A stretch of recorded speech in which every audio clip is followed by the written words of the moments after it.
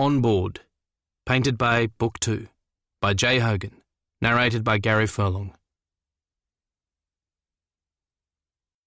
Chapter 1. Leroy. "What the hell are you doing here?" I dropped my damp duffel on the wide plank floor and glared at the man taking up space in my house. Fox bloody Carmody, looking handsome, annoying, and way too fucking comfortable in my kitchen. Wearing soft faded jeans that hugged every hard curve, a navy blue t-shirt and bare feet, all 6'3" of him, looked utterly delicious. Except he didn't, of course, because if I actually thought that was true, it might mean something, right? Which it didn't. Had I mentioned that? Well, hello to you too, Leroy. Fox shot me an amused glance, green eyes dancing as a messy loose ponytail tried and failed to contain all those disobedient dark locks, their bleached gold tips almost silver in the light. The man looked like a fucking angel. That is, if you liked your angels tall, built, and irritating as fuck. A half-constructed chicken sandwich teetered on the butcher block in front of him, a steaming fresh espresso to the side. What the actual fuck? Sorry, I'll just get this done. Then I'm all yours. Don't tempt me. He squished the bread lid on top of his supersized sandwich, making me cringe. Who the hell did that? It wrecked the crusts and ruined the damn filling. Might as well put the thing through a blender. From your reaction, I take it neither your mother nor mine told you I was coming. He licked his fingers, and I absolutely did not watch. Then he eyed the enormous sandwich, looking thoroughly pleased with himself and with enough dimples popping to make me frown. The Fox I remembered from his last few visits, 4 since the fateful lunch a year ago, but who's counting, didn't smile much at all, and I preferred it that way. Infinitely less appealing than his current chatty and relaxed version. And where the hell were the man's shoes or jandals or anything that didn't make him look so damn sexy? We rubbed each other the wrong way from that very first meeting the year before, and it was a state of affairs I was more than happy to continue. Fox Carmody was an irritating thorn under my thick, grumpy skin, and for reasons it didn't pay to dwell on for the sake of my sanity.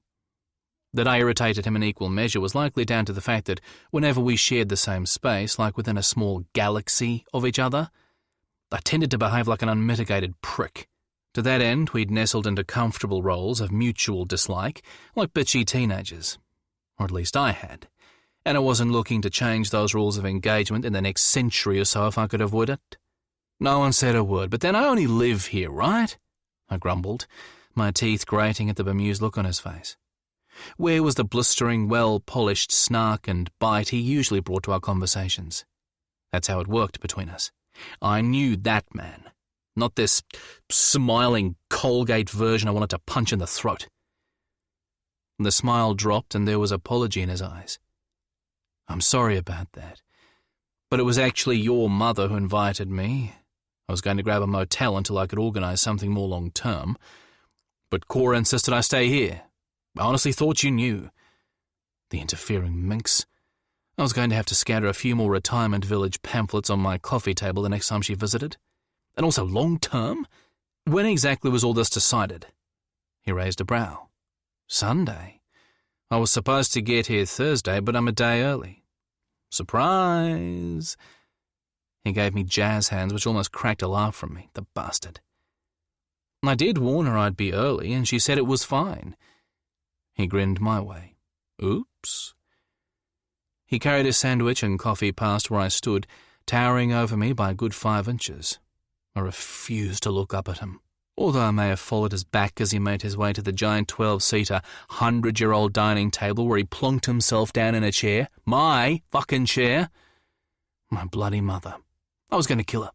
I tore my gaze from the way his jeans stretched snug over those tight-muscled thighs as he made himself comfortable, and crossed my arms solidly over my chest.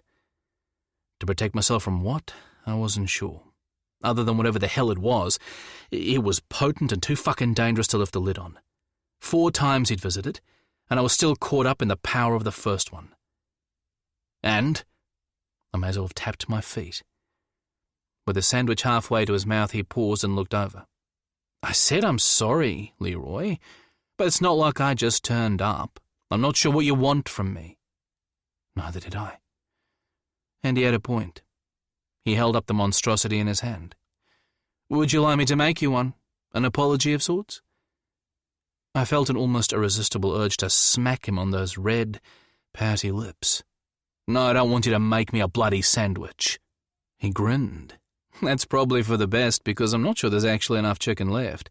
Although I'd have given you some of mine. I'll buy more next time. I wasn't expecting you home just yet." "Home? This ain't your home, buddy." "Yeah, well, we finished a bit earlier than—" Why was I explaining myself? He smirked like he knew he'd caught me out, then ran a long-fingered hand over the smooth, honeyed wood of the table in obvious appreciation. "This table has a beautiful patina." I squirmed and ignored the urge to fling myself atop the damn thing. I'd really thought I was done with this stupid, whatever the fuck it was. Get a grip.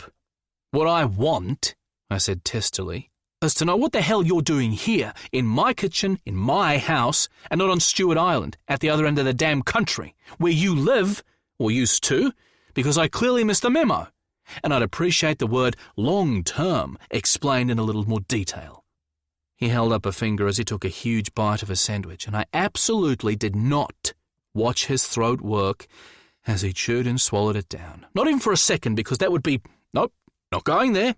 See the aforementioned statement. He followed the bite with a slow draw of hot coffee, and then blew a sigh of utter contentment as he flicked a few of those dangling strands of hair back over his shoulder. I was doing stupendously with the whole getting a grip thing. "Take your time." I rolled my eyes petulantly. "I've got all evening." I propped myself on a stool at the breakfast bar and waited. "Sorry." He wiped the crumbs from his mouth and the rough scruff on his jaw while not looking the tiniest bit sorry at all. "I'm starving. I've been travelling for 2 days. The Cook Strait ferry was a bitch. My truck threw a flat tire in Taupo, along with an interesting rattle, and I missed lunch." I stared, registering for the first time the weary look on his face and the fine lines around his eyes.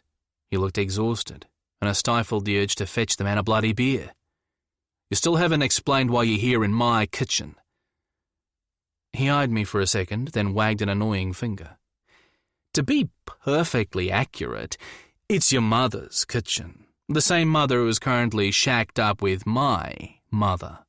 That detail aside, I don't live on Stewart Island anymore as of a few days ago, and I believe you were present on 1 or 2 occasions where my possible move north was actually discussed at this table."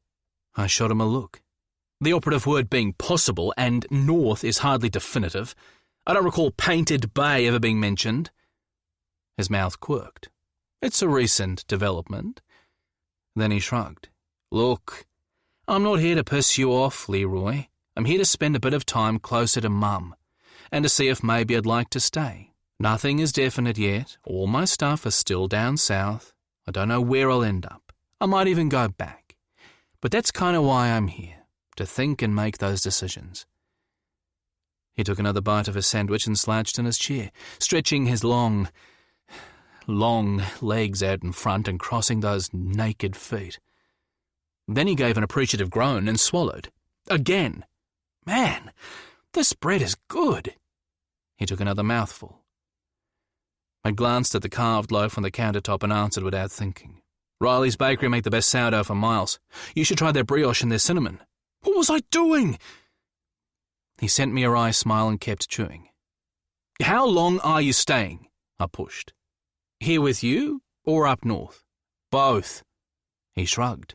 "I sold my commercial fishing boat before I left, so timing is kind of a loose concept at the moment." "Stop!" I tugged my phone from the pocket of my jeans and waved it at him. "I'm calling my mother, not another word." He snorted. "I'd say be my guest, but that would be 3 words.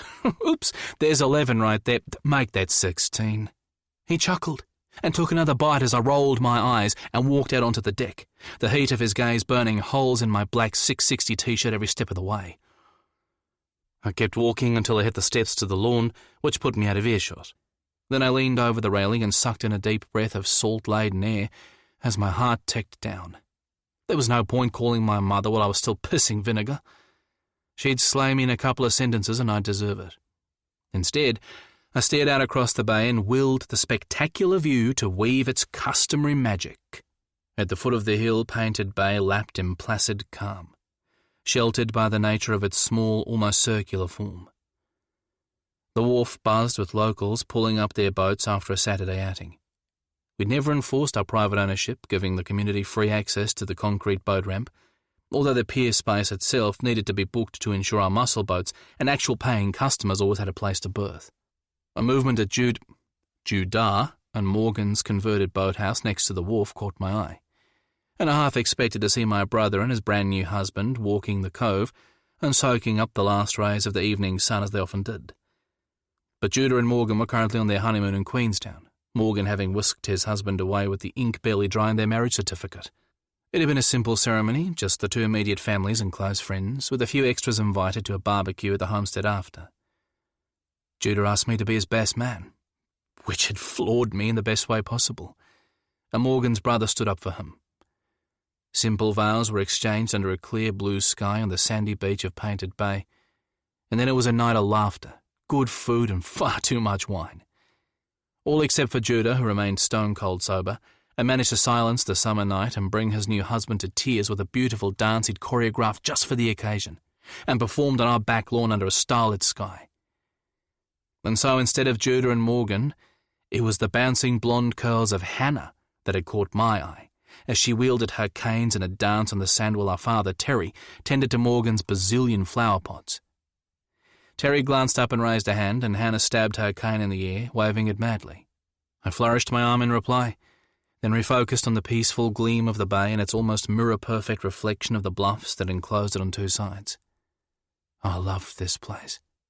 The caterwauling of the gulls, the clockwork roll of the tide that soothed my scratchy soul, the sharp brine in the air and the way it settled on my skin like a thin veil at the end of each day, the steadfast company of a fickle wind, and the lullaby call of those green-blue depths that rocked my heart like a baby in a damn cradle. It was my home in every way that mattered.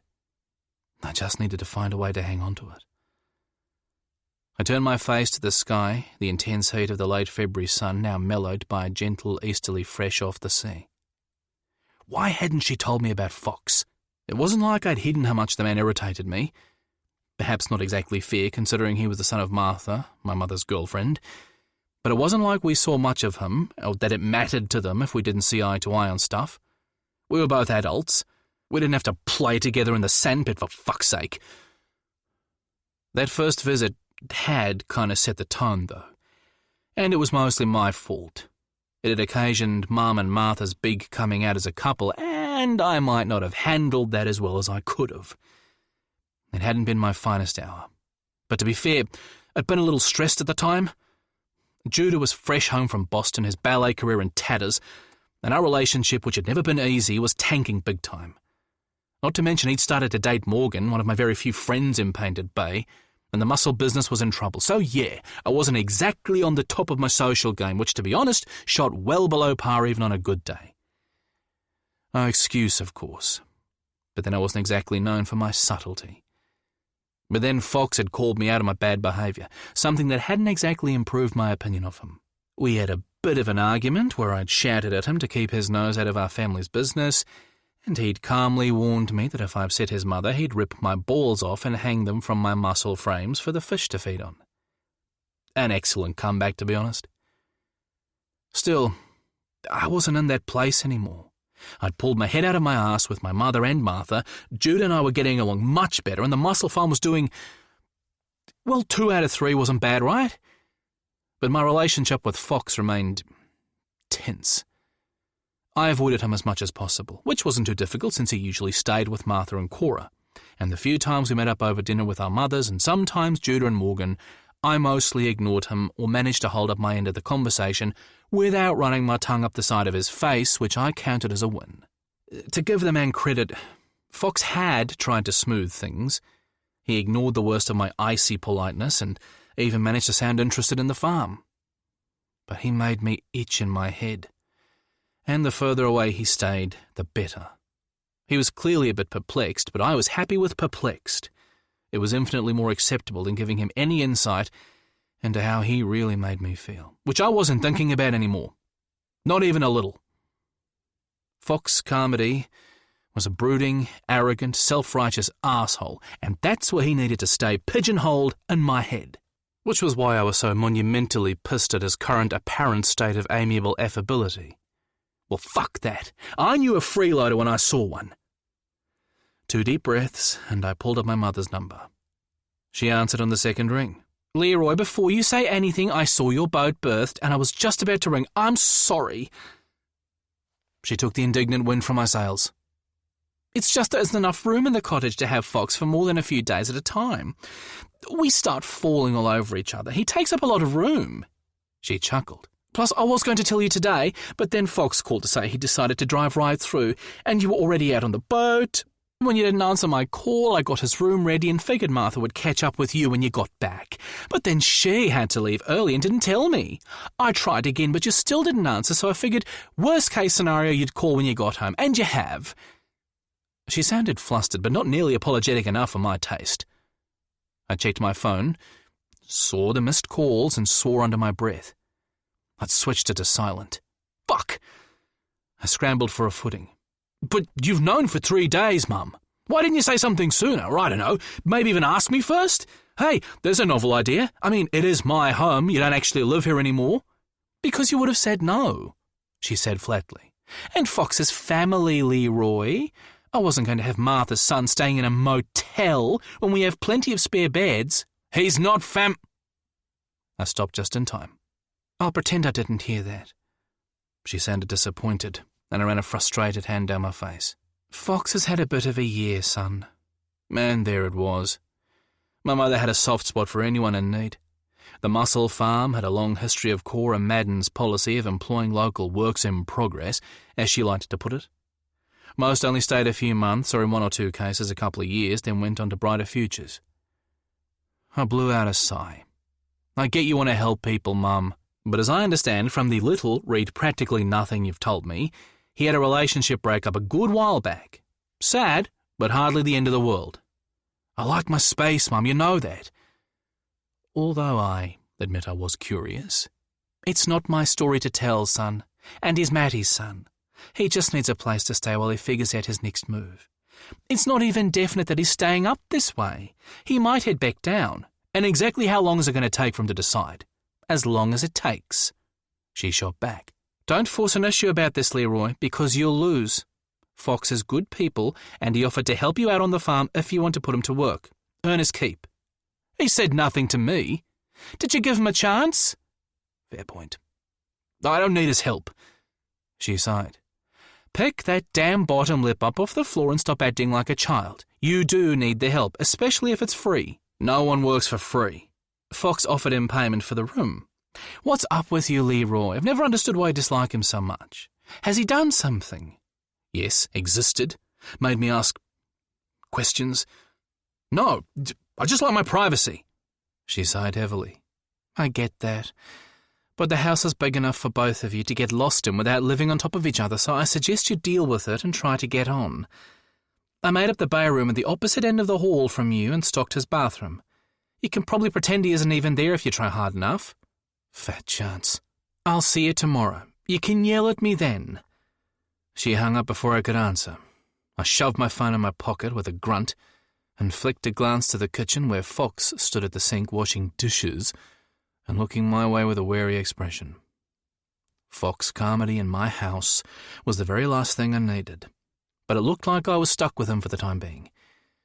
Still, Mum was right about one thing. It was a big house.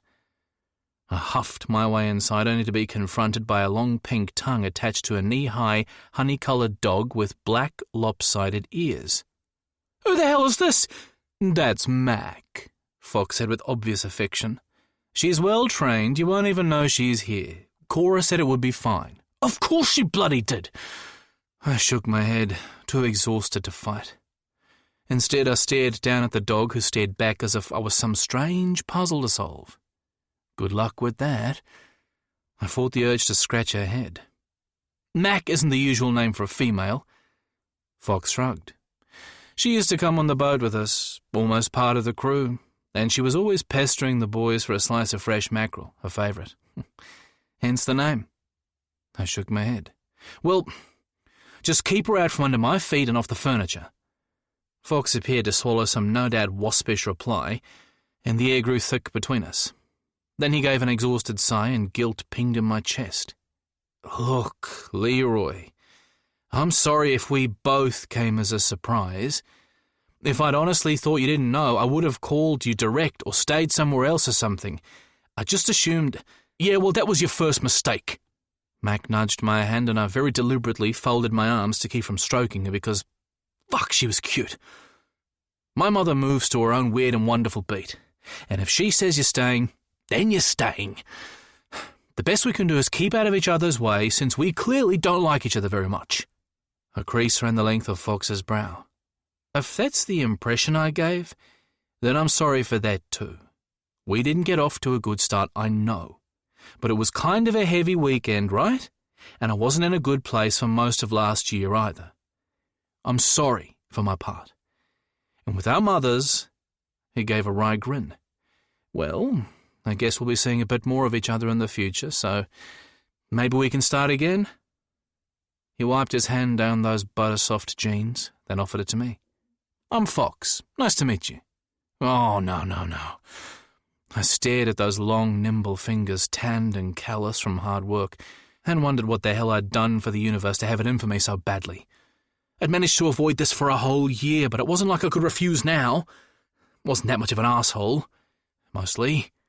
His grip was warm and dry, and when he squeezed, something hot pooled low in my belly. "Leroy," I croaked, clearing my throat. "And likewise, I guess. But I'm not one for company, anyone's, as it happens. So I'm going to leave you to it. I've got some, paperwork to catch up on and the study." I was about to leave when his hand landed on my forearm. I could only stare at it, feeling the burn on my skin like acid. "Listen, I'd like to help out if I can, earn my keep." I raised a brow. "With the mussel farm? I don't want to be a burden." I pulled my arm free. "Thanks, but we're fine." Liar. "Now, if you'll excuse me, I ran my own commercial fishing boat. I'm not entirely without skills. Let me help." I looked him over. "Commercial fishing skills aren't exactly transferable to shellfish farming." His jaw steeled because, yes, I was being a total dick, but I couldn't seem to stop myself. Fox comedy unsettled me like no one else. "I'm good with any boat," he tried in a tone that dared me to argue. "I'm a hard worker and a quick learner. I'm sure you are." My gaze slid away. "And as I said, I'll let you know." I turned and headed for the study, wondering how many points you earned for being the biggest arsehole of the day. My cup runneth over. Safely ensconced in the study halfway down the hall, I sat at my father's huge desk and bemoaned my stupidity. I didn't have any work to do that couldn't wait. I just wanted to escape the man taking up room in my kitchen and my head. Martha kept all the simple accounts in order, and the rest I managed on the 1 day a week I committed to paperwork. Which wasn't today. After a long-ass day on my boat working the farm, my head was in no place to deal with figures, and to that end, I avoided late-night bookwork if at all possible. End result, I just managed to shut myself away in a TV-less room in my own damn house for no bloody reason at all. What's more, I was going to look like a total dipshit and the liar that I was if I wandered back out after just a couple of minutes. Plus, it was too early to go to bed. Fucking perfect. My phone buzzed with a text and I pulled it from my pocket. Judah. "Hey Leroy, just checking in. Had an amazing picnic lunch at some vineyard in the Gibbston Valley. The scenery was gorgeous. And okay, I had a drop attack last night. I wanted to tell you before Morgan dobbed me in. It was on the deck of our suite, thank God, and I recovered quick, so don't worry. Tell Mum not to call me about it. Love you." I stared at the last two words, realised I was smiling, and blinked to clear my eyes. It was taking some adjusting to this new thing between Judah and me.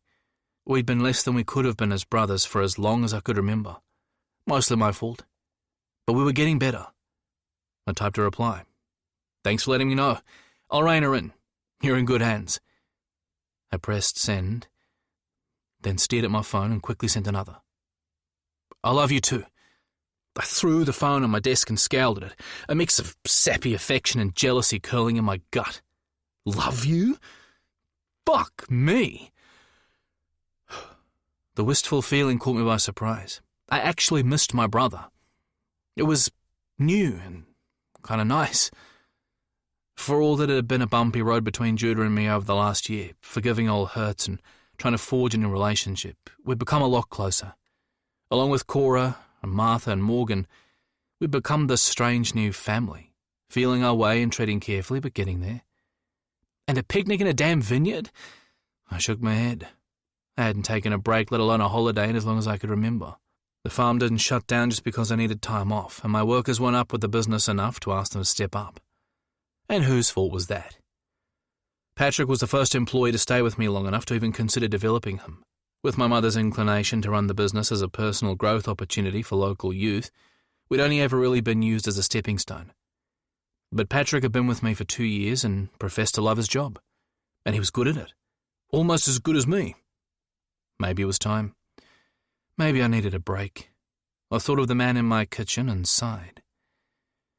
I logged into Netflix on my computer to pass the time, but I'd been watching less than 10 minutes when the door slowly squeaked open.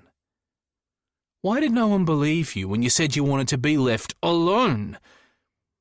I summoned my best put-upon expression and looked up expecting to see Fox. But the doorway was empty. Something brushed my knee and I jumped in my seat as a pair of soulful brown eyes stared up at me from between my legs. "This is not your room." I pointed sharply to the door. The eyes blinked slowly and a hairy chin rested on my thigh. "Oh, for Pete's sake. Where's your daddy? Your daddy?" I scratched Mac's warm velvet ears and she groaned in delight. "Where's Fox?" Mac stared up at me, angling her jaw to get my fingers right where she wanted them. She really was a pretty thing. Just the sort of Bitzer crossbreed I'd have loved as my own rather than having to share Dad's shepherd as I'd grown up. Judah had never been much into animals, just his dance. Mac was the sort of dog you saw in movies, the sort of dog that had started me thinking about veterinary school way back when. She sat on my foot, a hot butt covering my toes. "Oh, no!" I wriggled my foot free. "Get up, you strumpet, I barely know you." I rolled my chair back and Mac made a beeline with her nose for my crotch, but I clamped my knees around her head just in time. "Gotcha!" I waggled my brows. "What's the password?" Her gaze was endearingly hopeful, as if I held the answer to every burning question that filled her small but convoluted doggy brain. I almost melted. The animal had way better game than me, which, let's face it, wasn't hard to do. "Don't look at me like that." I tapped a finger twice on the end of her wet nose. "Plus, you should really get that seen to." I wiped my fingers on my thigh. Mucus doesn't rate high on one's Tinder profile unless you're into the kind of kink I want nothing to do with. Mac leaned her full weight forward until her head rested in the groove between my thighs. The tip of that nose and the underlying teeth just a warm breath away from my balls. Too fucking cute. I eyed her with an arched brow and tut-tutted. "It's Mac, right?" She cocked an ear. "Well, Mac, I'll have you know, I'm not that kind of boy. I've high standards. Dinner first at the very least." "Good to know." I startled at the deep voice, and my gaze jerked up to find Fox standing in the doorway with a wide grin plastered on his face. My cheeks flamed with a will of their own as we locked eyes. Then his gaze broke to his dog. "Mac, come here." She scooted to Fox's side, leaving a cold, vacant spot on my thigh that I covered with my hand. "Sorry about that." Fox looked genuinely apologetic. Dogs, right? Can't keep the noses to themselves. I'll keep a better eye on her. "It's, not a problem," I said, surprising myself. He raised a brow. "I thought you didn't like dogs." "I never said I didn't like them," I corrected tartly. "I like them very much, as it happens. I simply asked you to keep her from under my feet. If she's not close, maybe you won't be either." "Right." He frowned, clearly unconvinced. "And I'd prefer it if she slept in your room, but it's okay if she comes and says hello." I arched a brow at Mac. "Although your idea of hello has a wanton edge I'm not entirely sure I'm comfortable with." I couldn't help but smile. Fox's lips quirked up. "Was that a joke, Leroy Madden? Because I think I might need a little more warning to mentally prepare myself." I rolled my eyes. unwilling to admit I found him in the least bit amusing. Mac was more than fine, but her owner had a long way to go. Fox's smile disappeared. Right, well, we'll leave you to it. He glanced at the Netflix logo on my screen, bit back a smile, and my face burned with the heat of 1,000 suns. Mac and I will hit the sack. It's been a long couple of days. I turned my screen slightly. Well, if you need anything, I'll make sure to call your mother, he said with a wicked grin. 1,050 suns. Oh, I nearly forgot. He reached behind into the hall where the sideboard stood and retrieved a plate loaded with a second doorstep sarnie. He took a careful step into the room and slid it onto my desk. I stared at that sandwich dripping with deliciousness. I told you I didn't... My traitorous stomach grumbled to argue the lie I was about to make, and I shut my mouth. Jesus, Leroy! I was clearly stretching his patience. I know my unexpected arrival has come as an unwelcome surprise, and I get it, I do. But you have to eat something, and there was enough left to make this. Now maybe you ate on the boat, in which case feel free to throw it away. But if you're anything like me, you wait until the work is done before you really tuck in, so... He waved a hand at the plate. Eat it or not. It's up to you. I continued to stare at the plate. I wasn't this jerk, and I hated myself for it. I guess I could eat something. I pushed my gaze up to meet his. Thank you. The smile was genuine and melted my toes. Hallelujah. You're welcome. He bowed dramatically. See you tomorrow, Leroy. He pulled the door shut behind him, and it was just me and the sandwich. I lifted the generous slice of bread on top, relieved to see Fox hadn't squished this one, and salivated at the layers of chicken and cheese, tomatoes and lettuce, and some thick, garlicky mayonnaise that I knew hadn't come from any stables of mine. Fox had been shopping. I let the lid fall and stared at it again. A serviette tucked neatly and thoughtfully underneath. When was the last time anyone had done something nice for me like this, other than my mother, and especially after I'd been such a prick? Never. I pushed aside the insistent voice that wanted me to simply bin the damn thing, somewhere Fox couldn't miss seeing it, and instead lifted the sandwich to my mouth and took a huge mouth-watering bite. Oh my fucking God! I groaned in pleasure. It tasted as good as it looked. And yeah, wasn't that a fucking tease of a metaphor for my current life dilemma? Chapter 2. Fox. I heard Leroy rise just as the sun was brimming over the horizon and shooting warm light across my bed. But I decided to keep to my room and out of his way until I heard the back door slam. As he moved around the kitchen, I indulged in a little fantasizing about the shape of that tight body and those loose, salt-crusted jeans he'd worn the previous night. The smell of the sea rolling off him in waves as sexy as any Tom Ford limited edition, at least to me.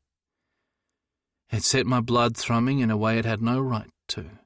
More thickly muscled than his lithe dancer brother, he still moved with the same grace, as if the earth's crust carried him along in some eternal melody, while the rest of us poor mugs had to settle for lumbering around in the backup percussion. It was the first thing I'd noticed about him when we'd met the year before, how graceful he was for a guy. That and the bluest eyes I'd ever seen, with cheekbones sharp enough to cut glass, although not as sharp as his tongue, something I'd realised the moment he'd opened his mouth and launched into the grumpiest, bull-headed commentary on anything and everything brought up in conversation that lunch. The whole experience had left me shaking my head because I didn't get it.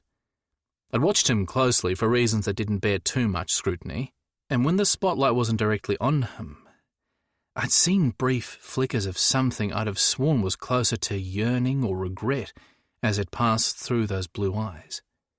But then his gaze would land on me again, and a curtain of ice would shutter any warmth I thought I'd seen. It was a shame he turned out to be such a dick and apparently straight. All in all, a waste of all those moody good looks. Still, he'd surprised me in the study. I'd stolen a few moments to creep on the poor man as he chatted with Mac. and what I'd seen hardly fit with the grumpy guy I knew. He'd been tender and funny with my girl, soft and even, I couldn't believe I was using the word, sweet. And when I put the sandwich in front of him, he looked almost shocked. I might be a bit of a broody bastard myself at times, but my mama raised me right and I always pulled my weight. So if Leroy thought he was just going to brush my offer to help aside, he had another thing coming. I knew what it was like to run your own business, especially one that had a fickle bottom line. I could at least help with some of the small stuff while I was here, and making an extra sandwich for a guy who was clearly lying about not being hungry was a no-brainer. Just why he felt he had to lie wasn't so clear, but I figured I was safe to run with Ratty and thick-skulled. Warm slices of sun cut across the sheet and up the wall behind, casting the room in a light morning gold. A chorus of seagulls signaled some activity down at the wharf, the familiar sound clawing at that bone-deep ache in my heart I wasn't sure I'd ever feel. The minute I heard the back door slam, I rolled to my side and drew a deep breath rich in salt and the tang of seaweed. My inner seaman's clock said it had to be close to low tide, the new sun's warmth working on the exposed kelp. But the sharp smell was quickly overwhelmed by a suffocating fart let loose by Mac, who was stretched out on her back beside me. "Jesus, girl!" I slapped her butt and shoved her to the far side of the mattress. "Our agreement explicitly stated you could sleep on the bed if you behaved. Oh, that insult to decent biology doesn't comply." She sent me a disgruntled look, scrambled back to the centre and settled in with a contented groan. I ran my fingers through the dun-coloured scruff of her neck and pulled at the small nest of coarse hairs that sprouted like an old man's beard from her chin. "You get one more chance." She opened a single hopeful eye and I tapped her nose. "But only because you beat the last arsehole who occupied that position by about 11 billion points, and that's just on the loyalty factor alone." She grunted and loosed another juddering fart. I couldn't have said it better. I patted her rump and threw the sheet off my legs, the light humidity of the morning wrapping a gentle warmth around my body, a welcome change from my home on the island. Hanging 30 kilometres off the arse end of New Zealand, 1,200 kilometres from my current bed, and the last stop before Antarctica, Stewart Island wouldn't know subtropical humidity if you slapped it in the face with a damp towel. But it was a staggeringly beautiful place to live, rugged, remote, and mostly untouched. If you didn't have a freezing southerly straight off the Antarctic at some point on most days, you weren't living. And I missed it like hell. When I was sure Leroy had left for the day, I swung my feet to the floor and let the disappointment of his reaction to my arrival settle in my chest. I'd been delighted and relieved when Cora invited me to stay while I sorted out a new job and somewhere to live. Leaving my home and marriage had ripped me apart in ways I hadn't been ready for, and having some family around meant more than I was prepared to admit. But I wasn't about to stay where I wasn't wanted, and Leroy had made it patently obvious that he wasn't thrilled about the arrangement, which made me wonder why Cora hadn't told him. It made not a lick of sense, and frankly didn't seem at all like her. We'd gotten close via Skype and the visits I'd made trying to escape the shit show that my life had turned into down south, and I was thrilled my mother had found someone as bright and warm as Cora. But there was no avoiding the fact that her son Leroy and I had started off on the wrong foot. He'd behaved like an arse at our mother's mutual coming out, although to be fair, it was quickly apparent that his behaviour wasn't predicated on that development alone. Leroy was an equal opportunity arsehole, at least judging by the tension between him and his brother. But with my own life teetering on the brink, I wasn't about to put up with his fuckery, especially where my mother was concerned, and the argument between us had sealed his opinion of me for good, it seemed. Was it the fact I was gay? I'd wondered about that for a while, but my mother reassured me it was more complicated. She wouldn't, however, explain those complications. Whatever. Things between them and Leroy had improved greatly, and that was all that mattered. I had enough issues of my own without angsting over a grumpy fuck who couldn't get his head out of his ass. Speaking of which, I tapped the screen on my phone. 6:30. I had a list of things to get through, not least of all booking my truck into a mechanic and talking to my lawyer and best friend Tinny. I jumped in the shower and washed off the travel grime I'd been too exhausted to deal with the night before, then pulled on a t-shirt and some old jeans and headed for the kitchen. The sprawling 19th century weatherboard homestead, a rabbit warren of interconnecting rooms, high ceilings, generous hallways, and wide, honey-coloured plank flooring worn smooth with age, was a pleasure to wander. Modernised to create a huge open-plan kitchen/dining/family space, it retained its original broad sash windows that flooded the rooms with light, while modern heating, insulation, new bathrooms, and a soft green and cream renovated kitchen kept it functional. Warm, comfortable decor, a little dated but cosy, invited you to curl up in a chair with a book and not worry too much about where you put your feet. The soft pad of paws at my back let me know Mac was equally keen on breakfast. I fed her on the deck while the espresso machine warmed, then inspected the surplus of family photos that covered the walls of the large open family space. The majority of the images were, by a long shot, of Judah's dance career from toddler on. Many more than of Leroy, who showed up in the family candids, a couple of rugby action shots, and a few with his father working the mussel farm before Damien had died several years before. But Judah definitely dominated the display, enough to give me pause, and I wondered if that emphasis on the gifted son had been responsible in part for the tension I'd witnessed between them on that first visit. It was an interesting thought, but one that wouldn't get an answer because there was no way I'd ever be asking that of Mr. Grumpy Pants himself. Hell no. The espresso machine pinged, and with a much-needed steaming mug of caffeine in hand, I threw some bread in the toaster and wandered outside to stare again at the beauty that was Painted Bay. Wide covered verandas flanked two sides of the house, but on this one, the open-style family space was flanked by a wide sunny deck with the best view for miles.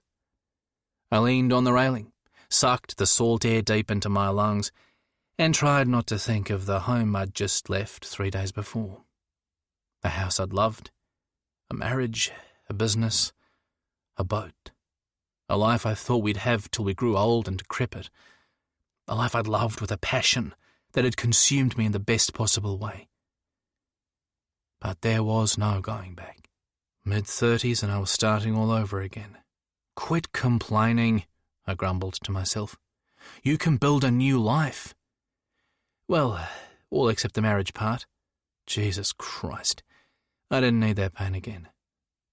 The tide was on the turn, stealing slowly back over the sand, inching up the mix of old and new piles that kept the historic whaling wharf and its jetty afloat. The new steel roof on Judah and Morgan's boat shed home glowed in the sun, along with the matching one on the renovated old barn, now Judah's dance therapy studio. I sniffed and then spun to find a thin, dark trail of smoke bleeding through the open kitchen window. "Oh, shit!" I hoofed it inside and popped the toaster just as the detector blared. "God damn it!" I chucked the charred remains out the window, threw open the patio doors and waved a tea towel under the detector until it shut the fuck up. "Hello?" My mother's voice rang through the house. "Burning down the homestead isn't going to win you any favours with Leroy." She strode into the family room in cut-off denim shorts and a white cotton shirt and screwed up her nose. "Holy shit, Fox!" She headed for the opposite side and opened all those windows as well. "Toaster," I explained, throwing the tea towel on the countertop so my mother could wrap all 6'3" of me against her 5'6" frame like I'd never left it.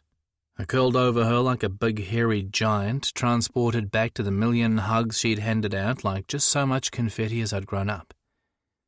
At 63, gruff and with an acerbic wit, Martha Carmody didn't suffer fools gladly. But she was always loving with me and anyone close to her. Having said that, bright and warm Cora Madden was my mother's perfect foil. I tried to wriggle free, but she held on. "Stay a minute." She ran her hands up and down my back and I kissed the top of her head. "I haven't seen you in far too long. I hate that I couldn't be there for all the shit that went down, son." "You were there plenty," I argued. "I always knew I could pick up the phone whenever I needed, and you'd make time to talk. And the couple of times you flew me up here were a lifesaver, Mum." She pulled back and glared at me with those shrewd grey eyes. "Yeah, well, I knew if I didn't email you the actual damn ticket, you'd have found every reason under the sun why you couldn't come. Too stubborn for your own good." I wonder where I got that from. I smiled, and she slapped me on the chest. "Watch your mouth." Then her face grew serious. "You didn't deserve any of it. You know that, right? And what the hell is up with that settlement proposal? Van gets to fuck your marriage over and then gets half your business as well? I want to slap that toad from here to next Sunday and back. It's the law, Mum. I buried my face once again in her hair, which seemed to always smell of lemons. He's entitled to half. Stuff and nonsense! The little bastard wrecked your life. He shouldn't have gotten within a mile of your boat. Anyone with a lick of sense would have seen that. What the hell was Tinny thinking? I thought he was your best friend. She pulled back, her eyes brimming in indignation. He is, but he's also a lawyer, Mum, and a damn good one. I was never going to win that battle. Besides, it was my own damn fault. I should have insisted on a prenup. Shh! None of it was your fault. You loved that sodding idiot and you trusted him. The fact he didn't deserve any of it isn't on you. Just a lesson for the future. I snorted. No lesson needed. I'm done with that bullshit. Love 'em and leave 'em sounds pretty damn good from here on out. She sent me a crooked smile. But that's not you, is it? I rolled my eyes, 'cause it was true. I'd never been the one-and-done kind. I just wanted what you and Dad had, and I stupidly thought Van was it, I confessed, watching her expression soften at the words. I liked being married. I liked having someone to come home to. I liked movie nights on the couch and fighting over whose turn it was to cook. And I hate that he took all that away from me. I hesitated over the words I'd barely begun to admit to myself. I hate feeling like I wasn't enough. Oh, son. Her eyes filled. You were always more than enough. If Van couldn't see that, I'm not so sure. My voice broke and it took a second. I was away a lot. I thought Van was okay with it, like you and Dad when he was away all those months. But he wasn't. And I never knew. Her hand landed on my shoulder. It can be hard to be the partner of someone who works away. But it was Van's job to tell you how he was feeling, son, and he didn't. I also think he used it as an excuse. I shrugged. Maybe. Then I looked at her and the question came before I could stop it. Did Dad know you were bi? Her eyes popped. Wow, I didn't see that one coming. Oh, God, I'm sorry. You don't have to answer. It's okay. She flustered a little, her gaze darting around the room before landing back on me. No, he didn't. And maybe that's why I never told you either. I wish I had told him. I'm sure he would have been fine, but it wasn't like with your generation. I didn't know anyone else like me until I was in my 30s, and by then I felt so bad about not telling him before we were married, I was scared, I guess. Scared he might not forgive me. Not for being bi, but for not telling him. Crazy, right? And then he was so good when you came out that I decided I'd just tell him anyway, and I was all set to do that when he died. After that, I didn't even think about it for a long time until Cora. She's good for you, I said. My mother smiled. She is. Then she stepped back and regarded me with a critical eye. You've lost weight. She slapped my stomach. We need to feed you up. Mac appeared from the deck, tongue lolling from a morning patrol of the homestead boundaries, and ran excitedly to my mother, who dropped to her knees for a cuddle. I headed for the toaster and dialed down the setting before adding more bread. I promise I'm eating better. She grunted and followed me into the kitchen, Mac close at her heel. So you say, still Cora and I are bringing lunch on Sunday. I snorted. Oh my God. Who's cooking? Her mouth quirked up. Me. I wouldn't do that to you. We want to put weight on you, not put you off eating for life. Besides, I've been working on a plan. I laughed. Go on.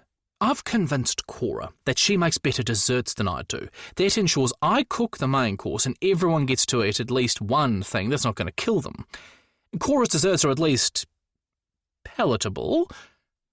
She smiled fondly. Sugar is a wonderful thing. I laughed. I'm betting she knows exactly what you're doing. My mother chuckled. Of course she bloody does.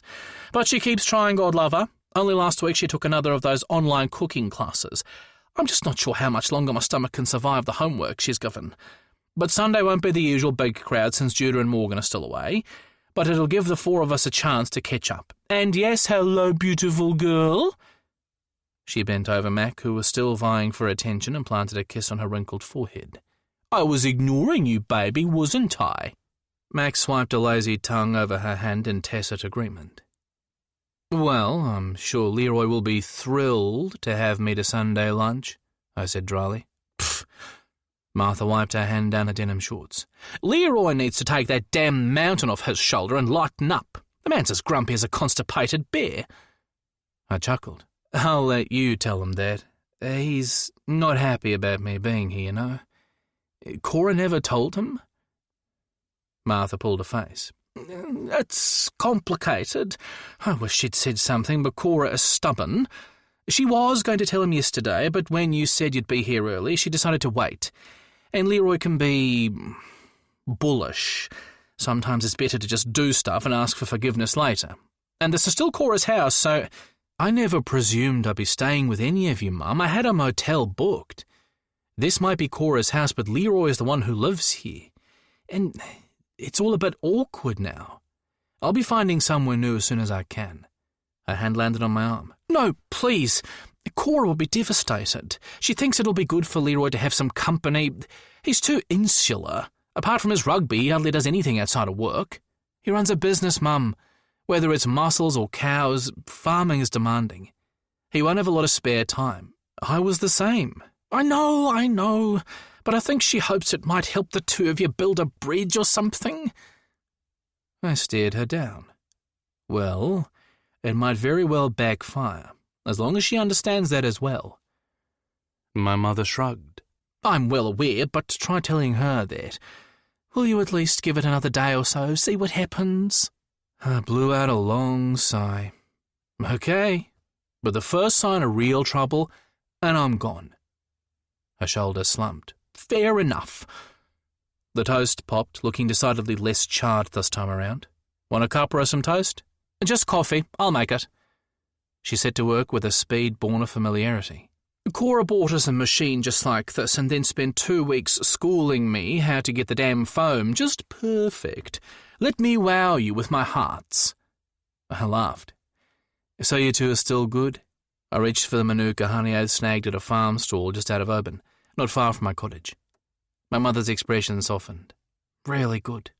For a woman who never cottoned on to her bisexuality until a little over a year ago, Cora's kind of amazing. And hot." She sent me a wink and I almost choked on my toast. "Dear God, no, Mum." I wiped my mouth. "Please, no sex stuff. Promise me." She grinned and waggled her eyebrows. "Take your toast outside, and I'll meet you there. It's going to be hot today. Promise." She pointed to the door with a spoon. "Out!"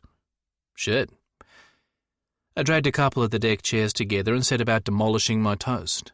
The rich sweetness of the thick amber honey filled my mouth with a nostalgia I couldn't afford, and too many wistful memories.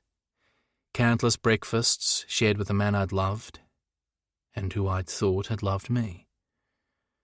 I pushed the suffocating rise of anger and melancholy aside and concentrated on the view. "Here." My mum handed me a mug of coffee and slipped into the deck chair alongside. I stared at the foam and its beautiful heart. "Wow, you weren't kidding." She laughed. "Cora's mad as hell. I'm way better than she is." "Well, it smells incredible. When we were at sea, I was lucky if my spoon wasn't standing upright in the caffeine tar all the boys seemed to prefer. As soon as I got home, we always headed to the cafe for a latte before anything else." I hesitated. "At least, we used to." A deep crease formed on her forehead.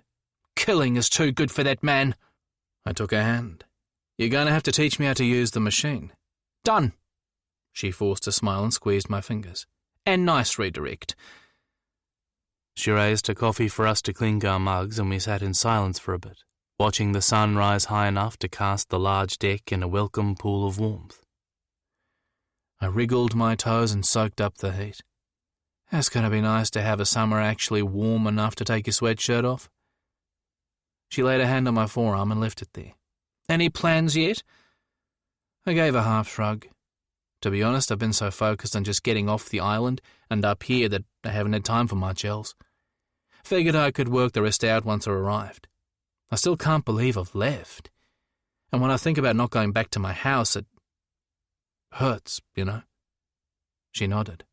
"Is that why you didn't sell it?" I shrugged. I love that place. I mean, it's beautiful up here, but it's more tame, I guess. Maybe too pretty. I love the ruggedness of the coasts down south. I still don't know if I did the right thing, Mum. Maybe when things settle down, I can go back. I can't tell you what to do, Fox. You're going to have to work that out for yourself. In the meantime, I have you up here with me, at least for a little bit, and you can be sure I'm going to make the most of it. I sent her a grin. A definite upside. And in case you're wondering, I did offer to help Leroy on the boat today, but he turned me down flat. She rolled her eyes. No surprise there. The man is nothing if not a damn martyr. Keep pushing. Max sidled closer to rest her head on my mother's thigh, and she stroked her fondly. I'm glad you have her. I chuckled at the adoring look on Mac's face as Martha tended to her. So am I. I'm not sure what I would have done without her when things got a bit much. I sipped at my coffee and thought about the night before. Can I ask how comfortable you think Leroy is about the whole gay thing? I know you think he's fine, but I don't know. He's really touchy with me, and I'm not putting up with any bullshit homophobia, low-key or not. He wasn't that great about you two last year. Her gaze slid away. It's not like he talks about the stuff with me, but to be honest, I don't think last year was so much about Cora and me as about him and Judah, and the business. Morgan buying the 2 acres of land off Cora helped their cash flow, but I know Leroy is still concerned. The farm's keeping its head above water, but it's a fine margin. And I think maybe Leroy saw you as some kind of threat last year. A threat? Why would he think that? Well, Cora and I getting together, and then you, my son, arriving and talking about moving up here. I think it got him worried. I choked on a mouthful of coffee and spluttered it down the front of my t-shirt. Jesus, Mum! What kind of guy does he think I am? I leaned forward to brush the drips off my shirt. I would never... What the hell? She shrugged. I know, but remember, I might have worked with the Maddens for 16 years, but we weren't family-style close. Leroy was a teen or in Auckland for most of their time, and you were off doing your own thing down south. Before last year, you hadn't even met each other properly, other than to say hello in passing, and it's hard to know what goes on in that boy's head. Man, I corrected. Then wished I hadn't when she fired me an appraising look. Yes, man, she agreed with an amused glint in her eye that I knew only too damn well. I'd wondered if you'd noticed. Stop it. I wagged a finger. I can appreciate a good-looking guy regardless of his orientation. Doesn't mean anything more. She smirked. Of course you can, but to answer your question, no, I don't think he's homophobic, just bad-tempered for one so young. He's 30, right? She nodded, swirled the last of her coffee around her mug and then swallowed it down. Anyway, I have to go open up the office. I just wanted to check in and give my son a hug. She pushed to her feet and wandered to the edge of the deck to stare at the view. So, what's on your list for today? I walked across to join her. I've got a few calls to make and then I'll unpack. I left pretty much everything in the house down south, bar any personal stuff which I threw in storage, so it's just clothes and essentials. But I need to get the truck to a mechanic for that rattle. Any recommendations? I see you've brought the old blue Ford Explorer. I thought you'd replace it a couple of years ago. I nodded. Van took the new one. But the old girl still goes okay, held together with rust and good wishes. I avoided Mum's gaze. She'd been less than subtle about her opinion on how soft I was. Multiple times.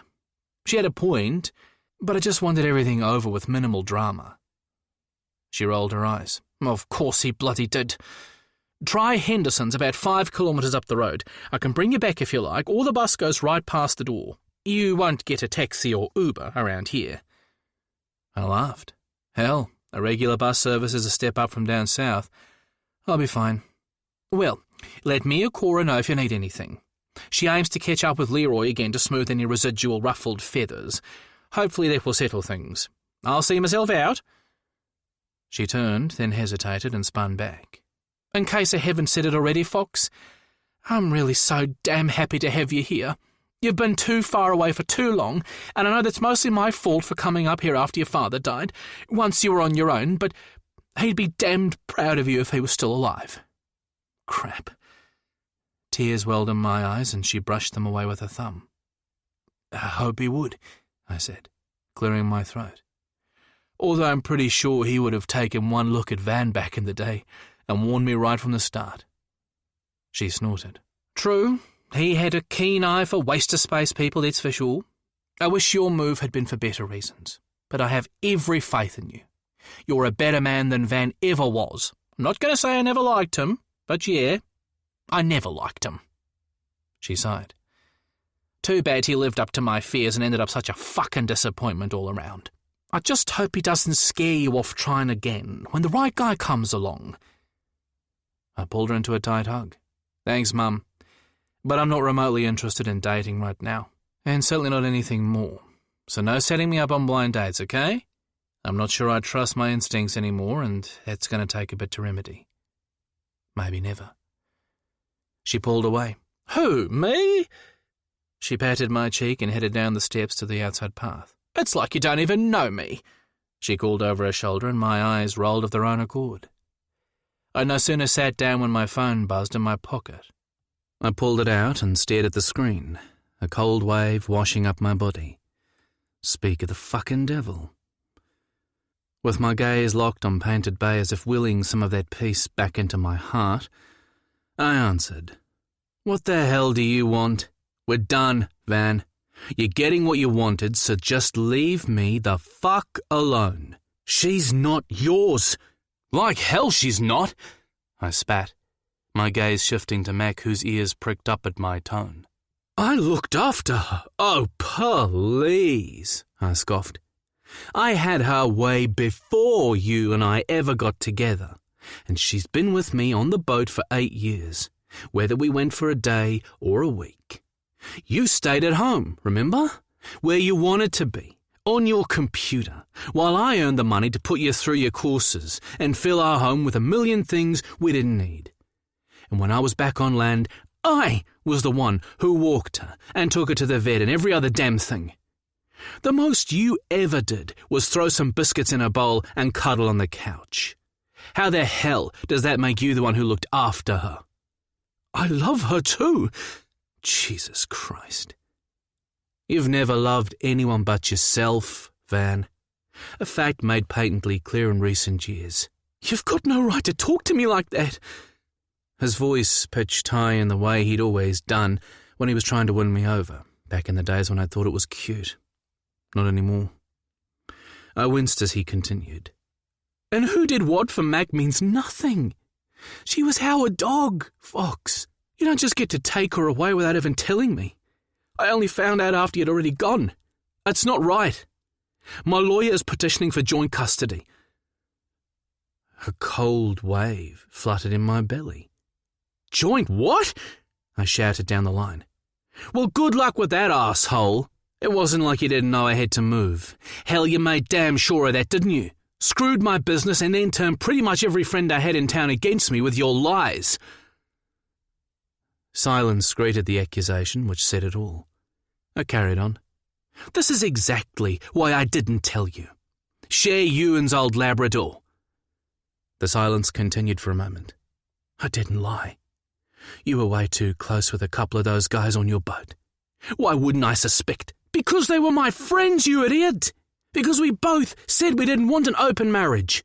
Because I didn't want anyone else. Because I'd fucking made that promise to you. We both had. Just because you didn't keep it in your pants doesn't mean that I couldn't. How could I trust you wouldn't? Oh, for fuck's sake. Because I said I wouldn't, that's how. I rubbed at my eyes. Stop trying to justify what you did. And I'd really appreciate it if you stopped telling people you only went with Ewan because you thought I'd been unfaithful. I can't show my fucking face in open without getting a mountain of filthy looks. My family lives here. I had to, well, I live there too. For 10 years, in case you'd forgotten. Except I can't now, can I? Well done for making me the local fucking pariah. He snorted, then continued, although a little less cocky than before. You kept our house, didn't you? Nothing to stop you coming back whenever you want. You could have waited till things were finalised with a divorce at least. My house, not ours. I bought you out, remember? Whatever. This isn't what I called about. You should have told me about taking Mac. Talked about it at least. My heart jumped in my throat because he was right. Legally, at least. But I'd suspected he might do just this. Too bad. You're not taking anything else from me, I ground out. And you can stop fucking calling me. Go through my lawyer. I ended the call and threw the phone on the chair and walked away. A few seconds later it buzzed with a text I wanted to ignore but just couldn't. I tapped the screen and swore. This isn't over. Like hell it wasn't. I flicked through my contacts and dialed Tinny. We've been best mates ever since I moved to the island and needed a lawyer to look over my first fishing contracts. He now called in Invercargill 1-hour ferry for a quick flight away. He and his wife saved my hide when Van and I imploded, convincing me to spend a couple of weeks with them after the shitstorm hit, at least until I could feed myself without being at risk of pickling my liver in alcohol before I was even 35. "Are you dead already?" he answered. "'Cause that's the only acceptable explanation for why you haven't called since you left the island. I suggested to Violet that maybe you'd been abducted by aliens, but she reminded me that no alien would stoop so low as to kidnap your sorry two-bit ungrateful ass, and honestly I couldn't fault her logic." "Good morning to you too, sunshine," I smiled, which was kind of a miracle, all things considered. "Is that any way to speak to your best friend?" "Hell, your only friend since that little infection thing you had going on a while back." "Fuck off, asshole. What do you want?" "I'm sorry, Tinny. I should have called. No excuse, but my head's been a bit woolly. The Explorer's a little worse for wear after all those kilometres, and I think I might need a new part or two, but otherwise I got here yesterday, and I'm good. As to the other reason for the call, Van phoned." "Ah, shit. What's the fucker gone and done now?" "He says he wants Mac. He can't do that, can he?" There was silence at the other end. "Jesus, Fox, we talked about this. I specifically asked you if she needed to be put in the separation settlement, but you said Van was cool with you having her. If I'd known he wasn't, I would have warned you about leaving. I thought he was. He never once said he wanted her, and I've had her for the whole separation period. He can't do this, can he? Technically, he has every right. Has he had anything to do with her since you guys split?" I hesitated. Fuck. "A few times. He offered to look after the times I came up to see Mum last year. It seemed the easiest solution. I didn't even think. And he sees her all the time around Oban. Hell, she used to wander to and from our places. You know what it's like down there." "Fuck! Calm down, we'll get it sorted. But under New Zealand law, pets are considered part of the chattels and property. That means he has a claim, Fox, whether you like it or not." "But he signed that separation agreement when we first split. He should have said something then, right?" Anger mounted in my chest. "Mac was never stipulated in that. And Van's entitled to change his mind or challenge the separation agreement before the formal divorce papers are finalised." "Well, he's not taking her. I won't lose her too." My eyes squeezed shut as my voice broke. "Come on, Fox." Tinny's voice softened. "You don't deserve this, and I'll do my best to sort it out. Leave it with me, and I'll talk to his lawyer and see what the hell's going on in the idiot's head." "Thanks. And I am sorry I didn't call." "Doesn't matter, you know that. Maybe we can come north for a holiday when you get settled." My heart caught in my throat. I'd really like that. We said nothing for a moment, the 1,100 kilometres between us eating up my heart. "I miss you guys." "We miss you too. I'll get back to you when I know something." I ended the call, wanting to do nothing more than crawl up the steps to my best friend's home and have him tell me face to face that everything was going to be okay. Because somehow, I just fucking knew it wasn't. Chapter 3. Leroy. I threw the last of the rope into the shed and popped my head through the open door of the wharf office. "I'm done, Martha. Andrew's dropping off some more of those smaller floats tomorrow. I'll sort them out when I get back in the afternoon. Catch you then." "Wait up!" Martha threw up a hand. I need an OK on these invoices I want to clear. I leafed through the printouts. Looks good, go ahead. I passed them back and she filed them on her desk. And Colin Faulkner called again about what we still owe in the last harvest. I figure you'll be needing him again soon, so it might be smart not to let that one hang too long, even though it'll clean out our working account for a couple of weeks. She sent me a pointed look. There was no secret we were running tight. I scrubbed a hand across my jaw. I know, but it's not like we have a choice. We need those beds harvested then, or we'll miss the half-shell shipment. And they'll be too big if we wait. If you need a transfer from the secondary account to cover, go ahead. I'm done for the day. I turned to leave, anxious to get home and put my feet up with a beer. Leroy, wait a minute. I spun back.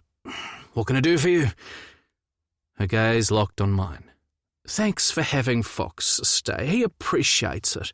We all appreciate it. Did Cora get a hold of you? I tried not to let my irritation show. Yep, and it's fine, I guess. I just wish she'd given me some warning, that's all. I get that.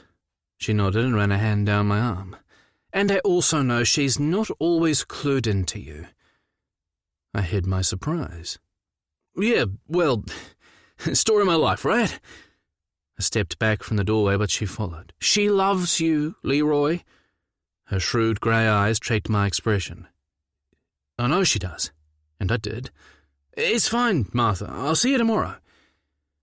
I turned away before she could add anything else and headed for my Hilux.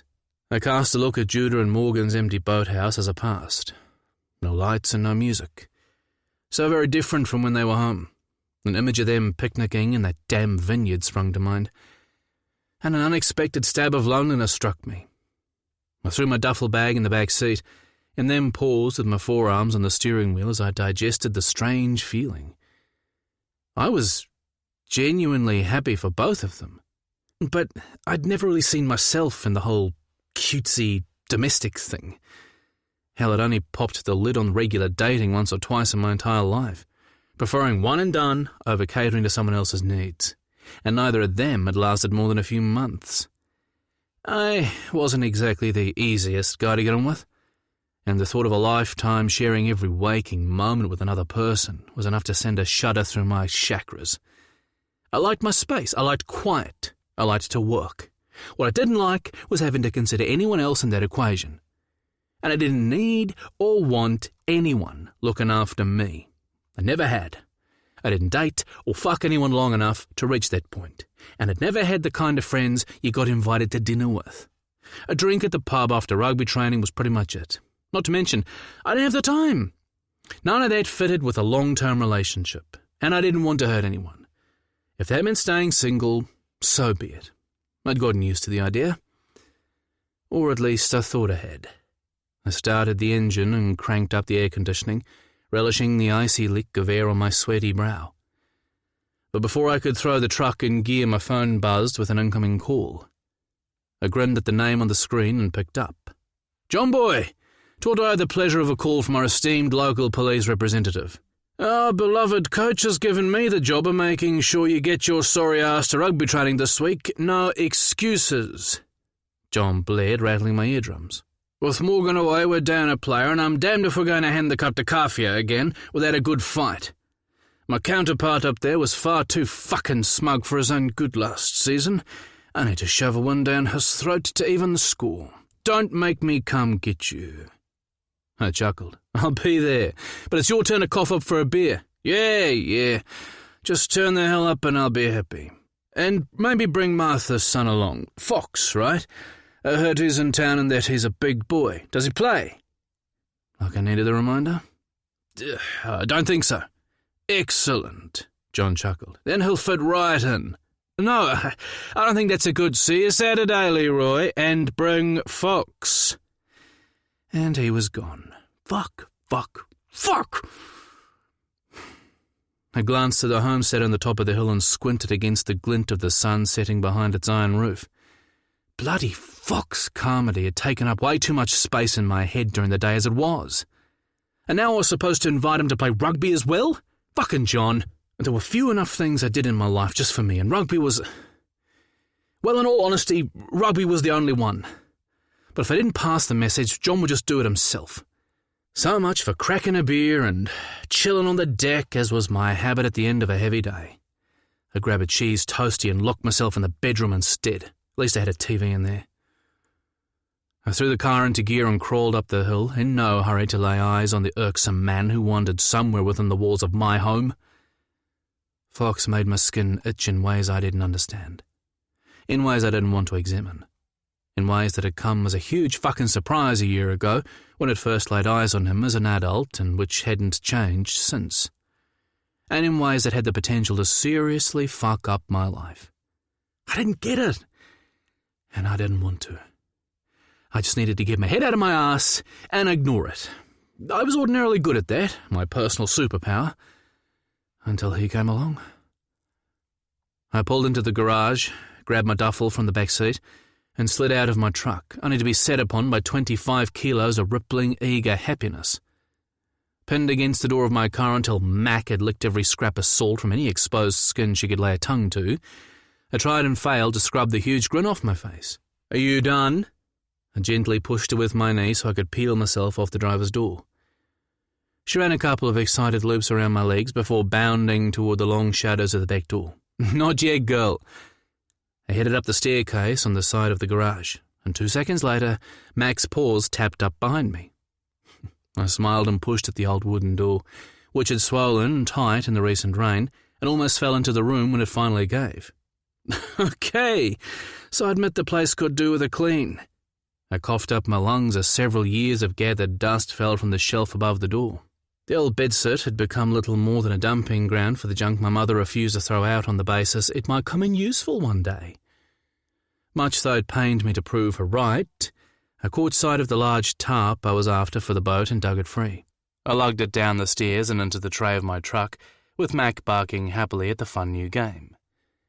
After checking Fox wasn't in sight, I crouched down and rubbed her ears, cooing silly things and feeling ridiculous at the subterfuge. I could like the man's damn dog without it meaning anything more than that. "Okay, girl." I got to my feet and grabbed my duffel. "Let's head inside." Mac launched herself along the veranda toward the back door, and this time I followed, tying off my filthy boots at the top step before reaching for the door handle and taking a deep breath to steel myself.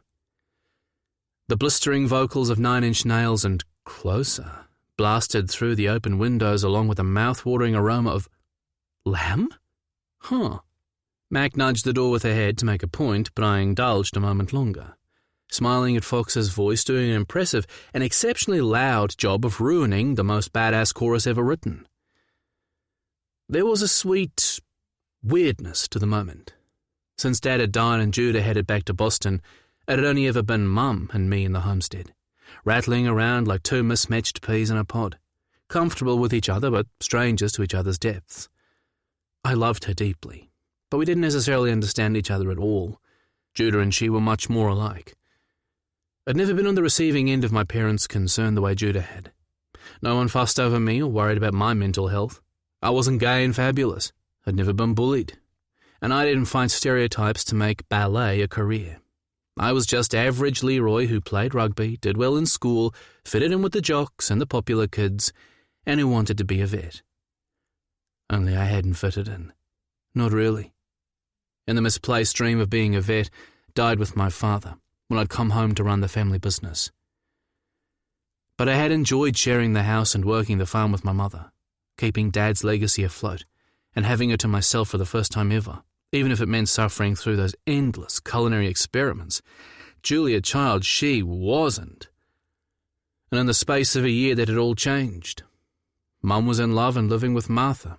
Judah was home, happily married, and living in the boat shed. And I was back to being alone. And not that I didn't enjoy the solitude, because I did. But I couldn't deny coming home to a house that wasn't completely empty for a change felt nice. Fox's voice crescendoed a little flat on the final couple of lines, and I pushed the door open and stepped into the laundry, the air redolent with mouth-watering aromas.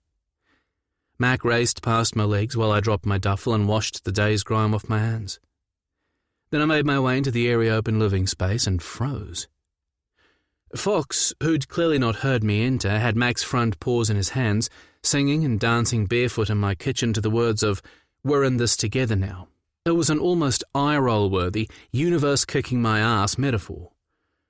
Mac was following as best she could, jumping up and down on her back legs, and I snorted softly and leaned on the door to watch. The late sea breeze kicking up through the wide-open sash windows cooled my face, while the setting sun threw orange gold splashes over the whole ridiculous scene. If the music had been softer, Fox would have heard me laugh, but it was rattling the windows and he was completely oblivious. I watched for a few more seconds before my gaze landed on 2 plates set out on the breakfast bar, along with 2 glasses and a collection of shells that hadn't been there that morning. A table for 2. My breath caught and something deep inside warmed at the thought. The rest of me broke out in a cold sweat, and with my socked feet rooted to the ground, my gaze slid back to Fox, who was busy shimmying down in front of Mac. The move caused his soft green tea to pull free from yet another pair of threadbare jeans. Could the man not afford to buy some decent clothes? Revealing a strip of tanned skin and the beginning of butt crack. My mouth ran to dust and my cock stirred. Unaware of my presence, Fox bent to press a kiss to Mac's wrinkled brow, and those criminally thin jeans stretched even tighter, hugging that glorious ass as it swayed to the music, and I needed to get out of there fast. I wanted it to mean nothing. I really, really needed it to. But I was totally fucking transfixed to every bunch and swell and "Move, you idiot!" In my haste, I stumbled over my feet and crashed into a dining chair, the sound spinning Fox in place. "Oh, hey, I didn't hear you come in." He immediately dropped Mac's paws, those green eyes regarding me warily, no doubt wondering just how long I'd been creeping on him. And if my cheeks weren't flaming, I'd eat my fucking fisherman's hat. "Hey, I just got in. I should get out of these clothes." I pulled at my shirt, which frankly looked perfectly fine, since I'd mostly just driven the boat today while Patrick worked the lines. Fox looked me over, his gaze lingering, and heat washed through my body. Of course. He shifted his attention to a pot on the stove and grabbed a large metal spoon from the utensil holder. "Dinner will be in about 30 minutes. "Dinner?" I frowned, acting like I hadn't clocked the entire setup the minute I walked in. "Yeah." He glanced back around to where I still stood like the fool I was. "You know that thing where you put food in your mouth at the end of a busy day? I went to the supermarket and did a stock-up. I wasn't going to use your stuff without asking. Feel free to help yourself to anything you find. The butcher had lamb on special, so I thought, why not?" My mouth watered at the thought, but nothing about sharing a meal with Fox Carmody of the soft jeans, tight body, and electric green eyes was remotely sensible. The man had the power to completely fuck with my head, and the last thing I needed was to get all friendly and cozy with him. "You go ahead," I schooled my expression. "I already ate, but thanks." His gaze narrowed. "When?" I hesitated. "When what?" "When exactly did you eat?" "That's none. I asked Mum to call when your boat berthed, so I'd know when to put the veggies in. She said you only ever eat lunch, and half the time you skip that." I bristled. "You asked your mother to let you know when I came in? You discussed my eating habits with her? What the hell?" I grabbed the stack of mail from the dining table, ignoring the question of how it had got there since the answer was obviously standing right in front of me. "I don't need you to keep tabs on me, Fox, and I certainly don't need—" I waved my free hand toward the kitchen. "Whatever the hell this is, I'm perfectly fine. Just keep out of my way and we'll be good." "Leroy." He took a step, then pulled up short as I turned my back and headed for my room, my face blazing. "Leroy, I'm sorry. I only wanted to help," he called after me. "Jesus Christ, Leroy. It's just a fucking meal. Don't be such an ass." "Fuck you," I snapped back. "And make sure you clean up." I flipped him off over my shoulder and slammed my bedroom door to the clattering accompaniment of a metal spoon landing with force in the stainless sink in the kitchen. Fuck. I crashed onto my bed and waited for my pulse to stop pounding. Could I have behaved more ludicrously? No, I couldn't. Would I apologize? Like fuck. If Fox thought I was an arrogant, thankless asshole, all the better. The further he stayed away from me, the safer things were. Mac's claws scratched at my door and I yelled at her to go away, then winced, like she had anything to do with me crushing over a fucking guy. Fox called her name and claws ticked back up the hallway. It wasn't Mac's fault. Hell, it wasn't even Fox's. The fact he'd flipped some kind of switch in me wasn't on him. I just wanted it to go the fuck away. And him being so bloody thoughtful wasn't exactly helping. I threw the spare pillow against the door and groaned. Why now? Why did he have to turn up now? The music dulled to a background hum, low enough for me to hear Fox talking to Mac, but not enough for me to catch his words. The deep timbre of his voice tugged at that squirming niggle on my belly. The niggle I'd first felt when I'd seen him standing all dark and broody in our house last year, with a slash of hurt in his eyes from whatever misery was current in his life. His deep voice had resonated in my chest like a familiar echo I couldn't quite place. And when those gorgeous green eyes landed on me with undisguised interest, it stripped me raw. I'd never been studied quite so intently, and the memory alone had the power to kindle a heat and fear in my chest like nothing else. I'd sat there like a total idiot that day, as everyone chatted around me. Morgan finding his place for the first time at our table. Judah's eyes shining with his new love interest. My mother and Martha quietly together but not yet out. Hell, I couldn't tell you now what everyone talked about. I was so fucking captivated by Fox. His face, the sharp angle of his jaw, the way his brows sat heavy over penetrating eyes, deep dimples in his cheeks, the sun-kissed ends of those lengthy dark locks falling to his shoulders, and the way he focused so intently whenever our eyes met. I'd fumbled my way through the conversation, words jamming in my mouth like a tongue-tied teenager, a flush sitting high in my cheeks that I guessed most put down to anger, my cock stirring, every neuron in my body lit up. I put the attraction down to some kind of random reaction, and did the only thing I knew how. I'd been a total and unmitigated asshole. Shocker. It should have worked. Most people didn't warm to me, and Fox was no different. Over the day, his attitude cooled significantly, and I'd been able to put some much-needed distance between us. But later that evening, he'd cornered me about my attitude to our mother's relationship, and my breath had caught at his fierce protection, and the fevered warning in his eyes, and the low timbre of his voice. And in the middle of that heated discussion, I'd gotten hard. Me? I'd been gobsmacked. I'd never felt the steam of sexual attraction to a man, ever. Played rugby all my life with brawny guys and never once wanted to climb into their pants. But then I never felt an attraction so immediate and intense with a woman either. And I loved women. Well, I liked fucking them. And to be honest, I wasn't sure about anything more, since I hadn't really ever had what you'd call a proper relationship. I suspected they felt the same way about me. Okay in bed, but as for the rest, words like hard work, cold, work-obsessed, and distant tended to get peppered into conversations about how I wasn't there for them before they inevitably walked away. And so now the universe, in its infinite wisdom, had somehow decided that I needed to be shot down by the other half of the population as well. Well, fuck that. I wasn't homophobic. Judah would likely disagree, but he'd be wrong. My issues with him centered more around my parents than Judah's sexuality, although I'd been a total asshole for sure. I'd been absent when I should have had his back at school, at least as far as some of my very definitely homophobic friends were concerned. I shouldn't have been hanging around those losers anyway, and I'd go back and change it if I could.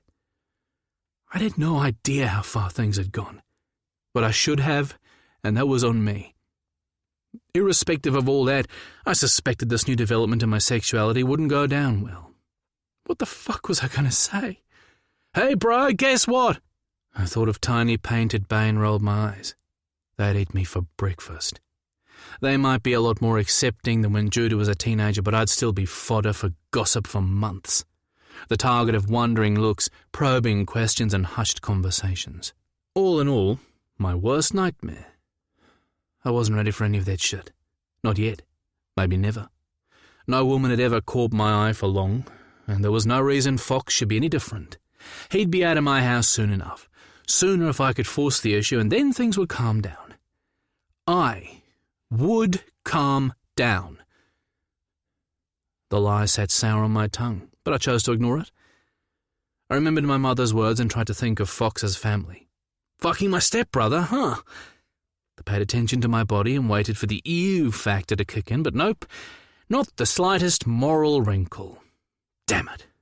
I was a sick puppy. But also, how in the hell had I suddenly made the leap from eyeing the man up to stripping him bare and fucking him? I was in deep shit. Fox Carmody was in my house, and just the thought of his long legs and those soft jeans or the way his t-shirt hugged his hard body, the tempting strip of soft skin at his waist, and the sexy curve of his mouth with those cute-as-fuck dimples, had my wayward cock doing a happy dance as it rode off into the sunset, calling his name and leaving its torn and faded heterosexual flag lying in the dust. And I was supposed to invite the man to rugby training as well? Thundering muscles and glistening skin and hot showers? A plaintive groan rumbled from my throat. I'm in so much fucking trouble. Chapter 4. Fox. Leroy Madden was an infuriating, ungrateful asshole. A sexy, intriguing, closed-off, infuriating, sexy, ungrateful, sexy asshole. Well, fuck him. I shoved a pair of spare socks, a windbreaker, my boardies, and a breezy black singlet into my boat carry bag and zipped it shut. Then I grabbed my boots and tiptoed up the pitch-black hallway and into the family room with Mac following quietly at my heels. I eased the door closed behind her and made my way to the laundry, aided by the weak grey light of daybreak washing through the huge sash windows. I left my bag on the floor and dished a cup of biscuits into Mac's food bowl on the back deck. If Leroy fucking Madden thought he'd won the battle last night, he had another thing coming. What a jerk! He had no idea who he was fucking with. Talk to any of my old crew, and they'd have put him straight in 2 sentences. I had the depth of patience gifted to all serious fishermen, a compelling need to not be beholden to anyone, and I could be as obstinate and stubborn as he was. I glanced at the clock on the wall. 5:40. Leroy would be up in another 20 minutes, if yesterday was anything to go by, and then out the door by the time the sun was full up at 6:30. Plenty of time.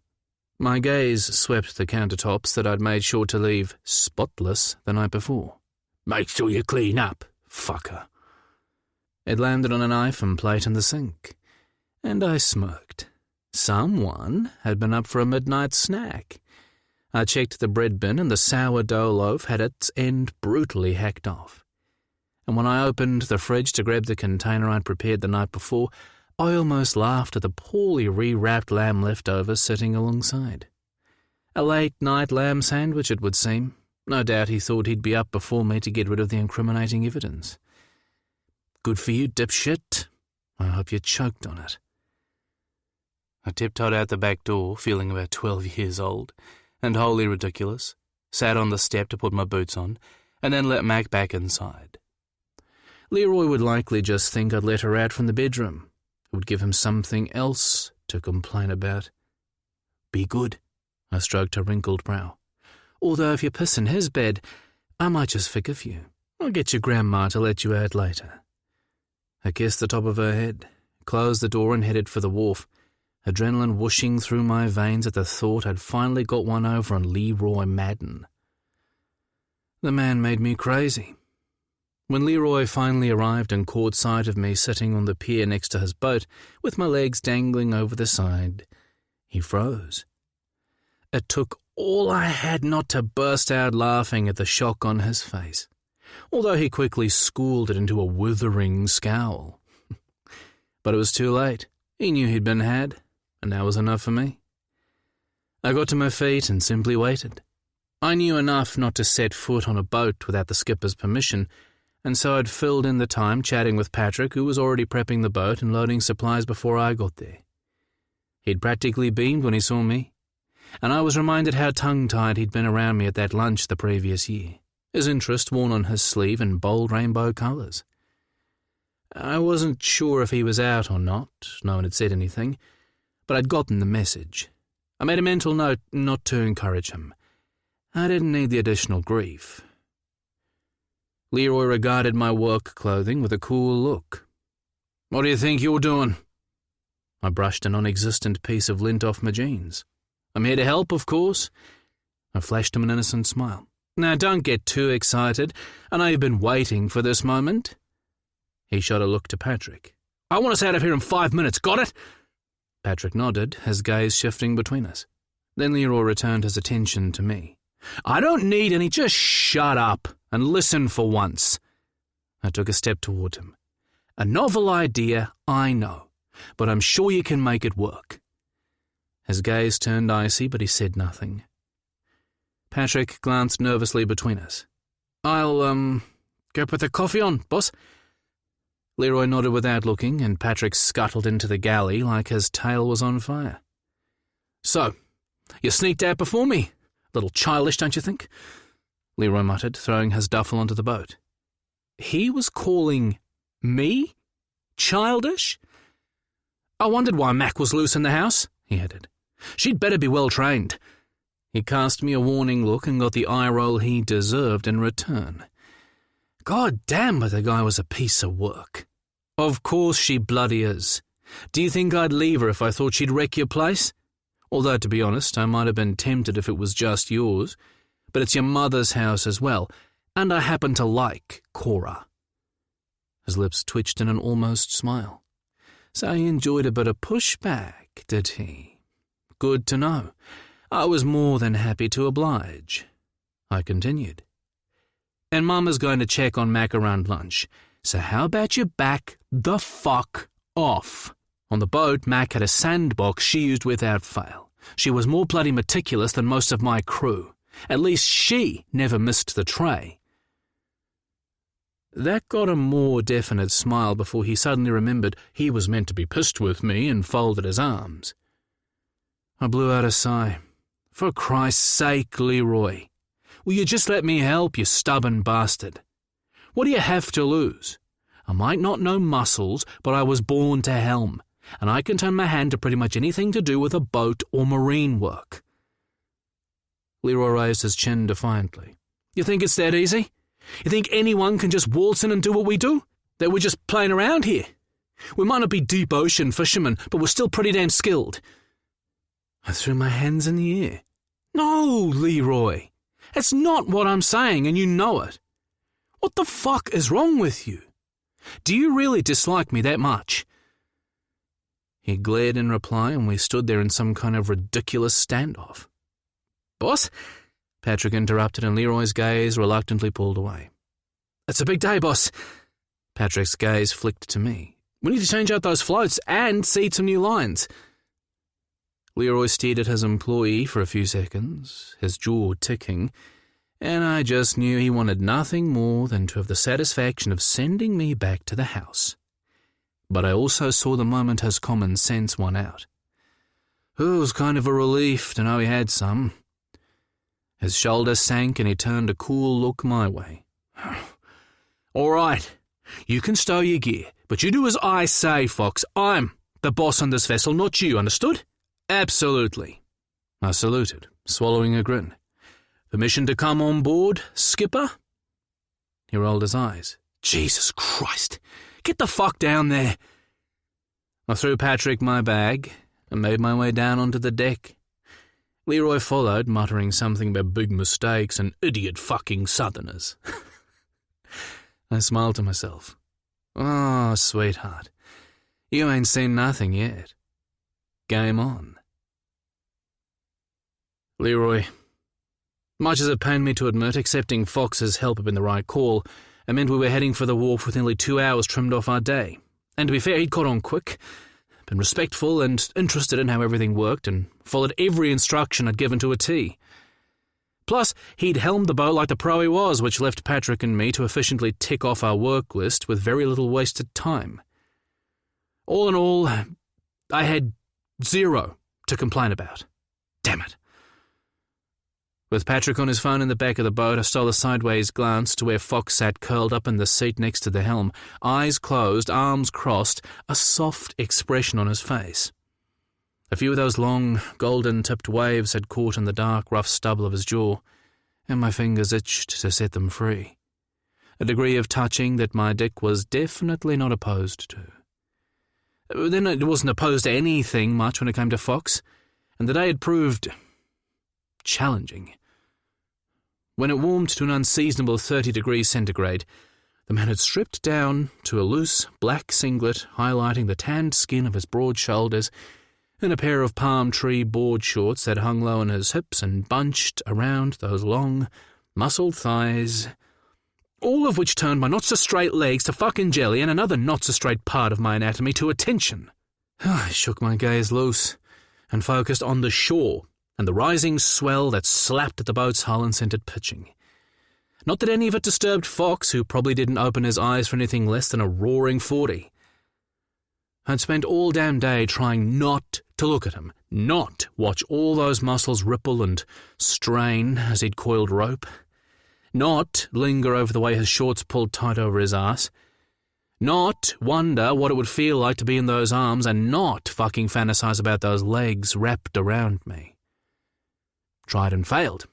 Epically. Twice Patrick needed to shout to catch my attention to pick up slack in the ropes, something that never happened. The second time he'd even come across to check I was feeling okay, and I'd snapped some churlish reply that sent him skittering away. I might be pissy with him, but he didn't deserve it, and I needed to make that right. My asshole points were mounting up. After all, I could hardly blame the poor guy for flirting shamelessly with Fox over lunch. I've been pretty damn sure Patrick wasn't straight, but I could have done without 20 minutes of him fawning over the fisherman. Fox's response had been painfully friendly, making a point that even my clueless brain could understand. But it hadn't stopped my temper boiling. I'd left them to it before the urge to shove Patrick over the side of the boat became too strong to ignore. And as for lunch, lamb sandwiches for fuck's sake. I almost laughed when Fox handed them out with a knowing smirk aimed squarely at me. My midnight raid on the leftover roast clearly hadn't gone unnoticed. Still, the sandwiches beat the yogurt and crackers I'd packed, and to be honest, I was grateful. And starving! Not that I told him that, although I did manage to cough up a thank you. But they were all points on the mortification scale I was rapidly climbing. In under 2 days I'd become this man I barely recognised, and anger rolled in my belly at the awareness. Why did it have to be him? It wasn't simply that I'd never been attracted to guys before. Hell, I'd never been attracted to anyone like this before. Ever. My whole fucking world was arse over kite, and I was holding on by my bloodied fingertips. And Fox fucking Carmody, I stole another glance at the sleeping man, was completely oblivious. God damn him! And in that fashion the afternoon had deteriorated. I barked orders at Fox like he was a clueless greenback, half expecting him to thump me at some point for the undisguised insults I threw his way. But he hadn't said a word, just did as he was told, albeit with the annoying hint of a smile on his lips, which only served to infuriate me further. My fingernails were gone, the inside of my cheek was in shreds, and Fox was cool as a fucking cucumber. Another glance. The man radiated peace, at home in a boat and on the ocean as much as anyone had ever known. The realization sent a pang through my chest. In many ways he was a kindred spirit. Like I needed another reason to like the guy. For all that I'd thought I wanted to be a vet when I was a teenager, I fucking love the ocean. You're creeping me out. He opened his eyes and caught me staring. Is there something you forgot to yell at me about? Did you miss your quota for the day? I'm all ears. Have at it. Heart raced up my neck and I turned away. Don't be ridiculous. He said nothing, but his gaze burned my skin. Okay, so I might have ridden you a bit hard, I admitted, thanking all the angels I remembered from Sunday school when Painted Bay come into view. He snorted. Trust me, I wouldn't be complaining if you had. I frowned, replaying my words in my head until my cheeks blazed. I didn't mean that. I wasn't... I just meant calm down, he chuckled. I know what you meant. An apology accepted. I bristled. It wasn't an apology. Was too. I rolled my eyes and he waggled his eyebrows in reply. Then he faced forward to stare at the dull grey-green of the ocean heaving under the blanket of ash-coloured clouds. So, you going to let me help tomorrow without a fight, or do I have to stow away? I glanced his way. You don't need to help me to make yourself feel better. Mum invited you to stay and that's that. It is what it is. He sat a little more upright, yawned, and stretched his arms over his head, which drew his tank up over the flat line of his darkly haired belly, and no! I white-knuckled the throttle and trained my eyes on the wharf ahead. Well, be that as it may, he dropped his arms and snagged his bag with an outstretched foot and pulled it over so he could drop the lunchboxes inside. It helps me feel less of a prick for landing in your life uninvited. And in spite of your constant sniping, I actually enjoyed today. It's different from what I know, but it was still pretty cool. You've got a good operation going. He seized the grab rail as the boat hit a large wave and jolted hard. I haven't been out on a boat in a while. It felt pretty damn good. I frowned, trying not to feel good about the fact he'd complimented my business. But you own a fishing boat. Last I heard you were thinking about moving the whole business north. A flash of pain crossed behind his eyes and he looked away. Yeah, well, not any longer. I waited, but he didn't elaborate, and the rumble of the boat's motor filled the void. It was on the tip of my tongue to ask more, but I bit the words back and slowed the boat's approach to the wharf. So, tomorrow, those cool green eyes landed on me and I sighed. Sure, I guess we could do with the help. He cocked his head. Wow, just how badly did that suck coming out? I snorted. You've no fucking idea. I eased the green lip alongside the pier as Fox laughed. He got to his feet to help Patrick berth, slapping me on the shoulder none too softly as he passed, enough to leave a sizzle on my skin. Cheeky sod. I left the two of them to unpack and secure the boat while I wrote up my notes and then headed for Martha's office. My stomach dipped when I saw my mother there as well. Hey, Mum. She glanced up from making heart eyes at Martha and smiled. Hey, you. I saw you had help today. She nodded to where Fox shouldered a coil of rope across to the store shed, all muscle and acres of sun-kissed skin. I dragged my eyes away and planted a kiss on her cheek. Yeah, we got done early. That was nice of him. She sent me a wry smile. Don't, I eyeballed her. Don't what? Don't play your games. I have no idea what you're talking about. She blinked all wide-eyed and innocent, and Martha elbowed her pointedly. All right, Cora grimaced. I apologize for not telling you about Fox staying. Another elbow and an even bigger grimace. I should have asked first. I glanced at Martha, whose gaze darted away, the sneaky minx, then back at my mother. Thank you. Maybe have a little more faith in me next time? She actually flushed. I guess I deserved that. But as it turns out, I have another favour to ask. I rolled my eyes. Why do I sense I'm going to like this one about as much as the last? Hang on. I leaned out the office door as Fox walked past with his bag. If you wait a minute, I'll give you a lift. He hesitated.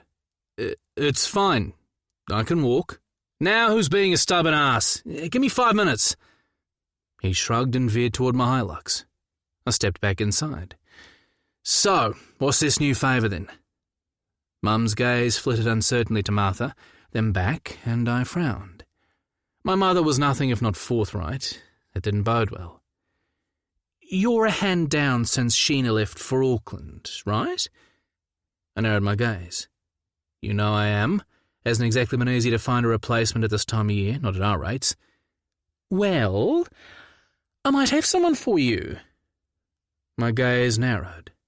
I'm going to take a stab in the dark and assume this person is one of your pet projects, and I'm not going to like the idea. She pursed her lips for a second. Maybe. Probably. It's Kane Martin. My jaw dropped. Kane Martin? I couldn't have been more shocked. Why the hell does Kane need a job? He runs his dad's farm, doesn't he? That organic place they shifted to? Her gaze slid over my shoulder. Not anymore. Besides, farming wasn't something he ever really chose to do, and, well, he finally decided to leave. Okay. Good for him. But what's that got to do with us? I stared hard at her. You do remember he was one of Judah's high school bullies, right? Judah's hardly going to thank you for giving the man a job. I wondered if she knew about the kicking, but that was for Judah to tell, not me. She nodded. I know, and I fully intend to talk to your brother, but you need help and Kane needs a job. He's a good worker and he's reliable, she pressed. He's not that thick-headed teen anymore, far from it. And for the moment, this is still my business. The reminder stung, and for a second, I was so shocked I couldn't get a reply out. Even Martha sat frozen in her seat. But it was true, after all. Even if we both knew my mother's interest in the farm had to change if it was going to survive. It simply wasn't big enough to support us both. I just had no idea how on earth I was going to buy her out. Damn. My mother gave an apologetic wince. I'm sorry, son, that was uncalled for.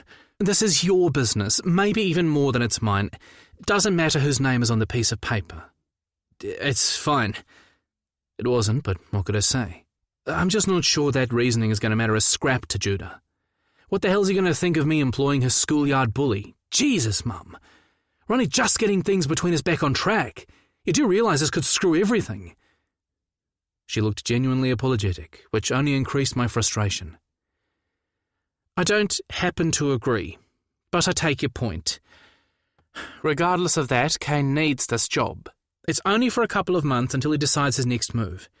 It could be good for everyone, and Kane was your friend.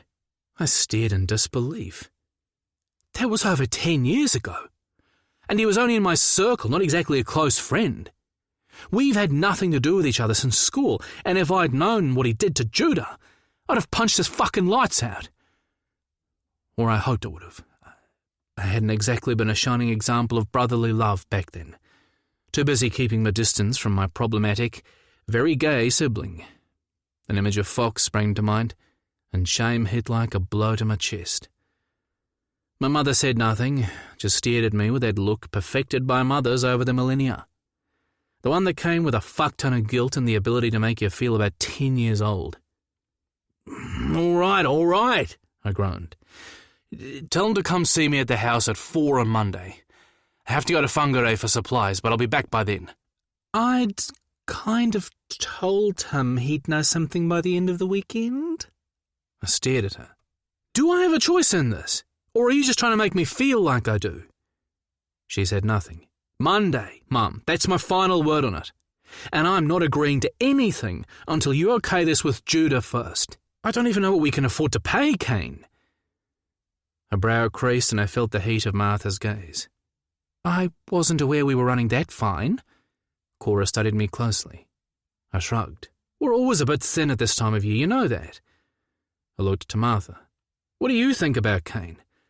I put her on the spot and watched her gaze flick to Cora. I agree that it's complicated, she said carefully. But I was there when your mother bumped into Kane in Terry's store, and I think he's worth giving a chance. But unlike your mother, her gaze again flicked to Cora, whose cheeks surprisingly pinked. I believe you need to have the final say, Leroy. You and Judah. And I'll encourage your mother to follow whatever that decision is. The two women locked eyes for a moment before my mother's shoulders sagged, and she turned back to me. I'll do whatever you both decide. You could have knocked me flat with a feather. My mother rarely, if ever, backed down. Thank you. Get Judah to call me after you've spoken to him. If he says no, I'm not even going to speak with Kane. Understand? We hugged a little stiffly, then I grabbed my bag and headed for my vehicle, and the brooding man leaning against the passenger door with his phone in his hand and a frown on his face. Get in. I popped the locks and threw my bag in the tray. I need a beer like fucking yesterday. Chapter 5. Leroy. The call came less than 30 minutes later as I was sitting on the toilet, One glance at my phone and my stomach sank. My mother didn't muck around. I leaned sideways against the wall and mentally steeled myself. "What the actual fuck, Leroy?" I sighed. "Hello, Judah. Nice to hear from you. You sound so relaxed. The mussel farmer's doing just nicely, thank you for asking. How's the honeymoon going?" Silence bled thick from the other end. "Leroy." Judah practically growled my name. "Just let him talk, baby." Morgan's softer voice of reason came from somewhere in the background, and I could picture his hand on my brother's shoulder or maybe cupping his cheek. They were nauseatingly tactile, something I tried very hard to ignore. Judah had been dealt a savage blow, but he'd found a new direction and a man who loved him deeply. I was both proud and, of late, increasingly envious. There'd always been a touch of gold to my brother, like a weighted toy that wobbled but always found its way right side up. Not that he didn't work his arse off to make those chances happen, but the kid in me hadn't wanted to see that, and it hadn't helped things between us growing up. "It wasn't my idea," I reminded him, "and I've told her I won't even consider agreeing unless you're okay with it." "Okay with it? Okay?" he snorted derisively. "Kane Martin was an arsehole to me, Leroy. You know damn well what he did. Hell, you stood back and watched most of it happen." "Judah." Morgan cut his husband off softly, and Judah's sigh fell heavy with the weight of those years of fear behind it. I said nothing because Judah was right. "I'm sorry," he said quietly. "I shouldn't have brought that up again. It's just that sometimes—" "I know." I swallowed hard. "And I deserve it. I might not have known the details of what they did, but I knew they were hassling you. I should have put a stop to it, and I didn't. I'm so fucking sorry for that, and I'll say it as often as I need to, as often as you need to hear it." He sighed. "Jesus, this mess is so fucked up. And where in the hell are you? You're all echoey. I'm sitting in the bloody toilet. You've the worst damn timing." He snorted. "That's kind of appropriate if you ask me. Just don't fall in. I want the pleasure of shoving your head down at myself when I get home." "Ah, charming." He chuckled, a significant improvement on yelling at me. "What the hell is Mum thinking? And FYI, you are so not this arrogant arsehole you make yourself out to be. You know that, right? Keep your voice down. I've a reputation to maintain." I thought of Fox and almost smiled. "Anyway, just say the word, and I'll tell Mum no. Martha's made it clear she'll back me up." "Really?" The surprise in Judah's voice was unmistakable. "Yeah," I chuckled. "Shocked me as well, but not as much as Mum agreeing she'd toe the line." "Holy shit!" Judah laughed. "Must be true love?" My chest tightened at the throwaway comment. "You know, I think maybe it is." We were both silent for a moment as that sank in. "What do you think about Kane?" Judah finally asked. "I'm not exactly on board with the idea, but I'm also hardly objective in the matter, and there's no reason you should be. All I know is Mum says he needs a job, that he's left the farm and that he's maybe struggling, whatever that means, but she wasn't any clearer than that." Judah sighed. "God damn our mother. It's just like her trying to save the lost bloody sheep. I get why, even if I hate the idea. It's not just Kane she's thinking about. She hopes it will help me move on. That's none of her business or her decision to make." "I know," he said somewhat wistfully. "And thanks for not automatically taking her side. I wouldn't do that to you." Judah went quiet for a moment, and it went unspoken how I'd done exactly that to him in the past. I couldn't have loved him more for not reminding me. He continued.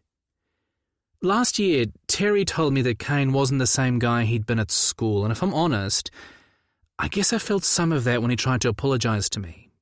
Maybe I should take the higher moral ground. There's nothing that says you have to do that," I reminded him. "I don't care whether Kane's had a divine revelation and turned his whole fucking life around. He did what he did to you, and you don't have to make anything easier for him." "I know," he said flatly. "But I've talked about it with a couple of my dance therapy teachers over the last 6 months, and the crazy thing is, I'm not angry or fearful about Kane anymore. I don't really feel anything about him, or if I do, it's more like pity.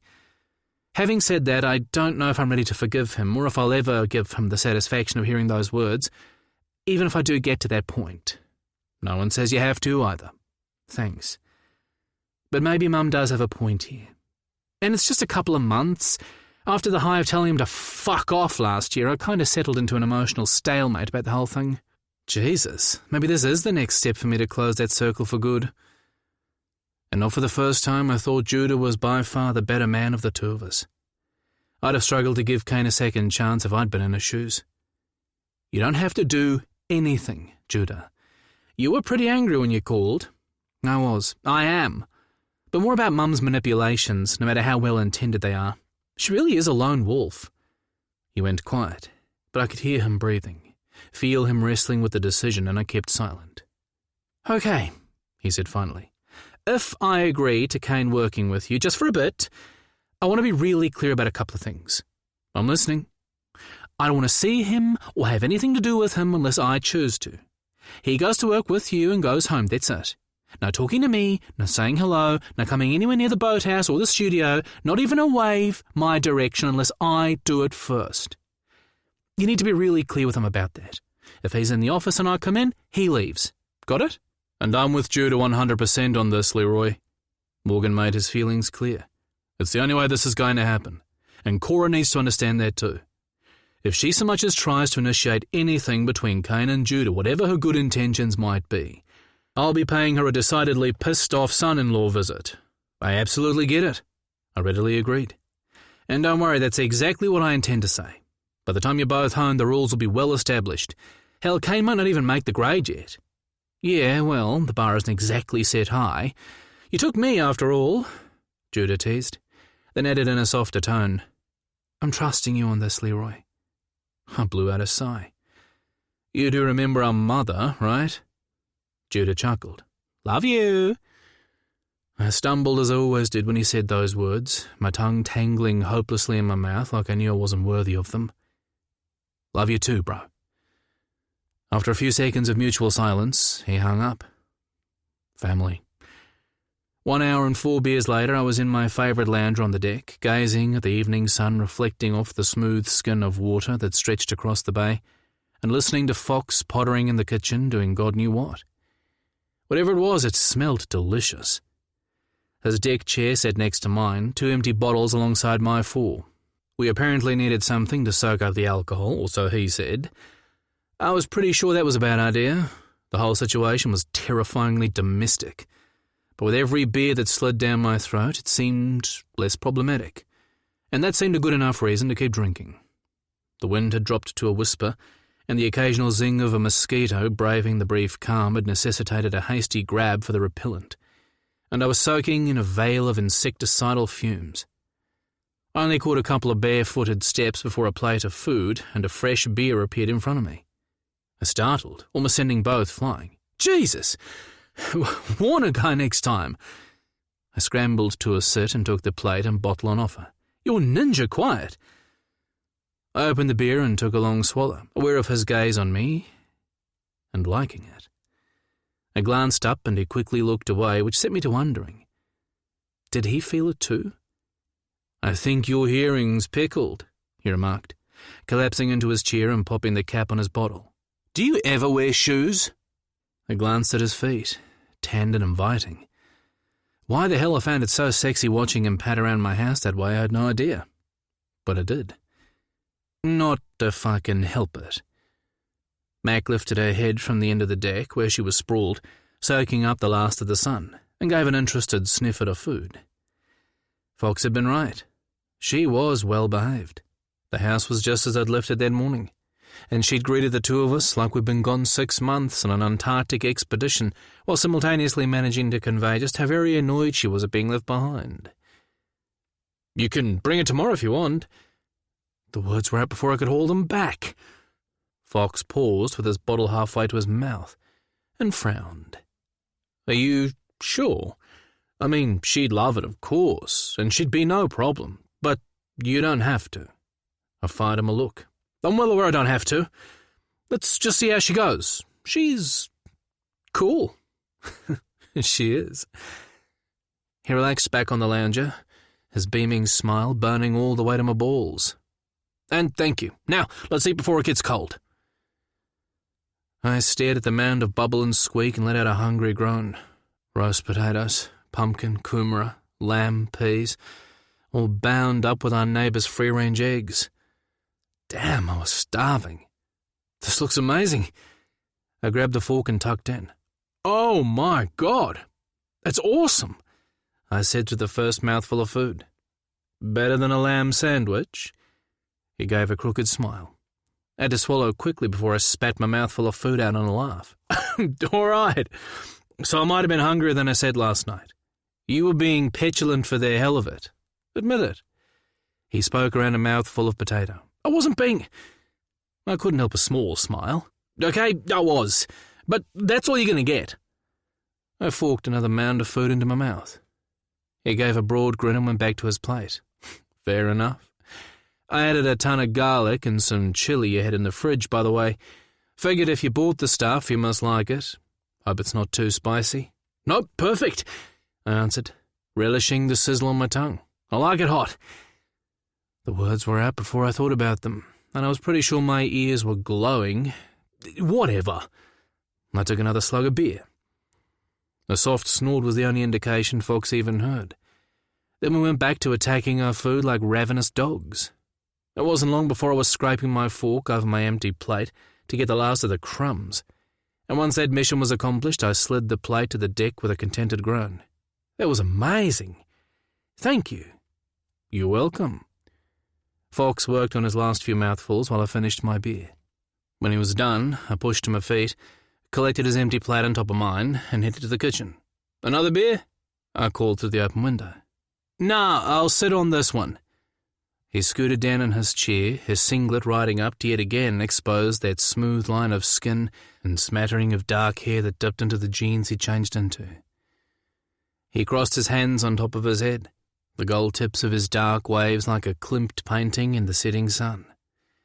But it was the rich pocket of shadowy curls in his underarms that stole my attention. Huh. I paused with water running over the plate in my hands. Since when was that shit sexy? I shook my head, left the plate in the sink and turned for the fridge. With a fresh beer in hand, I ran the cold glass across my forehead, then popped the cap and took a long swallow. Much better. I made my way back out to the deck in the lengthening shadows stealing across the lawn. Thanks for your help today. I slid back into the lounger as Fox spritzed his feet with repellent. He looked up with an arched brow and a smile. Wow, that beer must be stronger than I thought. Fuck off, I grumbled. I know I was a dick. I'm just not used to people offering to do shit for nothing. And we didn't exactly start off on the right foot with you sneaking off this morning. He huffed. When have we ever been on the right foot? But I think this time was down to me. I had no idea Cora hadn't asked you. Asked me? I rolled my eyes till they rattled against my spine. Mum doesn't ask. She simply decides and then waits for everyone else to agree. I slugged back a mouthful of beer. He frowned and went quiet. You really don't like me, do you? He fell back against his cushion and studied me. Is it because of that argument last year? I know we didn't know. I looked away, worried he might see exactly how far from the truth it actually was. Well, maybe a little. I was out of line that day, but it wasn't what you thought, and I didn't appreciate being called on it, even if I deserved it. I had a lot going on. His gaze remained steady. Okay, I'll buy that. So what am I missing? Nope, not going there. Instead I said, Judah and I were on each other's faces back then, and things were difficult. Then Mum and Martha came out, which kind of floored me, and I was worried about the business as well. I think you and our misunderstanding were simply a convenient target. We looked eyes for a minute, until finally he nodded. Well, I wasn't in such a great space either. So maybe it was all just a perfect storm. Maybe. I finished my beer and turned slightly on my hip so I could better see those captivating green eyes washed with gold in the dipping sun. The mothers did mention something about a bad breakup. He rolled those eyes, breaking the spell. Oh, they did they? Personally, I like the gruesome twosome. I snorted. And breakup makes it sound like we were a couple of teenagers. Van and I were married. When you and I met last year, we'd separated. But I guess I was still coming to terms with it. The divorce is set to go through, though, as long as I can get Van to agree on a few final points. Married? I didn't even try to hide my surprise. I'd assumed a boyfriend, the way Mum and Martha talked. If anyone mentioned you were married, it didn't register. I can't believe I missed that. He shrugged. You were still at uni when Van and I married. It was all very low-key, no big wedding, just signed papers. And let's face it, up until last year I'd only visited a couple of times and you and I hardly met. No reason you should pay attention to something like that. Mum never really liked Van, so we never came to stay as a couple. She's still pretty goddamn angry about the whole thing. She can barely say his name. Fox had been married? I still couldn't process it. Not to mention I felt like an ass for the way I'd brushed it off with my mother. How long were you two together? 5 years. Until the day I came back from a fishing trip to find he'd moved his stuff out of our place and in with the owner of another commercial boat. Ewan, who also happened to be a friend and business competitor. They'd apparently been fucking for a year, a not-so-minor detail I didn't discover until much later. He raised his bottle in salute and downed the last of it. Holy shit! You had no idea? He shook his head, a flush sweeping his cheeks. I should have, right? Stewart Island is a tiny place, a few hundred people. Nowhere to hide, really. But no. I had my head well and truly buried up my ass. Sure, we'd had our moments, but every marriage does. I thought we were solid in the parts that really mattered. I thought he was the one. Turns out, not so much. Well, I guess I can understand wanting a fresh start in a new place then. He stared at me for a minute. Funny thing is, I didn't. I was happy to stay and tough it out. I love it down there. We had good friends, and I had an amazing crew, none of them local, but all good southern boys who lived part-time on the island so they could work my boat. I appreciated every single one of them and told them as often as I could. We were a family, albeit a rowdy, disreputable one, but we had each other's backs. And if I had to tear one of them a new arsehole every now and then, we still got along afterward. I made sure of it. He ran a weary hand down his face. I missed him like hell. My heart went out to him. I had the feeling he was a great skipper, a natural leader. Had I ever let Patrick or anyone who'd worked for me really know just how much I appreciated them? The answer was uncomfortable. I needed to do better. At first I thought it would be okay, that things would settle, he said. It's my home. Always will be. And having to leave cut me up like you wouldn't believe. I'd go back at the drop of a hat if it weren't for all the pitying stares and the whispers and the not-so-subtle comments. Maybe one day I can. I frowned. But he cheated on you. Wouldn't people be on your side? He snorted. You'd think, right? But Van's a local boy, and he started bullshitting about how I'd been fucking one of my crew and practically pushed him into Ewan's arms. After that, things went from being awkward to me becoming the local fucking pariah. Van even half convinced Ewan, who I think was just happy to shrug some guilt off. It wasn't true, of course, but Van's local, and I'm not. And down there, local trumps everything. A flash of pain passed behind his eyes, and I wanted to reach for him. I sat on my hands. What a bastard. How the hell did you end up with someone like that? He looked up, surprise in his eyes. When Van and I first met, he just returned to the island following a few years overseas, and he was this sweet, slightly airheaded but funny and sexy young man, worldly, attentive, and seemingly smitten with me. It was flattering, I can't lie. Anyway, we were married 3 months later. 3 months? Believe me, I know. He threw up a hand. Don't even say it. But he didn't change overnight. Those early years were good. I still don't know when everything went wrong. I think that's what's shaken me the most. How do I trust anyone again? For that matter, how do I trust myself? I snorted. Don't look at me. I'm the last person to ask about relationships. But you miss it down there, I can tell. Like my arm's been cut off. But I needed to escape, at least for a bit. The place is a tiny pressure cooker of gossip. Things got uncomfortable really quick. Still, I never dreamed Van would go for the blue swell itself in addition to a payout from the business. I'd had it years before I met him, and it was my whole damn livelihood. I'd used the small inheritance I'd gotten from Dad, along with a huge loan from the bank. I'd been first mate on a similar boat for a while by then, and I was so damn excited to have my own. But when Tinny said Van had a legitimate claim, I simply couldn't afford to buy him out, and so I sold it. My mouth dropped open in utter disbelief. What? But why? It was him who... Fucking hell. My stomach dropped. Couldn't you fight it? He gave a half shrug. I could have tried, but it's unlikely I'd win. Legally, he's fully entitled to half the entire business, and fighting him on it would tie up the divorce settlement for months, if not years. I just wanted to be free of him. In fact, that's been my driver the whole way through, much to my mother's disgust.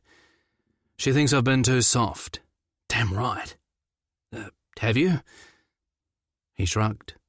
Maybe, but I couldn't see me living on the island the way things were. And I've been having unsettling thoughts about the whole fishing industry even before Van fucked off. I thought maybe it was a sign. He quirked his lips. Anyway, with Van's legal agreement, I found a buyer and put the meagre profit from the sale with the lawyer. Bean, my first mate on the Blue Swell, actually joined forces with his parents and bought me out. It meant the crew stuck together, and that helped. They keep in touch, although the hours of work don't make it easy. But the sale freed me to come up here and try something new, so there's that. He was putting a brave face on it, but I felt gutted for him. I couldn't imagine losing the farm to a relationship gone wrong and being forced to sell it. Did you two have a house together? He nodded. Yes, but I did buy him out of that. We've signed all the papers, so that's done. I'll rent it as soon as I decide what I'm doing. Or maybe I'll move back down when things settle. Who knows? I just wanted to keep a foot on the island. He looked at the deepening shadows on the lawn, seemingly lost in thought. I gave him a moment before asking, So what will you do? I'm not sure yet. Once the settlement goes through, I'll have some cash to invest in something new. I just don't know what. It'll be shit working for someone else, so it would have to be my own business again, or at least be working toward it, even if I have to get an interim job. But I've got enough money to see me through for a little bit while I think. Still, it has to be tough. He shrugged. I'm trying to see it as a chance to do something different, not just fall into the first thing that happens along. An acquaintance of mine, Jeff, runs a game fishing charter in the Bay of Islands, not far from here. He used to run a boat down south for his dad, but he was always complaining about the weather and got out of there as soon as he could. What's the business called? Deep Charters? I nodded. Yeah, I know the name. Pretty pricey if I remember. He shrugged. Anyway, he's looking to take on a partner and asked if I was interested. Commercial fishing isn't a job to grow old in, and it was tough being gone for weeks at a time. I keep wondering if I'd had regular hours. Maybe things would have been different for Van and me. Maybe we could have saved what we had. Fuck that! I barked angrily and his head snapped up. Sorry, I just mean that the guy cheated on you. Maybe I'm too black and white, but I think you either have that in you or you don't. Then he compounded it with a horrendous lie to save his own skin. He stripped you of a home and a fucking living while he was at it. I don't see why you should offer him even the tiniest benefit of the doubt.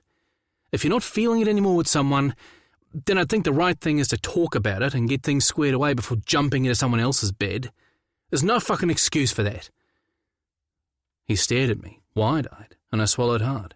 Sorry, I know practically nothing about either of you. Not to mention I haven't ever had a long-term relationship, and I mean ever. I should just keep my mouth shut. Ignore me. He smiled, reached across and squeezed my hand briefly before letting it go. I almost grabbed it back without thinking, but stopped myself in time. No. Thank you, he said softly. For a guy who's never had a long-term relationship, you're surprisingly perceptive. And you're right, but it's hard to see all that when you're in the middle of it. All I felt for a long time was cold anger. Now I feel numb, I guess, and relieved. I consider that an improvement. Things felt quiet between us, and I mulled over his words. feeling even more of a dick for the shitty reception I'd given him 2 days before. But there was also a weird outrage simmering in my chest on his behalf. I didn't know Fox well, but no one deserved to be treated like that, and I wanted 5 minutes alone with this van guy to press the point home. I also hadn't missed the irony that a large part of my pissiness toward him last year had centered around my own concern that he might have had designs on the mussel farm. I couldn't have been more wrong about the man. Anyway, enough about me. What about you? He faced me. Any girl in the picture, in any capacity? Fox. Nope. Leroy's gaze lifted to the thick blue-black sky resting over the homestead. Relationship avoidant, remember? I remember. The sparse dusting of stars shed just enough light to drink in the sexy stubble that lined his jaw, which had the gravitational pull of a black hole as far as my dick was concerned. I spent an embarrassing amount of time imagining the scrape of it against my throat, my chest, between my and half.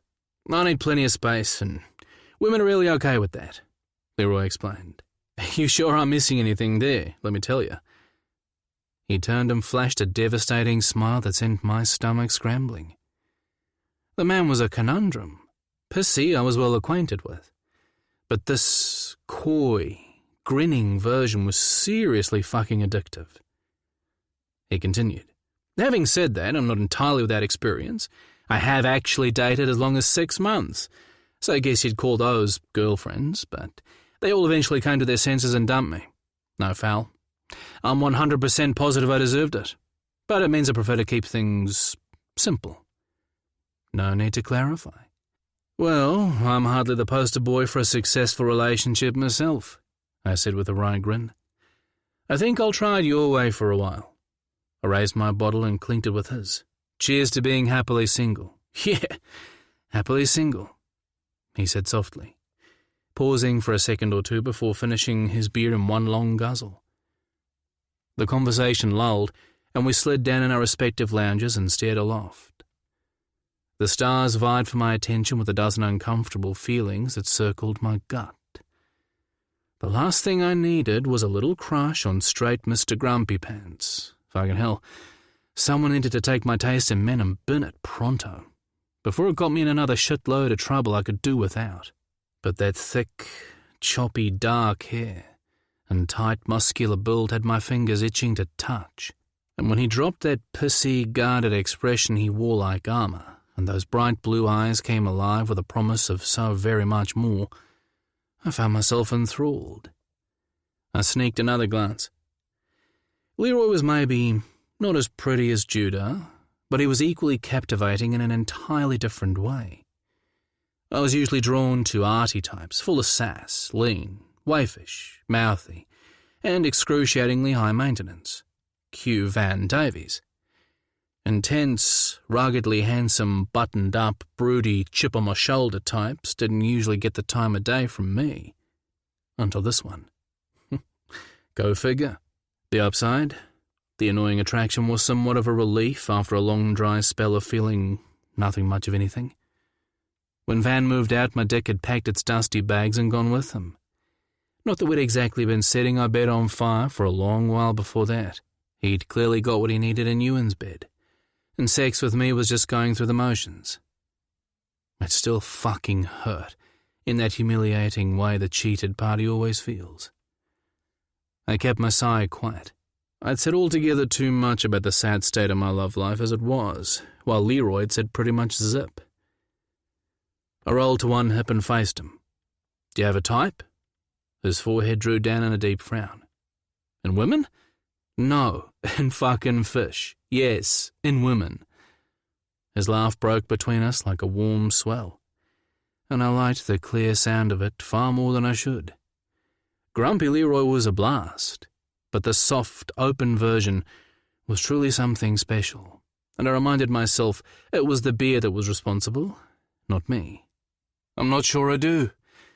He swung his legs over the side and pushed to a sit, his expression softly lit from the kitchen. Quiet? His eyes twinkled. Yes, that would definitely be high on the list, and also curvy or strong. I like to feel I actually have something in my arms, not just the sniff of a breeze. Stick figures are definitely not my thing. My turn to laugh and to wonder what it would be like to hold Leroy Madden for a minute, or a year, to wrap my arms around all those prickles until they lay flat and let me in. That would be something. His cheeks pinked. Maybe someone who has their own thing going on, independent, I guess. I don't want to be someone's everything, if you get what I mean. I couldn't stand the pressure, and I seriously doubt I'd be able to deliver. The thought of being responsible for someone else's happiness freaks me the hell out. I figure everyone has to sort that one out for themselves. His gaze slid to Mac, who'd wandered over to rest her head on his knee. He idly stroked the wrinkles on her brow. I don't think it's fair to expect someone else to do that for you. Watching Judah taught me that much. Jesus. The simple words hit like a punch to my chest. And I thought of my first conversation with Van after he'd moved out. He'd been so fucking angry. What did you expect me to do? Hang around and wait for you? You're never here, Fox, and when you are, you're always so damn tired. I was bored out of my tree, bored with our life, with being stuck on this fucking island alone half the time. Bored with us. There was no fun anymore. At least Ewan runs his boat and crew from a desk. He doesn't go out himself. He has time for me. We actually go out. He takes me to the mainland, to clubs. We have friends over. But that boat of yours was way more important than I ever was. Which was a lie. Yes, I'd loved my boat and my job, but I'd loved Van too. And I didn't have the money that Ewan had. He'd been left his boat by his father. Van had always known it would be years before I'd get my business to that level. I thought he'd been okay with that. Not so much as it turned out. I swallowed hard. I think that's exactly what Van expected, for me to make him happy, and I couldn't do it. Or rather, maybe we had different ideas about what that meant. For me, it was sharing a life together, talking, planning, just being with each other, even if my job took me away for a few days at a time. Looking back, I can see that he needed my life to center around him and what he wanted. He was never comfortable being on his own. Why hadn't I seen that? Leroy groaned. See, that's why I don't do the whole long-term thing.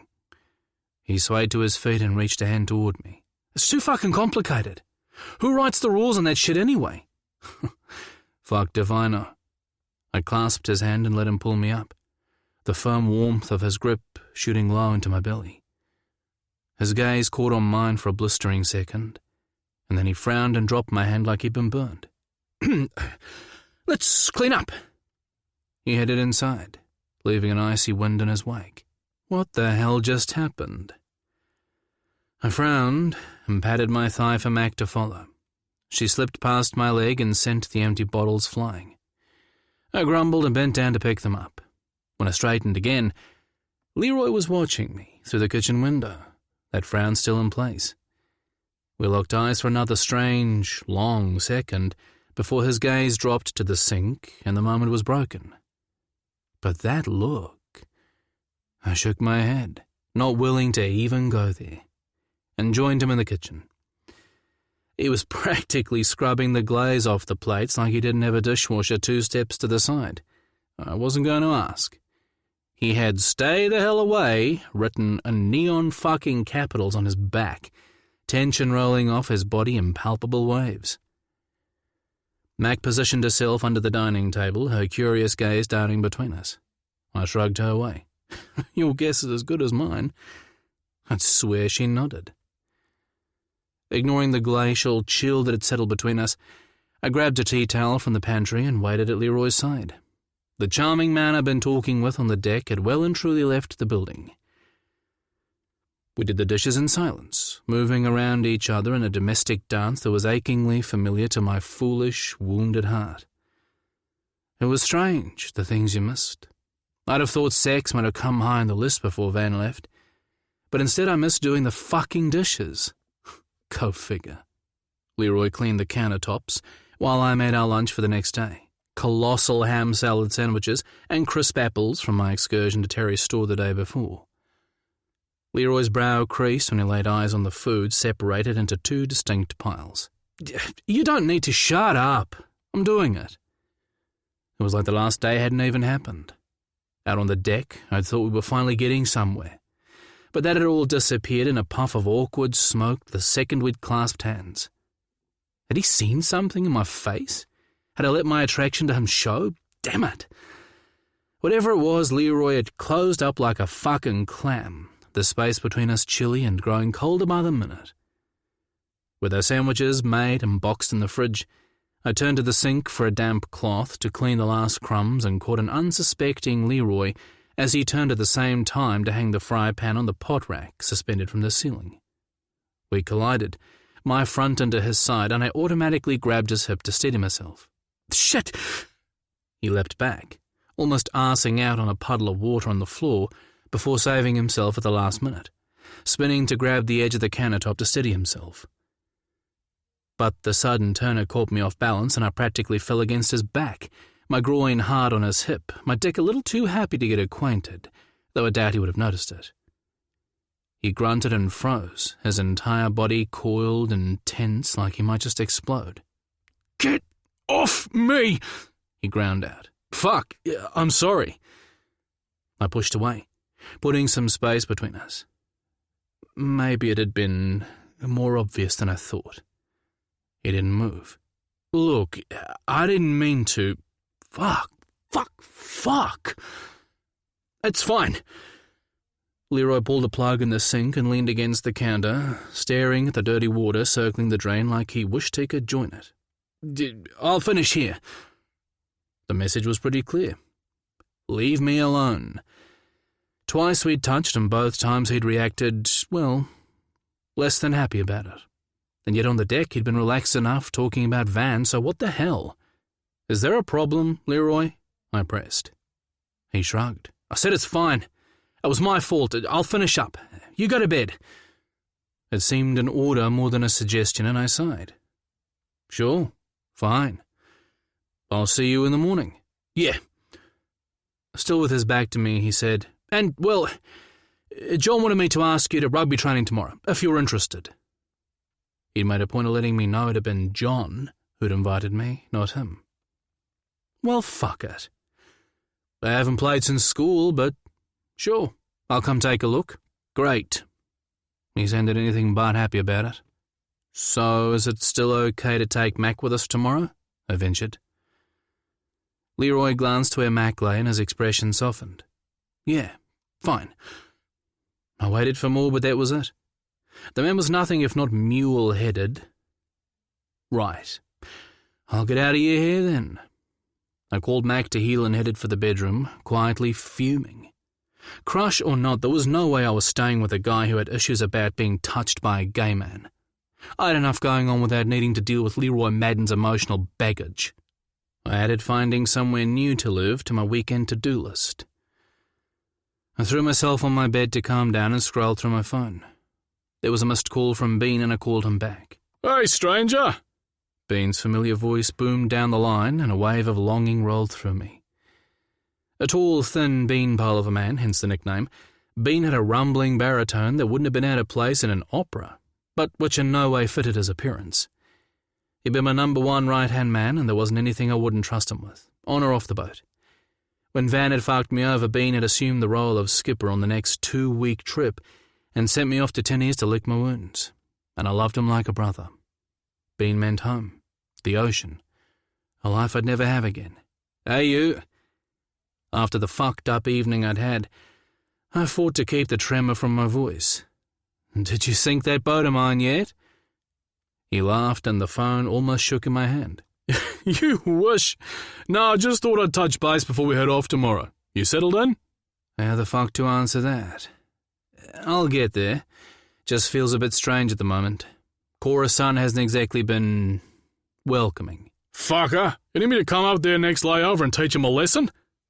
I tried to picture Leroy and Bean at each other's throats and decided I wouldn't want to bet on that outcome. Wolverine meets the Thin Man. It made me smile. And I said, "Nah. To be fair, no one warned him I was staying at his house, and the guy's a little prickly at best. Suffice to say I'll be looking for other accommodations." Bean huffed. Sounds like an idiot if you ask me, but no one's asking. Anyway, just thought I'd let you know Laurie Smithson's looking for a new skipper to run his boat out of Christchurch, and I told him I'd pass it on. It wouldn't start for 3 months, so you've got time to think. But it might be a good option if you need something. It would. And my mind immediately started planning how I could work it. The thought of getting back on the ocean kindled that deep yearning in my belly. A fuck-ton better than staying where I wasn't wanted and twiddling my thumbs. But then I thought about Mum and all the other reasons I'd come up this way, to be closer to family, to try something different, and doubt crept in. Being continued. I was thinking it could be a paycheck without all the hassle, you know? Maybe a good fit for now. Anyway, if you're interested, I'd get in touch. He said you'd be top of his list. You must miss being out like crazy. And man, you never let on just how much bullshit paperwork was involved with owning your own boat. I laughed. If I did, you'd have never bought it. Damn right. He went quiet for a minute.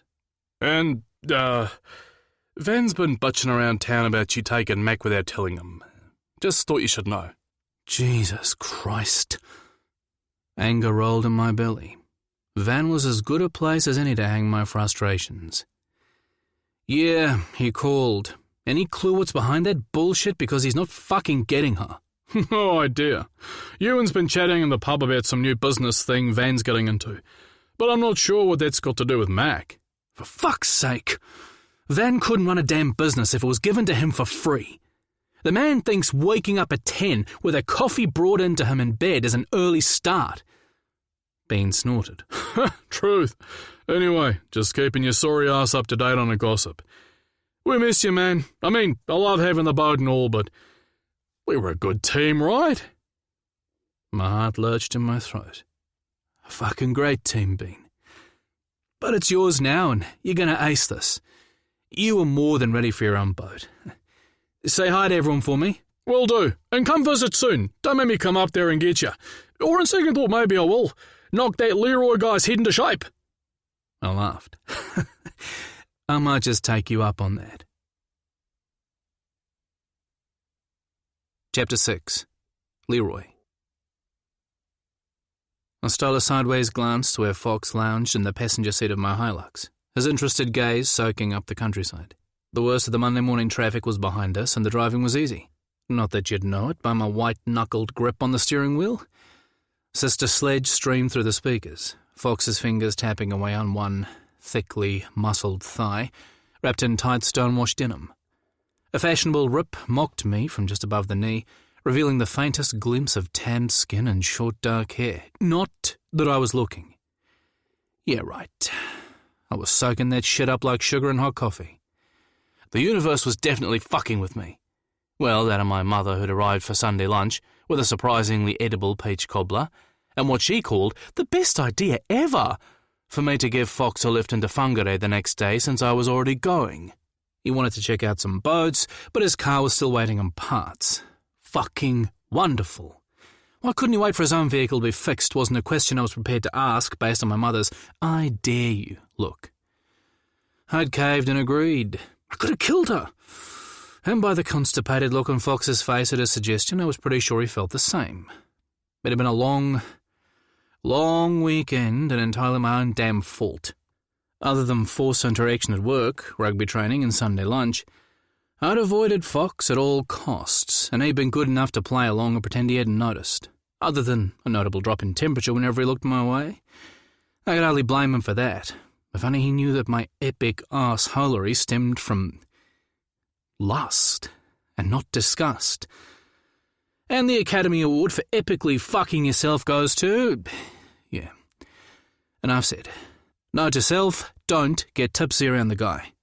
Without the benefit of way too many beers, we wouldn't have talked and got all chummy on the deck, and I wouldn't have realised that I, maybe, actually liked the bastard. Not just wanted to kiss him, or touch him, or have him touch me, or...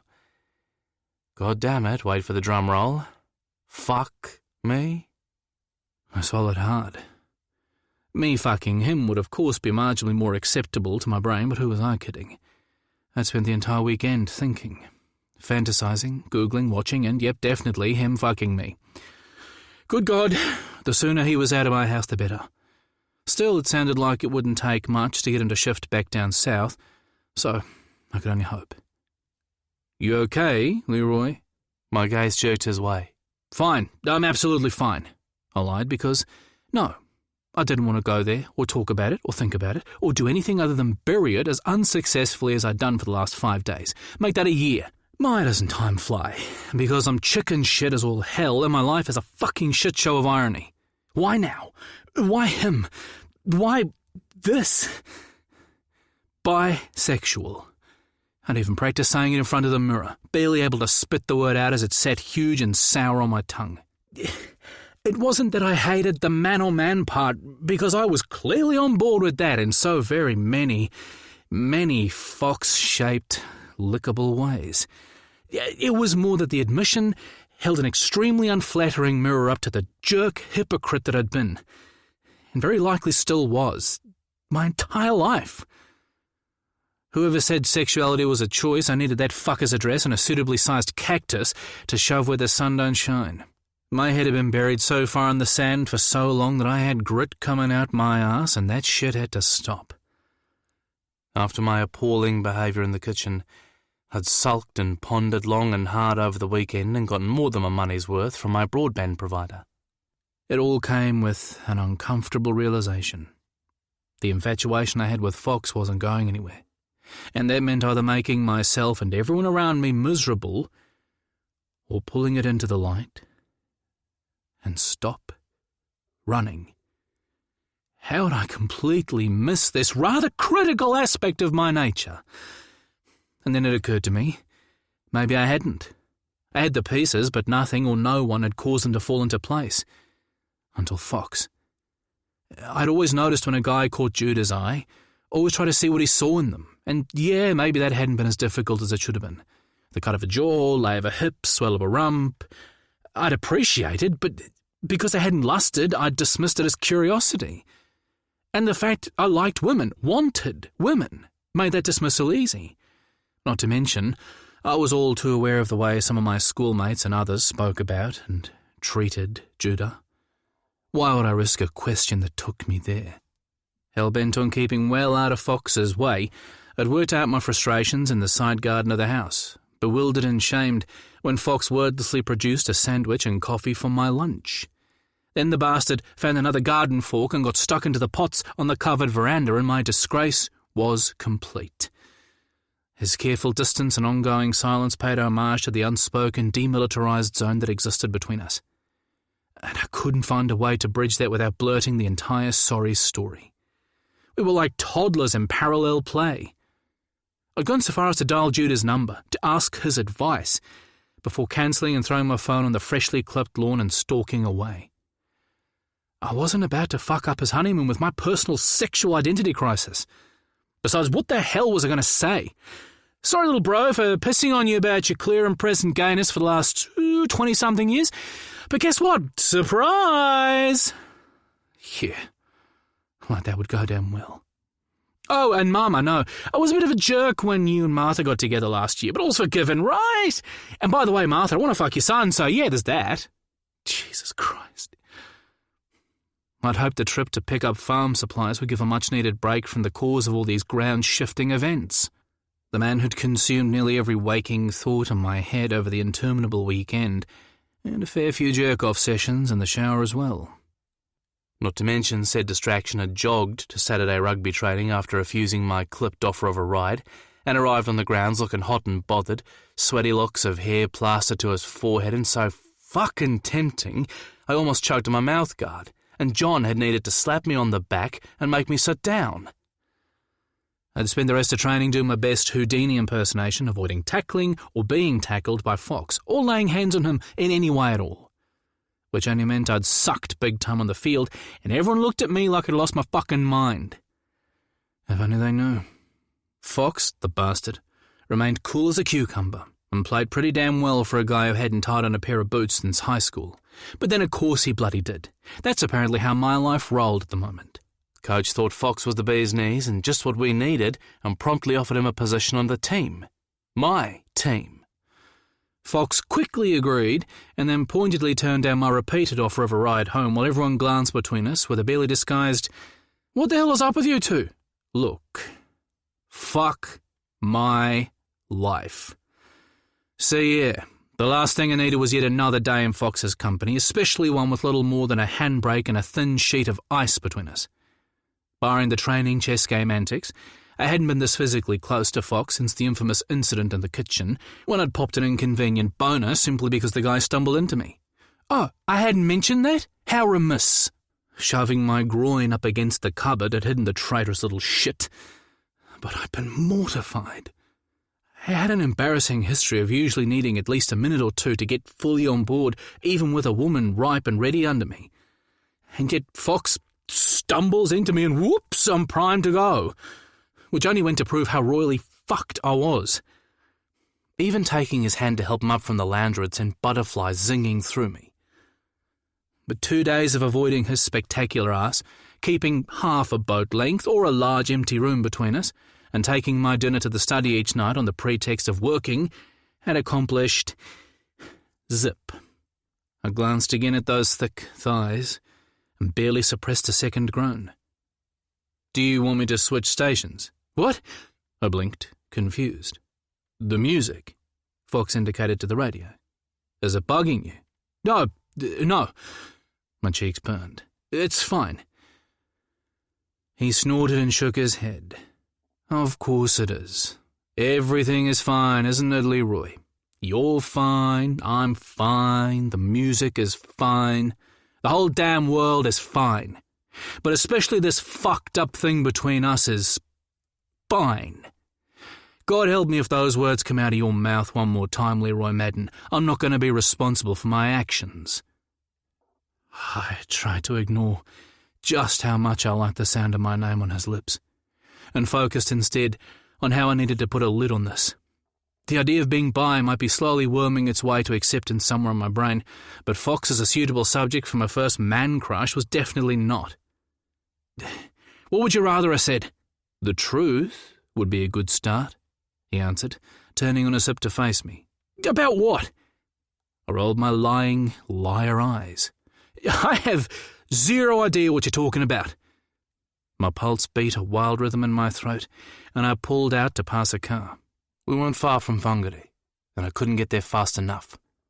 About whatever the hell happened on Friday night, he pressed. Whatever I did to turn what I thought was an enjoyable evening into a freeze-out, because against all odds, I was actually having a good time, and I thought you were too. We were getting to know each other, and I thought, maybe, putting last year behind us. Then we accidentally trip into each other, and you act like I passed on bubonic plague. Suddenly I'm persona non grata, again. Does it really repulse you that much to be touched by a gay man? I have to say I'm surprised considering your What? My gaze jerked to his. No, I'm not. It wasn't that. Shit. I turned my gaze frontwards before I got us both killed. His eyes burned holes in the side of my head. Whatever. But just to be clear, let me allay any concerns you might have, he said flatly. You don't interest me in that way, Leroy. Never have, never will. So you can just calm the fuck down. I kept my eyes on the road, and the rural landscape as his words sat sour in my belly. A checkerboard of neat farms flashed past, sprinkled with the occasional run of hills planted in dense forestry. The remaining patches of lavish subtropical bush were held in check with 7-wire fences, like string around an exploding green bouquet, and herds of contented dairy cows, some sheltering under towering macrocarpa trees, grazed lazily on lush grass. Everything was green, as far as the eye could see. Everything except the aching pit of black in my chest. You don't interest me. You never have. That should have been good news. Exactly what I needed to hear to shake this ridiculous fantasy playing out in my head. But I didn't feel that way. Silence filled the void between us while I scrambled for a reply. I'd been an idiot, angsting over Fox and my attraction to him like a pathetic teenager, worried about what giving into it might mean, as if Fox was just hanging around waiting for me to jump up and tell him I wasn't straight. Hiding away, like the slightest whiff of my confusion, and he might just whisk me off to bed, almost confessing to Judah for Pete's sake. And all the while, Fox wasn't even fucking interested. Shocker. Of course the guy wasn't interested. Fox was a catch in anyone's book. Driven, sweet, experienced, and hot as hell. I let myself admit it. I, on the other hand, was a confused mess. Sexually dull, terminally cranky, and with a business barely in the black. A real fucking catch. I've been right to sit on my hands and do nothing. Fox sighed and looked away, apparently giving up on getting an answer. Meanwhile, I focused on the heavy curtain of grey clouds gathered over the hills beyond Whangarei, and ran his words through my brain once again. Not interested. It stung. But at the same time, in an odd way, he suddenly became safe to talk to. It wasn't you, I said quietly. I felt the heat of his gaze as he turned, but he said nothing. What I mean is, it wasn't because you're gay. Kind of the truth. I've had a lot on my mind, and you undeservedly copped the brunt of it. Definitely true. I'm not good company at the best of times, as you've no doubt gathered. But you weren't wrong. Friday night was nice. He snorted. I'll take that as high praise from you. But he looked sceptical. So, what happened? What changed to turn our nice evening into a freeze-out? I took a deep breath and picked the least explosive explanation I could muster without actually lying. There was nothing you did. Kinda true. I acted like a dick, and I apologise. The mussel farm is struggling, nothing new there. I indicated, and turned toward Whangarei Harbour and the supply store. It does okay. It's just not big enough to sustain both Mum and I long-term without major investment, which I don't have the money for. We need to expand or diversify into something like scallops or crayfish, or live exports or value-added products. He nodded. I think diversification or value-added is key with a smaller farm of any description. I knew he'd get it. But at all costs, in Dad's day the business was much more lucrative. He had one of the first farms, and we have a pristine product from some of the cleanest waters in the world. But there's a lot more competition now. Huge farms, big mechanisation, and tighter regulations. It only takes the slightest change in rainfall or soil runoff to shut us down for days or weeks at a time. Plus, Dad used to harvest on his own, but with tighter deadlines, equipment outlays, and more harvesting across the year to provide different forms of the product, we have to use contractors, which reduces our profit gain. You and your mother are partners, right? We work that way, but legally it's actually still in her name. I stopped for a red light and glanced over. Fox wore a thoughtful expression, the wheels in his business brain clicking over. That's damn difficult if you want to diversify, he finally said. Not having the full authority and need to deal with suppliers, contractors, and banks if you wanted a loan. Does Cora know the bottom line? She doesn't work hands-on anymore, right? Right. She knows we need to do something. Martha deals with the everyday accounts, but no one sees the whole picture except me. And Mum, if we talk about it, which we haven't since she sold Morgan and Judah their land. He nodded. Have you thought about buying Cora out? Of course I have, but I can't afford to. Between the mussel farm and the wharf and house, it's a huge outlay. How much land does the house have? About 3 hectares after she sold that small block to Judah and Morgan last year. There's about 1 hectare in front, down to the bay, and then 2 more up behind. Most of that is scrub and bush along the headland, no real income potential. 2 hectares is still a lot. Do you need it all? I hesitated. I'm not sure what you mean. He shrugged. Just that it's a lot of money to have sitting in land that neither of you are using. I guess, but it's a big part of this place. He simply nodded, but I wondered what was going through his head. Anyway, the farm wasn't the only issue. I still have a student loan from uni, so... He cocked his head. What did you study? The traffic light changed, and I was happy to duck those perceptive green eyes as we set off again. Veterinary medicine? His eyes popped. Really? I would never have guessed that. Yeah, but I didn't finish. Dad died in my 4th year and I came home to run the farm, and... Should I be offended by your obvious surprise? No, not at all. It just wasn't something I saw you doing. I don't even know why. Maybe because you seem so at home working in the sea, he said softly. Do you regret having to leave? The port came into view at the bottom of the hill and I pulled into the half-empty parking lot of AC Supplies. I switched off the engine and put my back to the door. If you'd asked me at the time, I would have said yes. But looking back, I think it was the right move. I love animals, but the longer I spent in vet school, the more I realised there was a lot about the job itself that didn't suit me. I like working for myself, but dealing with clients all the time? Not so much. Not too fond of people, in case you haven't noticed. He chuckled. Shocker. My lips quirked up. I guess I asked for that. It's not that I can't work with people, but I like being able to choose who I work with, and I like the quiet of the ocean, the rhythm of the work, being outside and not suffocating in an office. Lots of people would find what we do on the farm boring, but to me it's a soothing cycle, like the changing seasons. His mouth curved up in a slow, knowing smile. Exactly. It's been 3 months since I sold the boat, and some days I can hardly breathe. Like there's not enough salt in the air or the ground is too solid under my feet.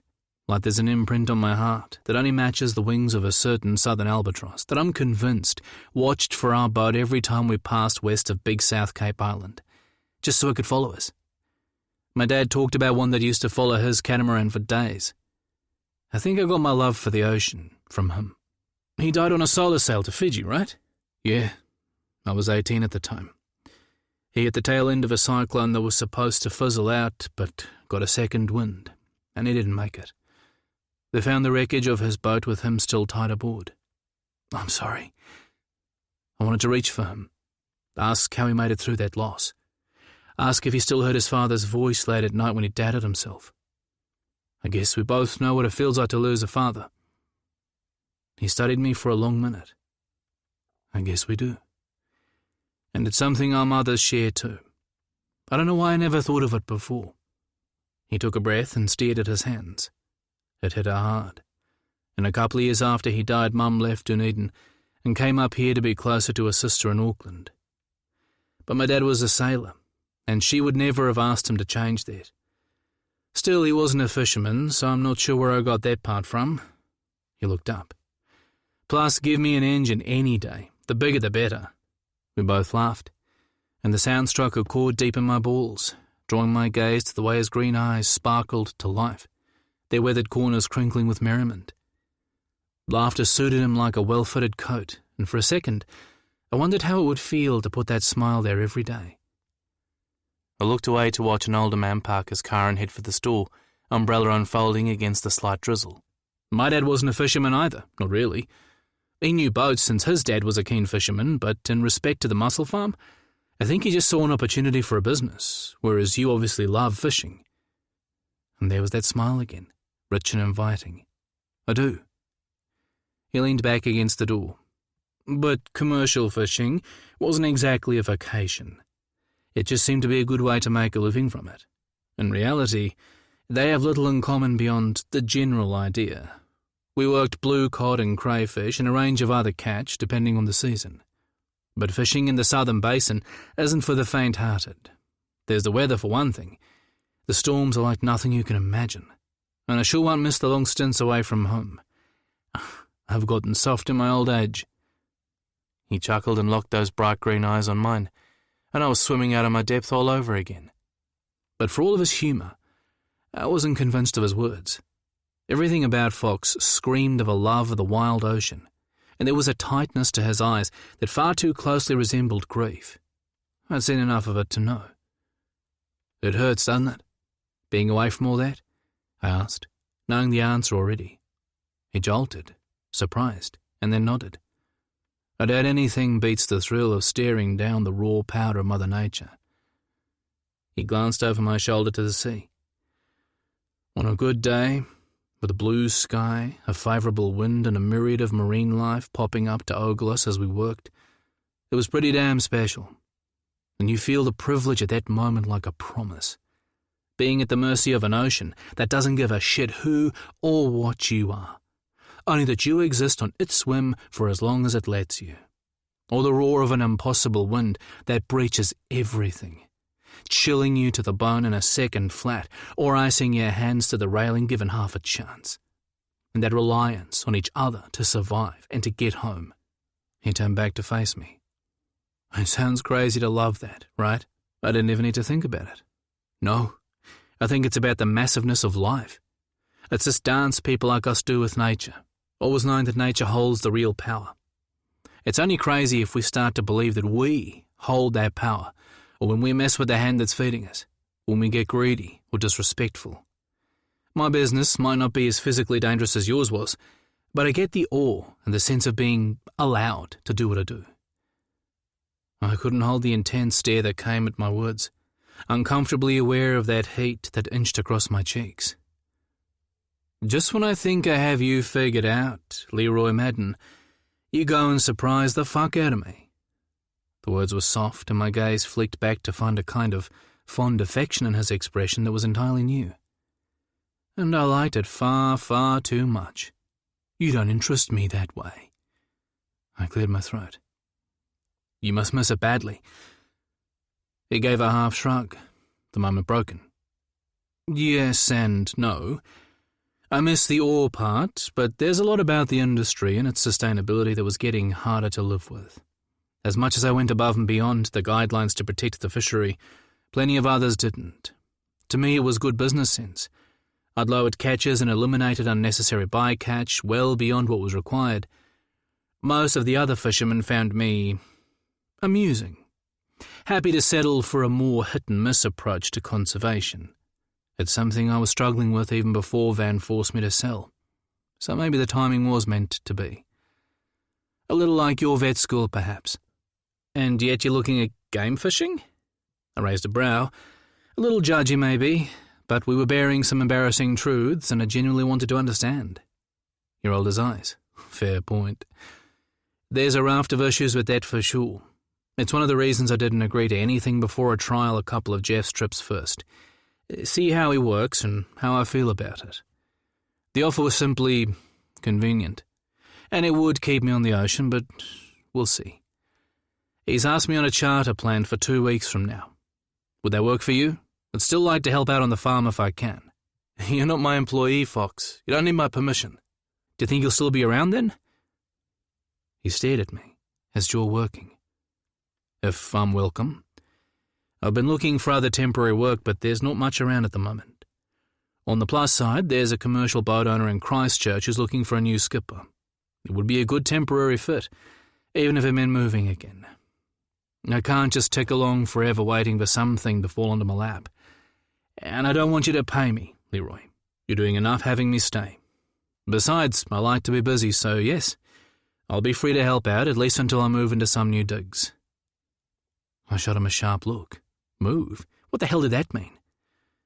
He gave me a, come on, really? Look that I filed for later. Well, I should have Kane trained by then anyway, so it's all good. That's the guy coming to the house later? I nodded. Cool. Then I'll text Jeff and tell him we're on. He glanced back toward the Whangarei heads.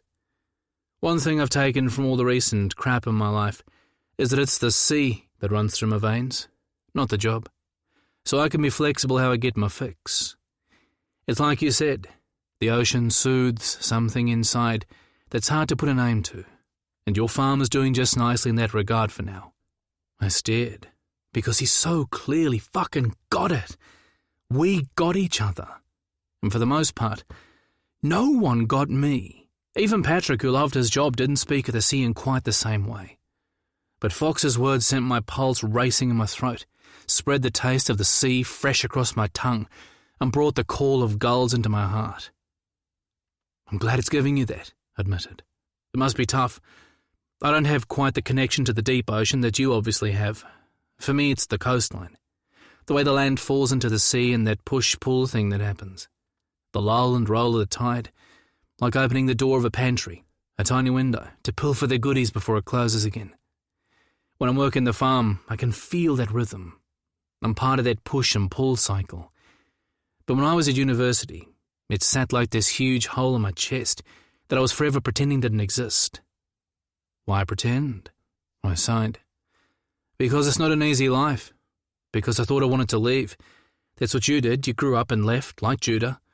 Because I hate change. But mostly, Because I hated to admit I was wrong? His lips quirked up. Say it isn't so. I snorted. I'll give you a free ride on that one. He looked about to say something, then changed his mind. And when I thought back on what I'd said, my cheeks flamed. Thankfully, he let it go. So you're happy with your decision to come back and leave vet school? That was easy. Yes, in the end. Although at the time I was too busy being angry and pissed at Judah for not moving back to help. He was right not to, of course, but I brought a truckload of student debt back with me when it came. That had to suck, Fox sympathized.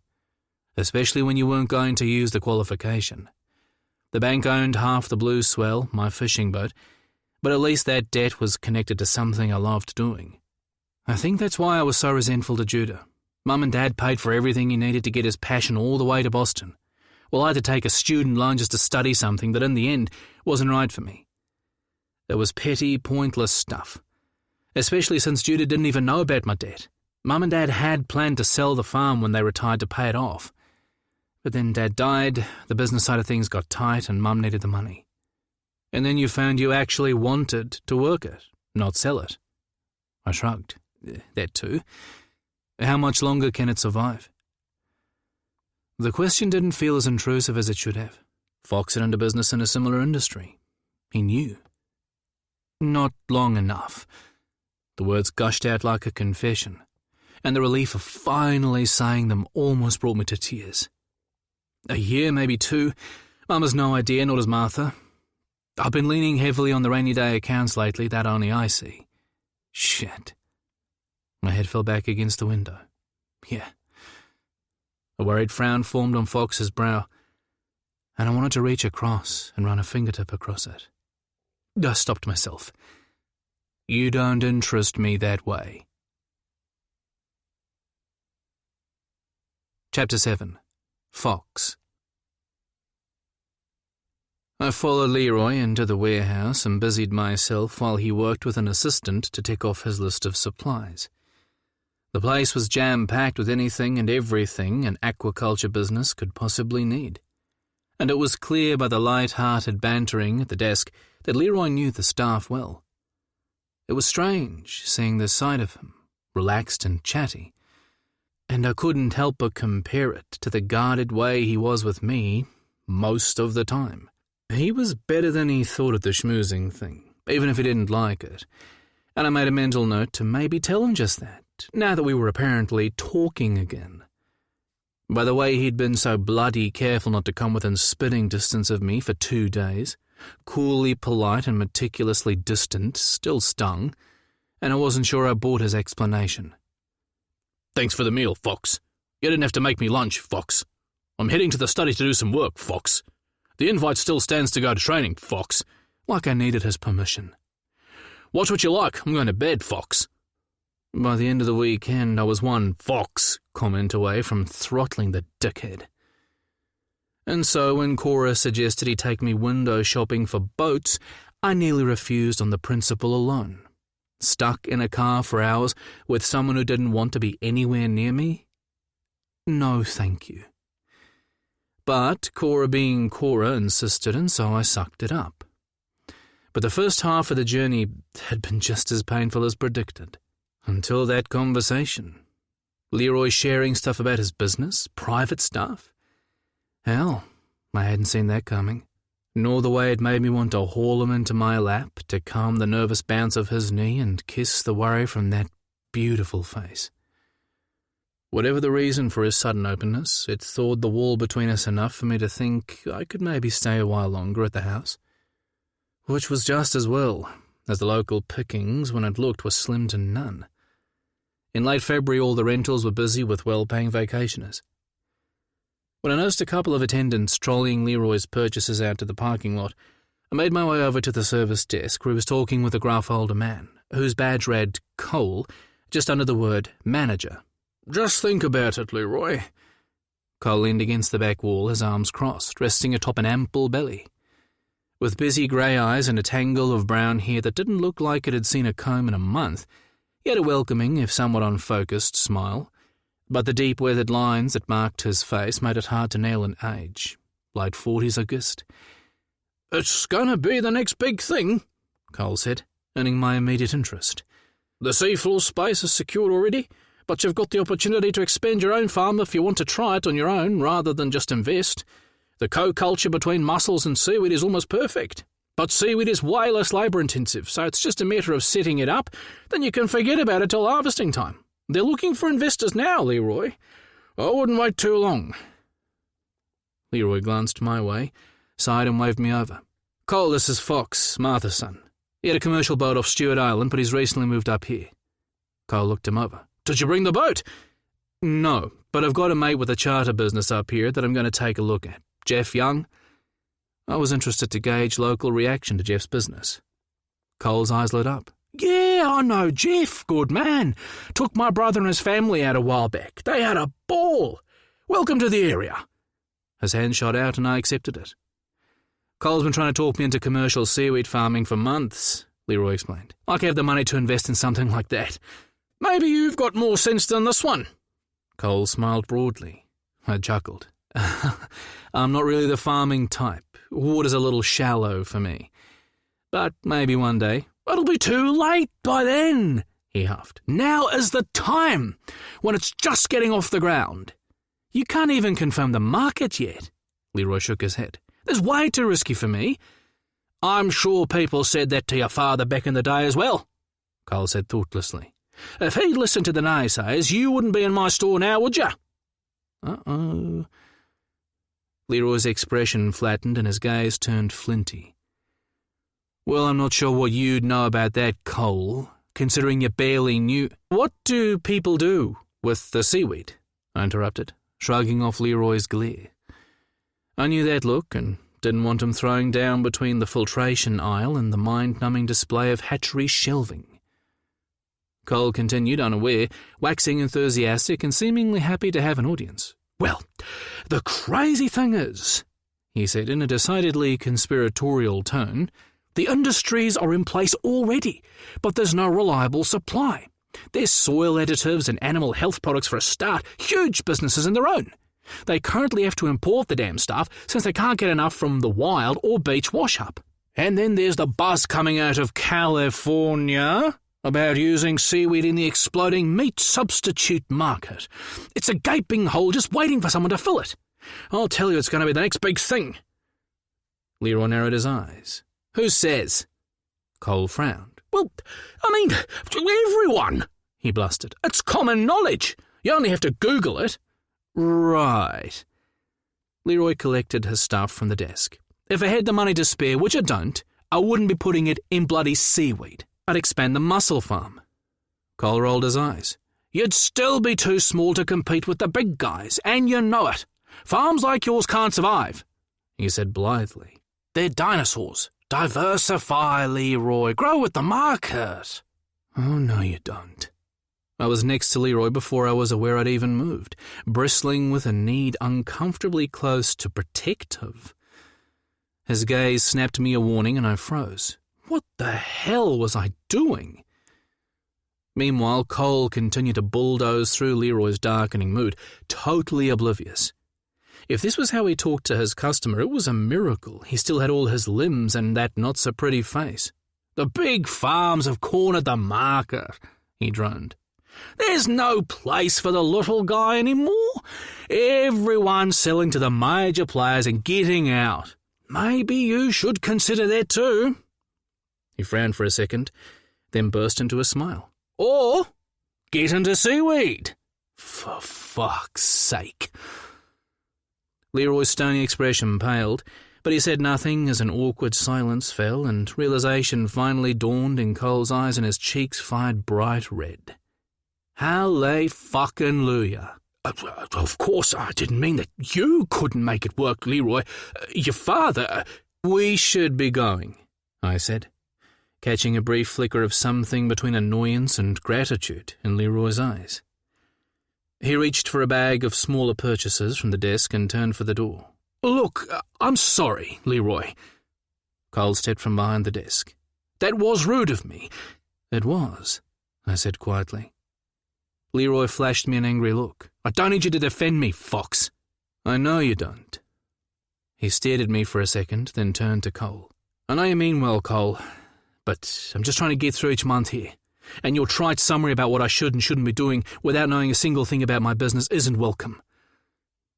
Cole flushed even deeper, if it was possible. I know.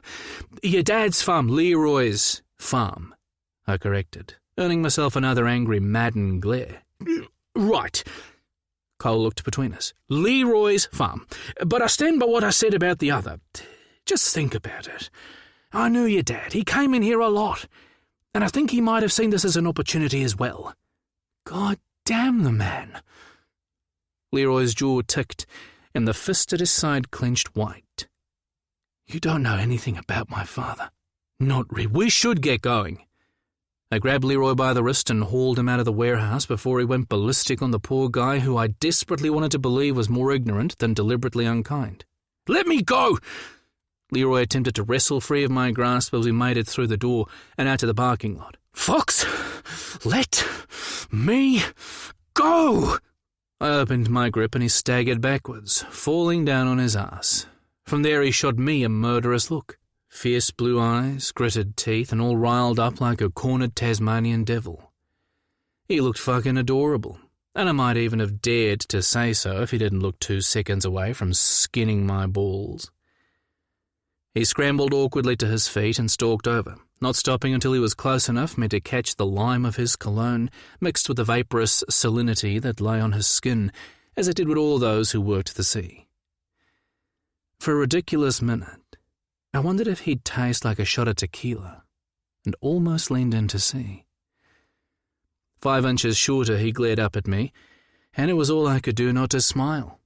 The man punched well above his weight in the cranky stakes, and I gave him 10 points for balls to the wall grit. Is this because I dared touch you again? I said evenly, in a blatant attempt to deflect some of that piss and vinegar. Because I think I saw some wet wipes in the back seat if you need to clean yourself. His mouth dropped open. What? No, of course it bloody isn't. Then his gaze narrowed and he stabbed his finger at my chest. Very clever. But you can't stop right there. I'm angry because you dragged me out of there like some toddler having a fucking tantrum. I arched an amused brow, and he glowered, saying, Cole was way out of line. He was. Leroy frowned. Then why did you? Because he didn't deserve what you were about to unleash on him. That wasn't your decision to, maybe not. But... He stabbed me hard with that finger again, but this time I grabbed it, tucking it against my chest. Enough! He tried to yank his hand back, but I held tight. He hissed. Cole was being an asshole. He needed to know that. Leroy looked down, staring at our joined hands. We'd never touched like this before, and I wondered if he was going to freak out again. But he didn't try to rest free. Just stared. He was rude, yes, I agreed. And Leroy's gaze jerked back up. But you're currently sitting on a powder keg of other shit that wasn't his doing. It was never going to be a fair fight, and sure the man deserved a skirmish, but not fucking Armageddon. Leroy's mouth opened like a fish, then closed again. I wasn't going to do anything of the sort. But his brow wrinkled in thought. I raised a brow and the tips of his ears pinked. Well, not Armageddon anyway. He looked down and scuffed the toe of his trainer on the asphalt. Maybe just a small civil war. He held his free thumb and forefinger apart. Just a teeny, tiny one. A cute-as-fuck wicked grin tugged at his lips, and good Lord, I was totally besotted. Who was this guy? I snorted and dropped his other hand, instantly missing the warmth. Right. Come on, Sugar Ray. I clapped him on the shoulder. If you promise to keep your fists in your pocket, I'll buy you lunch. Then you can help me check out some boats. He brightened considerably. Now you're talking. How much have you got to spend? He checked the load on the tray, then threw his bag in the back seat of the Hilux. I shook my head. Not enough. Suffice to say, we'll be keeping our eyes firmly fixed on the bargain second-hand section. But today I'm just looking. You got any local suggestions for lunch? A slow smile played at the corners of Leroy's mouth, and I was struck again by the way such a small change smoothed that worried frown and lit up his whole face. Get in. He flicked his head. You're in for a treat, but you're still buying. Of course I am. 30 minutes later, Leroy pulled into a parking lot overlooking the Hatia River, which flowed through the centre of Whangarei Township. The thick clouds and drizzle that had dominated the morning had thinned and broken apart, providing glimpses of a watery blue sky that promised a more settled afternoon. 2 picnic tables were taken, but other than that the place was quiet, bar a gaggle of geese who perched to attention with hopeful honks and cackles the minute we pulled in. Leroy opened his door and reached in the back for the bulky brown paper bag that supposedly contained our lunch. He dangled it in front of my face, a shit-eating grin plastered on his face. Hungry? I'm pretty sure I growled, judging by a startled look. What do you think? He disappeared with $20 of my money behind a dodgy dry cleaner just off the main street in order to collect this mystery lunch, but had adamantly refused to tell me what it was. The divine smell of hot meat and herbs had been driving me crazy ever since. Bastard! I made a grab for the bag, but Leroy was too quick, ducking out his door and jogging to an empty picnic table overlooking the swollen brown river. I tried not to follow the seductive bunching of his tight-muscled ass, and failed. At the table he turned, held the bag aloft and laughed, and I realised I hadn't even moved. "Better hurry up," he called, "and get a towel from the back. The seats are wet. And bring the drinks." I grabbed the cans of lemon and pyro from the cup holders, threw the towel over my shoulder and headed to where Leroy was unpacking a whole bunch of smaller bags onto the wooden table. A veritable feast. The geese, sensing an opportunity, tottered their way over to form a noisy group at his feet. "If you think you're getting fed before me, you've got another think coming." I clapped my hands and they waddled off in dribs and drabs, like a slow month of Sundays. "Obviously terrified," Leroy commented dryly, then laughed as the final goose pooped on my shoe before joining his mates. "And also possessed of impeccable taste." Funny guy. I flashed him a mock glare while cleaning my shoe on the wet grass, then grabbed a seat on the bench opposite him. "Damn, that smells good. I'm going to seriously lose my shit if you don't let me at some of that soon." He reached into a bag and lobbed a ginormous Peter my way. "Think fast." I barely managed to get a hand on it. "Jesus!" He smirked and I stared at him, gobsmacked. "Who are you? And what the hell have you done with my short-tempered friend?" I asked huffily. "I'm going to need something a lot more serious than a soda to cope with a playful Leroy. I've barely gotten a handle on the arsehole version." I tugged one of the open bags closer to peer at its contents. A container loaded with a mountain of succulent meat, smothered in some herby-looking sauce. It smelled out of this world. Oh my God, this looks fucking delicious. When he didn't answer, I glanced up to find his eyes pinned on mine, an odd expression on his face. "What?" I frowned. "Are we? Friends, I mean." "Oh." I took a second to answer, searching for the right word, since the ones, "I'd rather lay you down on this table and lick you into an orgasm really, really slowly," hardly seemed appropriate. "I think maybe we could be. Why? Is there something you'd be interested in? I won't be offended if you're not." He studied me for a long minute, and I wondered about the need to think so hard about a simple offer of friendship. And not for the first time I thought I was missing something vital about the man. "Yeah, I'd be interested," he finally said, his expression unreadable. I snorted. "Jesus, don't get too excited, it'll go to my head." The smile broke over his face. "Well, I could ever let that happen." I laughed. "No doubt. Also, did you just make another joke?" I put a hand to my chest. "Be still, my heart." He threw a small wooden spoon at me. "Fucker." Then he ripped open the remaining bags and lined them up between us. "Go for it." I mounted several forkfuls of meat and its accompaniments onto my pitta. "The guy who runs this Greek deli was born in Crete," Leroy explained, piling his own pitta with fillings. "And this is hands down the best souvlaki I've ever tasted. Fair warning, though," he grinned at me. "If you don't absolutely love it, I'm going to have to ditch the whole friendship idea straight down the toilet. Just saying. Now wrap your lips around that sucker and prepare to go to hell." He froze mid-sentence with a horrified expression. "I'll be kind and let that one go." I laughed until I realised he wasn't. "Lighten up, Leroy. It's funny. Friends, remember?" I waved between us. It's allowed. But when Leroy's gaze met mine, something flashed behind those electric blue eyes that would have shocked the hell out of me if I'd thought even for a minute it might be real. But then he dropped his chin and got busy eating his pitta. And I was left to wonder if I was losing my mind. Because I couldn't be right. I couldn't have just seen Leroy Madden looking at me like he wanted to eat me more than any damn thing in those brown paper bags. It was well after 3 by the time we got back to the wharf in Painted Bay and started unloading the supplies. Mac exploded from the office to greet us in a tangled confusion of paws, ears, and tail, and with a wet tongue that smelled suspiciously of cinnamon buns. She circled our legs, her own mini maelstrom of excited delight, and I couldn't help the slight tug in my chest when Leroy fell to his knees and wrapped the bundle of canine happiness in a big hug. He'd done the same on the boat when he thought I wasn't looking, the first time she came out. Why this complicated man didn't have a dog of his own, I couldn't understand, and the delighted surprise on our mother's faces as they watched confirmed my suspicion that Leroy didn't show this side of himself often. Putting their amusement aside, the 2 women badgered us with questions as we worked, as if getting to Whangarei required a day's journey by horse and not an easy hour by car. But it was kinda nice in its own way, and I realised how much I'd missed having family close. Leroy left me to deal with the interrogation, and I finished by extolling the virtues of the best souvlaki in New Zealand, noting the smile that flashed across his face at my words. Cora's gaze sharpened and flicked between the 2 of us. "Leroy showed you his favourite lunch haunt?"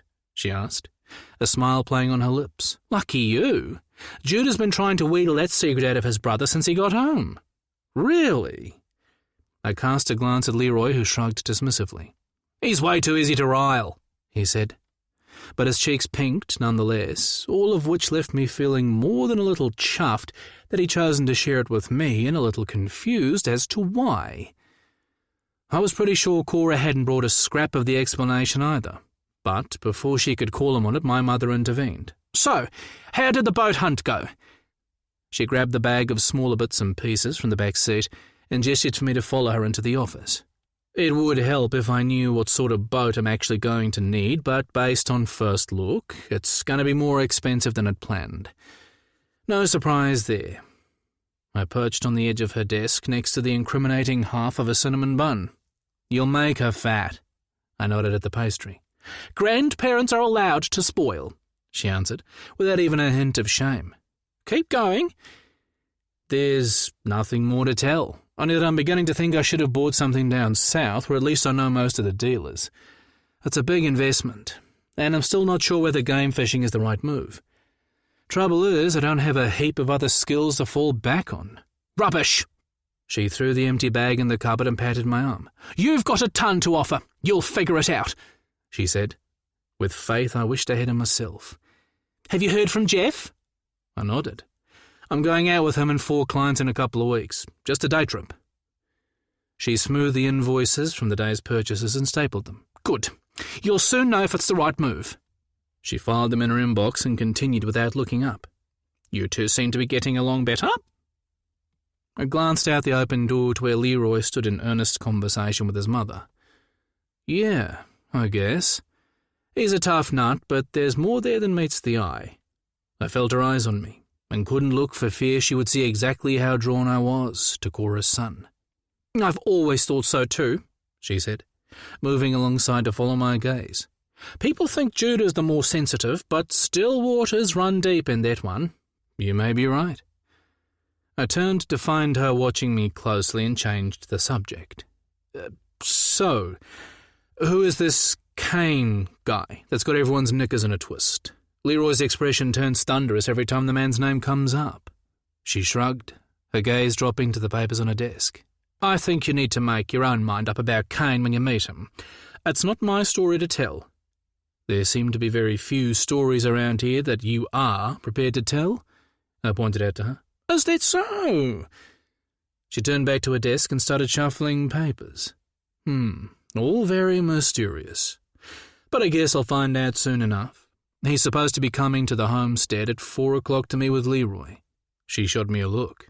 "That should be interesting." I waited, but she offered nothing more than a knowing smile. "You're the worst mother. You know that, right?" "Oh, but you love me."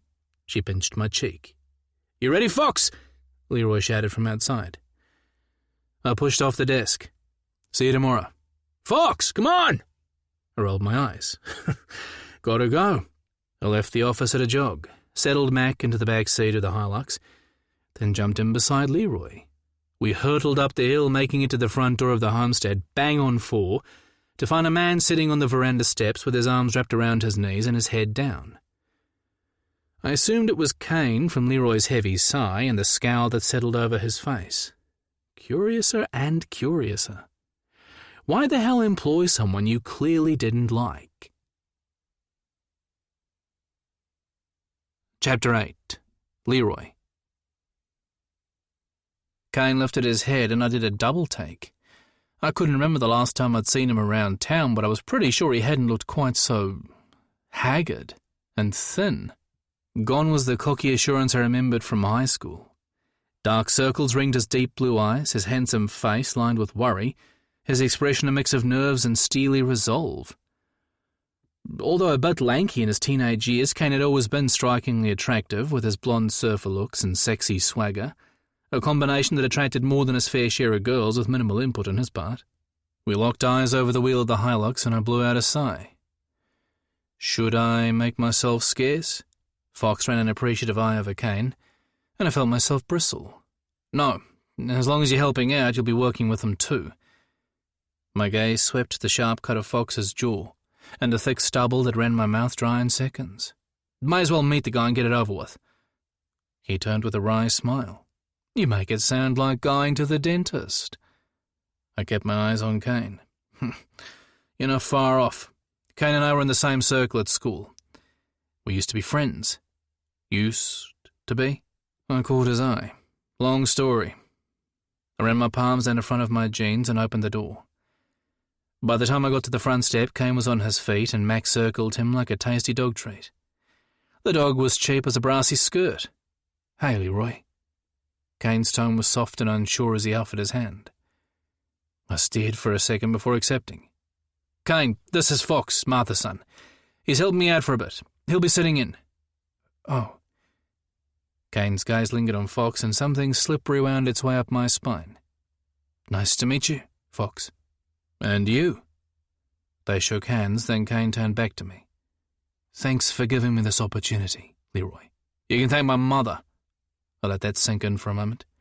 I'm still not sold on the idea. Kane scuffed the ball of his foot on the deck and looked away. Yeah, I figured as much. I felt Fox's curious eyes on me and remembered his warning from the supply store. A skirmish, not fucking Armageddon. It almost made me smile, which was kind of a miracle in itself considering. I wasn't sure exactly where Kane fell in that particular spectrum, but my mother wouldn't have put him under her wing without reason. I blew out a sigh and walked past him up the steps. Well, you better come in. I led the two of them into the house and down the wide hallway. Mac ran ahead, clearing the house of any threats that might have found their way inside since the last patrol, and I was acutely aware of Fox's eyes still lingering on me. One thing I learned about Fox, the man missed nothing. Take a seat.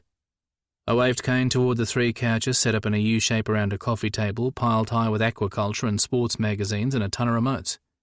Beer? He shook his head. Water is fine, thanks. Fox? I threw a glance over my shoulder, marvelling at how the mood between the two of us had shifted over the course of a single day. I wasn't quite sure how to feel about the change, seeing as it muddied the water that covered all my lines in the sand, not to mention there was zero chance I wouldn't fuck it up again. But for now it was... nice. Yes, thanks. He threw open the windows and the doors to the deck before kicking off his shoes and taking those ridiculously sexy, naked feet to the couch opposite Kane. If there was a train stop past Lost Cause, I was headed there at warp speed. Mac ran like a demon into the backyard the minute the door opened to do... who knew what. Chase seagulls was apparently today's answer, as I glanced through the kitchen window and smiled at her antics. Fox chatted politely with Kane as I fixed our drinks, and I didn't miss the way Kane skillfully avoided answering any direct questions about his current situation. I put the tray of refreshments and a plate of brownies on the coffee table, hoping they were the product of Martha's hands and not my mother, who could ruin a bakery item by the simple act of reading the recipe. Kane grabbed his water and a brownie from the tray, his hand shaking. I handed Fox his beer and our fingers brushed, and I nearly dropped the fucking thing in his lap. Yep, cool as a cucumber, that's me. Sorry, I muttered, refusing to meet his eye but not missing his amused snort.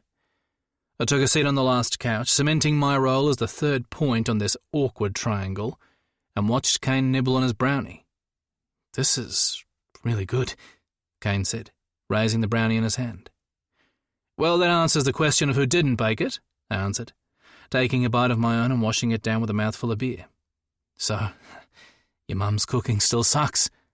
A hint of a smile played at the corners of Kane's mouth, reminding me he'd spent more than a few weekends in this very room, suffering through my mother's attempts in the kitchen along with everyone else who visited. Yeah, well, time doesn't solve everything, I answered, the not-so-subtle reminder hanging like a sword between us in the thick silence that followed. The smile slipped from Kane's face. He focused on the glass of water in his hand, and I took the opportunity to really look at him. At around 6 foot he was thinner than I remembered, but still looked capable enough to handle the graft on the boat with no trouble. He'd been working a farm after all. But his eyes were skittish, his expression weary, and I couldn't get rid of the feeling he was hiding something. So, Mum said you guys have an organic farm further up the coast now? I pressed. Must be why I haven't seen you around here much since you came back from university. Kane looked up from his brownie, and I was struck again by the weariness in his eyes. It's my dad's farm, not mine. Right. I continued to study him. I admit I was kind of surprised to hear he sold the old Grange Road place, though. I thought that was your grandfather's farm. Kane nodded. It was. But money got a little tight after I left for uni. He didn't expand, and it wasn't my business. You did an English degree, right? If I remember right, you always hated helping out on the farm. His gaze slid to the window. Yes and yes. But there's not a lot of jobs to be had with an MA in English unless you want to teach, and, well, Dad needed me back here. Jesus, talk about pulling teeth. I shot a look to Fox, whose raised brows mirrored my own frustrations. So you've been working for your father ever since you came back? Yes. Kane's gaze circled back to mine, but he added nothing more. And now you've left the farm? He blinked slowly. Yes. Can I ask why? And also why on earth you'd want to work on a bloody mussel farm if you don't even like general farming? I mean, it's still physical graft, and in addition, you get the unparalleled joy of being wet all day. His jaw worked, and he glanced at Fox before returning his attention to me. I, needed a change. Silence filled the room again, and I wanted to punch something. For fuck's sake! Did the man want a job or not? Because he wasn't exactly making this easy.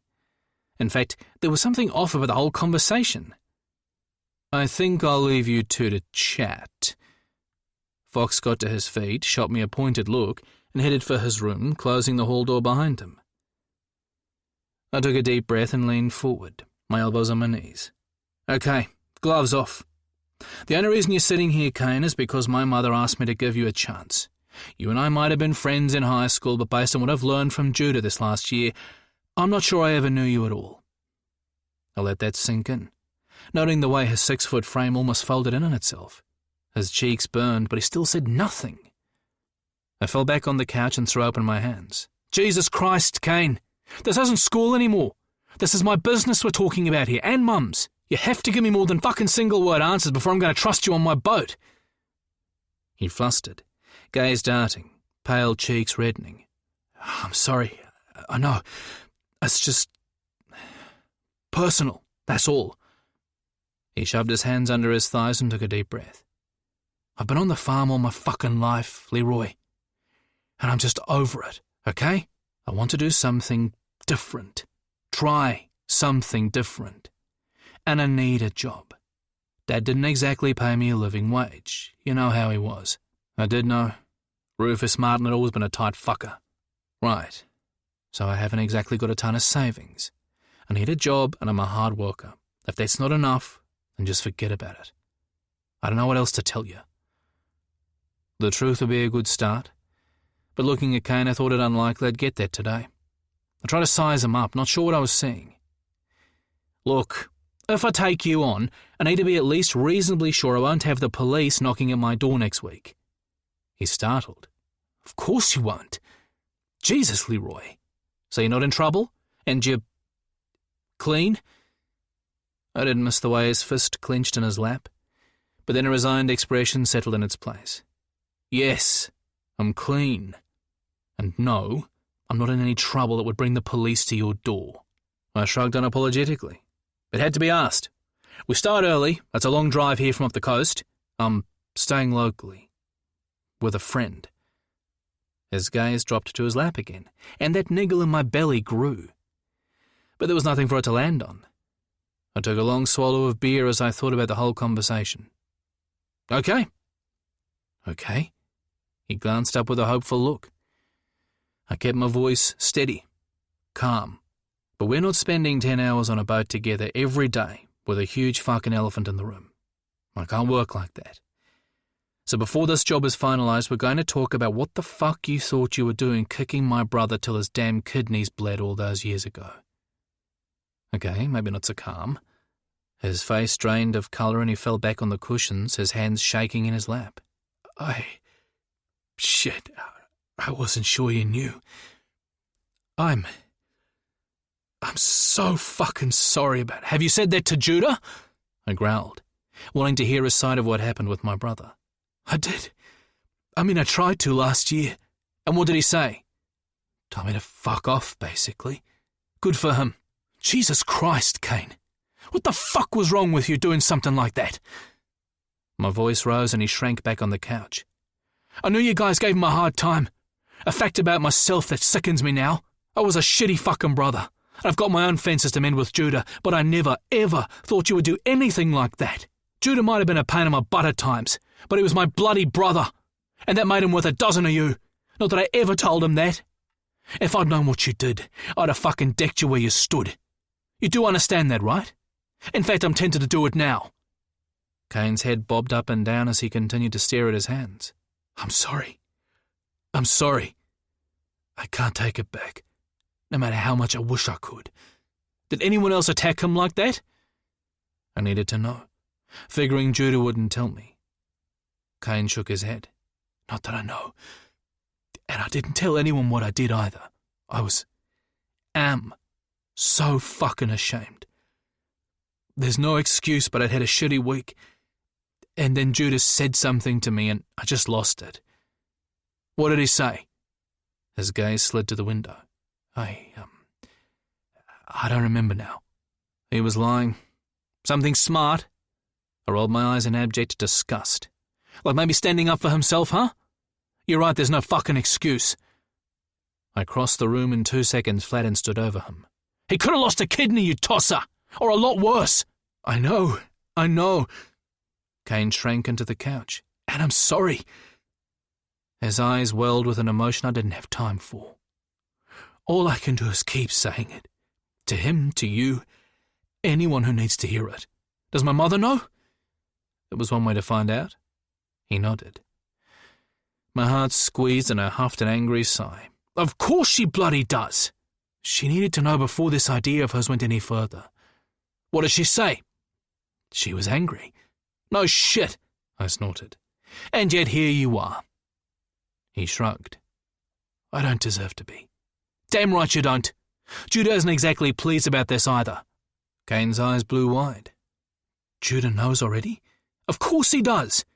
Do you think we'd be having this conversation if he didn't? I'm not about to choose you over my relationship with my brother, which is only just getting back on track. Of course not. I just didn't think. No, you didn't. Can you imagine how difficult this is for him? How lucky you are to even get this chance? I was shouting now, leaning over Kane, who remained carefully still, his hands in his lap, not moving a muscle. But I knew this wasn't simply about him. It was about me as well, about my guilt, about what I'd let happen, about what I'd done to my brother when he needed me. I knew all that, and still I couldn't stop. You should have told me, Kane. You've kept quiet about it all these years. Were you even going to tell me now if I hadn't brought it up? He sucked in a shaky breath. I always thought Judah would tell you. But then when you never said anything, you thought you got away with it? No. Misery flooded his eyes. I never thought that way. But I didn't want to say anything in case Judah didn't want you to know. I figured I'd done enough damage. I never went near him again after that, I swear. How do I trust that? I was dimly aware of my hands fisting. Leroy?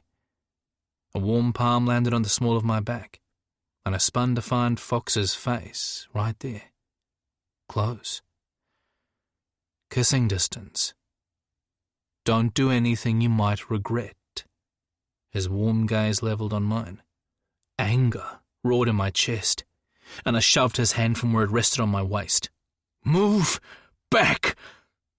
His expression hardened, and his gaze flicked to Kane for a second before landing back on me.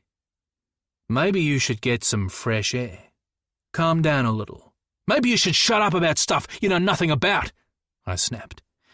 But his unexpected appearance had broken through that veil of anger, and when I turned back, the fear and misery in Kane's eyes finally registered, and shame washed through me.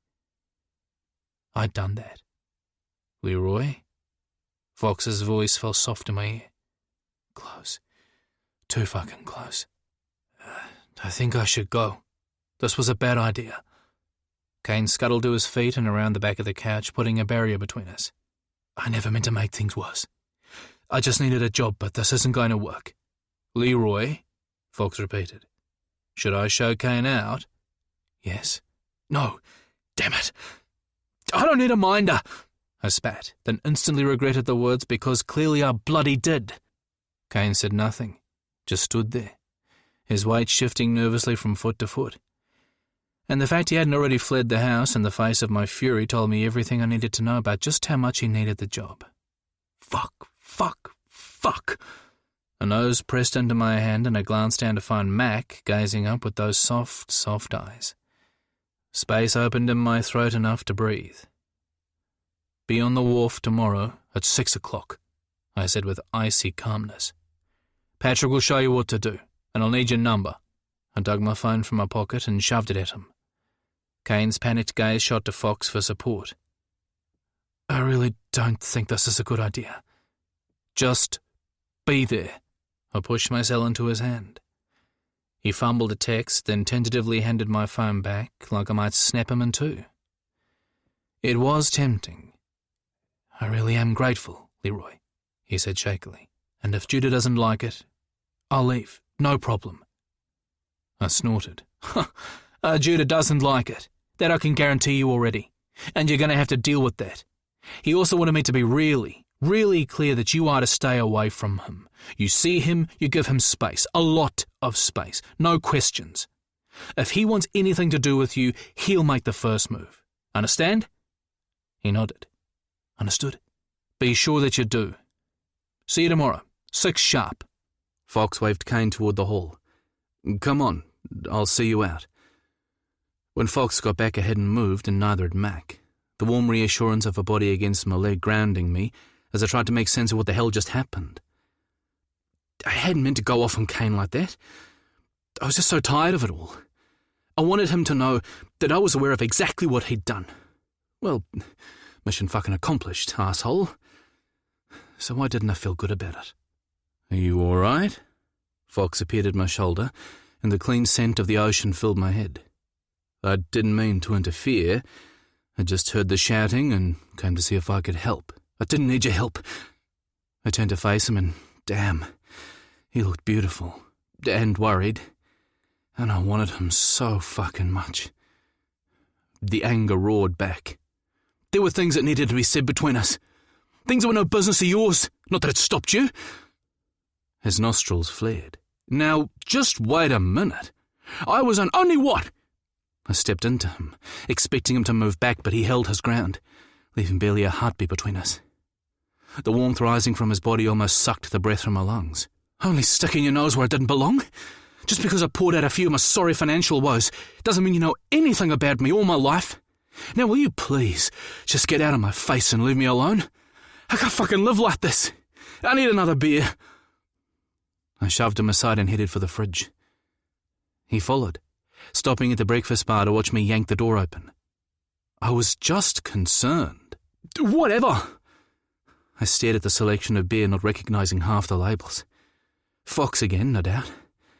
I grabbed one at random and slammed the door shut, twisting off the cap and chucking it in the sink before taking a long guzzle. A soft snort came from behind. "Feel better?" I jerked my head around. "Why are you still here? And why the hell does my fridge look like I live in a fucking hipster's flat?" I brushed past and headed for the deck, barely able to stand myself. Even Max skittered away, curling her warm body in a circle under the table, trying her best to look inconspicuous. Neither of them deserved my temper, but Fox sure as hell made a convenient target for a lot of other reasons. I wanted him gone from my general vicinity as quickly as possible, and arsehole Leroy was the best way to ensure that happened. But instead, he came after me, because of course he bloody did. "You know, I wasn't joking at lunch," he said in the kind of soothing voice you might offer a rabid dog, and that made me want to stick a fistful of forks in my eyes, or his. It was a close call. The man had a serious streak of stubborn. I really did think we had a shot at being friends. I threw myself on a lounger and tried to ignore him. He followed. "But you've got your head stuck as far up your arse as it was a year ago, so I guess that won't be happening any time soon." His calm had vanished, and the bastard inside of me smiled. "You're so bloody determined to push everyone away that you can't see when someone is genuinely trying to help. Well, don't worry. I don't stay where I'm not wanted. I'll pack my stuff and leave you in peace to sulk and pout at how difficult the world is. It seems to be what you're best at." He headed for the deck. I hadn't realized I'd even thrown the bottle until the shattering of glass against the wall of the house registered in my brain. By then I was on my feet, hauling Fox around by his wrist. "Who the hell are you to talk to me like that?" My hand landed on his chest, pushing him back. The flimsy tank hid nothing of the ample chest that lay beneath as I crowded him back against the glass of the open patio door. With only a whisper between us, the heat of his body fanned out across mine, sending my pulse thrumming. He drew a sharp breath and went still, green eyes locked on mine, a million questions vying for attention in their depth. "Good. What gives you the right to judge me?" I erupted through a red mist, my fingers curling and uncurling against that solid fucking flesh, every frustration of the last week surging through my body. "You're a guest in my fucking house. Not that I had much choice in the matter. And now you're going to do what? Leave and drop me on it? Tell our mothers I kicked you out?" He gaped. "Jesus, Leroy. Of course I wouldn't. Confirm what an asshole I am. Well, let me let you in a little secret, Fox. They don't need any convincing, because I am an asshole. I might even be better at that than sulking and pouting. Who knows? Jesus, it must have been hard work living with such a self-righteous, sanctimonious prick. No wonder your husband—" I slammed a hand over my mouth. Shit. But it was too late. Fox froze like cold steel against the glass, with my hand patting ridiculously at his chest, like I could somehow magic the words back by the useless gesture. Oh God, Fox. I'm so sorry." I crumpled against him, absorbing the heave of his stuttered breaths against my cheek, the rapid thud of his heart in my ear. "I'm so fucking sorry. I shouldn't have said that. And it's not true. Shit." But he said nothing, taking my weight with his arms locked at his sides like a slab of granite. I should have stepped back, but I was incapable of doing it, my fingers scratching at his tank, feeling the coarse rub of chest hair beneath, the heat of his body blanketing my front. We stayed that way for seconds, minutes, until I felt the hard ridge of his cock nudge my belly, and every synapse in my body lit up. "Leroy?" He swallowed hard, but still I didn't move, my own cock rising, aching, firm against his thigh. The sharp intake of breath was the only indication he was aware, and I knew the choice was mine. I looked up slowly, the litany of easy lies silent on my tongue. I was done. I needed to know. He lowered his gaze to mine just as slowly, breathing ragged. The pink tip of his tongue swept his lower lip and I couldn't fucking look away. "Leroy?" A hoarse whisper on his lips. "Shh. Please." I traced the line of his jaw with the tip of my finger, and he shuddered, his gaze shifting off my face for some distant point in the sky. His body felt soft, muscle by muscle in tacit agreement. I marvelled at the arc of his cheeks beneath my touch, the way the smoothness gave way into rough stubble. Jesus Christ, how was this so sexy? I dragged my fingers over his plump lips, tugging at the lower, pulling it down so I could slick my fingers on the inside, and then running them over my own lips as he dropped his gaze to watch me, transfixed, a groan of approval rumbling in his throat, the sound resonating hot in my balls as they tightened. Then it was back to his face, the beauty spot beneath the lobe of his right ear that had taunted me for a year, and then down and across the crease of his neck to his Adam's apple, where I spread my hand around his throat and lightly squeezed, holding him firm against the glass. His breath hitched and his head fell back, eyelids fluttering closed, the deep flush of arousal on his face. I paused to take the moment in. He looked breathtaking, needy and flushed with arousal, and just, damn! I did that. Me! I drew a trembling breath and relaxed my grip on his throat, my fingers moving down, grazing the ridge of his collarbone and across to the tip of his shoulder and the bulge of his bicep. Large and hard and unmistakably male. And so fucking hot. The hair on his skin woke up and he shivered. I smiled and leaned in, my hard cock searching for friction. "Jesus Christ," he groaned, shifting against me, and I took a mental step back, reaching for that fear which had consumed me for a year, but nothing. A man was rotting softly against me, and all I wanted to do was strip him bare and watch. Not a no, then. More like a huge fucking yes. A yes to finally touching the man I'd fantasized about for 12 months.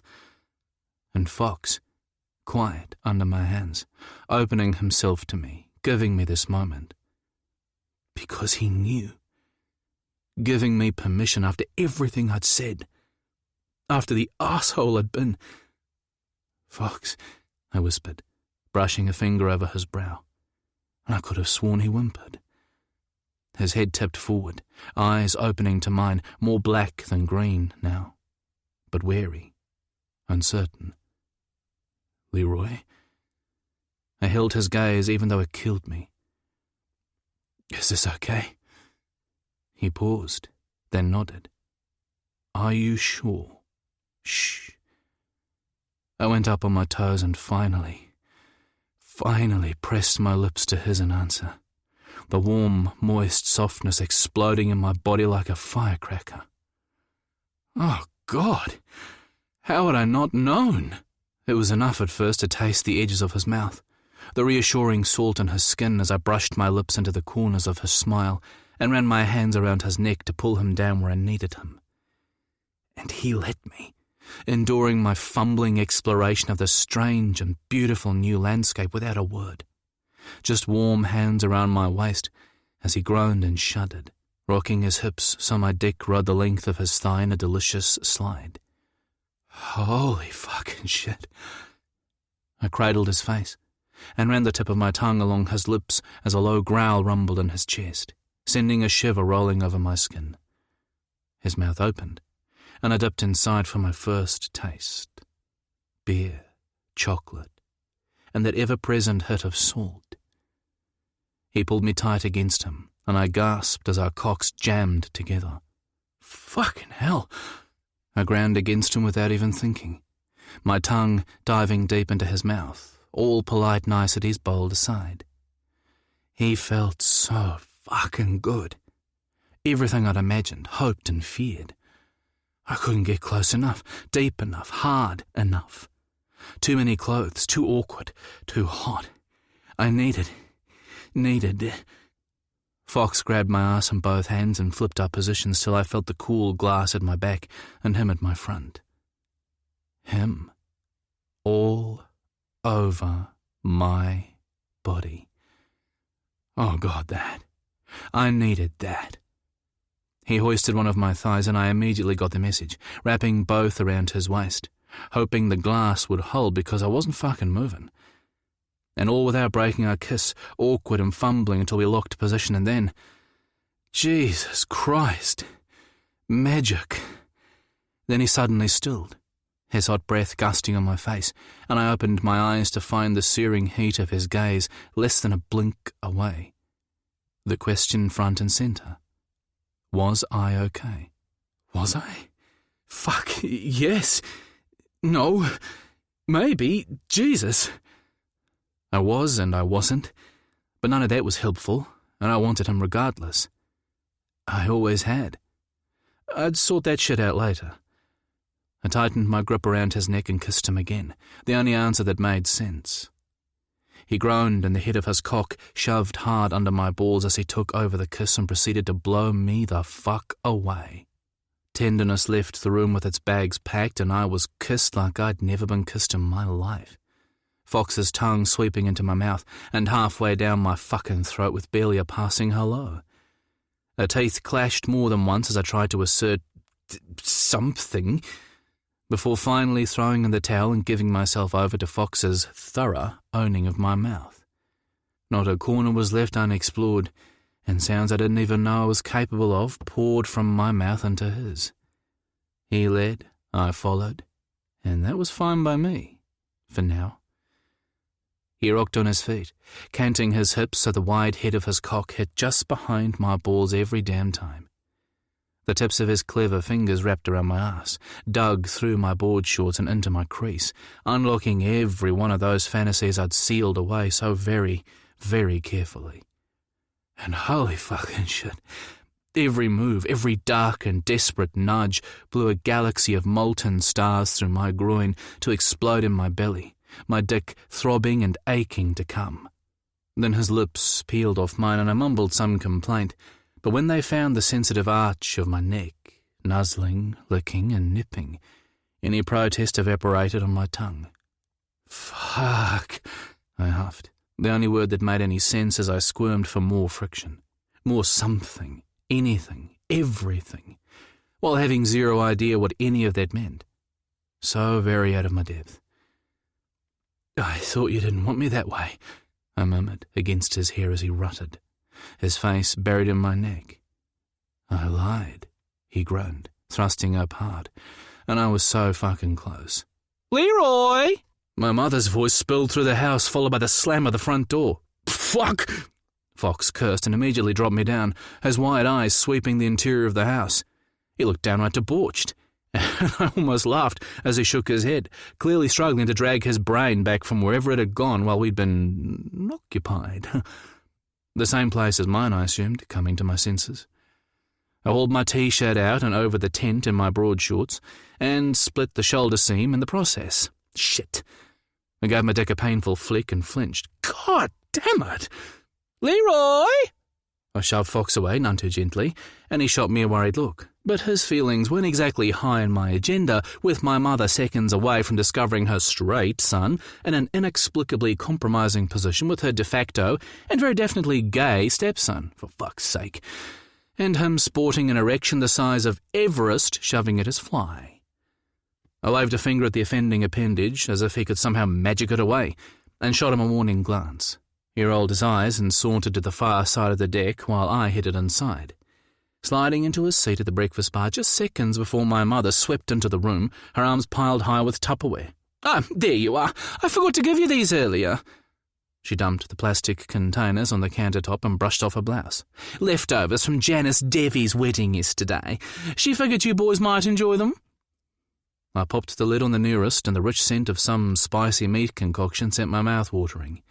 The one underneath carried a mound of rice and some fragrant lentil mix, while the third held a selection of small cakes, chocolate chip cookies, and cinnamon donuts. "Make sure to ring and thank her," she instructed. "I will." I resealed the containers and started stacking them in the fridge, while my mother popped outside to say hello to Fox, who looked far too relaxed considering what we'd just been doing. How did he do that? Then again, I had utmost confidence in the power of my mother's presence to wane the most earnest erection. She gave Fox a hug. He glanced over her shoulder and caught my eye. Then he winked, the jerk. I almost lost an entire Rogan Josh on the floor, complete with a short stack of roti. I flattened my lips and glared back at him. He smiled. A jiggle of nerves circled my belly, and I mentally slapped myself. Fox wasn't a fool. I had to trust he'd keep that tasty mouth shut. A few minutes later, my mother wandered back and took a seat at the breakfast bar. "You should clean up that broken glass before Mac hurts herself," she said, watching me closely. I didn't answer and she didn't push, opting to change the subject to what she really came about. "So, how did it go with Kane?" I rolled my eyes. "You've already called him, haven't you?" She pouted. "I plead the fifth." "We don't have the fifth, Mum." "Well, I plead anything that's going to get me out of trouble." I sighed and leaned my elbows on the breakfast bar opposite her. "What did he say?" "That you were angry about Judah, but that you'd agreed to trial him." At least he hadn't thrown me under the bus. I tried not to feel grateful. "Kane mentioned he'd told you about the kick he gave Judah." "That's assault, Mum. I have to say I'm surprised you still wanted him after that." Her brow furrowed. "He also told me he'd apologised to Judah last year. Not that an apology makes up for anything. Your father and I didn't know half of what was going on. Judah only admitted to some name-calling. We worked with the school as best we could, but we should have done more. So yes, I am still furious about it, but Kane's not that kid anymore." I waited, positive she knew a lot more than she was saying, but her expression made it clear that was all I was getting. I blinked slowly and sighed.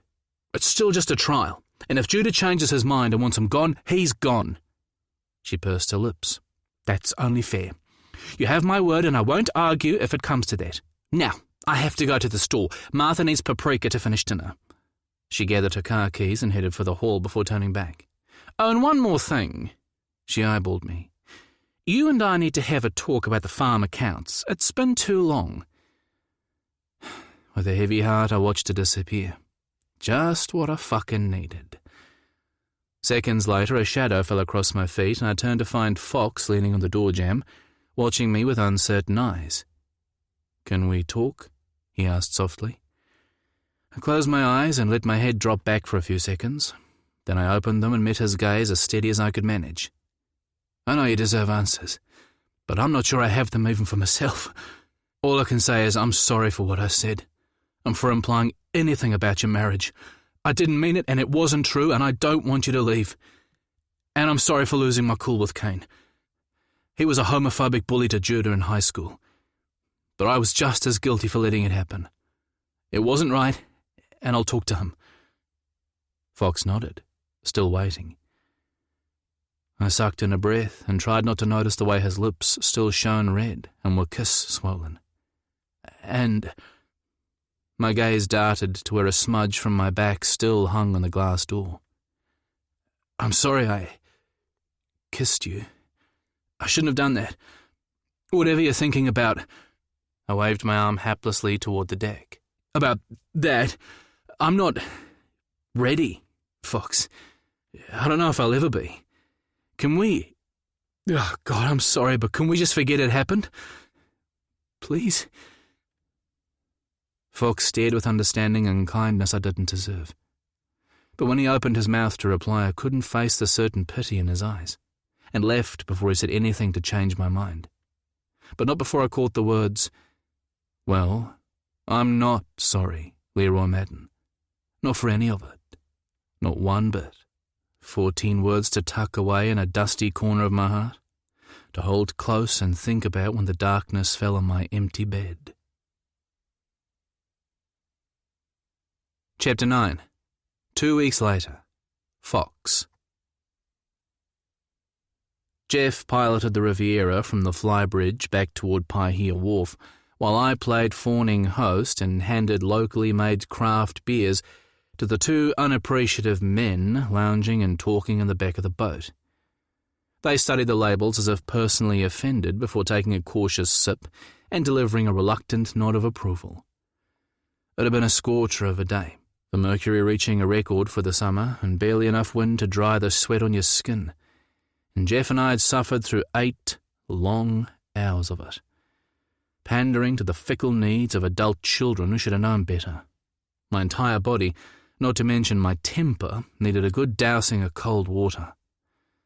I was 6 by the time we had Jeff's boat cleaned and locked away, and I was on my way back to Painted Bay, my mind mulling over what I'd felt about the whole charter fishing experience. It didn't feel like a fit. As a solo yachty, my dad had known a lot about passion and risk, and the compromises needed to live the life you wanted. He'd been very clear on one thing. You can compromise on a lot, Fox, but never compromise on what feeds your soul or what drains it. Fight for one, and run as fast as you can from the other. I was beginning to think this was one of the occasions I should run. It wasn't about dealing with entitled and ungrateful clients, although that likely played a part. Switching from commercial fishing to paid tourist guide had set my head spinning. But it was more about what I'd felt watching that majestic creature chased down and exhausted, until the marlin had little choice but to throw in the towel. I'd known what to expect, of course, but watching it play out in living colour had been unsettling.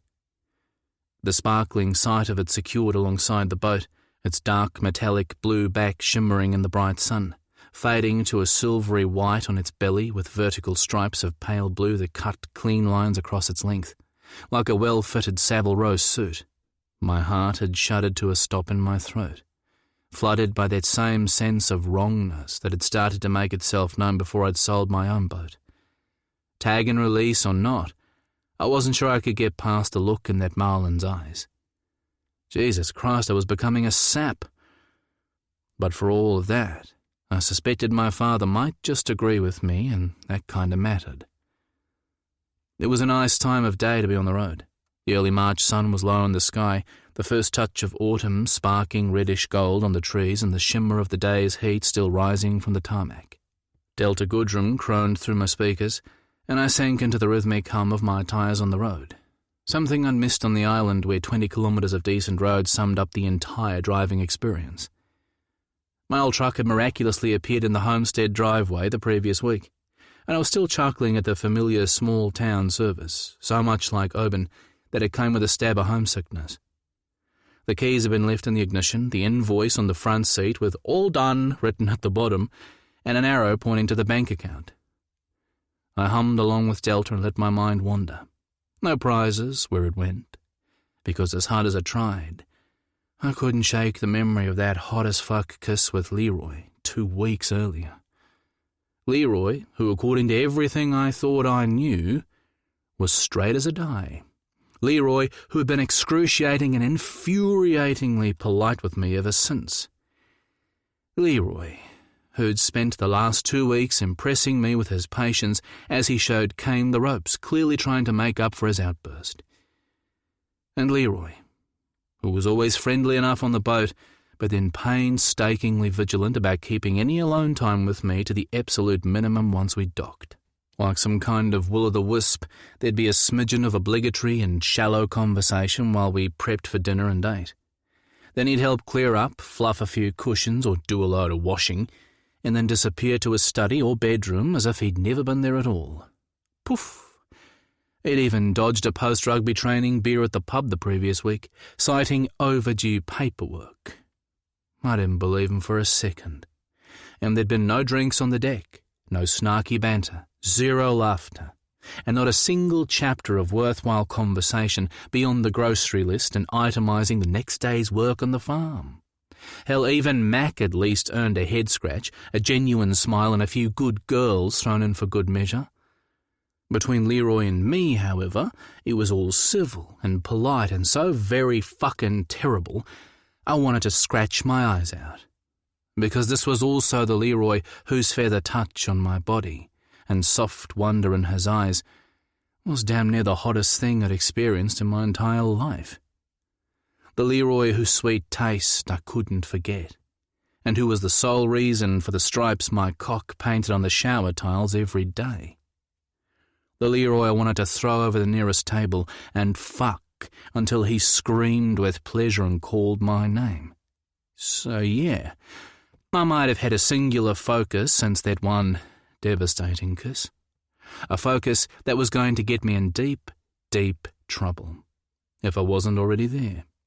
Because as much as the man attracted me in far too many ways to confess, the last thing I needed was any relationship, but especially one playing tour guide for a budding gay or bisexual hottie who was so obviously struggling with the revelation and who would likely dump my sorry ass as soon as he'd finished experimenting. Fuck that. Add to the mix that he was a grumpy pain in the neck, sometimes asshole, and son to my mother's girlfriend, 3 words I never thought would come out of my mouth. The whole thing was a disaster in the making, and I needed to drop that seductive bag of snakes before it bit me in the arse and a dozen other places. And speaking of pain-in-the-neck assholes, I glanced at my phone and told Siri to call Tinny. We had a couple of unsatisfactory conversations where he said he was still working to fight the legal claim Van had forwarded, and it was enough to worry me. Even though Tinny had warned me, I'd naively expected the whole thing to somehow just go away. He answered after half a dozen rings, sounding breathless. Holy shit, don't tell me you're running. I bit back a smile. Tinny loathed exercise with a passion he lacked for almost everything else, except his gorgeous wife, Violet, and the law. Laid back had nothing on my best friend. How quaint of you. If you mean am I power walking to save my skin, then yes. He choked out a laugh. I'm late for dinner with Vi, who, as you well know, has the patience of a stampeding bull with a wasp up its butt. I did know. The antithesis of Tinny, Violet had enough passion for the both of them, along with a penchant for throwing it around. A delightfully graphic image. I'll make it quick then. I'd hate to be responsible for your untimely death. He snorted. No, you fucking wouldn't, because then I couldn't bill you. You're right. I'll string it out as long as I can. He chuckled, but I could tell he was still moving speedily by the slight gasp in his voice. He wasn't kidding about Violet. It's been 2 weeks, Tinny. Why is he doing this? Tinny sighed. To fuck with you, of course. But what he's telling his lawyer is that he didn't know when you were leaving or that you intended to take Max so far away. He was happy to have Max stay with you while he had easy access, but now he wants her back or at least shared custody. And he's prepared to get a court order to make it happen. A court order? That fucking cheating, lying bastard! Can he do that? Even though Mac was my dog before he ever came into my life? I'm sorry, Fox, but yes, he's quite within his rights. He can also petition for it to begin now, and if you can't come to an agreement on how to move forward, the court will decide for you. That could delay proceedings by months, maybe as long as a year, although the court isn't too tolerant of protracted arguments about pets. But you also can't rely on a judge siding with you either. It's likely, but not certain. I hate being the bearer of bad news, but as your lawyer, I have to be clear on the risks and your options. Just know that if you decide to fight it in court, I will be there all the way for you. That little... His arsehole lawyer says he's determined. Van couldn't have picked a better pit bull divorce legal team if he tried. Which reminds me, I'm not a divorce lawyer, I told you that. Maybe you should think about changing. I want you. Jesus, Tinny, you're my friend. Which is precisely why... No. I want you. I understand what you're saying. I get it. Tinny sighed. Okay. Then you have to listen to me. And this is the bit where I ask you to please consider my future as a parent and not yell in my ear or pull my ample and exceptional balls through the nearest cell tower. I wasn't sure I wanted to hear what was coming. No promises. Also not ample and definitely not exceptional unless you've had some major work since last year's winter swim.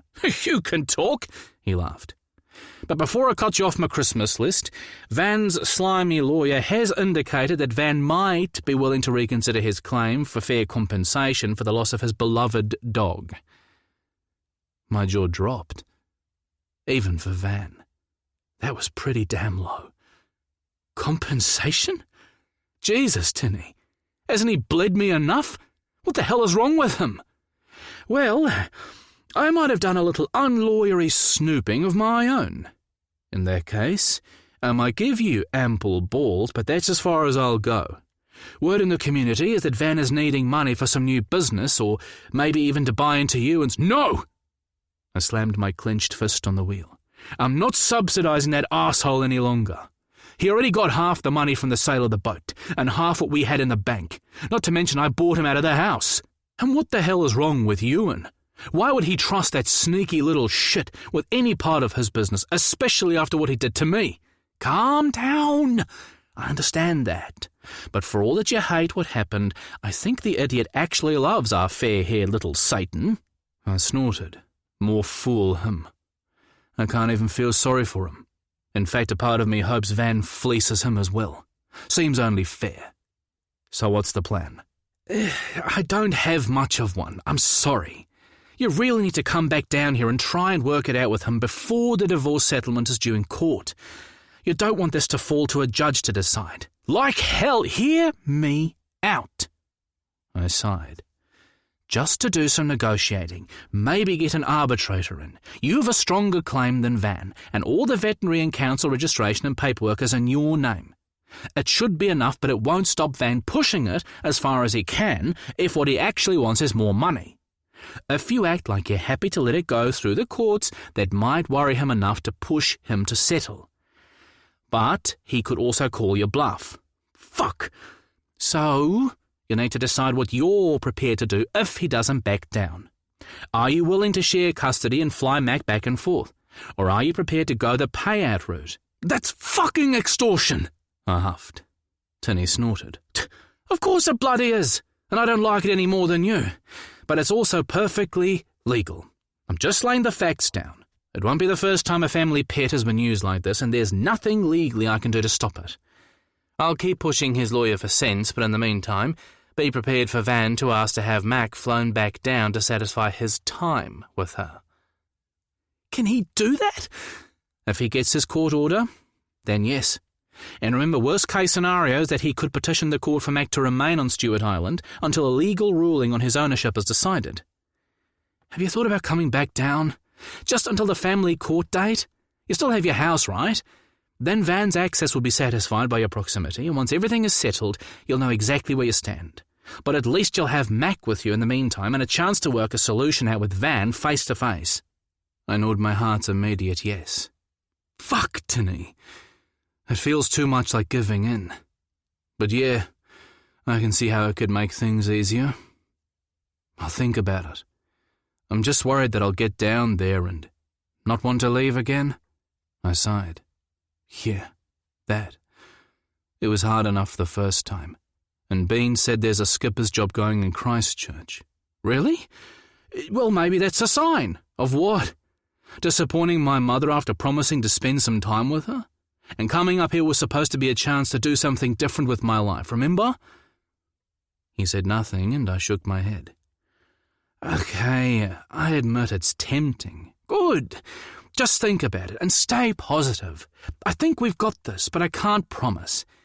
I'll keep in touch. I sighed. Thanks. And I miss you guys. Give me exceptional, and I'll say I miss you too. I laughed, pushing pedestrian at the most. Bitch, bastard. But I do miss you. Ditto. Talk soon. He hung up, and I glared at the lengthening shadows on the road ahead. How could Van use Mac like that? For all that he'd been an arsehole over the last couple of years, he hadn't always been that way. Or had he? Maybe I just hadn't seen the signs or hadn't wanted to. An image of Leroy and that kiss on his deck floated into focus again, and I groaned. I really fucking needed to put that behind me for both our sakes. Leroy had been very clear that he wasn't ready, and I needed to respect that.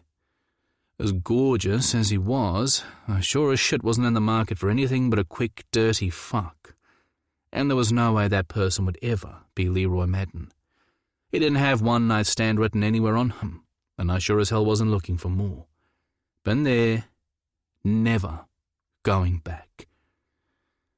Maybe I should take Tinny's advice and go back south after all. It would certainly solve the Leroy thing. But either way, I wasn't going to endure any more mind-numbing, banal civility either. Leroy and I were going to have us a talk. I found Leroy lounging on the deck with Mac asleep at his side, staring at the wide swathes of bronzed orange that pooled lazily on the barely rippling surface of Painted Bay, the sun doing its final slow waltz before dipping behind the hills at the back of the homestead. The sloping fields leading down to the beach were a picture of deep violet shadows, the call of the seagulls and distant chug of an outboard the only sounds to break the stillness. Hidden from view, I took a moment to drink my fill, because damn, he looked beautiful. His short dark hair puffed in the light breeze, that solid, tight body poured into dark blue boardies, and loose white singlet that showed off enough tanned skin to raise my pulse. He had a beer in one hand while the other gently played with the scruff of Mac's neck. The rest of him sprawled boneless, legs askew, head laid back, his expression peaceful and relaxed in a fashion I'd rarely seen, if ever. It was a Leroy I barely knew. The man from the kiss, I realized with a jolt. The man who'd given himself over with nothing held back. The man I hadn't caught a glimpse of since.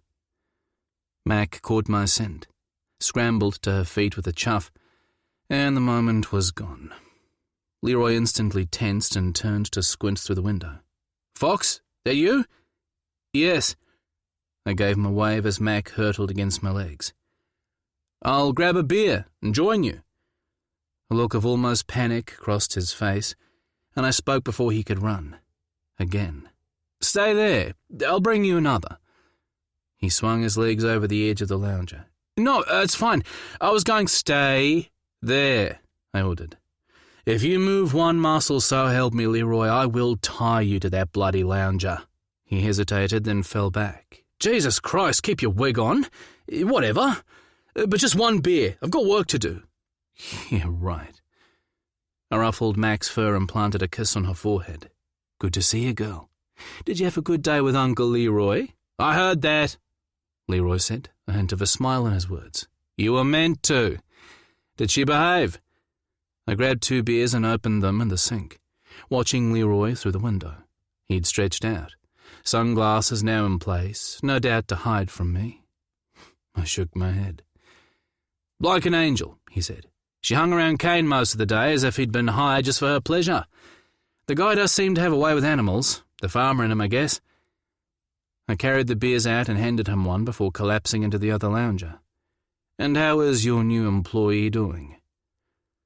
He held up his bottle for me to clink, then took a guzzle. "Better than expected, to be honest. Still keeping his head down and doing what he's asked. Kind of like someone else I've had working with me recently. Also a surprise." His eyes danced and my heart jumped in my chest. The tide had been out too long on one of those genuine smiles of his. I snorted and raised my bottle in salute. Glad to be of service. And just like that, the grin slid from his face as if he'd suddenly remembered he wasn't supposed to be enjoying himself. He stared at the bottle in his hand and picked at the label. "He's loosening up a bit. I think he might have even cracked a joke today." He slipped his sunglasses off and looked up. "I finally apologise for going off on him, by the way. It took me 2 weeks, I know, but..." I nodded. "No one's counting." He studied me a moment longer, then looked away, and things went quiet as we watched the long shadows slowly slip over the sand and onto the water on their trek across the bay. Mac rested her head on my leg and, in a less than subtle move, nudged my hand. I rubbed her back in long, fluid strokes, and she groaned in approval. Leroy's gaze followed my hand, and I briefly wondered if we were thinking the same thing. Those minutes on the deck, our hands on each other, the masochist in me wanted to hope. Van's contesting my ownership of Mac. "What?" Leroy's gaze jerked up. "Jesus, Fox, can he do that?" I gave a half shrug. "Apparently." "What can you do?" "My lawyer's working on it. He thinks I'd win if it went to court, but that it might hold up the divorce for months, maybe longer. And in the meantime, I may have to share custody until it gets settled. And there's a chance that could be a permanent thing."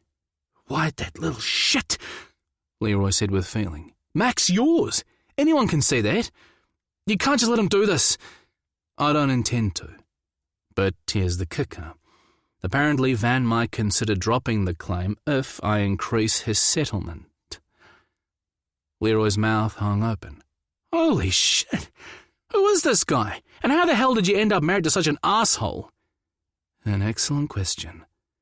I think we've been here before, but to add a little more detail, Van was always high maintenance and a bit precious. When we first met, he complained how his exes had all used him and how wonderful I was in comparison.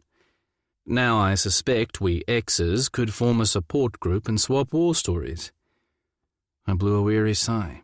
Still, there's nothing I can do except wait for Tinny to get back to me. He also suggested I should consider moving back down until it's settled. That way I can keep Mac with me. Is that something you'd want? Leroy eyed me wearily. I know you love it down there. I shrugged. Yeah, I've been thinking that maybe I shouldn't have left the island when I did.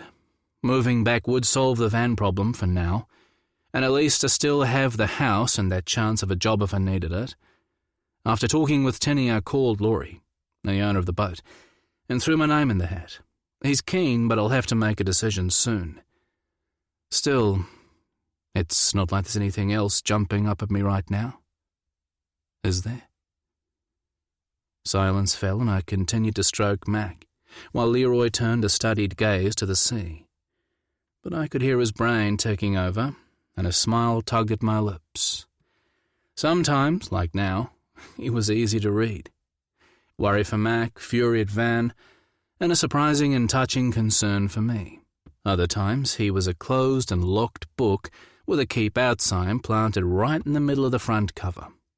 Still, it seems a bit extreme, Leroy said, his expression guarded. But I guess it's one solution. I snorted. I thought you'd be pleased to get rid of me. He shrugged and took another slug of beer, his gaze fixed on the darkening waters. He spoke without turning. So I'm guessing you weren't won over by the charter business today? Hardly, I answered honestly. Shadowy blue eyes turned my way. I picked at the label on my bottle and grimaced. Let me put it this way. It was a sweltering, long-ass trip with rich, annoying clients who showed zero respect for the fish. Tourist trophy seekers. He pulled a face in sympathy. Yikes. Pretty much. Add to that an inconvenient crisis of conscience that I'm still debating the source of, and no, it wasn't the best of days. Ouch. Sounds very existential. Yeah, pretty much. I tugged the light windbreak over my head and rolled my shoulders to loosen all the bunched muscles still tight from working the gigantic fish. That left me in a loose singlet like Leroy, and I didn't have to look to feel the heat of his gaze as it brushed my skin. And, oh wonderful, I was getting hard. I dropped the windbreak into my lap and thought of the arseholes I'd had to wait on all day. Yep, that did it. So, what will you do? He asked, turning back to the evening shadows that had dropped like a closing curtain over the bay. I shrugged. Jeff wants me to give it another go, but I'm undecided whether it's worth it. I think I'm going to tell him no. Maybe I'll grow bloody seaweed instead. He snorted, then went quiet for a few seconds. Yeah, of course. He took a drink. Well, you're welcome to work the farm for as long as you need, he said. I could maybe even pay you. I tried to keep the shock off my face as I stared at him, the slight flush on his cheeks lit by the soft glow from the kitchen. You can't afford to put me on the books, Lee. We both know that. I wasn't sure who startled more at the shortened name, only that I was the first to look away. Sorry, Leroy. No, it's, okay. It's just... He hesitated, then shook his head. It's fine. And you're right, I can't pay anything like you're worth, but I could manage something. And whether you work for me or not, you're welcome to stay as long as you like. The flush deepened, his gaze jumping off mine as that familiar thick wall of tension rolled between us again. I took a deep breath, swung my legs over the side of the lounger and waited until Leroy looked at me. I arched a questioning brow and he immediately looked away. That was okay. I was in no hurry. I'd been battling Marlin all day. Waiting out Leroy Madden would barely break a sweat. After a few seconds, he rolled his eyes, but his gaze remained focused on some distant spot of night that didn't include me. I don't want to talk about it, Fox. Gotcha. About what? He blinked slowly, then sighed and turned to put his feet on the deck. Our knees brushed and he quickly pushed the lounger back to put some space between us. You know damn well what. I thought we'd agreed to forget about what happened and move on. Our eyes locked, and my breathing stuttered. Jesus, he was gorgeous. Which was exactly why I needed to do this. I agree, we need to move on. He looked surprised, and something else I couldn't name. But that's not what's happening, is it? He sagged, his gaze sliding to the deck. Look, I apologize for the kiss. It won't happen again. Lee, stop. I took his hand and he went still. I don't want your apology. I enjoyed the kiss. It was hot as hell, if you must know. He looked up in disbelief. Right. You don't have to try and make me feel better. I eyeballed him. Have you looked at yourself in the mirror lately? You're a gorgeous guy, Lee. And you're also pretty damn interesting under that fuck-off armor you polish every day. I'd have to be dead not to be attracted to you. I only said what I did because I thought you were straight and freaking out about me touching you. He was staring, a solid notch in his brow. You think I'm gorgeous? I couldn't help a small smile. You clearly don't agree. He shook his head in a vague manner, as if the question had never even occurred to him. I mean, I guess I'm okay. I've never had trouble pulling a woman when I needed to. A woman. It was a timely reminder. I squeezed his hand and his gaze jerked down in surprise that it was still clasped in mine. You're a lot more than okay, Lee. Anyone, woman or man, would consider themselves lucky to get your attention. An adorable flush crept up his neck, but he said nothing, just sat there shaking his head. I'm going to take a wild guess that you haven't ever been with a man. I watched his expression carefully. He swallowed hard and shook his head. You're the first guy I've ever felt attracted to, like this. Fuck. My dick stirred at the admission, but I scrubbed my hand across my jaw and schooled my expression. That's why I'm so angry with myself, and embarrassed. I frowned. There's no reason to. For Christ's sake, Fox! I'm 30. How did I not know this about myself? He pulled his hand free and got to his feet and paced. I can look back and see a few signs. The guys I thought looked hot, although I wouldn't have used that word back then. The way I sometimes watched Judah with his boyfriends, pissed at how in-your-face he was about it all, but also curious, I suppose. But I just put it down to having a gay brother, you know? Wanting to understand how he saw things. And because I liked girls, I ignored it. I was clueless. No, you were just you. It's not easy to sift through all that information as a teenager, especially since you liked girls as well. Judah caught hell in school. You knew that, right? Lee groaned, still wearing a track in the deck. His take-no-prisoners fabulousness made me so fucking uncomfortable. I was always telling him to tone it down. Do you think he pushed buttons inside you that you didn't want pushed? He paused and glanced my way. Maybe. Who knows? He perched on the corner of the table and shot me a wry look. Do you know, when I was 15, Judah's room was full of posters of male ballet stars. And I remember sometimes standing in his doorway when he wasn't home, just looking at them. I told myself it was their athleticism, but if I was honest, I thought they were beautiful, I suppose. But for all that, I can look back and see hints and whispers that I wasn't technically straight. I swallowed a smile, but he caught me and blushed. I know. But the point is, although I might have been appreciative, I've never actually been sexually attracted to a guy.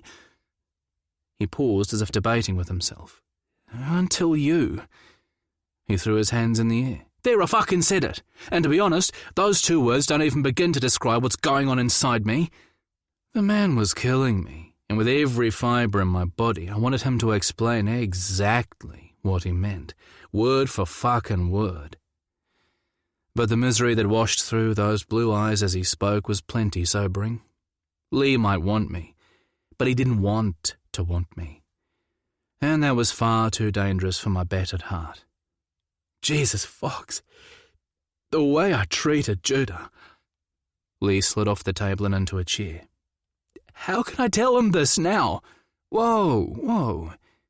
I got to my feet and joined him, squatting at his side. This is your story, Lee, not his. And there's no right or wrong time for finding out your... I waited with my hands open. His head dropped back. Bisexual, I suppose? I nodded. Okay, bisexual. You don't have to label yourself anything at all if you don't want. And you can change as you learn more about yourself. There are no rules here. Is that the first time you've said it out loud? I cupped his cheek so he'd look at me. Other than to the mirror, which I have to say didn't appear too impressed at the time. I chuckled and dropped my hand, noting the way his head followed for just a second. He looked ragged, exhausted, like he hadn't slept well in weeks, like he'd been fighting with himself. I fought the urge to haul him into my arms and tell all the arsehole homophobes responsible for the fear in that look to go fuck themselves. This shouldn't be so damn hard. It shouldn't rip you apart. Instead, I started to talk. I came out when I was 15. Lee's gaze zeroed in on me. My parents were good about it. Dad took a little bit to get with the program. He was just uncomfortable, I guess, out of his depth. He'd never even known another gay man. It was all new to him. But that didn't last long, and then he was fine. Mum obviously understood, although the fact she never came out to me until last year tells a story of how difficult things were in her day. I guess I'd like to know more about that. Leroy tentatively covered my hand with his calloused palm, and I was incredibly touched. After everything he'd said, everything he was feeling, the small gesture felt as huge as the sky that cloaked the deck. I glanced to where our rough skin met and smiled. Working men, men of the sea. Well, it's good you can talk to her, he said softly. I shrugged. She did tell me that Cora's only the second woman she's felt the real tug of attraction to. Mostly it's been men. It doesn't have to be an equal split, and it can change and flux. People don't always understand that. He nodded. Morgan's mentioned that. I slid my hand from under his, stood, and took a seat in the chair opposite. Then maybe Morgan's a good person to talk with when you're ready. You know, we really should rename this place Bisexual Bay. What do you think? I mean, you, Morgan, Mum, Cora. He smiled, though it didn't quite reach his eyes. Good luck getting that through local council. And I don't know so much about Morgan. He's a friend, but I wouldn't ask him to keep secrets from Judah, which means I'd have to tell Judah as well. I totally get that. But don't forget Morgan could be the voice of reason in Judah's ear. It could work in your favour if that's what you decide to do. Lee frowned. Maybe. So, who was your first kiss? I smiled, remembering. David. First kiss, first hand job, all on the same day. Leroy laughed. Wow, you don't waste time, huh? His idea more than mine, I admitted. But he wasn't out, and the next day he told all his friends I hit on him, and he had to fight me off. Fucker. He was a bit like you, actually. Really good looking, then? Nah, a mouthy little shit. Oh, fucking charming. The smile hit every reflected light in his evening blue eyes, and something in my chest pulled tight. God, he was beautiful like that. The next guy I kissed, I played it safe. Owen. Nerdy, cute, out, tiny and sweet. It was good, but I kind of missed the arsehole factor. I winked and he laughed. Guess you do have a type then, he pointed out. I snorted. Maybe. But that wasn't what this was about. All I'm trying to say is that coming out isn't a race or competition. Talk when you're ready, or don't. Come out if you want to, or don't. Give yourself a break. This is big. Get comfortable with the idea first before you even think about coming out, or not. And if so, to who and when. And my door is always open. Anytime. That's what friends are for. And that's what I'd like us to be if we're moving on. not the stilted, polite crap of the last 2 weeks. He stared at me with a soft, slightly sheepish look. Sorry about that. I didn't know how to do this. I was so fucking embarrassed, and I am sorry. Not about the kiss, because you're right. It was hot. He grinned shyly, and I wanted to frame the look in my mind. It was so fucking charming, and so unlike the Lee most everybody knew. Good to know. I waggled my eyebrows. His smile slid away. Yeah, but it wasn't fair to you. At least not how it happened. And then I just ran the fuck away. Don't be sorry. I leaned forward on my elbows over the table. You wanted to explore, to see if what you felt was real, and I was a convenient, safe opportunity right in front of you. It doesn't have to be more than that. So, moving on? After a second's hesitation, he nodded. Moving on. I nodded and pushed my chair back, intending to leave him alone to think, but before I could move away, he grabbed my wrist and said, But I want you to know, it wasn't just an opportunity, Fox. His eyes glowed violet in the dim light. And you weren't simply convenient. Like I said, I haven't been able to stop thinking about you since you ripped me a new one last year. Every time you came back to visit your mother, I couldn't keep my eyes off you. You're like this annoying song I can't get out of my brain. I snorted. I'll try to take that as a compliment. He frowned. You should. But that's why I was such an asshole to you then, and every other time, and why I was an asshole when you arrived to stay. I didn't want to feel what I did.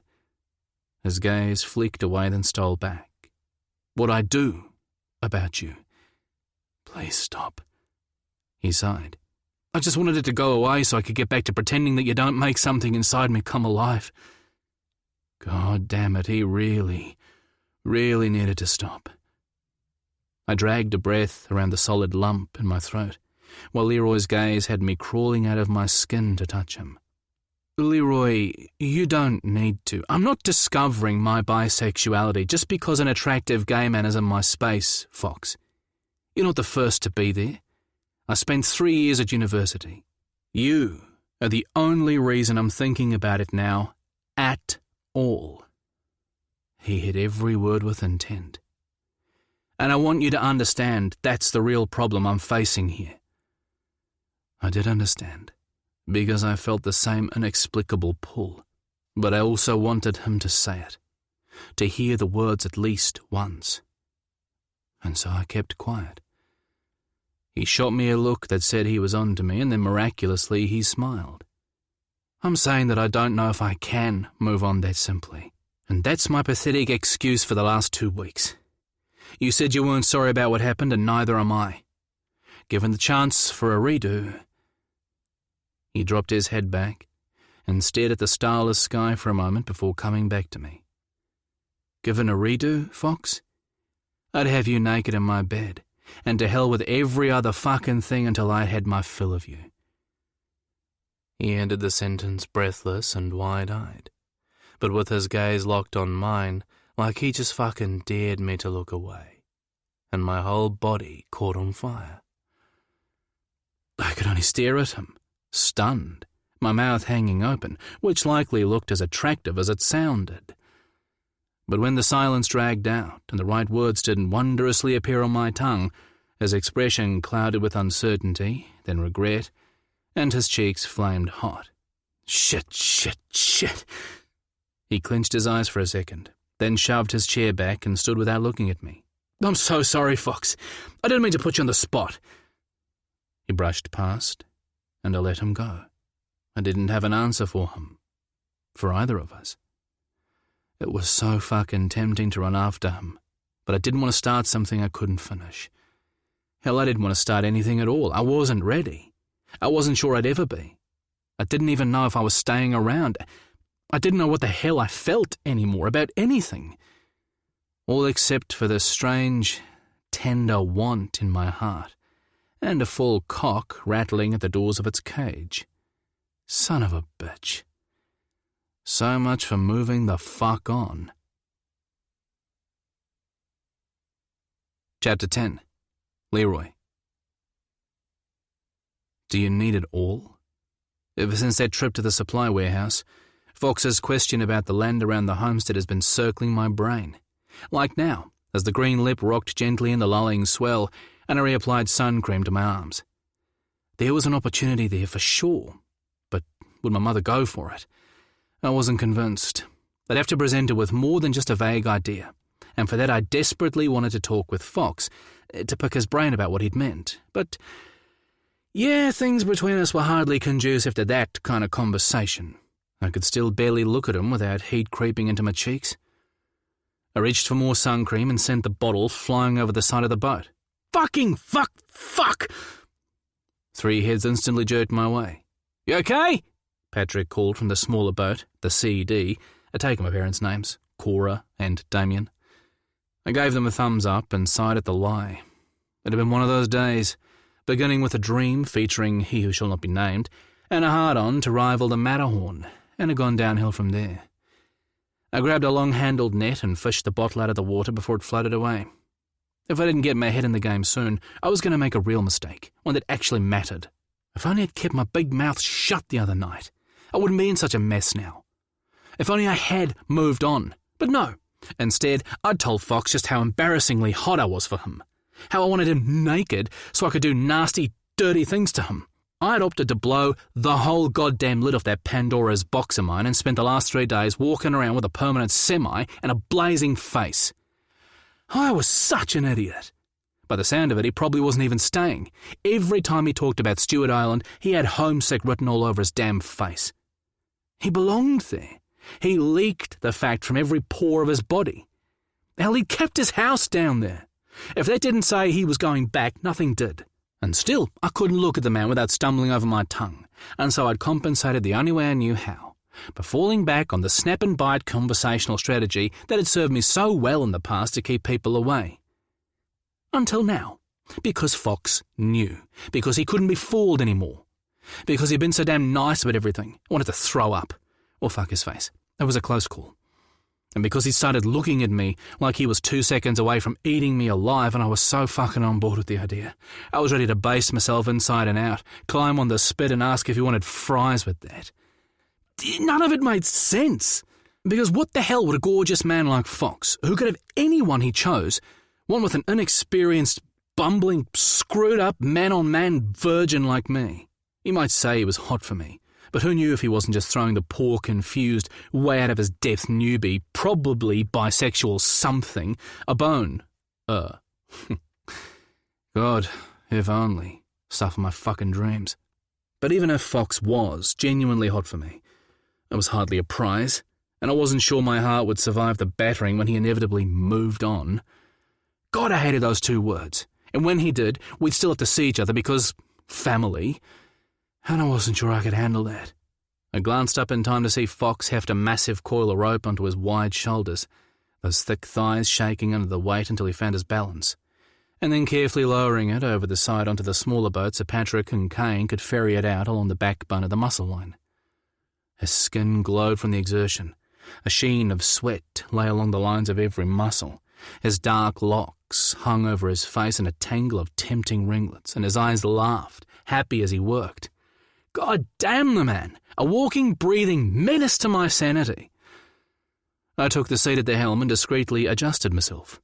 Sensing an opportunity, Mac wandered across to nuzzle in my pocket, and I slipped my fingers inside. She knows you've got treats in there.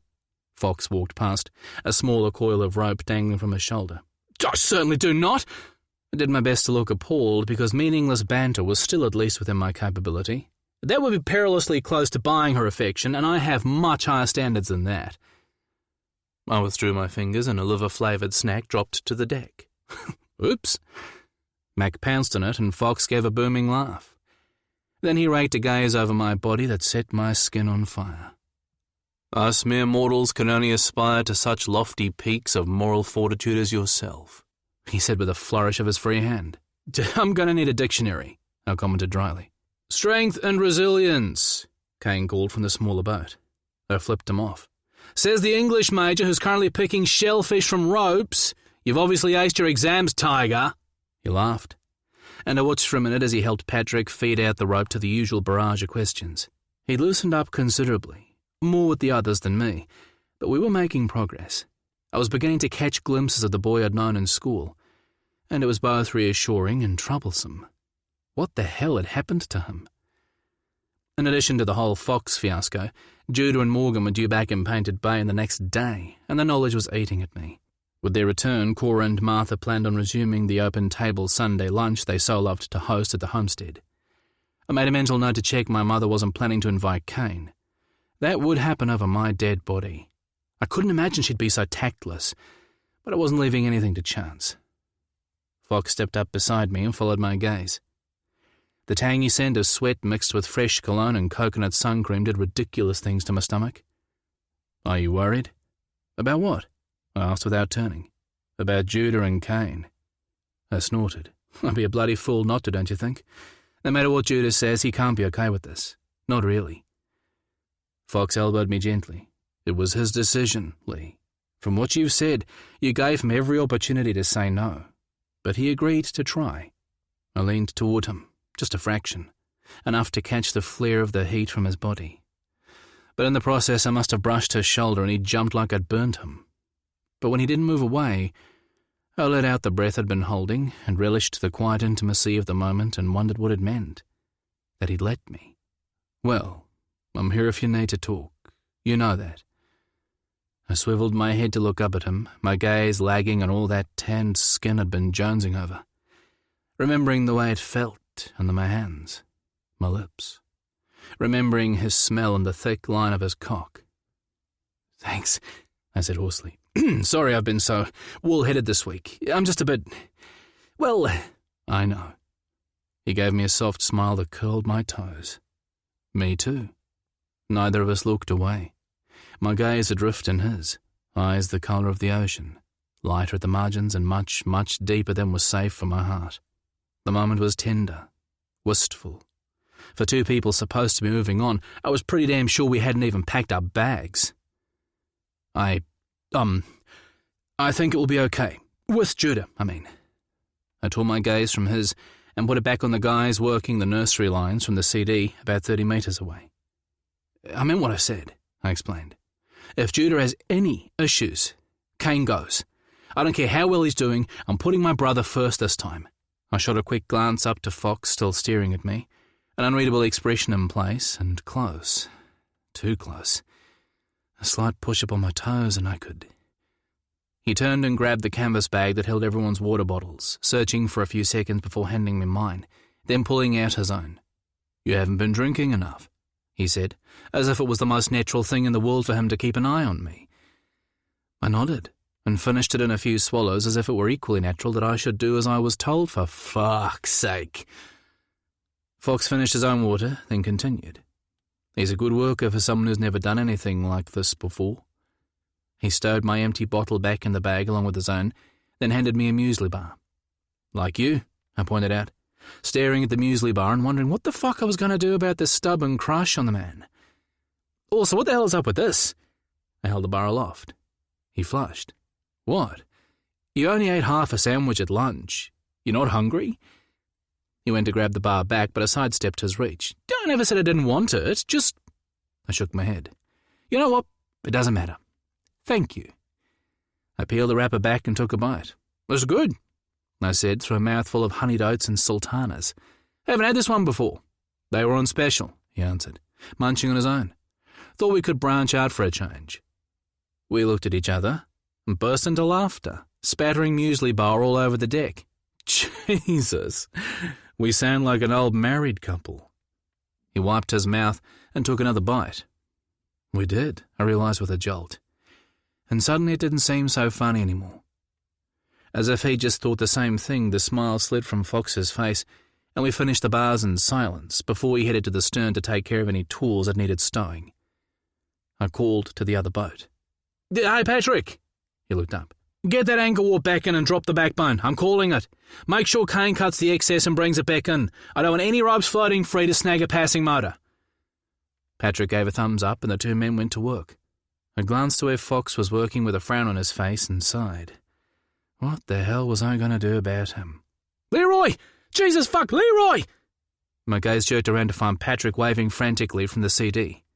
I ran to the side. "What happened?" Kane's hurt!" Patrick shouted, getting down on his knees alongside a prostrate Kane. "He tripped in the rope coil and then tried to stop his fall. I think he's broken his wrist. I heard the snap. And he hit his head on the winch. He's out." "I'll go." In 2 seconds, Fox was out of his jeans and over the side, his red brief sliding through the water between the two backbones of muscle lines, the passage too narrow for the green lip to navigate. Patrick helped him get on board, and a minute later Fox called back. "It's definitely broken, but he's conscious. Just a bit groggy." I ran to the helm and radioed Martha with the news. The woman was rock solid in a crisis. "Can you get someone to meet us at Harry Rowland's wharf? It's closer," I told her. "And let Harry know. By the time we get Kane back on board the Green Lip, we should be there in about 15 minutes. It'll be quicker that way than trying to get an ambulance all the way out here." "I will. Be safe." I glanced to where Fox had the CD almost alongside and ran to meet them. He cut the engine and the small boat pitched in the roll of the wash. I dropped a section of the gunwale to make it easier to lift Kane on board, and Fox threw me a rope. "Someone's meeting us at Harry's." I winched our side work platform level with a CD. "Good thinking." Patrick helped an ashen Kane to his feet, and between them, with Fox's help, they got Kane safely on the platform and then up onto the boat. "He took a solid hit on the winch." Patrick's voice shook. "I'm fine," Kane protested, then winced. "Okay, that hurts like a fucking bitch. And I feel a bit woozy, but I'll live." "Is he bleeding?" I asked, and Kane's eyes shot wide. Patrick shook his head. "Nah, tarp was covering it. Plus his skull's too damn thick." Kane looked relieved. Fox gently lifted the man's injured arm to rest across his chest. "Keep it there," he insisted. Then he reinserted the section of gunwale while Patrick secured the smaller boat, and I got my first good look at Kane. He was white as a sheet, swaying and cradling his arm like it was made of glass. The forearm was bent at an unnatural angle close to the wrist, the flesh below it bloated under tight, bluish skin. I wrapped an arm around his waist and made him sit. He wobbled and almost fell, but I caught him just in time. "Fucking hell!" I stared at the shiny, mottled skin covering his lower arm. My stomach started to roll. I'd never been great with blood or injuries. Even Judah's attacks still made me queasy, no matter how many I'd witnessed. "That's puffing up damn fast. Tell me about it." He grimaced and tried to ease himself into a more comfortable position while still holding his elbow to support his arm. I tried to help, but when he turned and caught his elbow on my hip, he howled in agony. "Fuck, shit, I'm sorry." I dropped down, my hands on his knees. "Are you okay?" After a few seconds, he unscrewed his eyes and drew a shuddering breath. "Let's not do that again, okay, Leroy?" I huffed out of breath. "No argument from me. Stay there." I ran for the first aid kit, leaving Patrick to take point while Fox started the Green Lip's engine. "Let me." Fox reached for the box as soon as I returned.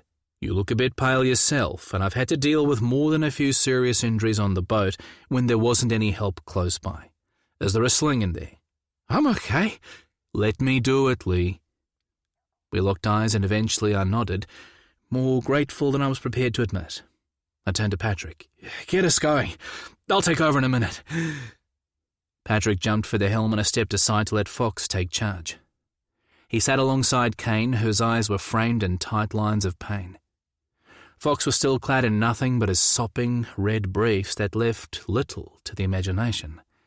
Dark wet curls graced his broad, muscled chest, and beads of water ran in rivers off his olive skin. It was almost more than my thumping heart could handle. "The brake's too high for the wrist," Fox said quietly. "I think he's done his radius and ulnar, and I don't like that swelling." He shot me a look. "How about you take over from Patrick? Get us where we need to go, and I'll do what I can here." My gaze darted between Fox and Patrick. "I'm such a fucking wimp," I said, disgusted with myself. "Hey." Fox sent me a reassuring look. "If I wasn't around, you'd manage just fine, Lee.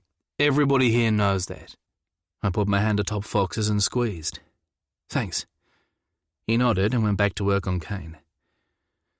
Patrick turned and caught the exchange, but I was past giving a fuck. "You did a great job back there," I told Patrick, and his cheeks flushed. Then I patted Fox on the shoulder and headed for the helm. "Yell if you need me." Harry met us at the wharf, and we manhandled a sluggish Kane off the boat and into the backseat of Harry's car. "See you back home." I held Fox's gaze, a million unsaid things in that single look. Like hell, his jaw set in that determined way I'd grown used to. I'll meet you at the hospital once Patrick and I get the boat berthed back in Painted Bay. You're gonna need a ride home. You sure you're okay?" His warm gaze burrowed into mine, undoing the knots of the day, one by one. "Yeah, I'm fine." He hesitated just a second, then pulled me into a hug, my body bursting alive at the brush of his hot skin on mine. "I'll be there as soon as I can." "Thanks." I put every bit of gratitude into my expression that I could, then stepped away and added, a little too loudly, "Then put some fucking clothes on." Patrick chuckled, and I just knew my cheeks were flaming. "He'll catch a cold," I rushed to explain, glaring daggers at him. Fox clapped Patrick on the shoulder and steered him toward the boat, shooting one last concerned look over his shoulder. "Oh yeah, we had this whole moving on thing in the fucking bag." Chapter 11. Leroy. X-rays showed unstable fractures of both Kane's distal ulna and radius. The fractured ulna was a clean break, the radius not so much, and the displaced bone had compromised the blood flow to Kane's hand. They said we'd done the right thing getting him to hospital as quickly as we had. All from a simple fall. Hours later, before he was taken for surgery to plate and screw the brakes, Kane thanked us and then proceeded to give a very long-winded and apologetic set of instructions, along with what I suspected was a significantly redacted explanation for them. He'd refused to let us call his father, saying he would do that himself and then send us on our way. Nothing was ever simple with Kane. 90 minutes later, we arrived back at the homestead, one extra car, and 7 unexpected but cute-as-fuck kittens heavier. We'd found them at a remote beach about 2 kilometres from Painted Bay in an old, dilapidated toilet block next to Kane's rust-bucket Honda. Fox pulled his Explorer alongside the Honda and we stared at each other through the windows.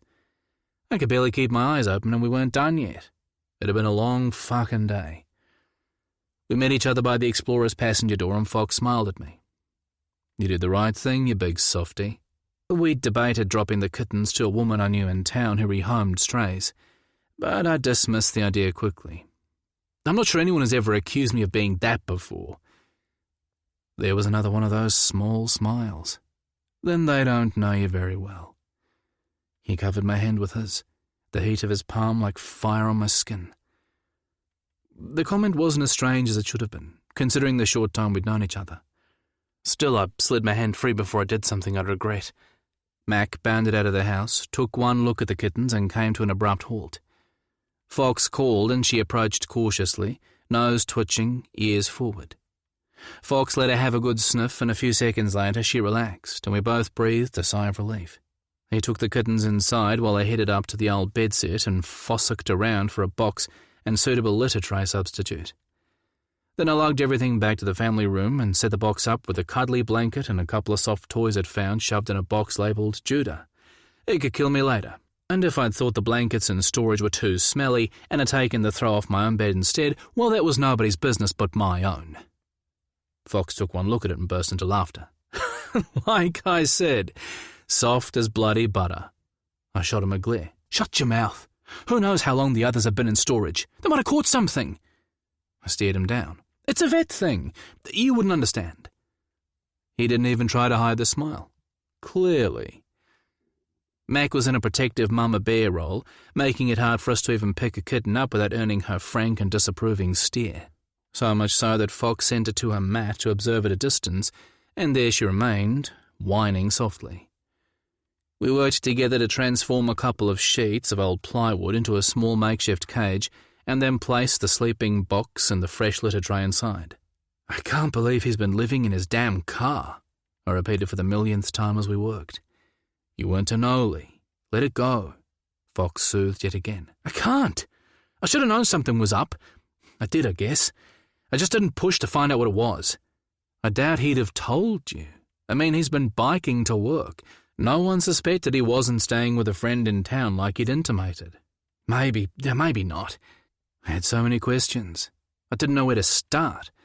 The kittens looked to be about 8 weeks old, which meant they'd only been 5 when he'd first come to work for me. Barely old enough to be away from the mother. Kane swore he'd found them in the parking lot when he got there, but I wasn't at all sure I believed him. At least they were eating dry food, that was something. They could have stayed with Martha in the office, I grumbled. He should have said something. Why didn't he tell us? I suspect he didn't want to push his luck with a certain feisty boss. Fox arched a brow. I ignored it. There.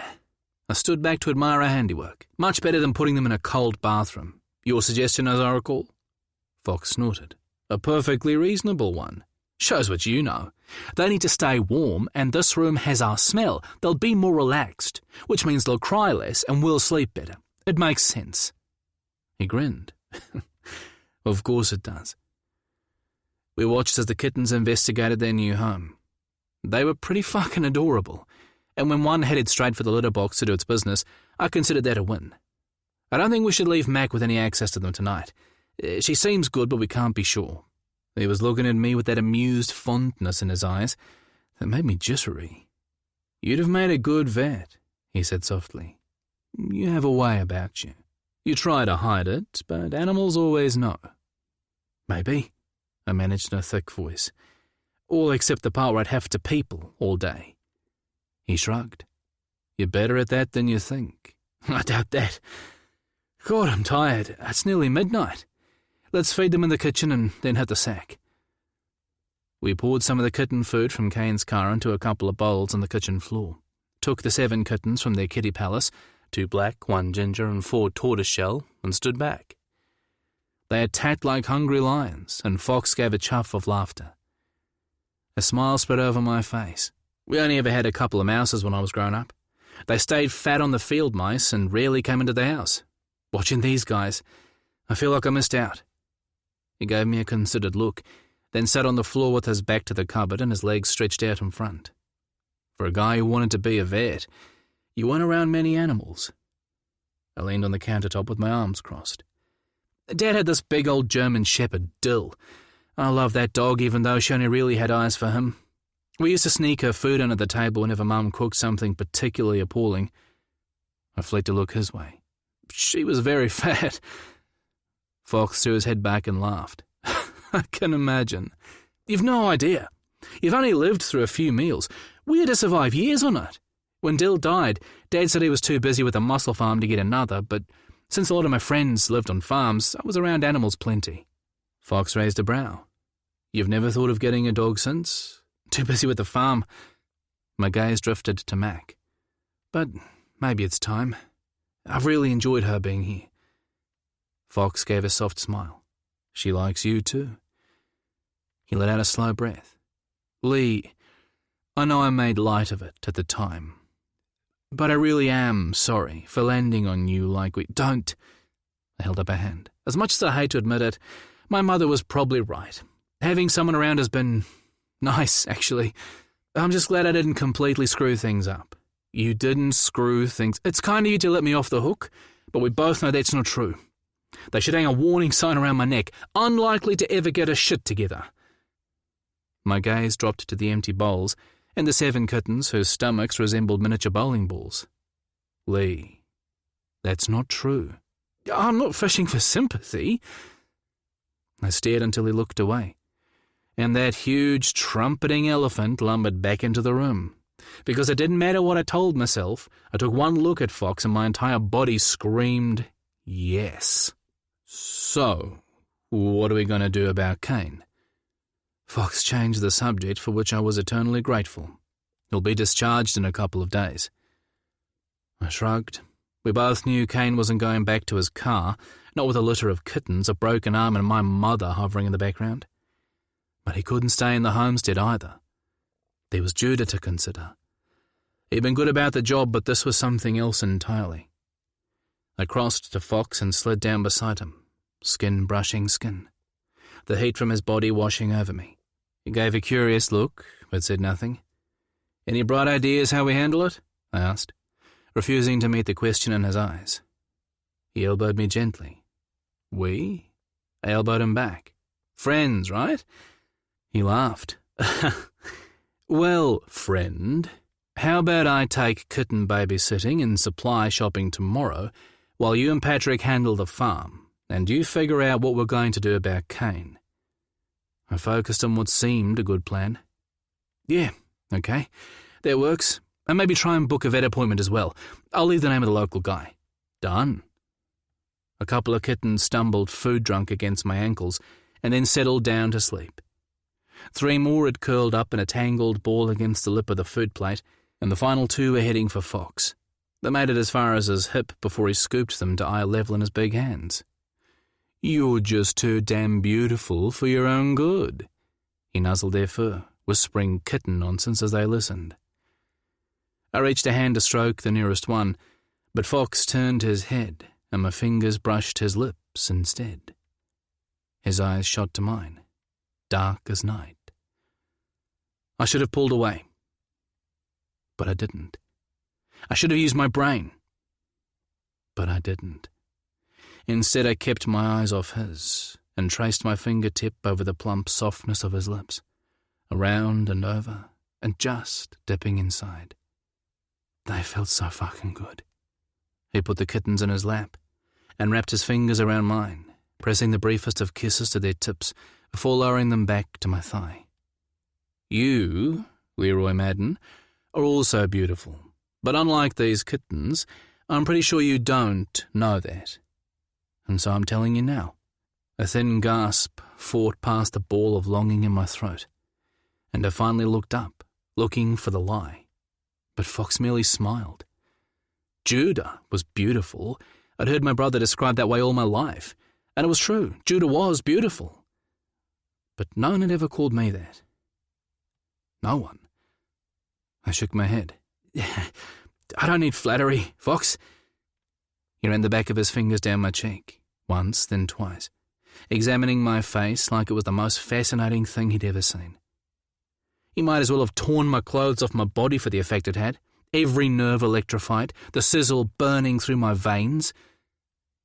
I meant every word, Lee. I jerked away.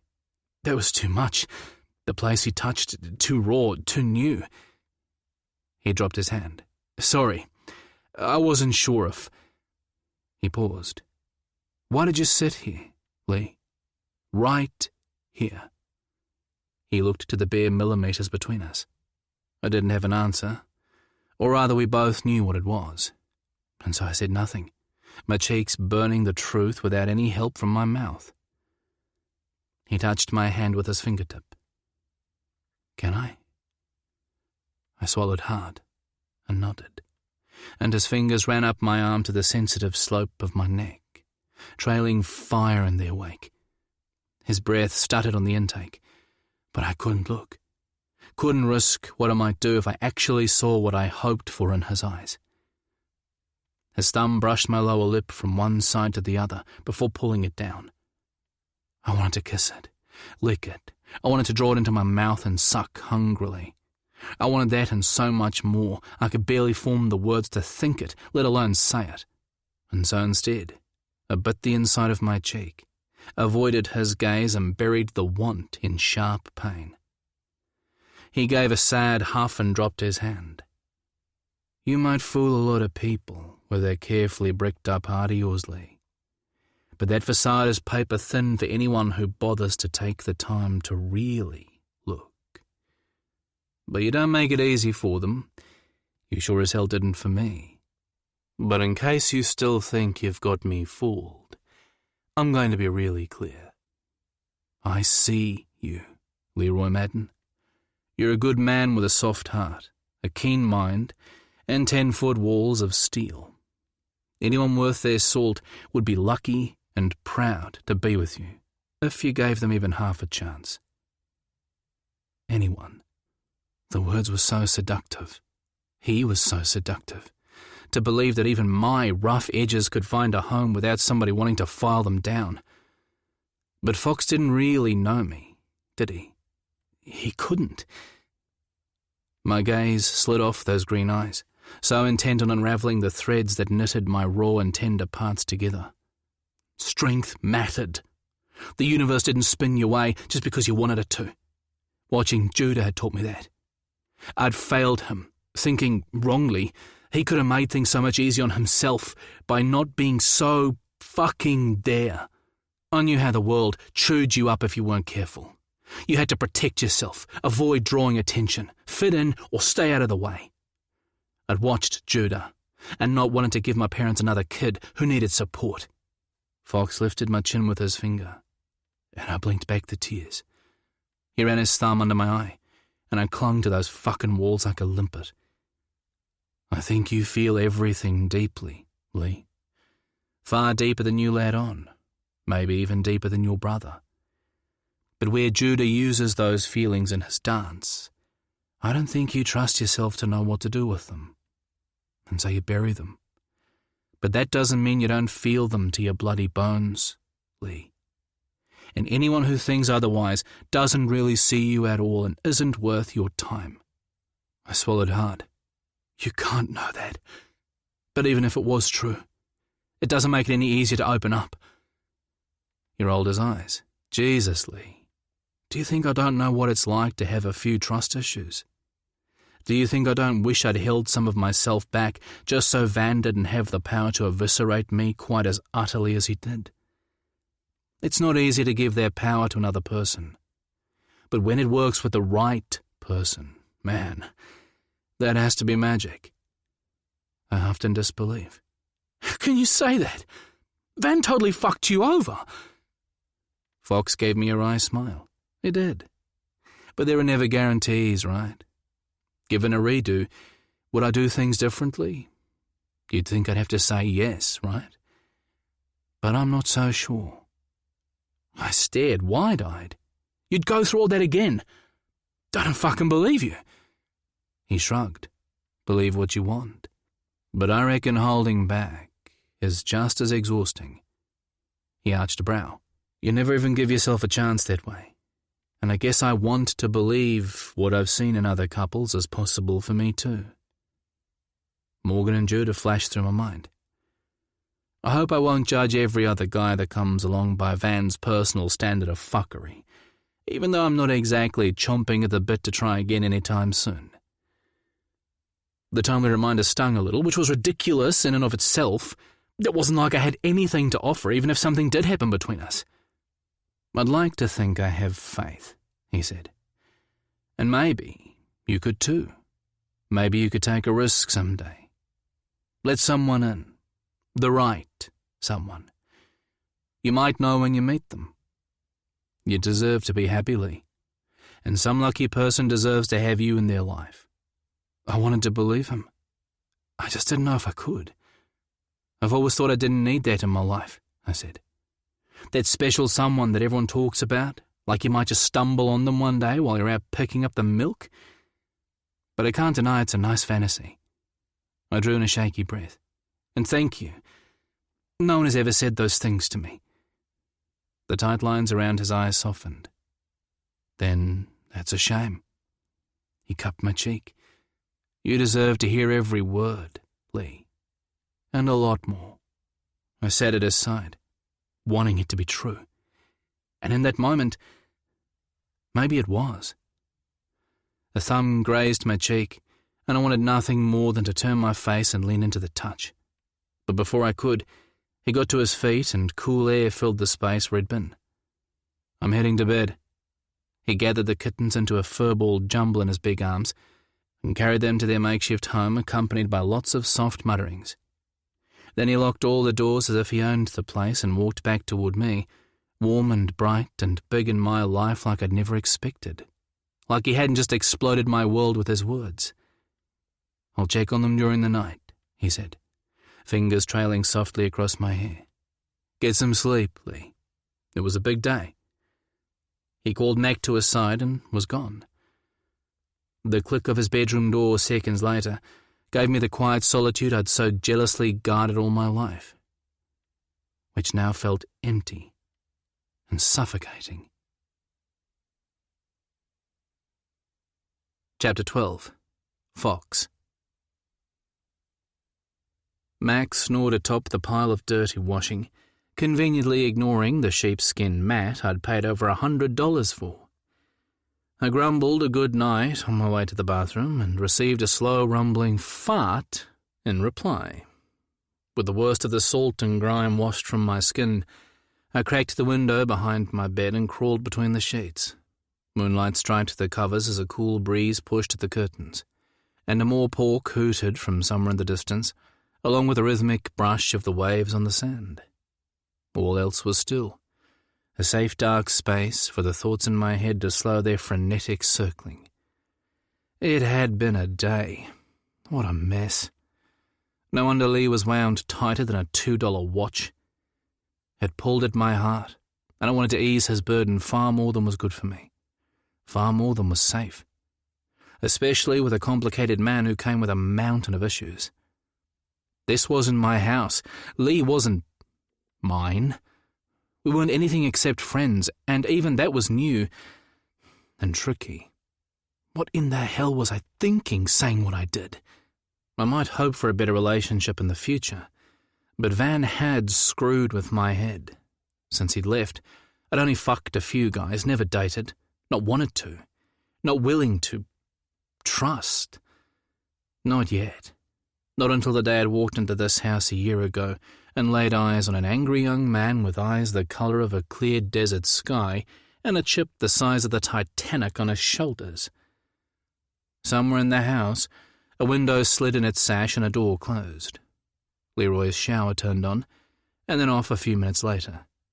Footsteps thudded softly down the hall, and then back again, faded, and another door closed.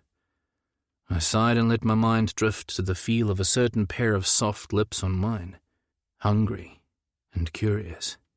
My cock stirred, and I groaned and rolled onto my stomach to shut the fucker up.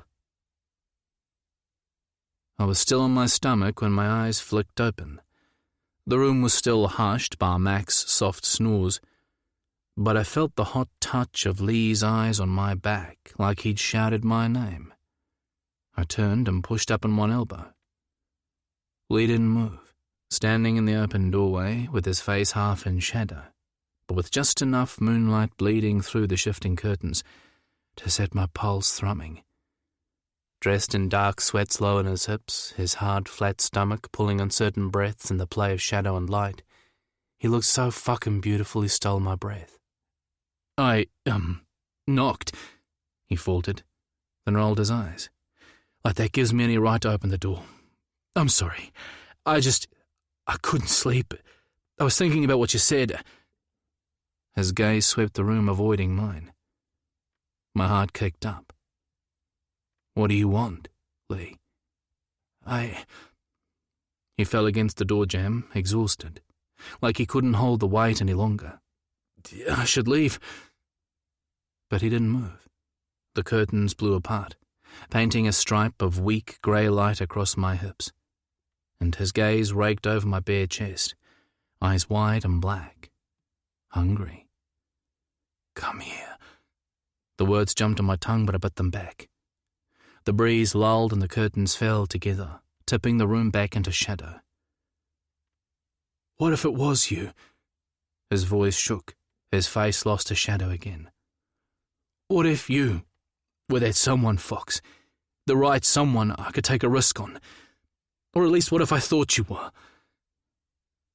The right someone? Dear God. My toes curled on that crumbling lip of restraint. I wanted to run a mile. I wanted to grab him, protect him from the world, maybe even from myself. I could hurt this man. He could hurt me. And how the hell had that suddenly become possible? Lee drew a bolder breath. Does the idea frighten you, Fox? It terrifies me. He sagged a little. That's good, because I have no idea what I'm doing here. I've no idea what you want, or what I want, not really, or how to do anything. His voice trailed off. Come here. And there it was. 2 little words with the power to fuck up my entire world. I lifted the sheet for Lee to join me, and the curtains blew apart to light the way. He stared at the empty space next to my body, hunger warring with fear and uncertainty on his face. I said nothing. This was his decision. He pushed off the jam and made his way over. The mattress dipped under his weight as he sat. Not in. Not yet. teetering.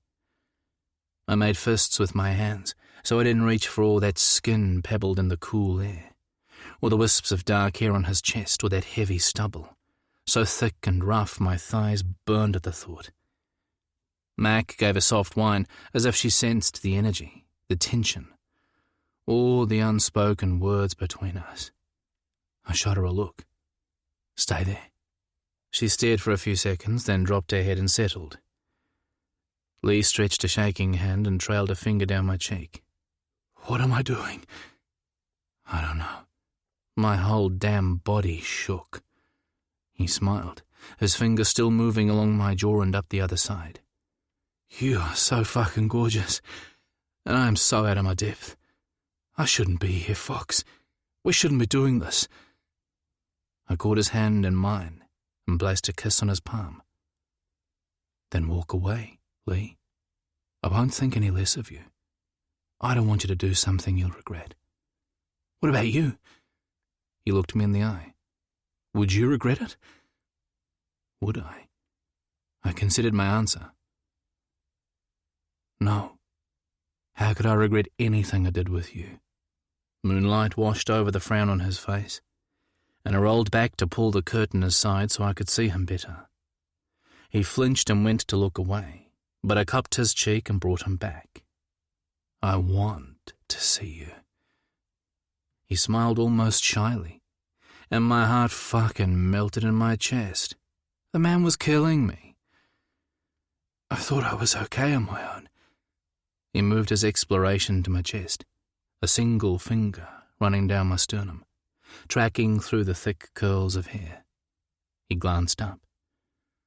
"And then you walked into this house a year ago and fucked everything up. I didn't know what to think. I still don't. I mean, I get that I'm bisexual whether I want to be or not." I raised a brow. His cheeks darkened. "That sounds really bad, right? But I don't mean it that way. I know I'm attracted to both women and men. I get that in theory. But this..." He flicked a finger between us. "This still shocks me. You shock me. The power of this shocks me." Fingers lingered in the hollow of my throat, and I swallowed.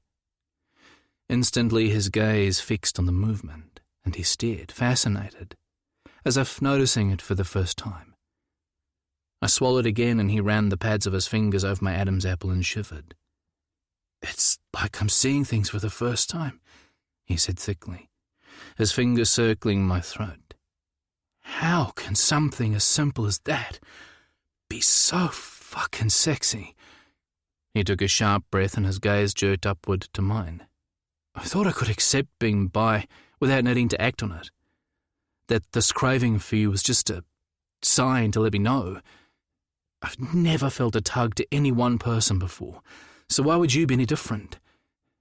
And if it came down to it, I could choose a woman, and I could live without all the fucking complications. "Then maybe that's what you should do," I offered, not sure where the hell he was heading with all of this, only that my body was so fucking on board with whatever it thought it saw in his eyes. My skin was about to set itself on fire. He rolled a lazy grin my way and then tapped my nose. Oh, if only it was that easy.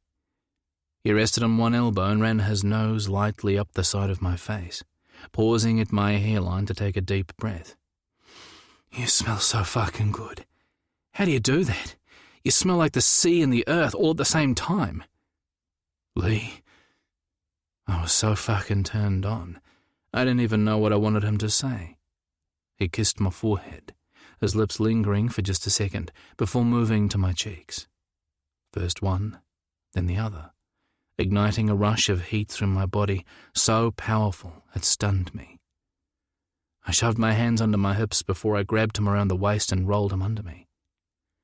He stared into my eyes from just a heartbeat away, a kind of wonder on his face, his breath liquid heat on my skin. "You feel it too, don't you?" A single nod. His mouth quirked up in pleasure and relief, and I realized he hadn't picked up on how I'd felt. Not really. And so I gave him the words. I do feel it. I have from the start, even if I didn't want to. Just like you. He ran a finger across my lips. Damn it, Fox. You're buried so far under my skin, I can't even think without seeing your face or hearing your damn voice no matter what I do. And so, here I am. He slowly brushed his lips across mine, soft and gentle, like he was treasuring every moment, like it was something to be savoured. Then the tip of his tongue slid across, and I opened for him, inviting him inside, shuddering with pleasure as he dipped and tasted and drank me in. I wanted Lee more than I'd wanted any man in a long, long time. But it was unnerving, neither of us sure about anything. I dragged my head back into the game and pulled away, my hands cradling his face as he frowned. Lee, I swear I want you, that you can trust me to try my best not to hurt you. But I can't promise, I know. He pressed a finger to my lips. I can't promise I won't go running for the hills tomorrow either. No promises, no lies, right? He touched his lips again to mine. All I can promise is that I want to try this with you tonight. He threw the sheet back and straddled my hips, leaning over me, his elbows resting either side of my head. I slid my hands around the warm skin of his waist and sighed with pleasure. He looked down to where I held him and smiled. I've waited a long time for that. He looked back up and kissed me. Every time you pulled a rope, worked a line, took the helm, made our lunch, whatever it was, I wanted those damn hands on me just like this, skin on skin. He laid himself out on top of me, slowly, carefully, eyes going wide in the moonlight as the hard line of his steely cock pushed tight against mine. Damn, Lee. I hadn't been so close to coming in my damn briefs in years. Man, this is some powerful shit. He breathed the words in wonder. Is it always like this? Laughter bubbled from my throat. That would be a hard no. Like, I can't remember anything quite like this, no. He snorted. Good to know. Doesn't mean I won't be crap at this, though. It wouldn't be the first time I Shh. I kissed his nose.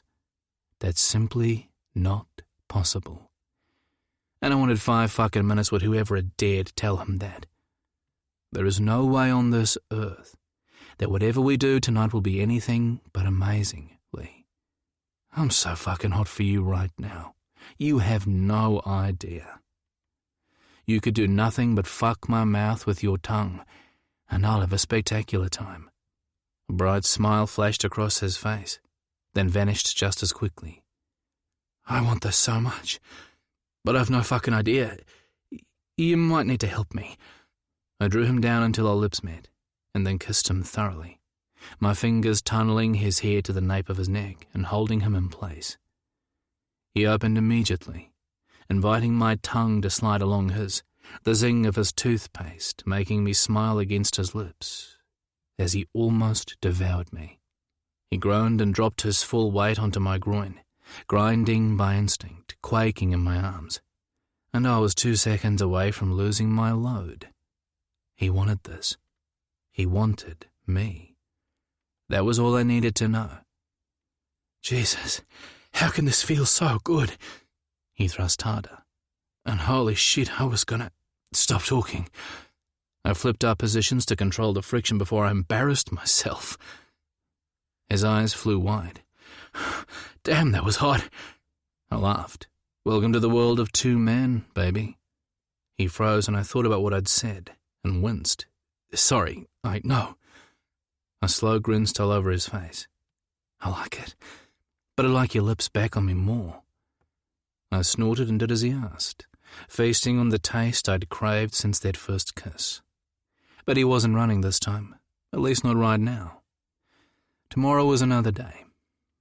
He wrapped his legs around my waist, his heels digging into my ass, directing me down as we continued to kiss. But I needed us, skin on skin. I pushed free and tugged at his waistband. Is this okay? He lifted his hips and had those sweats peeled off in a second flat.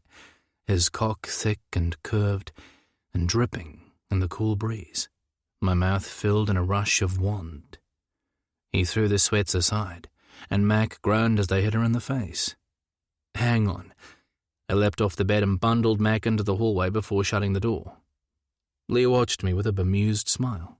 "Performance anxiety?" "Shut up." He laughed, making no attempt to hide his nakedness, which I found surprising. "Take them off." He got to his elbows and signalled my briefs. "I want to see you two. I want to remember everything about tonight." Remember? Warning bells sounded in my head. He was already assigning whatever this was to his past. I shoved the uncomfortable thought aside. So what if he was? It wasn't like I was looking for anything more either. No promises, right? If Lee wanted to remember, then I'd damn well give him something to remember. And so I took my time, putting on a bit of a show, rolling my hips and thumbing down my briefs as slow as I could manage, while at the same time turning to give Lee a good view of my ass, making him wait as I stepped free before turning back with a hand wrapped around my aching cock. I was no stripper, but I could bring it when I had to for someone special. And Lee was special. This was special. Lee was about to share his body with a man for the first time, and I thought he was so fucking brave. What was going through his head as his gaze raked over my body? "You okay?" I stalked closer. "Huh?" His gaze jerked up from my bouncing cock as he licked his lips and stretched out his arms for me. I guess that answered that. I walked right into them and pushed him flat on the bed, licking stripes up the side of his throat and nibbling the soft curve of his neck. "I asked you if you were okay." Another lick, another nibble. "Fine," he said, arching his neck to give me room to work. "Oh, God, totally fucking fine." I pressed a line of kisses along his jaw, punctuating each with a few words. "Whatever you want is what we do. But let's keep it simple. You want to stop? We stop. You want to rub off on me? Fine. You want to be jacked off? I'm your man. You want me to suck you dry? It will be totally and absolutely my fucking pleasure. And if you want to fuck me..." I stopped and stared down at him. "I am totally, 100% down with that." His mouth opened, then closed. "You'd let me do that?" I took his lips in a slow, measured kiss.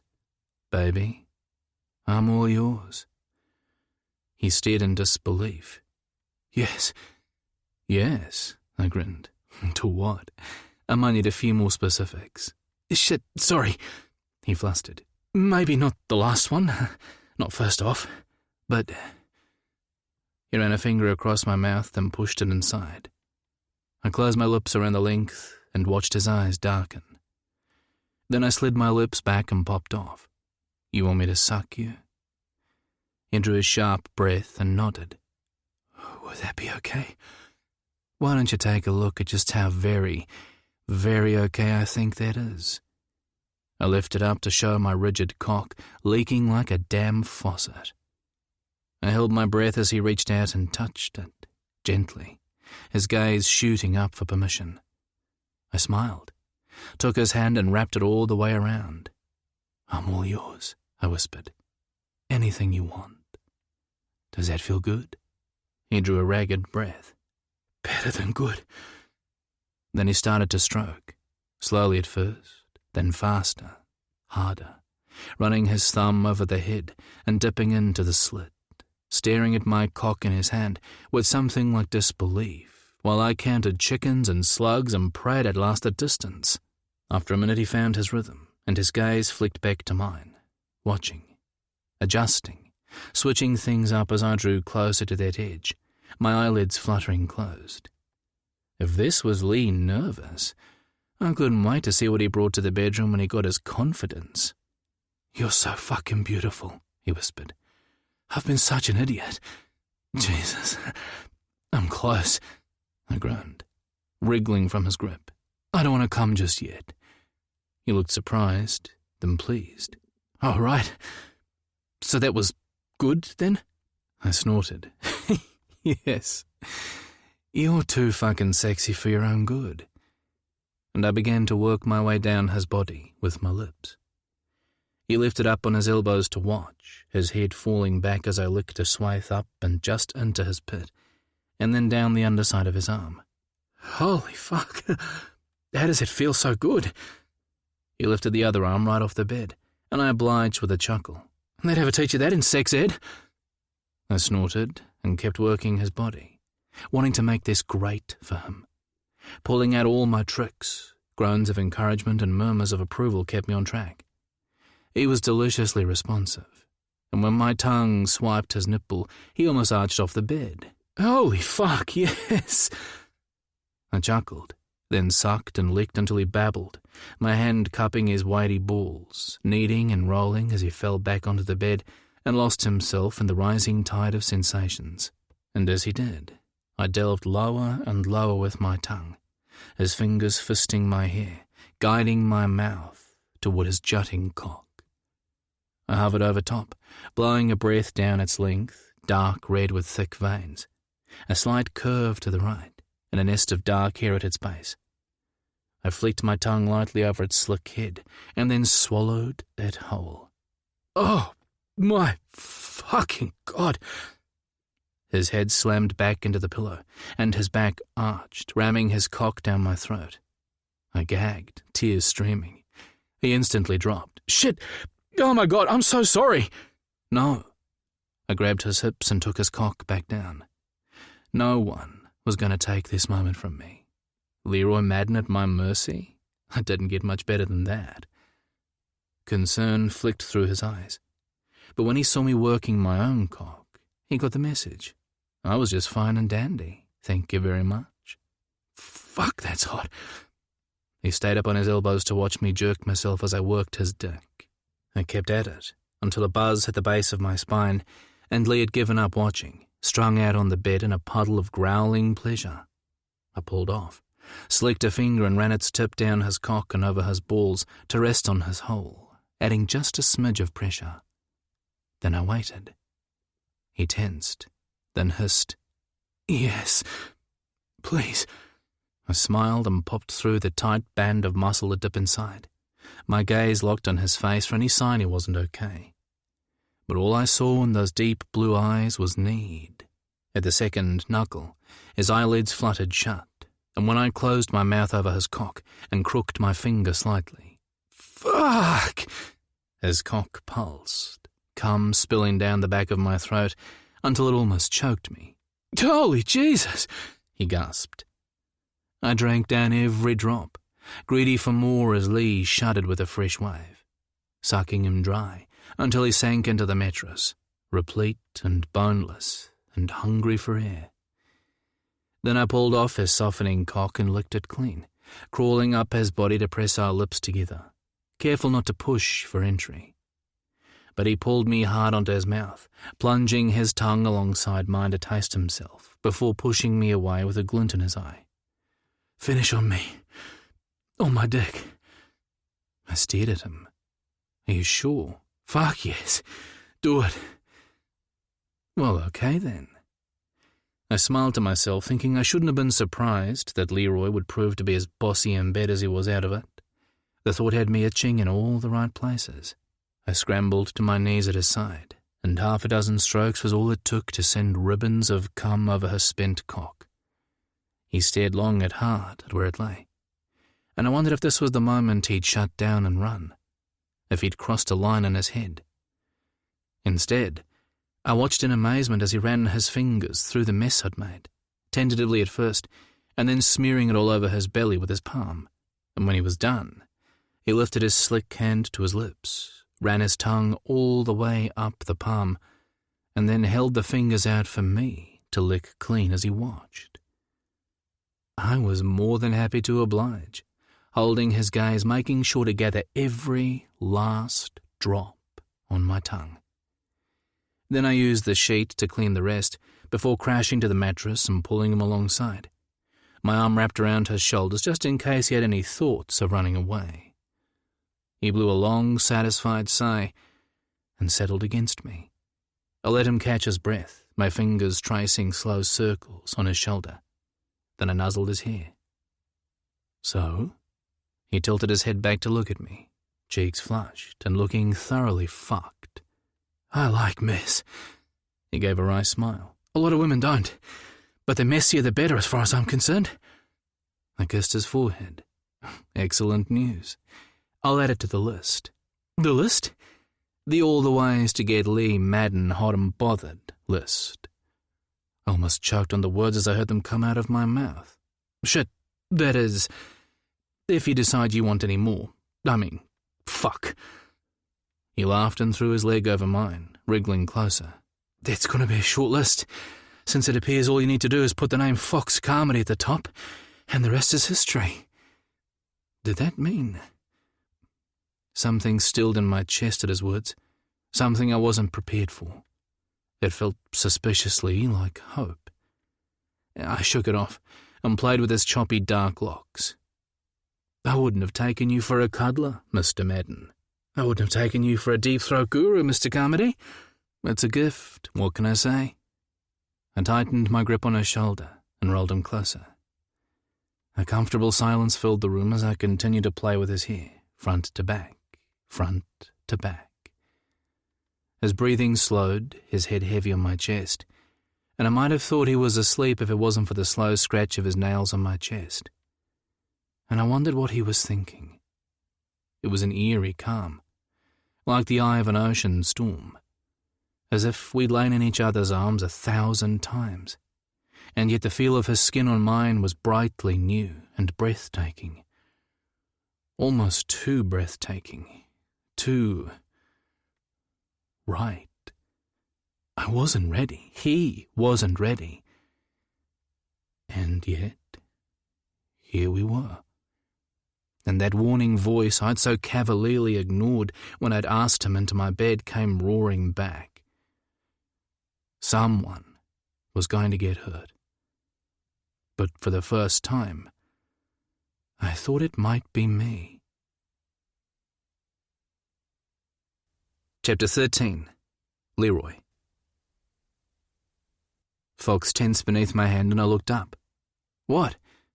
He smiled and kissed my nose, but there was a wariness to his expression that hadn't been there earlier.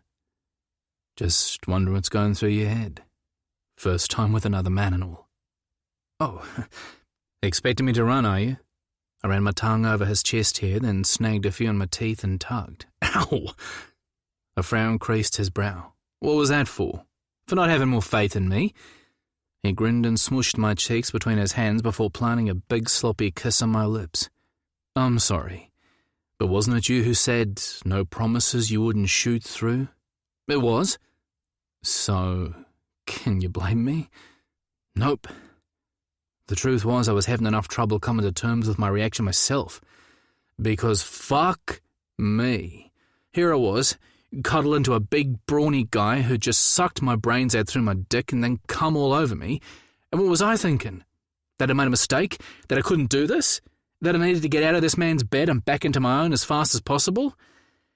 Hell fucking no. I was thinking I wanted more. A lot more. I wanted as much as I could get and fuck the whole damn world. I'd had good sex before, but nothing like this. So yeah, colour me just a little surprised. It might take some getting used to, but I was willing to give it the old college try. And it wasn't just the sex. It was, quite possibly, very little to do with the sex at all. It was Fox. Fox was the difference. With him I felt sexy. I felt important. I felt safe. With Fox, I was more than the farm, more than my dad's son, and I was more than a disappointing and angry brother. Hey, he pressed a kiss to my hair. You know it's okay to freak out a little. I rolled to my stomach and rested on my elbows, staring down at him. But that's the crazy thing, Fox. I'm not. And I'm not sure why. He smiled and brushed a lock of hair from my eyes, a flash of relief in those shadowy eyes. I'm just that good, he said smugly. I've always known this to be true. I closed my teeth around his nipple and bit down. Ow! He pushed me away and covered his nipple with his hand, but I peeled it away and kissed the sting. His eyes darkened. You are so fucking sexy. Come on. I shifted my focus to the window behind him and the layered greys of the garden outside. As I recall, I sat there and did nothing while you sucked me down like a champ. We wriggled onto our sides, facing each other. He pressed his lips to mine and then to each of my eyelids. Sexy isn't just what you do. It's in here. He tapped my heart. And here. He tapped my forehead. You turn me on just by being you. And I haven't a single doubt you'll blow my fucking mind when you turn that bossy side loose. Mr. I like it messy. I can't wait to meet that guy between the sheets. I drank in the words until it hurt too much, and my skin itched where his gaze stripped me raw. I tucked a long wave of sun-tipped hair behind his ear and whispered, You barely know me. I know enough. He took my mouth in a lazy kiss that seemed to go on for days. Then he wriggled closer until our bodies touched chest to knee, and his cock stirred against mine. Shadow and light played across the weathered lines on his face, a history of sun and the harsh southern ocean winds. Another draught of cool air breached the window and licked at our naked bodies, sending goosebumps the length of my arms. Fox drew the sheet over my shoulder and tucked it in, a simple, tender act that almost undid me more than the pleasure he'd drawn from my body. Was it what you expected?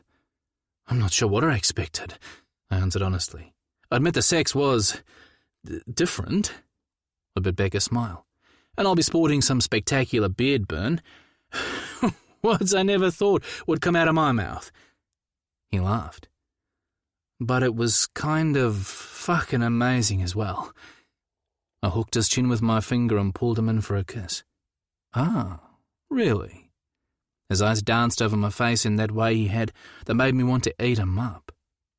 Do tell. I took a deep breath and thought about it. It felt free, I guess. That's the easiest way to put it. I love the way your body feels so hard and solid against me, so that you can move me around and I don't have to lead. Oh, it was so hot. Everything I'd hoped it might be. And then more. Tell me about this more. Don't answer. It was a sensible option. And yet, I felt safe, like I couldn't do anything wrong, that I wasn't going to disappoint you. Something glistened in his eyes, and he bridged the gap between us to place the gentlest of kisses on my lips.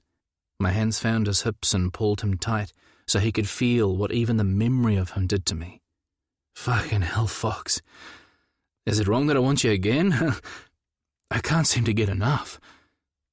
His pupils flared and his lips curved up in a slow, sexy smile. Would you like to fuck me, Leroy Madden? I pretty much stopped breathing. I hadn't dared hope for a second offer since I'd refused the first, and I could only nod before adding in a small voice I hardly recognized. Is that a trick question?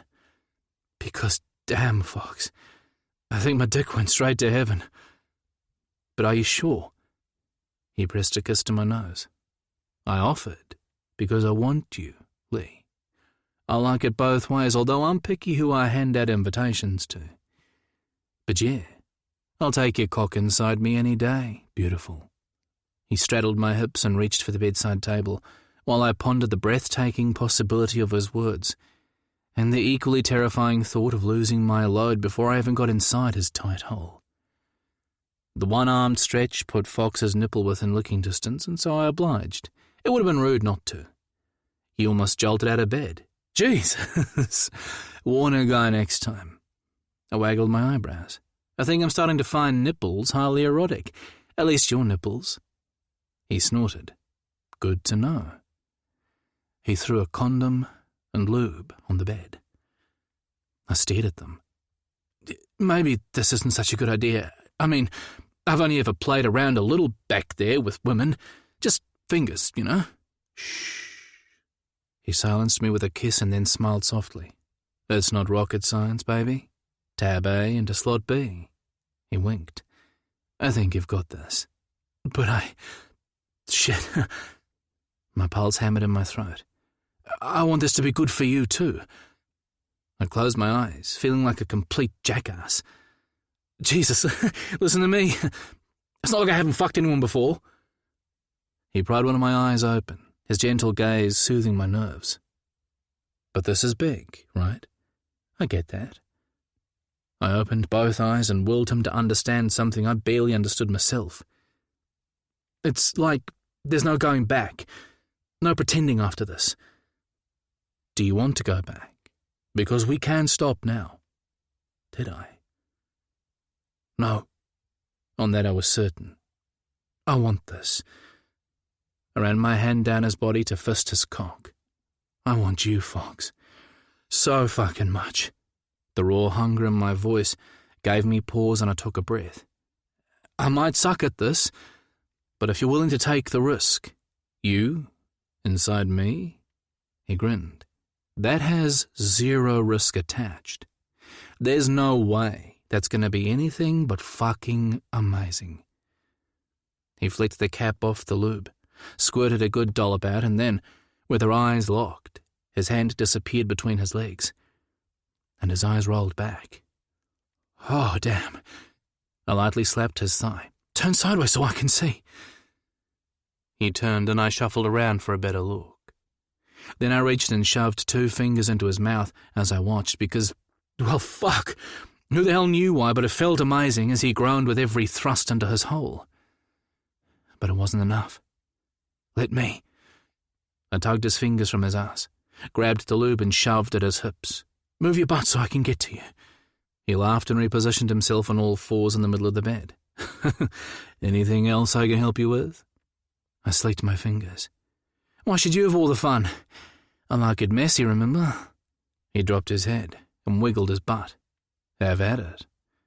He spread his legs and I pulled apart his cheeks, but the sight of that perfect, pink, slick, and oh so fucking tiny hole, flanked by the lightest dusting of dark hair, brought me to a grinding halt. I glanced down at my thick, angry cock and winced. Jesus, how the hell was that going to fit in there? Fox chuckled. You need a map back there? Funny guy. Is there anything you don't like? I'll let you know. Okay, yeah, cool. You do that. I reached a hand through his thighs and gave his heavy cock a few sharp tugs to slick him up while trying to slide my other fingers into that hot, softening hole without completely losing my shit. Fuck, he groaned and dropped his forehead to the pillow as I fucked him with one hand while stroking him off with the other. It took a moment to get my rhythm because, hello, cocks and holes. Jacking another man felt odd, but not nearly as weird as it probably should have been. The solid weight of a dick in my hand almost comforting. A reminder Fox wanted me, that he thought I was sexy. And good God, wasn't that a fucking miracle? Lee, fair warning, you better fuck me soon or I'm not gonna last. Which means you won't get to pop your topping cherry. His hole clenched around my fingers, and a condom landed by my knee. Oh, right. Yeah, let's do that. But fuck, that was hot. My fingers slid free, but they were shaking so badly it took 3 attempts to get the condom rolled on safely. I wanted Fox in 100 ways I shouldn't, but in every way that mattered, and the sight of him spread like butter on the bed just for me to take any way I wanted, his trust, his belief, and the enormity of what we were doing suddenly crashed through me. I shuffled between his legs, cradled his hips in my hands, and dropped a series of soft kisses in a line along the small of his back. He stilled and looked over his shoulder. Lee? I met his gaze and smiled. I just want to say thank you. For this. He gave a crooked smile and wiggled his hips. I can't fucking wait. I ran a hand the length of his back and over the muscled swell of his ass, then slid my cock down his crease to rest against his hole. He trembled and rocked back, nudging it into place. I froze, my gaze caught on the point where our bodies met. This was it. A fantasy fulfilled, a year in the making. I breathed deep, steadied my hands on the hot skin of his waist, and pressed inside. God damn! Jesus fucking Christ on a cracker, he muttered, slamming his fist into the mattress as I pushed through the ring of muscle, the hot furnace of his flesh wrapping around my cock to explode in my balls. I jerked back. Shit, no. He grabbed behind my thigh and tugged me back. Don't stop. It's just been a while. I'll let you know. Keep going, please. I took him at his word and slowly slid home with Fox swearing every centimetre of the way until he finally lapsed into sharp panting, and then I waited for his signal, struggling to endure the impossibly tight grip on my cock that threatened to send me over the edge before I got in a single stroke. My brain so scrambled, I wasn't sure I could even remember how. His hips rocked, just a fraction, and I dug my fingers in. Jesus Christ, don't move, I snapped. He snorted. Got a problem back there? Shut up, I'm doing fine, just don't move. I stroked his back, mapping the small spray of tiny dark moles just above his crease. How is it possible for anything to be this tight? This is fucking paradise, Fox. To hell with golden sand and turquoise water, your ass beats all of that. He snorted. Sonnets could be written about your hole, I rambled, any distraction to stop me nutting on the spot. The stage show, maybe a musical. Will you shut the hell up and just fuck me, please? He glanced over his shoulder and pushed back, impaling my cock so deep I thought he might choke on it. Right now. Oh, right, got it. I dislodged my cock from what I was pretty sure was his esophagus and set about giving both of us what we wanted. I was at least familiar with the mechanics of this part, albeit the geography had slightly shifted. It wasn't pretty or coordinated, and it sure as shit wasn't slow, but judging by the noises coming from Fox's mouth, I had to assume he approved. I'd like to think I made it to a minute, but I'm pretty sure it was less than half. Still, Fox was right there with me, and when I came like a fucking train in his ass, he was less than 5 seconds behind, back arched, fisting the sheets and with a low, growling rumble in his throat that I'd remember to my dying day. I collapsed over his back and made myself a promise to watch his face next time. Next time. Still buried to my balls, I trailed my fingers down his ribs and waited for my lungs to catch up with the distinct lack of oxygen in anything north of my dick.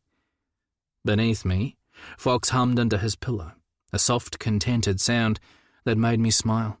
My arm circled his waist as I tried to pull my brain back into my skull from whatever sun it was currently orbiting. What the hell was that? I nibbled the curve of his shoulder as a cool breeze licked at my forehead.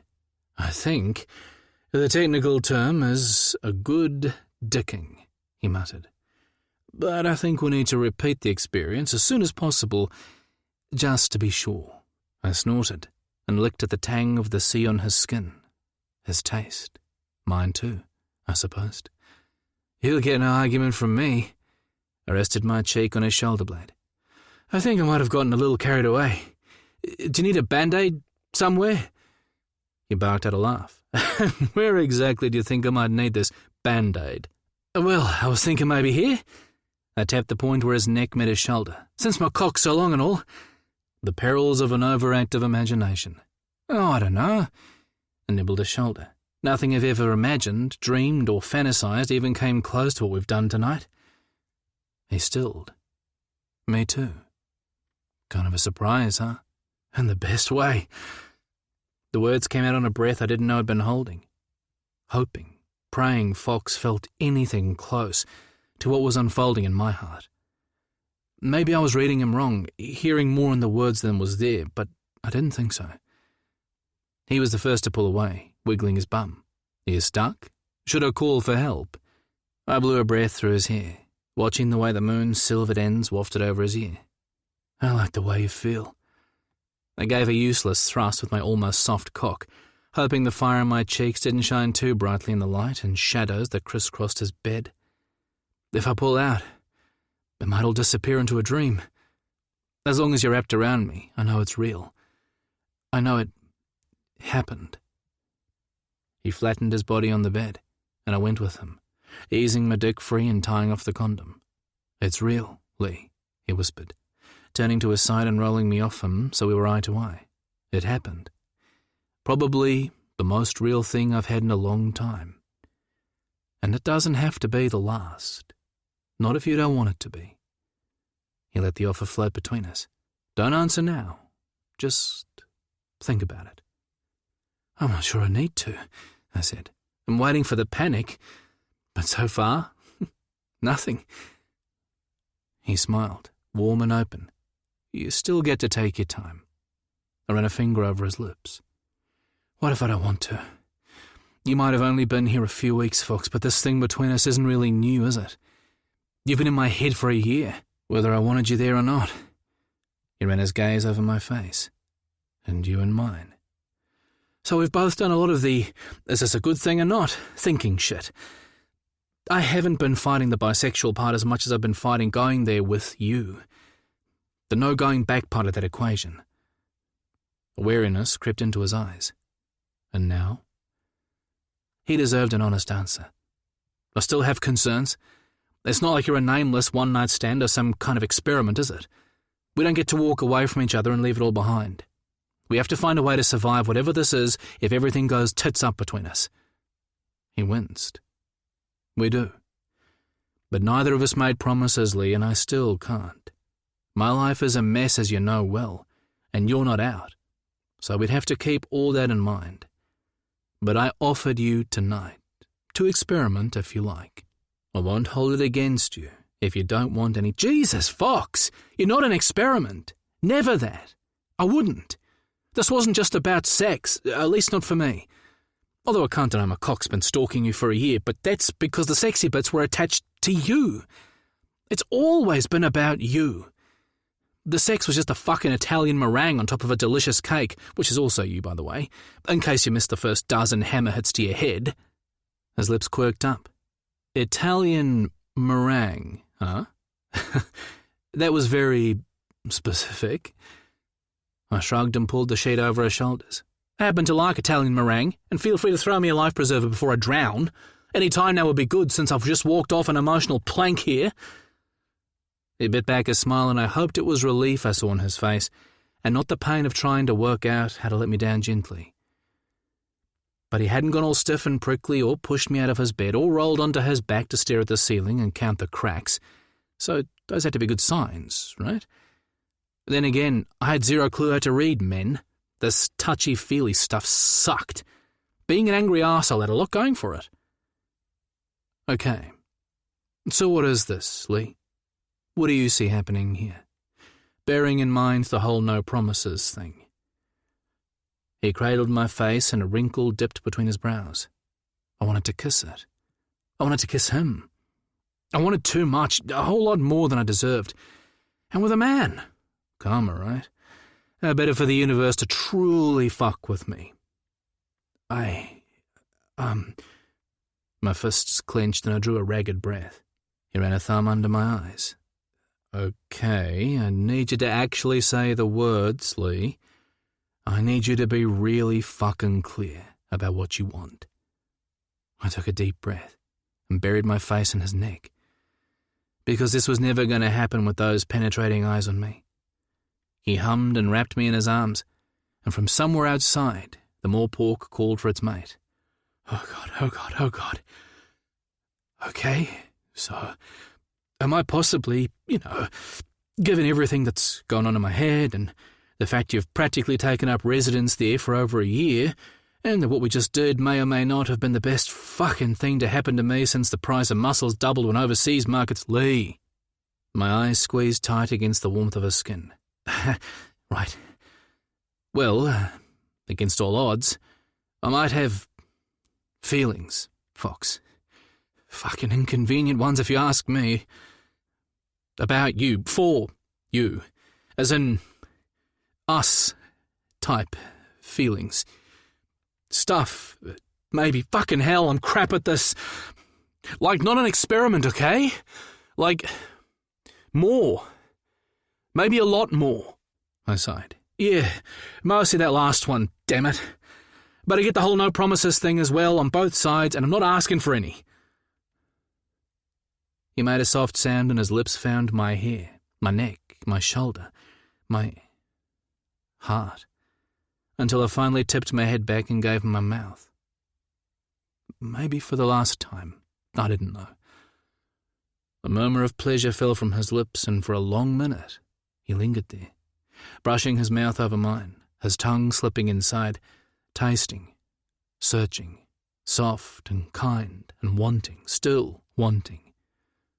And through it all we kept our eyes open on each other, wary, uncertain. Which was fine by me. As long as we were kissing, he couldn't tell me how he didn't feel the same way as I did. But it couldn't stay that way forever, and eventually he pulled back. Our heads sharing a pillow, noses almost touching, his gaze intense on mine, searching for something. I wasn't sure what. My eyes dipped to that small beauty spot under his right ear. Much safer there. He tipped my chin up until our eyes met again. "Shall I tell you about inconvenient feelings, Lee Madden?" He brushed the end of my nose with his and smiled. "Because, right now, I'm fucking drowning in them." And then he kissed me. Chapter 14. Fox. I woke to a cool and empty bed, squashed the panic in my chest, and went looking for Lee. He was elbow deep in suds at the kitchen sink, singing softly to Matchbox 20, with his gaze fixed on Mac, doing her morning patrol outside. I paused and took a moment to enjoy the view. His tightly muscled body clad only in a pair of my sweats, 2 sizes too big, and hanging loose from his narrow hips, had my cock jumping in my broad shorts. I didn't know whether to be pleased or troubled by the depth of my visceral reaction. The night, Lee, this thing between us, was almost too much and certainly too soon, too risky. And yet, here we were. I wasn't about to back out even if I should. It was the best I'd felt in a long, long time. And for once, Stewart Island wasn't singing in my veins. Leroy Madden was. A series of mules took my attention to a sunny spot on the floor where the open patio doors led onto the deck. Someone had moved the kitten palace, and a smile broke over my face. The man was such a softie. We'd talked long into the early hours, wrapped in each other's arms until exhaustion finally took us.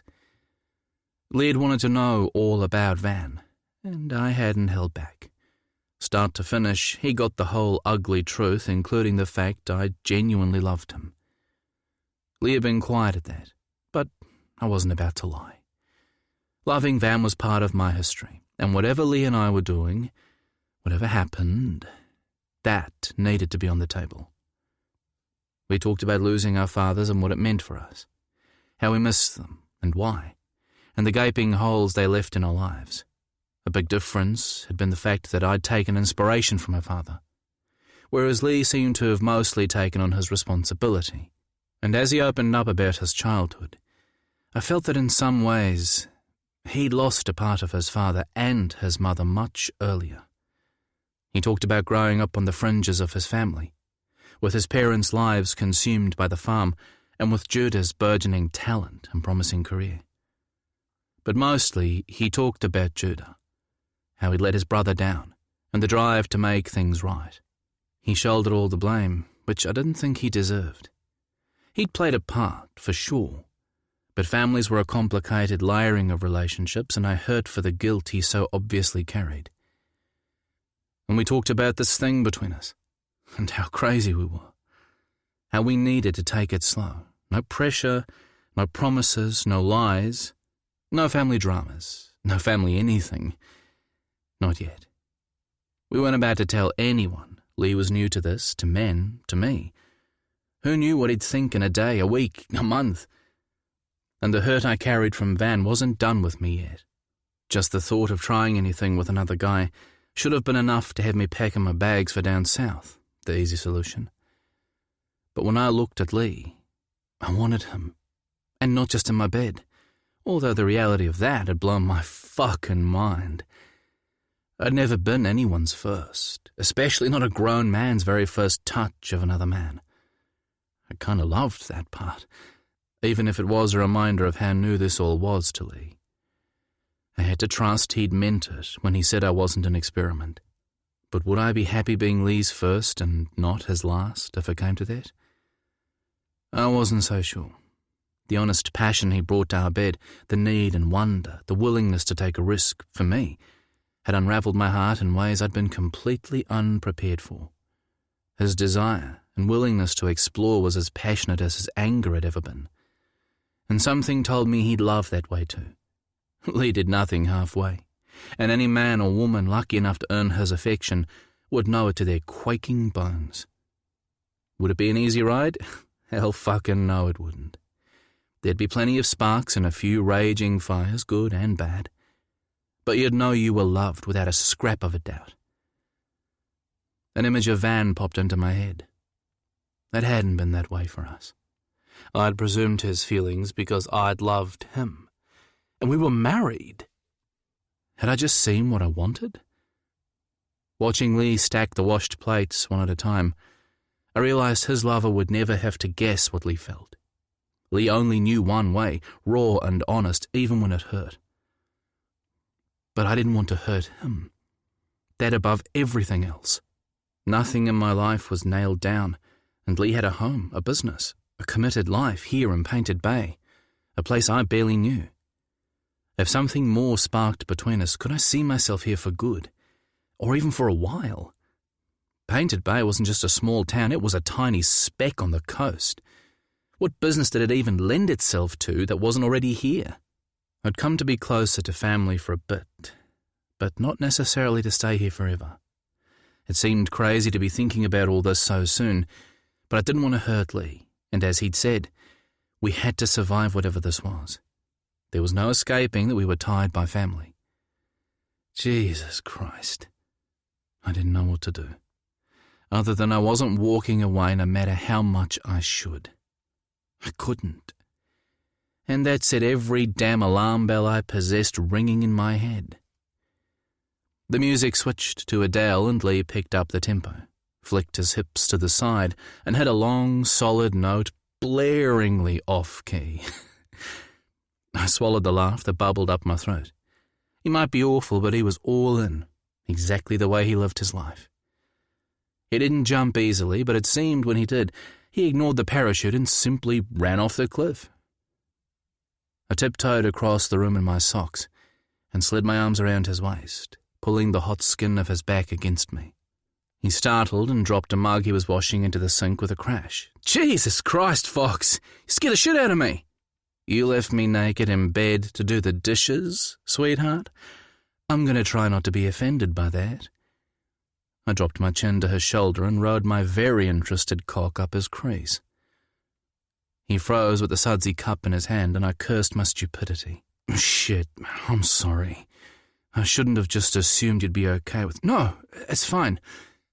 He spun, those wet hands circling my neck. I like it. It's weird, I guess.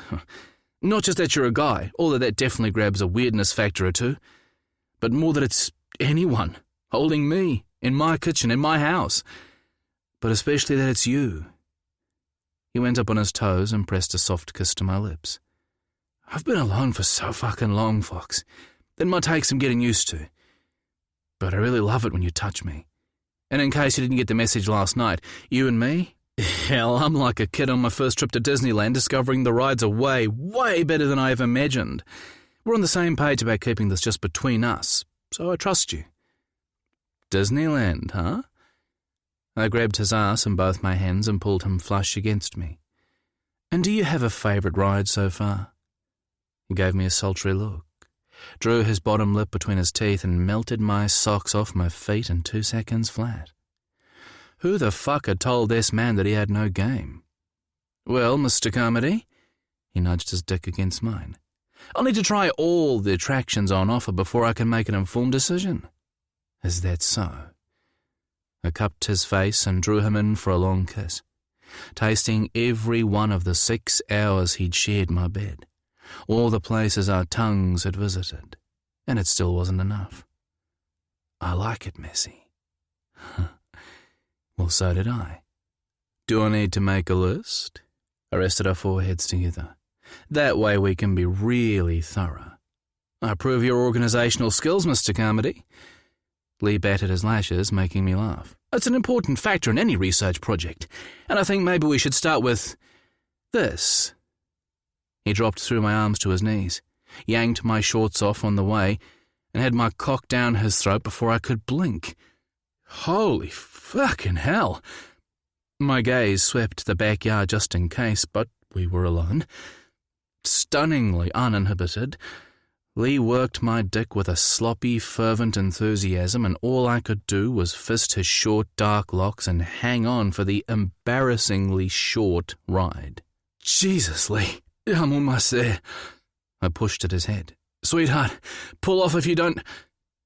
But he shrugged me off, and seconds later that rush of pleasure crescendoed in my body, and I exploded down Lee's throat with a loud groan, shuddering as he milked me dry. My thumb brushing his cheek as he worked and swallowed around my dick, eyes locked on mine. I wasn't sure I'd ever seen anything as sexy in my life. Get up here. I tugged up my board shorts, backed Lee against the stainless steel fridge, and shoved my tongue as far down his throat as I could get it, savouring myself in his mouth, the taste and scent of both of us tangled on our skin. Salt, sex, sweat, and the sweetness of this new thing growing between us. How are you not freaked out by all this? I held his face in my hands and brushed our noses together. He shrugged, a deep rose creeping up his neck. I don't know. I've never been shy, just not particularly highly sexed. But with you... He wrapped his arms around my neck. Since the first time I saw you, things felt different. I want you like I've never wanted anyone. And now that I'm over the no way part of that... His eyes twinkled with mischief and I couldn't help but laugh. Now, I just want everything. I threw the back of my hand over my forehead. I feel so objectified. He laughed. Well, if it'll make you feel any better, I'm more than happy to take a turn at being objectified. He pulled the cord on his sweats and dropped them to the floor. Just saying. His thick cock jutted proud, and saliva pooled in my mouth. I fell to my knees and licked a stripe up its length, keeping my eyes on his. It's a tough job, but somebody has to do it. He smirked. Less talking, more sucking, Mr. Carmody. I need to be at the wharf in 30 minutes. I had him in the shower in 10. By early afternoon I'd made a good dent in the kitten to-do list. Saturday was normally Lee's accounts day, but he and Patrick needed to check things were secure after we'd left in such a hurry the day before. Plus, I had a feeling he needed a little space after last night. I sure as hell needed some, if for nothing more than to calm the fuck down. One night together had blown my fucking mind, and I was still working through all the implications of starting a relationship with the newly rainbowed son of my mother's girlfriend. Complicated, didn't even begin to cover it. Kane had called from the hospital late morning to say the surgery had gone well, but they were keeping him until Monday. Then he had to rest for 3 days before he could be up and about, as long as he didn't use the arm, for 6 weeks. My stomach sank. Not sure how Lee was going to manage that particular trick on the boat, although somehow I knew he would. He wouldn't see Kane without a wage. Lee was far more like his mother than he knew. Kane sputtered and protested at the news. He was going nowhere except into Lee's old bedsit above the garage for a few days. When I warned him he'd have to take his argument up with Leroy, Kane went very quiet, very quickly, and we moved on to the topic of the kittens. The vet had done the necessities and given them a clean bill of health, and Kane was good with a plan to start finding them homes. He wanted the black male for himself. Bostock, or Bossy for short, apparently. Kind of apt since the kitten was a little warlock in the making. It took a good couple of hours to clear the bedsit and get it habitable. It wasn't the Ritz, but it beat living in a shit heap of a car with a broken arm. I was hauling the bucket of cleaning equipment back into the laundry when my phone rang. I glanced at the caller ID with a sinking heart. The day had been going so well. Quit ignoring my calls. Good afternoon to you too, Van. How can I help you this fine Saturday? You can start by answering your damn phone. Like now, you mean? Don't be such a tool. Tinny said you're not answering his calls either. News to me. I took a quick look and found 3 unanswered calls from the day before and a text. Call me. Shit. Everything had been a mess since the accident. Well, I'm answering now. I had an emergency yesterday. What do you want? I want Mac. And I've got a court order that says we have to share her equal time. You've been gone more than a month, Fox. So I suggest you put her on a plane by the end of next week, or what? Fox, she's mine as much as yours. But that's where you've got it all wrong. She's mine, Van. She was mine before you came along. And she was still mine after you fucked my friend and left. What don't you understand about that? I'm trying to be nice about this, Fox. But you're not making it easy. I hear a little more money might sweeten the pot. So much for the big love affair you have with my dog. It seems that's as easily bought as the one I thought you had with me. What? Who told you that? I said nothing. He sighed. I don't care what you've heard. I love Mac as much as you. Taking her without telling me wasn't right. Maybe. You've got a damn nerve claiming the moral high ground after what you did to me. Silence slammed down the line. And when he finally spoke, it was in a much quieter voice, one I recognized from better times between us. Please don't do this, Fox. Don't make me force you. I just want to see her. I snorted. And how the hell do you think you're going to force me? Go back to Ewan, Van. You got what you wanted. Leave Mac and me alone. I hung up and called Tinny, barely managing a brief hello before laying into the poor guy, but not doing enough to stop the court order. Back off, Fox! I tried to warn you yesterday if only you'd answered your damn phone. What did you want me to do? He sounded righteously pissed off. Chain the guy in my basement? Yes, exactly that. It would solve a lot of my problems, I'm sure. I heard the eye roll rattle down the line. He has a legal right, Fox. I warned you this could happen. Where were you yesterday? One of the workers on the boat had an accident. Nothing major. It just ate up the afternoon at the ER with him. Is he okay? He's got a broken arm, but he'll be fine. That's good then. He paused. So, how's it all going? You're changing the subject. He snorted. Not for long, I'm sure. Answer the question. I thought of Lee and smiled. It's been good. Complicated. Nice. I just need to decide what the hell I'm going to do for a living. You'll work it out. So, who does the complicated part of that belong to? I don't know what you mean. I'll ask again. Who is he? What makes you think that word refers to a man? Tinny said nothing. God damn the man.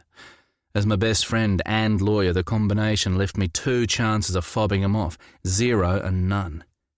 Okay, so there might be someone, a man, but it's just casual.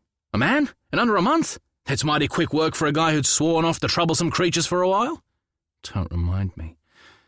Yeah, well, as I said, it's not serious.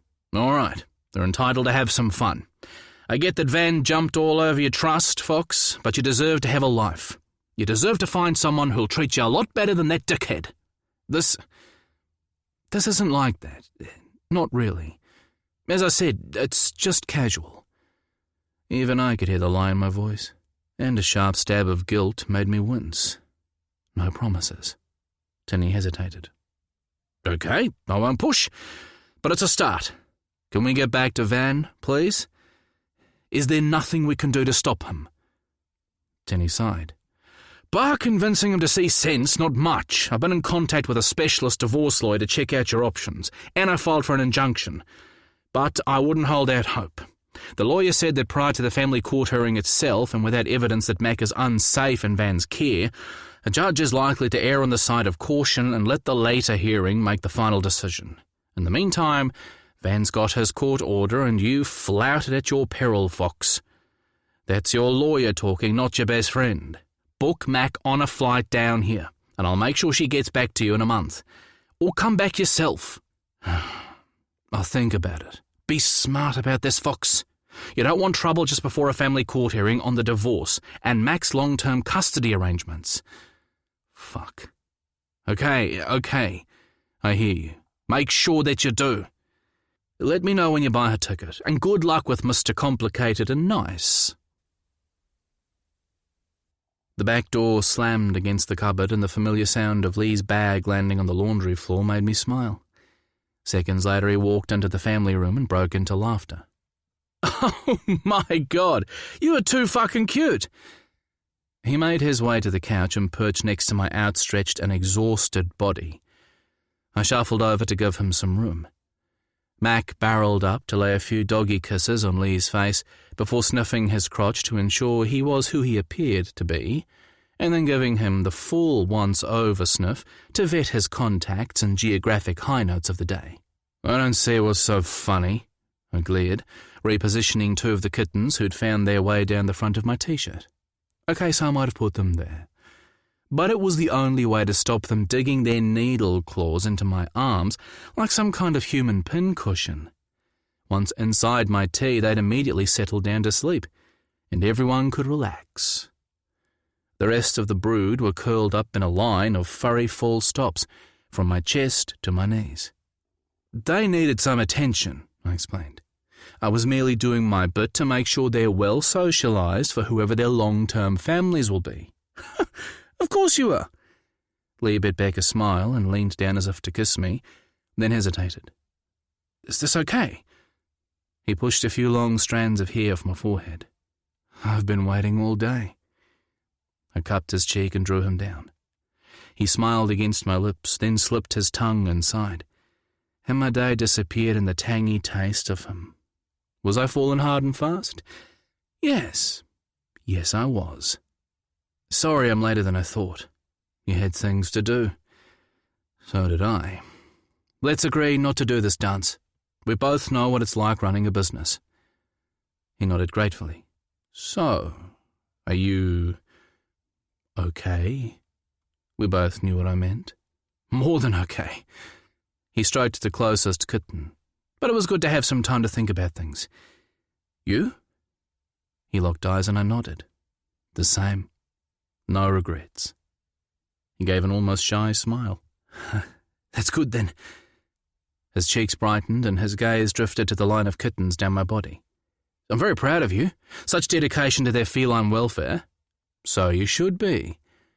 I started handing him the kittens one by one. I risked life and limb just to be here for them. Now it's your turn. I need to finish dinner. If I must. Lee stared at the mound of wriggling fur in his arms and fell sideways into my vacated spot. Max stretched out on the floor alongside, her chin on the couch so she could watch the kitten stretch and settle again. I bent down and ran my nose up his neck. You smell good. He snorted and tried to wrangle the kittens into some kind of order. I smell of shellfish, sea and sweat. Eau de Moselle. Like I said. Good. He huffed. You need to raise your standards. I kissed him, holding his gaze. My standards are exactly where they need to be. A flush ran up his neck as he caught my gaze and held it. He looked nervous. Can I ask you something? I frowned. This sounds ominous, but sure. Did you make a decision about that skipper's job? Oh. I frowned and pushed his dark, choppy locks off his forehead to better see those wary blue eyes.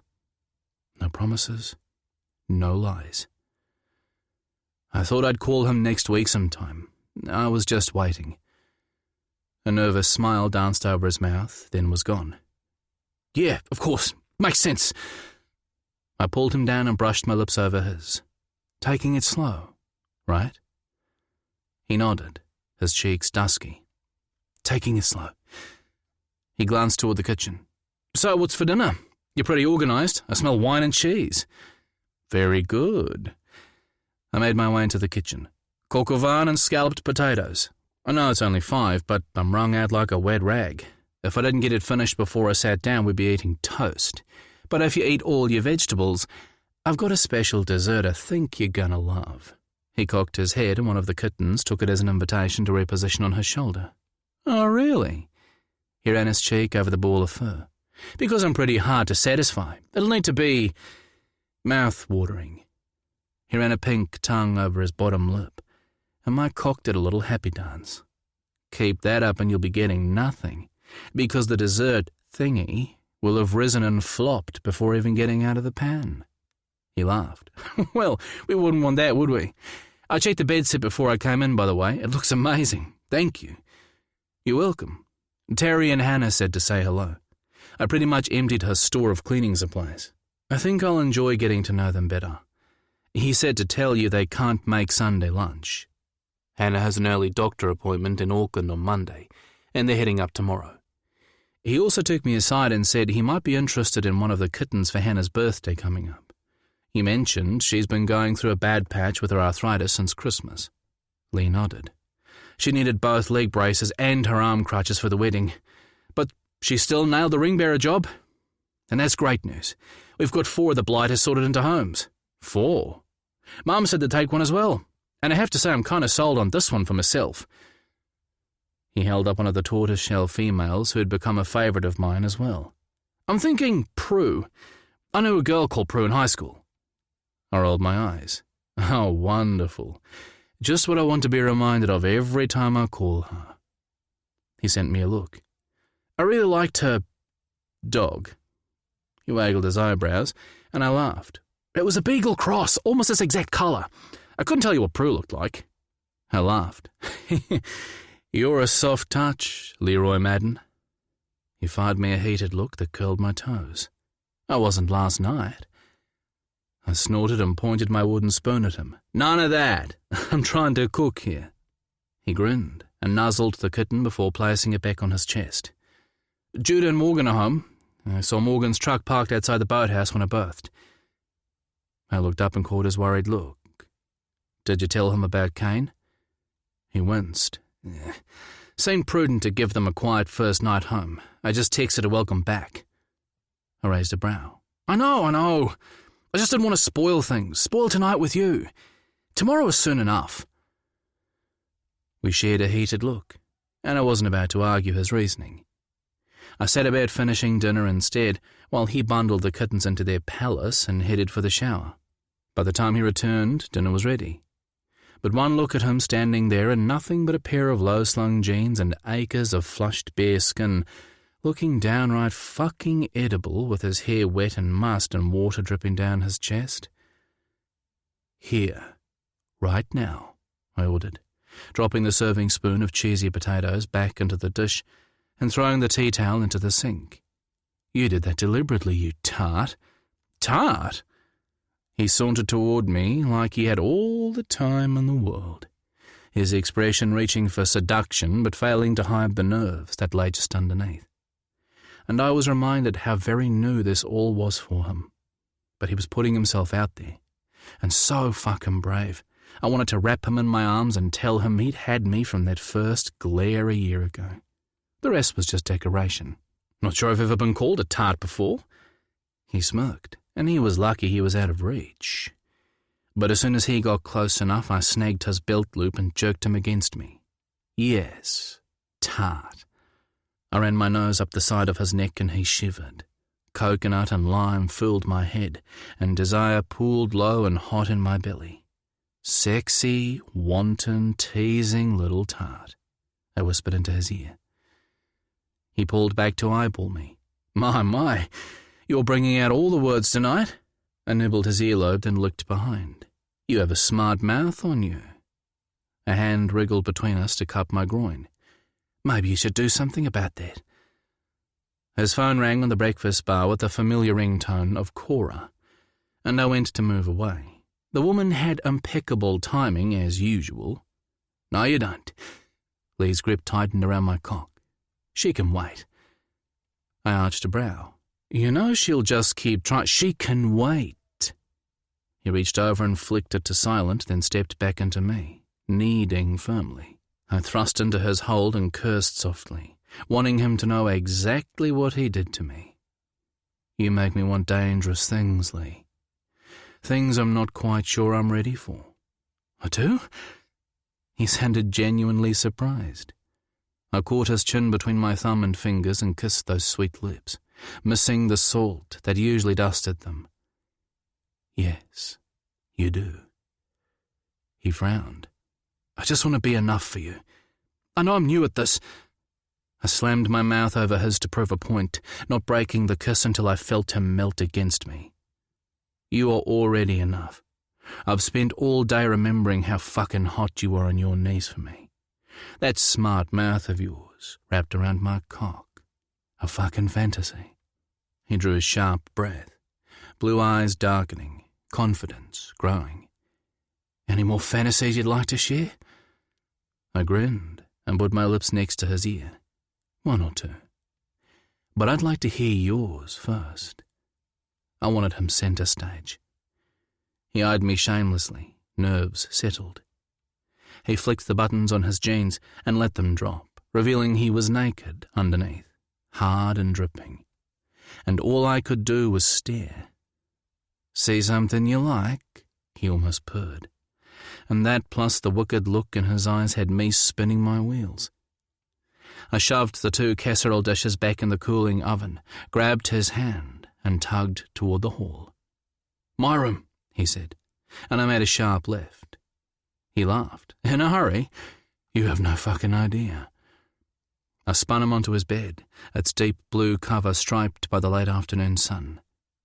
My shorts and tank hit the floor seconds later, and after he produced some lube from his bedside table, I crawled up his body and fell into his eyes, wide and black with just the thinnest rim of blue at the margins. What do you want, Lee? Tell me, and it's yours. He cradled my face. I want you, and I want to try you playing with my ass again. I cocked a brow. I'm sure I can manage that. Just for research purposes, of course. Nothing too much.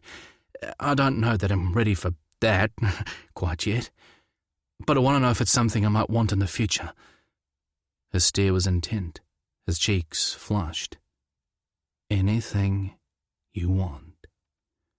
I closed my mouth over his, and he groaned into the kiss as I trailed my fingertips along his ribs, and down that quivering belly to cup his balls. One finger stretched along his taint. He arched up and threw his head back. Jesus, yes, Fox. His thighs swept open, and he shoved the lube into my other hand. Please. 30 minutes later, starfished and boneless in his bed, covered in lube and cum and saliva, I figured he had his answer about whether he might like more. My fingers and tongue had never left his ass, and he'd finished with a shout to bring down the walls. When he was done, I was so fucking turned on I came on his chest with just a couple of tugs and his fingers shoved up my ass.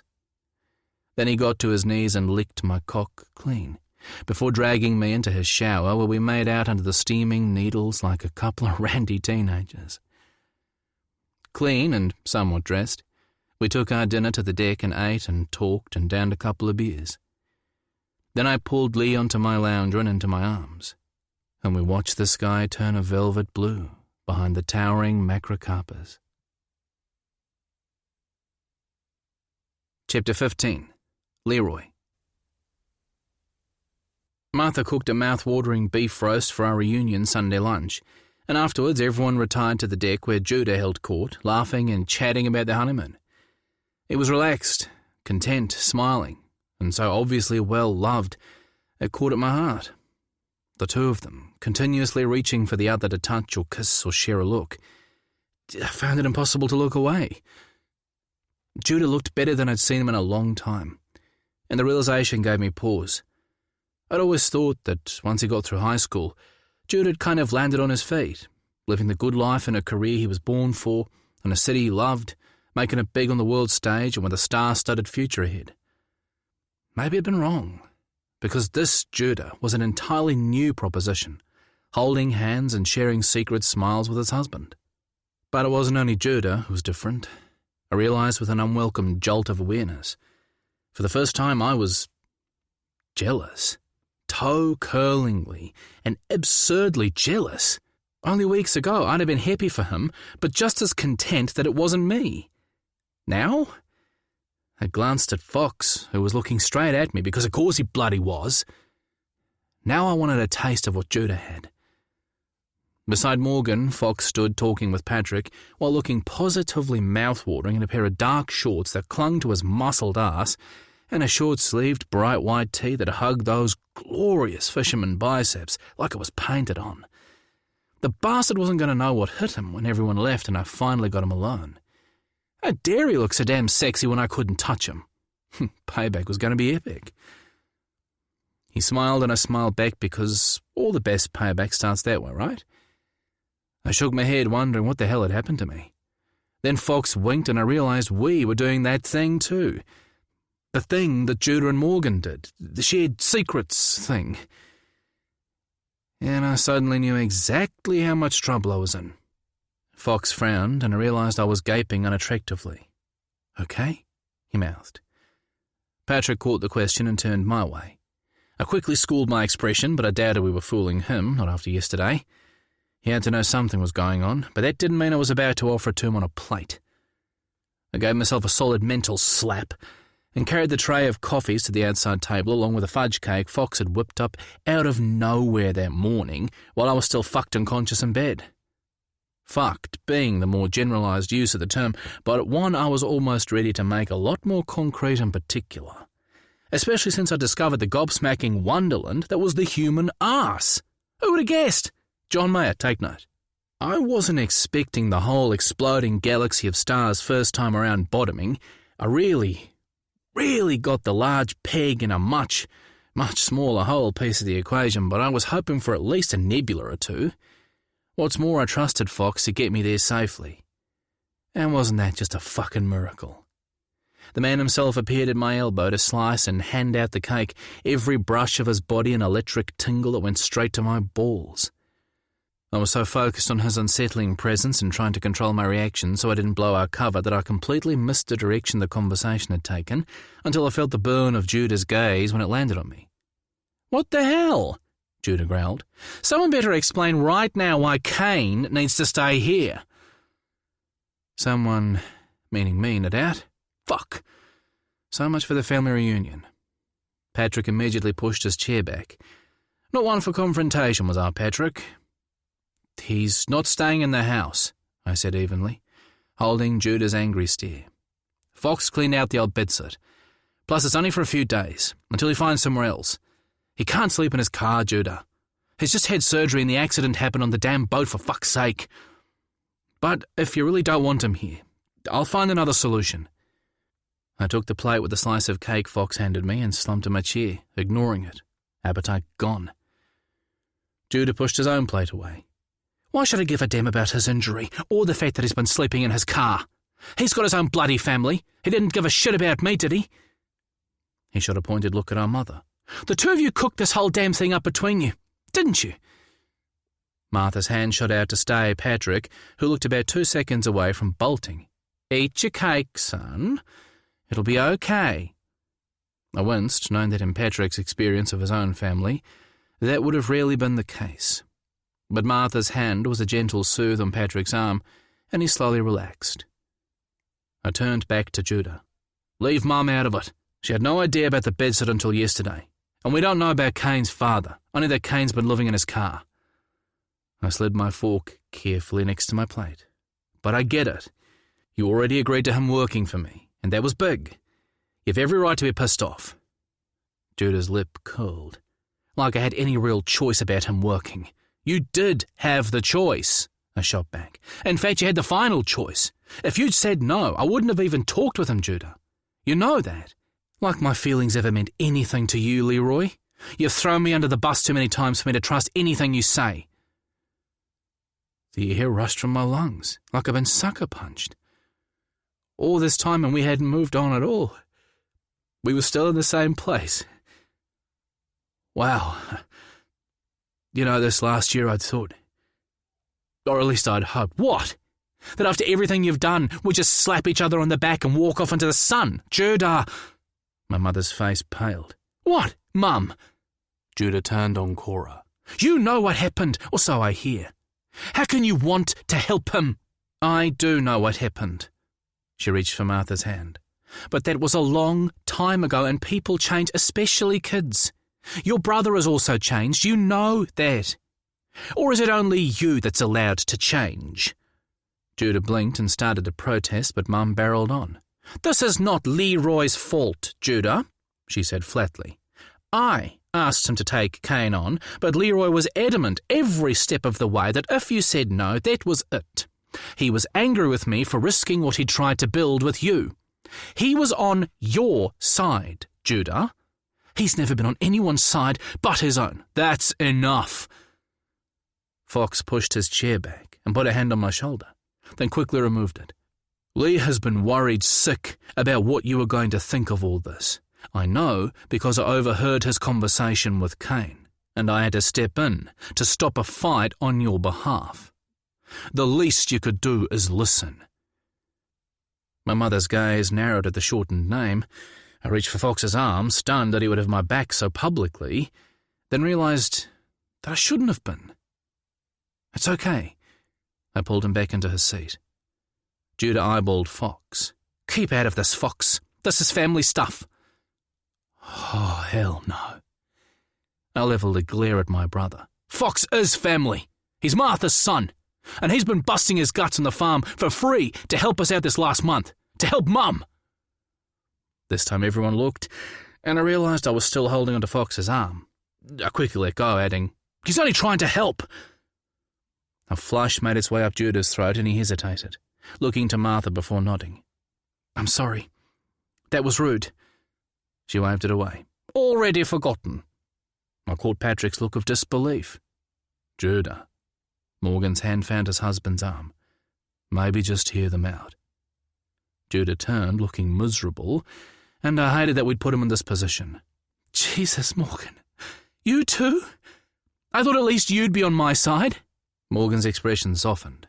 "I'm always on your side, sweetheart. You know that. I just need you to really think about exactly what side that is. Then I'll be there." They stared at each other for a long minute until finally Judah leaned forward and pressed his lips to Morgan's. "I'm sorry. I know you're on my side. God damn it. I didn't want to cause trouble between Morgan and Judah. This was turning out to be the shit show I'd thought, and I was done with it." I pushed my chair back and stood. "Enough! I'll find somewhere else for Kane. He's not doing this to our family again. I'm sorry, Judah." I sidestepped both Fox and my mother and headed down the steps with Mac at my heels. I made it around the corner of the house to a bench on the covered veranda before I collapsed. Mac curled at my feet with a soft whine as bile ran up the back of my throat. There was everything I'd feared, only worse, because I'd been telling myself a lie. I'd achieved nothing with Judah. He hated me as much as ever. I batted angrily at my eyes, but for once I didn't give a fuck. I just let myself feel. I should have said no to my mother. I knew it would blow up in my face. I'd gotten it so wrong with Judah so many fucking times. Jesus Christ, what chance did Fox and I have? Not to mention what Judah would say if and when I ever came out. A fucking disaster in the making. Mind if I sit? My gaze shot up to find Judah staring down at me. So fucking light on his feet I'd never even heard him. I shrugged and slid over, the bench creaking under our combined weight. He stared out over the bay. The covered veranda had arguably the best view in the house, straight over the top of the old barn, Judah's new dance studio, and his and Morgan's boathouse to the ocean beyond. But there was no sun today, the sky heavy with clouds, a relief from the late summer sun. The bay a dull grey, as still as a grave. Perfect for my spiralling mood. So, Judah kept his eyes on the placid water. I might have been a tad dramatic back there. I couldn't help a small smile. Is that you talking or Morgan? He gave a soft snort. If I say Morgan, will you still accept my apology? You don't owe me any apology. I should never have gone along with Mum. I'm sorry, Judah. I'll get Kane settled somewhere else. and I'll find some other work for him. I don't know what I was thinking." He drew a slow breath and leaned back against the wide weatherboards of the house. "No, he can stay. I don't think it was really about him." I turned to study him. "You don't have to. I know I don't." He met my eyes with his own red-rimmed ones. "And maybe that's the point. I wanted to blame you and Mum. Then I didn't have to make my own decision. Because when I really think about it, I don't want to turn him away either. I guess I don't want to do to him what he did to me. And despite everything, I guess I trust Mum's judgment." My eyes rolled so hard I was surprised I didn't tumble down my back and head down the hill for the wharf. "That might be a bridge too far," I elbowed him. "But are you sure about Kane, Judah? After what he did, I know, and I can't say I'm thrilled about the idea, and the rules still stand, but I'm also not frightened of him. I'm still just bloody angry. So until I'm ready, he needs to keep out of my way. One wrong word and he's gone." He eyed me pointedly. I nodded. "Of course, but I'll find somewhere else for him by the end of the week." Judah nodded. "Thanks. The crazy thing is I do actually believe in second chances, that people can change. Maybe not everyone, but some. Of course, that's all well and good, until it's my life that's involved, right?" He gave a smile that didn't quite reach his eyes. "You know, until that day he kicked me, most of Kane's bullying was pretty low-key. Just the usual snide comments and name-calling. I'd never been scared of him in that way.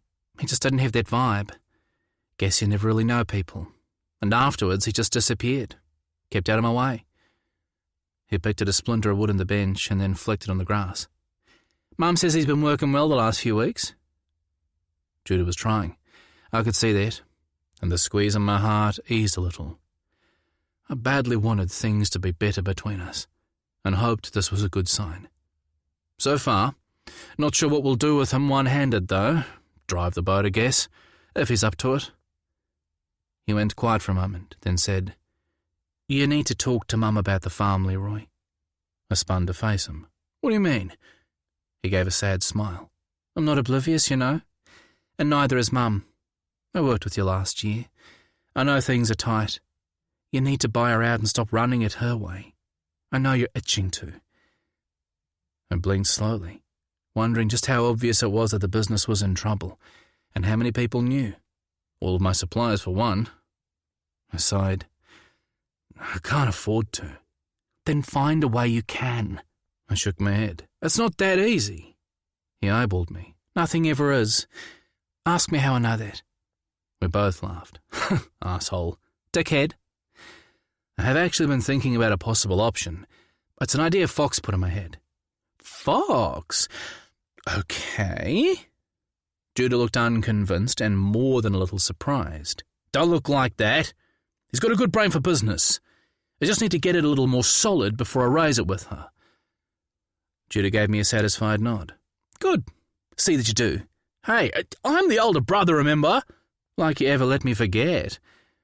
Judah's hand landed on mine and I jumped. "Wow, touchy." He smiled. A genuine one this time. "Pfft, you've been on your honeymoon for a month. I know exactly where those hens have been, thank you very much." He stared for a second, then threw back his head and laughed. "Fuck me. Look at you with the jokes. I think sharing a house with Fox has been good for you. Not to mention the man's pretty easy on the eyes. Shame all those attributes are lost on you. Which reminds me, a good brain for business? I thought you couldn't stand him." I almost swallowed my tongue, thinking of how very not lost the man's attributes were on me. I didn't really know him, I guess. It's not like I gave much of a chance, was it?" "Maybe not. So you two getting along okay then? He had all guns blazing to defend you back there?" "Oh boy." "Yep, fine. He's a good guy, and his dog's a sweetheart."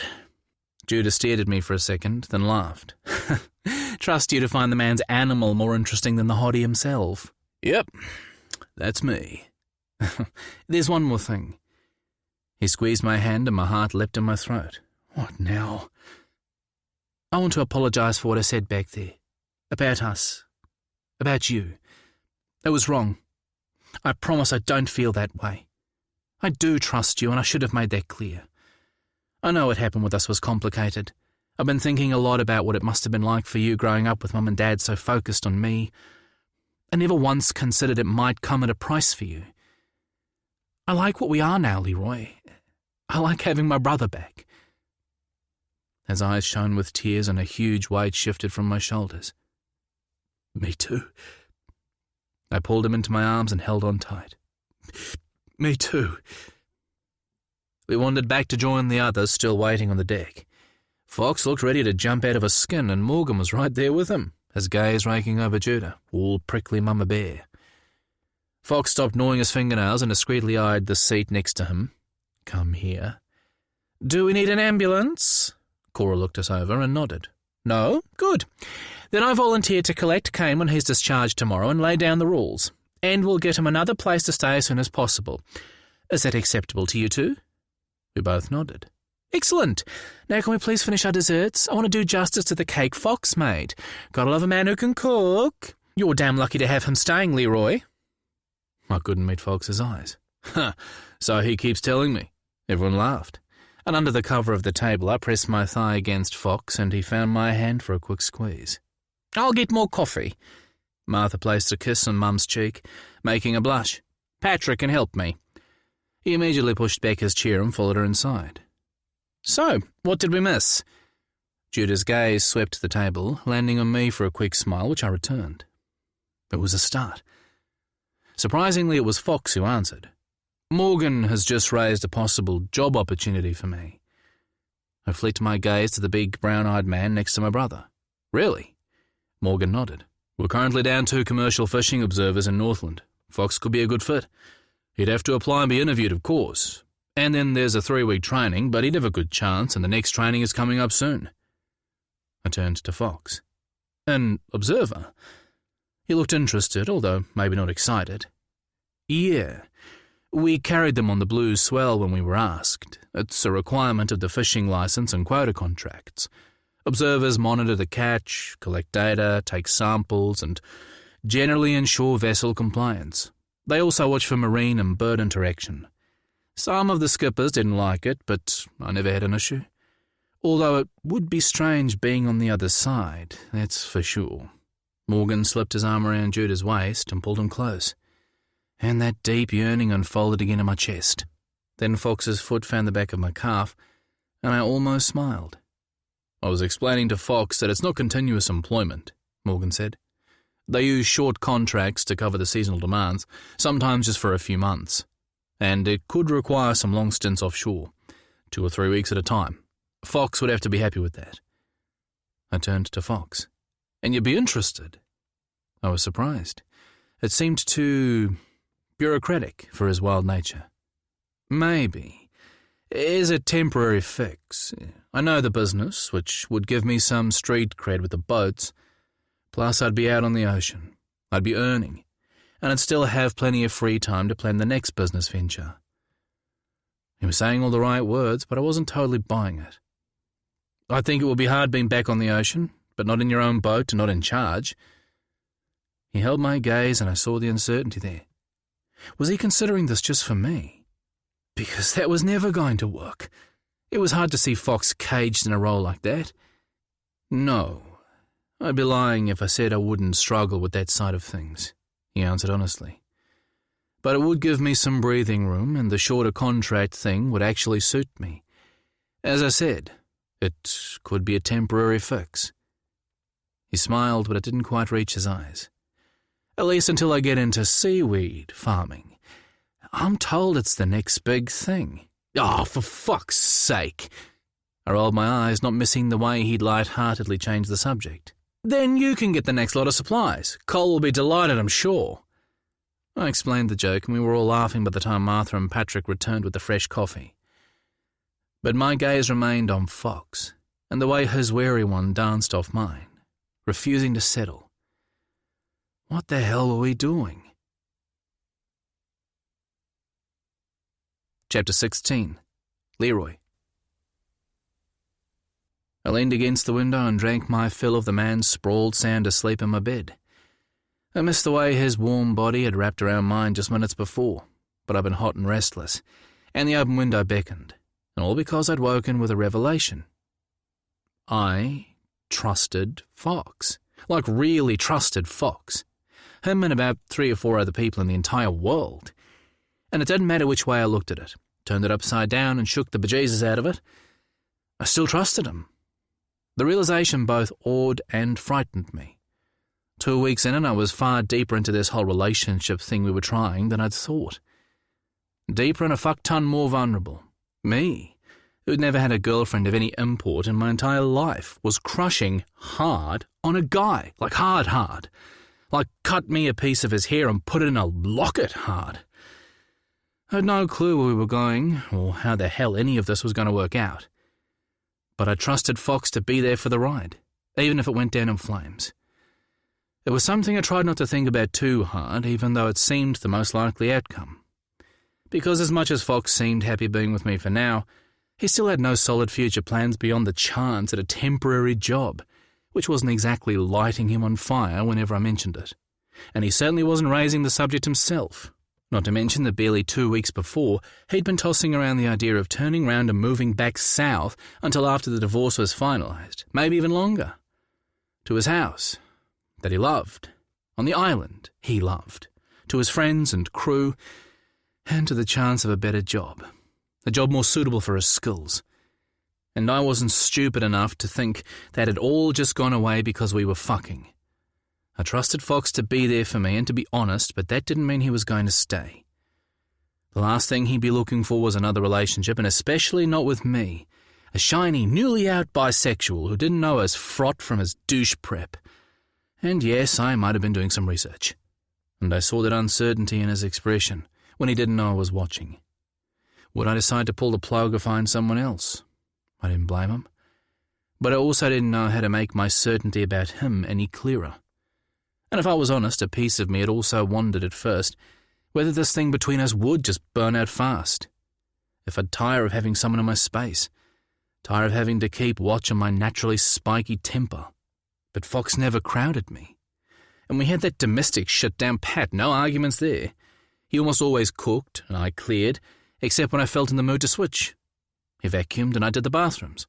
In the mornings he made our lunches for the boat, while I sorted the laundry, and then we both rode in my truck to the wharf, and so on, and ridiculously so on. It would have been nauseating if it wasn't so damn nice. But Fox was like that southern albatross he talked about, the one that followed his boat. For now, Fox had landed on me in Painted Bay, but I couldn't shake the feeling that he'd be leaving again as well. This wasn't his home, no matter how much I wanted it to be. Fox plucked at the covers in his sleep, his legs stretching from under the sweat-damp sheet to cool in the late afternoon breeze drifting through my bedroom. Or more accurately, our bedroom, as it had become by default over the last 2 weeks, ever since I'd first been introduced to the glory that was Fox's body. Even Mac had joined the bedroom swapping party, finding a cool spot in my ensuite to call her own at night. Hell, I'd have moved Fox's clothes into my wardrobe if it weren't for the need to keep this thing between us quiet. His soft snore made me smile. He was so fucking beautiful, at peace and sated, his cum dry in his belly from where I'd fucked him into the mattress. There went another load of sheets. We were going to have to become smarter about that. Like 5 loads of bed linen in a week wasn't going to raise flags. Trouble was, I'd found myself caring less and less about people finding out. And that wasn't smart. I shook my head. How had this become my life? A man fucked out by me and asleep in my bed on a Saturday afternoon when I should have been working, and I couldn't be happier. You couldn't dream this shit up. And more to the point, what the hell was I going to do if it came to a crashing end? When Fox wasn't around, I missed his smile and droll commentary and the inevitable warning looks that told me to watch my mouth with Patrick and Kane when I got cranky and impatient. I've been really trying to learn from what he'd said about how he'd run his commercial operation, his crew, his family, as he'd called them. Being open didn't come easy for me. But with an occasional nudge and redirect from Fox, I was learning. And I was starting to have fun. I'd learned more about Patrick in the last 3 weeks than I had in almost 2 years he'd been with me. And even Kane was slowly relaxing around me. I glanced out the window to the back of the bedsit where Kane was still holed up after Judah had rejected Martha's discovery of a family in town who were looking for a boarder. He's fine where he is as long as he keeps out of my way, Judah had said, before walking off, and the two men had continued to pass each other like ships in the night ever since. I was pretty sure no words had been exchanged between them except the odd grunted greeting, and Judah remained cool whenever Kane's name came up, like the dodgy cousin you never talked about at the dinner table. Go fucking figure. The only difference being my deduction of a small amount of rent from Kane's pay each week, like enough to pay Mac's monthly dog biscuit addiction and not much else. For his part, Kane kept to himself and stayed out of the house. He found the remaining kittens good homes and got himself to and from the wharf each morning, turning down any offer of a ride. And he'd picked up the helmsman job with ease, even with only one useful arm. Another snort from the bed grabbed my attention, and my gaze trailed down those long muscled limbs. Limbs that only an hour ago had been wrapped around my waist as I fucked him thoroughly. Fox was always generous with his ass, offering it to me at the drop of a hat, or any other article of clothing that happened to fall off between us on a regular basis.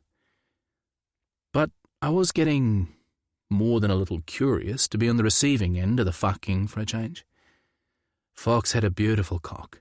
Another sentence I never imagined coming out of my mouth. And I loved when he fingered me. Not to mention his rimming skills were downright filthy. I was getting much more adventurous and curious about everything to do with that particular part of my anatomy. And I also wanted that intimacy.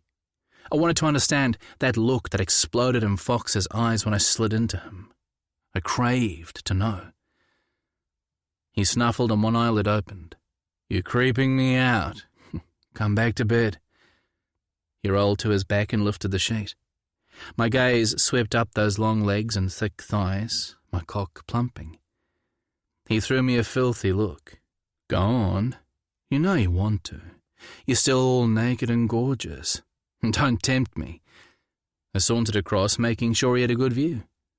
Even though I wasn't shy about my body, I'd never flaunted it. But over these last 2 weeks, I'd come to accept that Fox loved looking at me. Hell, he told me often enough, and it was hard to ignore how his body responded. He'd have me naked all day if he could, and the feeling was mutual. It was heady stuff. I just made it to the bed when Fox's phone buzzed on the bedside table, and he reached for it. I caught the flash of the name before he opened the text. Laurie Smithson, the guy with the skipper's job down south. Shit. Try as I might, I couldn't stop a ball of disappointment clench in my throat. Fox caught my eye, and I read the apology there. But there was really nothing for him to apologise about. No promises, no lies. "Still haggling about the skipper's job?" I asked, trying to keep my voice neutral, when he finally looked up from reading the text. He blew out a sigh. "In a way, I did tell him I didn't think it would work, but he's not giving up without a fight. I have another month to make my mind up, apparently." Damn. I folded my arms to stop my hands from shaking. "Then maybe you should take a look." His gaze jerked to mine. "Why would you say that?" "Fox, I'm not stupid. It's a good job. Maybe the best one for you right now. I don't want you turning it down just for me." "Who said it was just for you?" I drew a slow breath. "Are you telling me you'd have turned it down so quickly if we weren't—" I flicked a hand between us. "Doing this? Fox, you have a whole life down there. You said yourself when you first got here that you didn't know where you'd end up." He studied me, his jaw working, and I had my answer before he even spoke. "Okay, yes. I'd probably have seriously considered the skipper role because it's a good job. But that was before you. I like what we're doing, Lee. I like us. I want to try this. And I left that life for a reason. But you didn't really want to leave it, did you? You ran, but you kept your roots there, your house. What am I against all that? Still, I trusted Fox, and I had to believe that he wasn't just protecting me.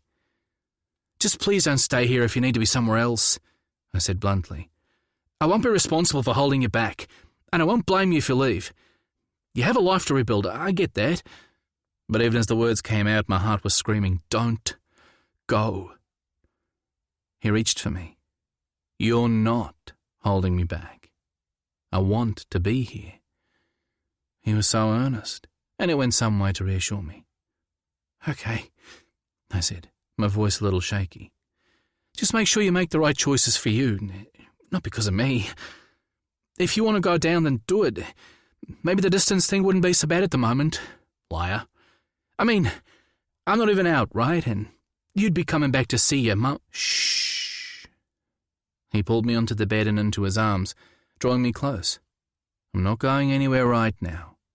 And if I do decide to take another look at the job, we'll talk about it then. Both of us. Deal? I sighed and nodded, burying my face in his neck. Deal. It would have to do. He kissed my hair. Good. Then maybe we can find something less depressing to do with our time. His free hand trailed down my body, leaving fire in its wake, as always happened whenever Fox touched me. I pushed back off his chest and wriggled to free myself. Oi, we have training this evening, remember? And Mac needs a walk, plus we have to eat. He pouted adorably, and I couldn't resist snagging that mouth for a kiss, happy to shove away all those doubts that clouded my time with him. But I'd been played. The instant our lips touched, his arms swept around my waist, and I found myself flat on my back with a 6'3" green-eyed mountain of solid muscle grinding against me. Well, damn. Being manhandled in bed had become my number one fetish, and the bastard knew it. I was rock hard in an instant. You were saying? He peppered my face with kisses while thrusting against me. Nothing. I kissed him back. Absolutely nothing. Down a bit. There. Shit. Fucking hell. My head fell back as his mouth landed on my throat, then moved lower to my chest, my armpits, my nipples.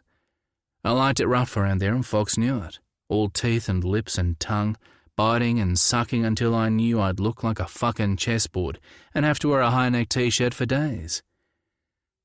I raised my head and my hands found that spectacular ass to hold on to. Yes, I muttered in his ear. Come on, Fox. Almost there. Leroy! Fox! The front door slammed. Anyone home? God damn it! I had the bedroom lock flicked in 2 seconds flat, not entirely sure how I got there. But when I turned to put my back against the cool timber, I saw Fox hanging off the side of the bed, almost strangled in the sheet that stretched between us like a taut rope. Oops. I thought you bolted the front door, I whispered. Me?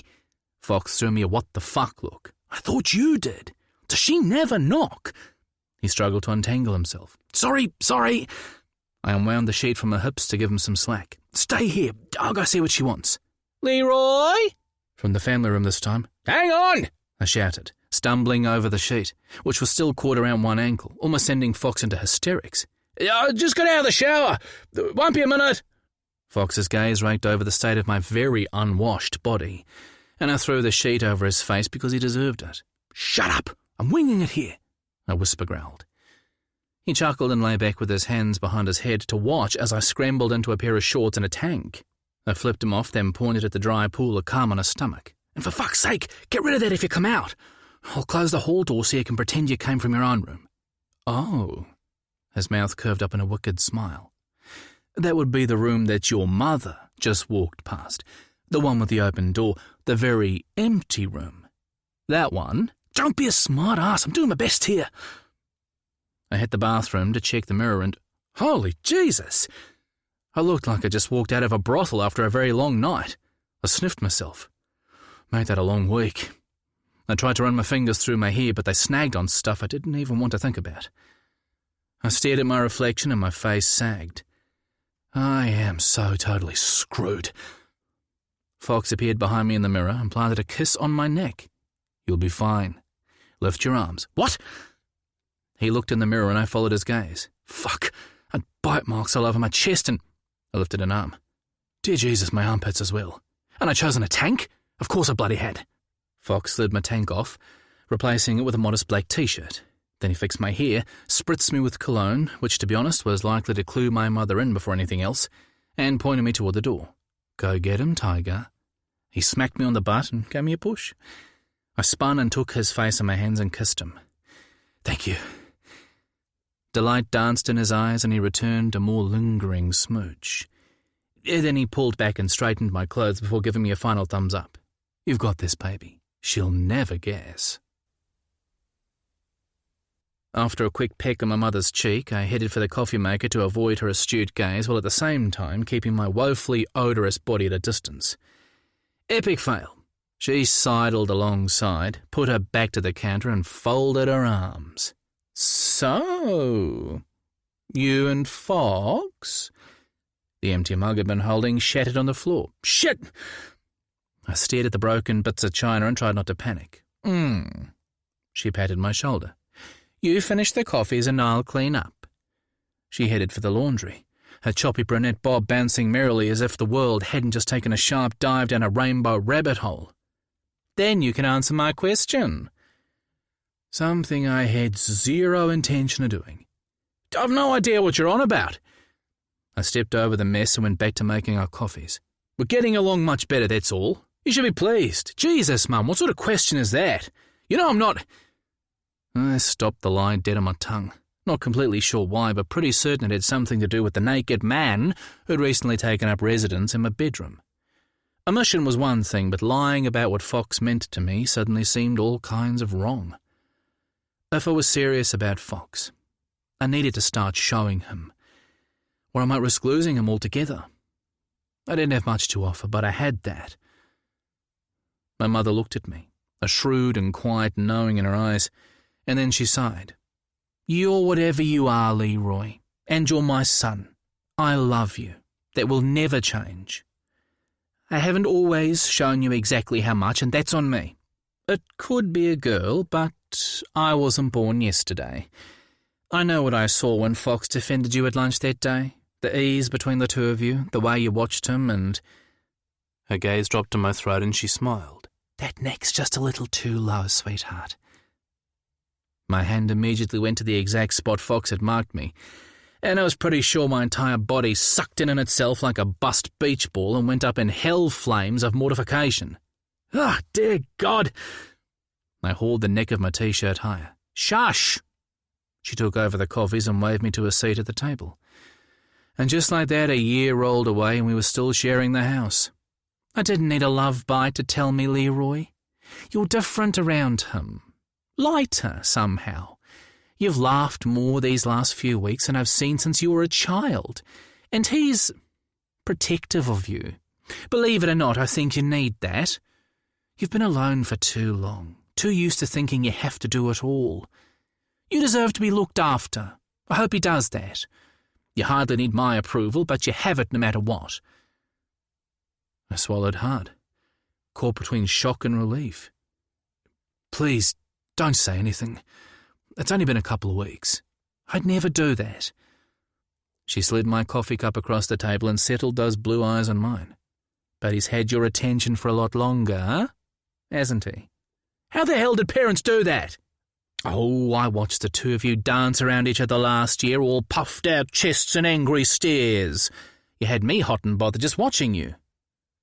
She had to be joking. What? We did nothing of the sort. I couldn't stand him back then. She arched those well-plucked brows of hers and I snorted. Okay, maybe not that, exactly. But he unsettled me, Mum. He still does. Ugh. I banged my forehead twice on the table and she chuckled. I knew I was attracted to him, but it made you angry. I slid down on my seat. Yeah, I didn't want to feel that, especially for him. I hardly need any more demands in my life. And I'd watched Judah all those years. I shook my head. It was confusing. She raised her cup to mine and clinked. Here's to being hit over the head by an inconvenient love hammer later in life. I'd almost forgotten. Was it the same for you with Martha? She took a second to answer. Yes and no. I knew she had feelings for me, little things she did, the occasional glance, that sort of thing. But I felt no attraction to her in that way until after your father died. Well after. When I started taking notice in a quite different way. She gave a coy smile and sipped her coffee. But once I knew, it was me who started the ball rolling. Age can be a good thing that way. It comes with a good dollop of not giving a flying fuck anymore. Is this thing between you and Fox serious? I took a long swallow of coffee and thought hard before I answered. To be honest, I don't know. I mean, it's not like I have a lot of experience with any of this, Mum. I barely got my training wheels off with women, let alone men. She shook her head. Nope, I'm not buying. You don't jump into anything easily, son. I think you do know. I narrowed my gaze. Get out of my head! She sat back with her hands up. Fair enough. We sipped our coffees in silence for a moment, and I thought about my mother and how damn brave she'd been. Okay, so I think maybe it is serious. It was barely a whisper. At least it is for me. But I'm not entirely sure what Fox feels. His life is pretty up and down right now, and he wasn't looking for a relationship. Neither were you. Oh no. But I don't want to assume anything. I blew out a shaky sigh that rattled my heart. Jesus. I'm scared, Mum. Holy shit, how is that even possible? I'm saying something like that. She rested a hand over mine and squeezed. Because he's touched your heart, son. And I, for one, couldn't be happier about that. I was beginning to wonder if anyone could break through to it. I gave her my best eye roll. Wow. Thanks for the vote of confidence. She laughed. True nonetheless. Still, there are never any guarantees, but based on what I know about Fox, he's a measured man. He wouldn't be doing this, not with you, and not after what his ex-husband did to him, if he wasn't sufficiently interested. Sufficiently? I shook my head. You couldn't come up with a more encouraging word? She shrugged. I can't read the man's mind. Sometimes you just have to take a chance. But what about Judah? He's going to hate this.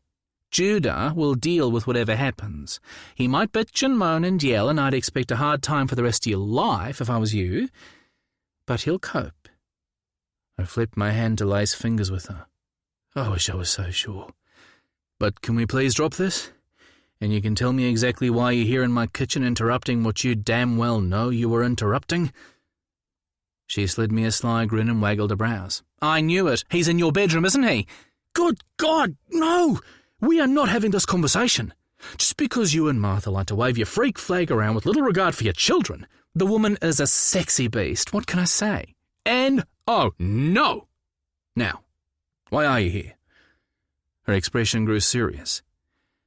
I'm here because you've been avoiding having a conversation about the farm finances. I gaped. And so you thought it would be a good idea to simply turn up and ambush me with no time to prepare and an hour before I'm due at rugby training. She fired me a shit-eating grin. Pretty much exactly my plan. It's the only way I can nail you down. I can't do this now. Yes, you can. The farm can't support both of us, Leroy, and it doesn't need to. I'm holding you back. No, don't look like that. I know it and you know it.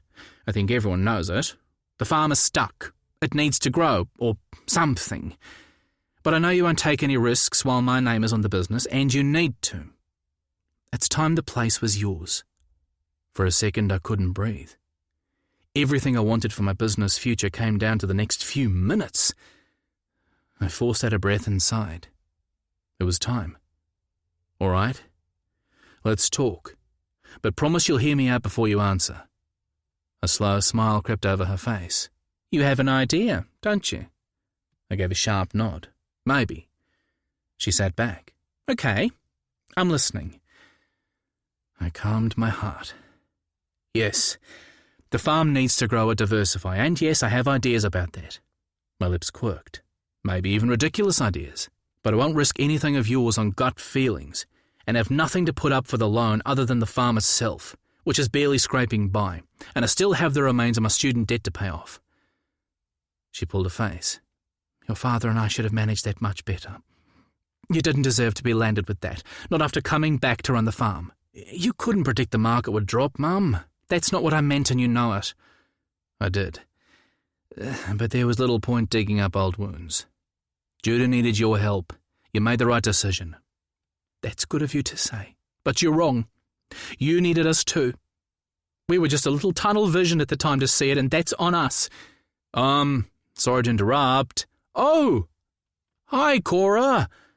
Fox gave a cute little wave from the doorway, his face scrubbed and shining. I rolled my eyes. He wasn't fooling anyone. He still looked freshly fucked and practically purring. I thought I'd take Mac for a walk. Lee, anything you want from the store? Hello, Fox. My mother eyed him up and down, and I booted her under the table. What? She fired me an innocent look. I was only going to say how nice and clean he looked. Fox hesitated, his gaze flicking between us. Okay, thanks. It was a hot day, right? So I've heard. Mum's eyes danced. Oh my God. She knows, Fox, you can drop the act. She knows. His gaze darted anxiously between us, then settled. Oh, thank Christ for that. He made his way over and squeezed into the chair next to me. Are things okay? Cora reached across to pat his hand. They're fine, and I won't say anything to Matty or anyone else about the two of you, rest assured. Although, if I've picked up the vibe, your mother is bound to notice something sooner rather than later. Fox shot a worried look my way. We were going to wait for a bit to see if... He trailed off and my heart stuttered in my chest. Well, to see what happens, I guess. I reached for his hand and gave it a squeeze. We still can. This is for us to decide. No one else, right? Right. He nodded and stood. Then I'll leave you to it. I'll check with Kane if he needs anything picked up. Be back soon. He bent to kiss me, but I pulled away. I wasn't even sure why. Habit? Fear? He hesitated, then squeezed my shoulder and headed for the door. But I got there before him. I'm so sorry. I pressed my lips to his and he cupped my cheek to hold me there. It's going to take a bit of time to get used to all this, I told him. But I want this. Be patient with me? Always. He kissed me again and then left, calling to Mac on his way out. I took my seat at the table and tried to ignore my mother's broad smile. Stop pruning, I grumbled. I will if you tell me about this damn plan of yours. And so I did. Chapter 17. Fox. Okay, I've waited long enough. Spit it out. I tugged off my thick woolen rugby socks and threw them toward the laundry, missing by a good metre. Fuck it. They could stay there. But Mac immediately pounced, strutting around the room with the smelly things hanging out of her mouth like she'd won the damn lottery. I'd felt Lee's eyes on me the whole 90 minutes of training. He was excited about something, but he refused to tell me what until we got home. Said he didn't want to be rushed. Spit what out? He slid me a sideways grin and I flicked him on the forehead. Ow, okay. But I want your business brain in gear because I need your honest opinion. I've been working on an idea to buy the farm and Mum, shit, she actually likes it. And really it was your idea, so... mine. And also, Leroy Madden was asking for my opinion, my business opinion? Holy shit. Lee never asked anyone for anything, especially for an opinion, and especially about something as important to him as this. Something gushy almost made its way out of my mouth, but I hauled it back at the last minute and cleared my throat. You okay? Lee grabbed his packet of fish and chips that we'd picked up on the way home, tore a hole in the top, squidged some sauce through the hole, put his fingers inside and snagged a few chips, because he rolled that way. I'm fine. I reached for my own packet, laid the fish to one side, stacked the potato fritters in a corner, and poured the sauce into a neat pool, just so. We'd attempted to share a single packet once. Never again. The man was a monster. So, tell me about this plan of yours, and how it's my idea. He turned sideways on the couch and stretched his legs toward my lap, tapping my thigh with his big toe. I lifted my fish and chips and he slid his feet underneath. The move so unconscious you'd think we'd been living together for years. And something about that idea sat really, really well in my chest. Okay, so the your idea part is about that question you asked me outside the supply place in Whangarei, about whether I needed all that land, he said. That got me thinking. I frowned, still not following. Well, I've still got some student debt, right?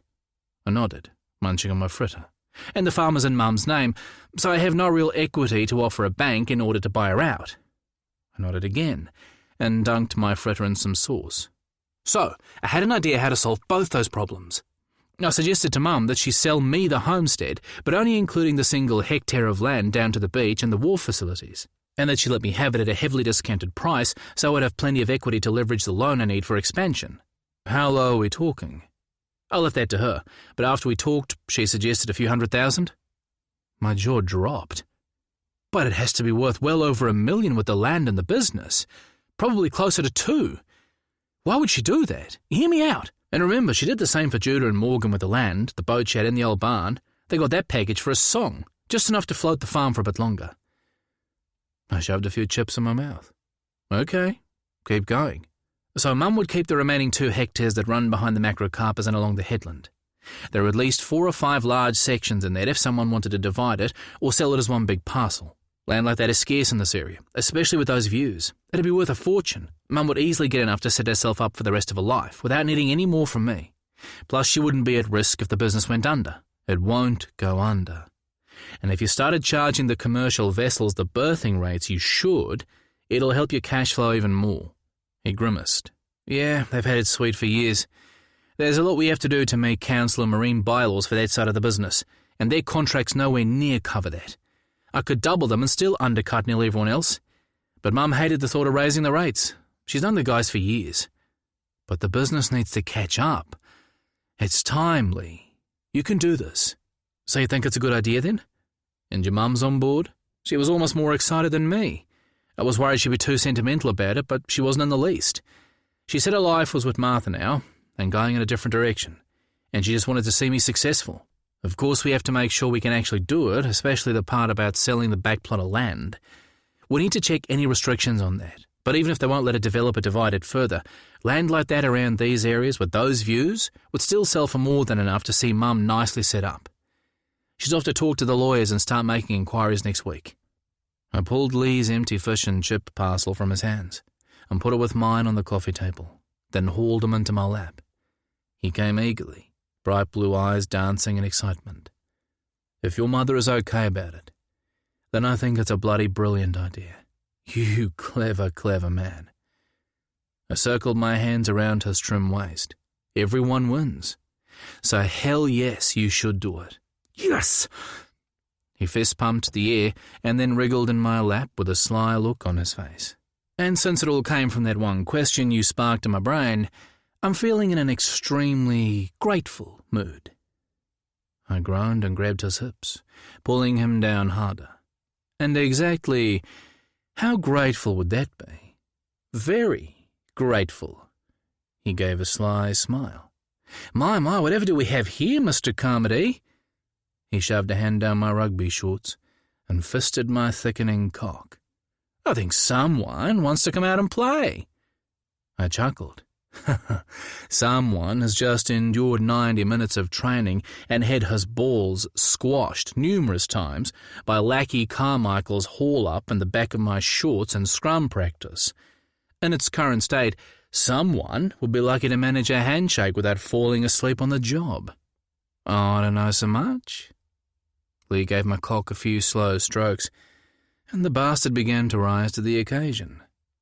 Although I guess you are quite a few years older than me, and I've heard about these kind of age-related performance issues, so I guess I'll manage just fine with my own hand. He tapped a thoughtful finger to his chin. Or maybe I could trial that anal plug I ordered 10 days ago. Yeah, I probably don't need your cock at all. I grabbed his finger and held it. I do not have performance issues, you little toad. And also, what fucking anal plug? He smiled but said nothing. I shoved him off my lap and onto his back, then climbed up his body until we were eye to eye. No anal plug goes anywhere near you unless my fingers are attached to it. Are we clear? He grinned. Perfectly. But his expression seemed uncertain and I was jolted, as always, by this unexpectedly vulnerable sight. A precious peek behind the curtains. I was going to tell you about it, he said softly, but when it arrived, I felt a bit ridiculous. Ridiculous? A blush stole over his cheeks. I feel like I don't know myself when I'm around you, and I'm still trying to process what that means. I feel like I've fallen down some rabbit hole. I've never been interested in toys. Hell, I've never needed much sex for that matter. And if you'd told me a couple of months ago that I'd be ordering an anal plug, I'd have laughed in your face. But you're not laughing now. I brushed his choppy dark hair off his face. I wanted to see those beautiful eyes, Something about the idea of it attracts you? He nodded. I brushed my lips across his. There is nothing ridiculous in finding what turns you on. And I don't give a shit what you thought about sex before. Only what you think about it now. With me. What makes you hot makes me hot. Giving you pleasure. Watching you go over that edge is the biggest fucking turn on. He studied me for a moment, his blush deepening. Then he reached for a stray lock of my hair and spun it around his finger, avoiding my gaze. Did you do stuff like that with him? With Van? Oh. I tapped his cheek and turned his gaze back to mine. Some, not plugs. He liked to be blindfolded sometimes, have his hands tied, that was about it. Sex was different between us. Not like it is with you. Of course, I guess that makes sense. He blinked hard and looked away. I mean, I know you loved him. That's not what I meant. Look at me. His gaze slowly tracked back, but there was a wariness there. This thing. I moved a finger between us, wanting to make what I was about to say crystal clear. Is special. Yes, I did love Van once, but I'm with you now, and I don't want to be anywhere else. These last weeks with you have been the most frustrating, wonderful, and amazing weeks I've had in a long, long time. Years, in fact. And I'm not lying when I say the sex has been spectacular. But it's not just about sex. Okay. The uncertainty was back. I smoothed his brow with my finger and kissed his nose. The sex is so good because it's you. Van isn't in my head anymore, not in that way. You've cornered every damn neuron currently available up there. I might have been attracted to you a year ago, but through all that bitching and anger and miscommunication and now finally this, that attraction has grown into so much more. I'm here because this is where I want to be. And I'm scared too. Jesus, Lee, I'm only just getting clear of a failed marriage. I wasn't looking for this, and I certainly wasn't expecting you.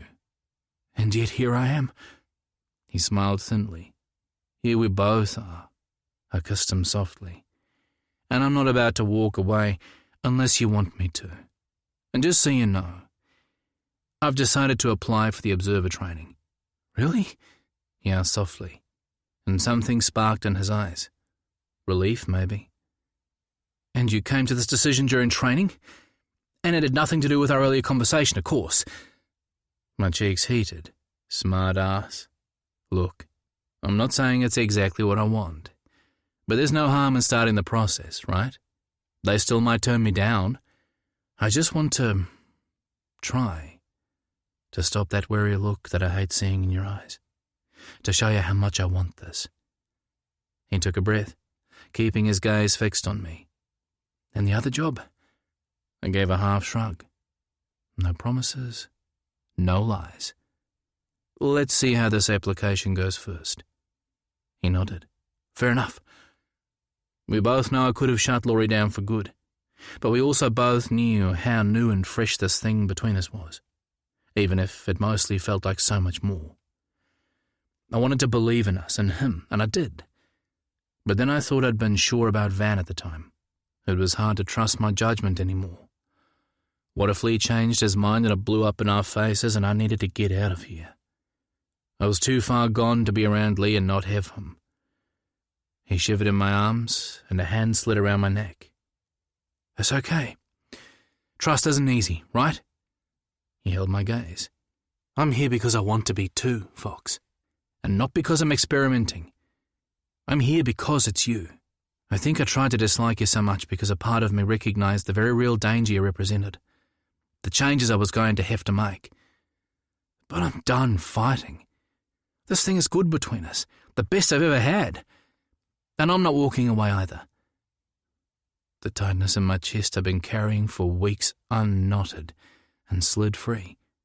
And I pressed my lips to his, the kiss tender and warm and filled with something fresh and possible. and still a little fragile. And when we were done, he rested his forehead on mine. "Have you decided what you're going to do about Mac?" It wasn't the first time he'd asked, and I still didn't have an answer. "I'm working on it. We have a family court date coming up, so if we can't reach an out-of-court agreement before then, I guess they'll decide." His frown formed under my brow. "Damn, Fox. That seems bloody risky to leave it to the court. Are you sure you shouldn't go down and talk face to face?" "No, because if I go down, if I leave here..." A frown dipped between Lee's eyes as he waited for my answer. "No," I finally said. "Not unless I have to. I don't want to get into everything with Van again.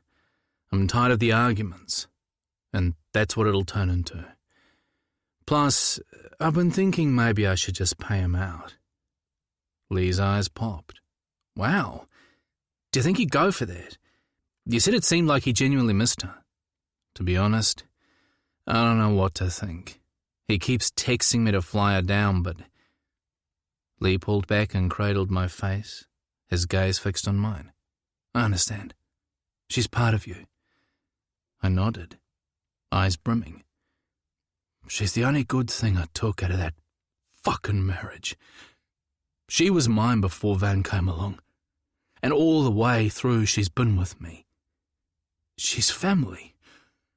But I know that by not sorting this out soon, I could lose. I feel paralyzed. It's ridiculous, right?" "Shh." He put a finger to my lips. "That's not ridiculous. You love her." I fixed on those brilliant blue orbs, and a flood of feelings passed between us that had nothing to do with Mac. Lee cleared his throat. "But you need to make a decision, Fox. You'll beat yourself up if you don't even try to settle things before the hearing." "I know." "Good." He ran a line of kisses over my cheeks. "Now, not to change the subject or anything, but about this plug thingy. Would you perhaps be interested in investigating its potential sometime soon?" I snorted, welcoming the shift of mood. "Absolutely. I'm down with whatever floats your boat." He licked his lips. "Yeah, that catalogue was fascinating." "Oh, really? Tell me more." "Well, this particular plug just so happens to come with a battery." He ran the tip of his tongue over his lips and garnered my full attention. "A battery, you say?" I rasped. He waggled his eyebrows. "Mm-hmm.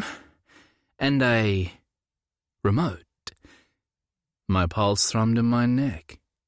"And where might this instrument currently reside?" He gave a Cheshire smile. "It's currently residing in my bedside table." "Right, so maybe we should check on it. Make sure it's still there, just in case."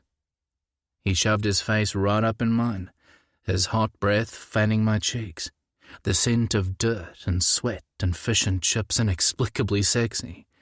"I think that's an excellent idea. You do realize that as soon as we start, your mother is going to walk in or phone or something.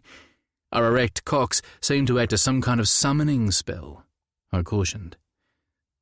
He tugged my lower lip between his teeth and let it go. "The word mother is never again to fall from your lips while I have my hand wrapped around your cock. Got it? Then I suggest you find some other way to keep my mouth busy." His lips curved up in a wicked smile. "Oh, I think I might have just what you need." Chapter 18. Fox. "Hey, Leroy," Kane called from the supply shed across from the wharf office. "Do you want me to fuel the green lip up for tomorrow? She's getting a bit low if we want to finish seeding those nursery lines.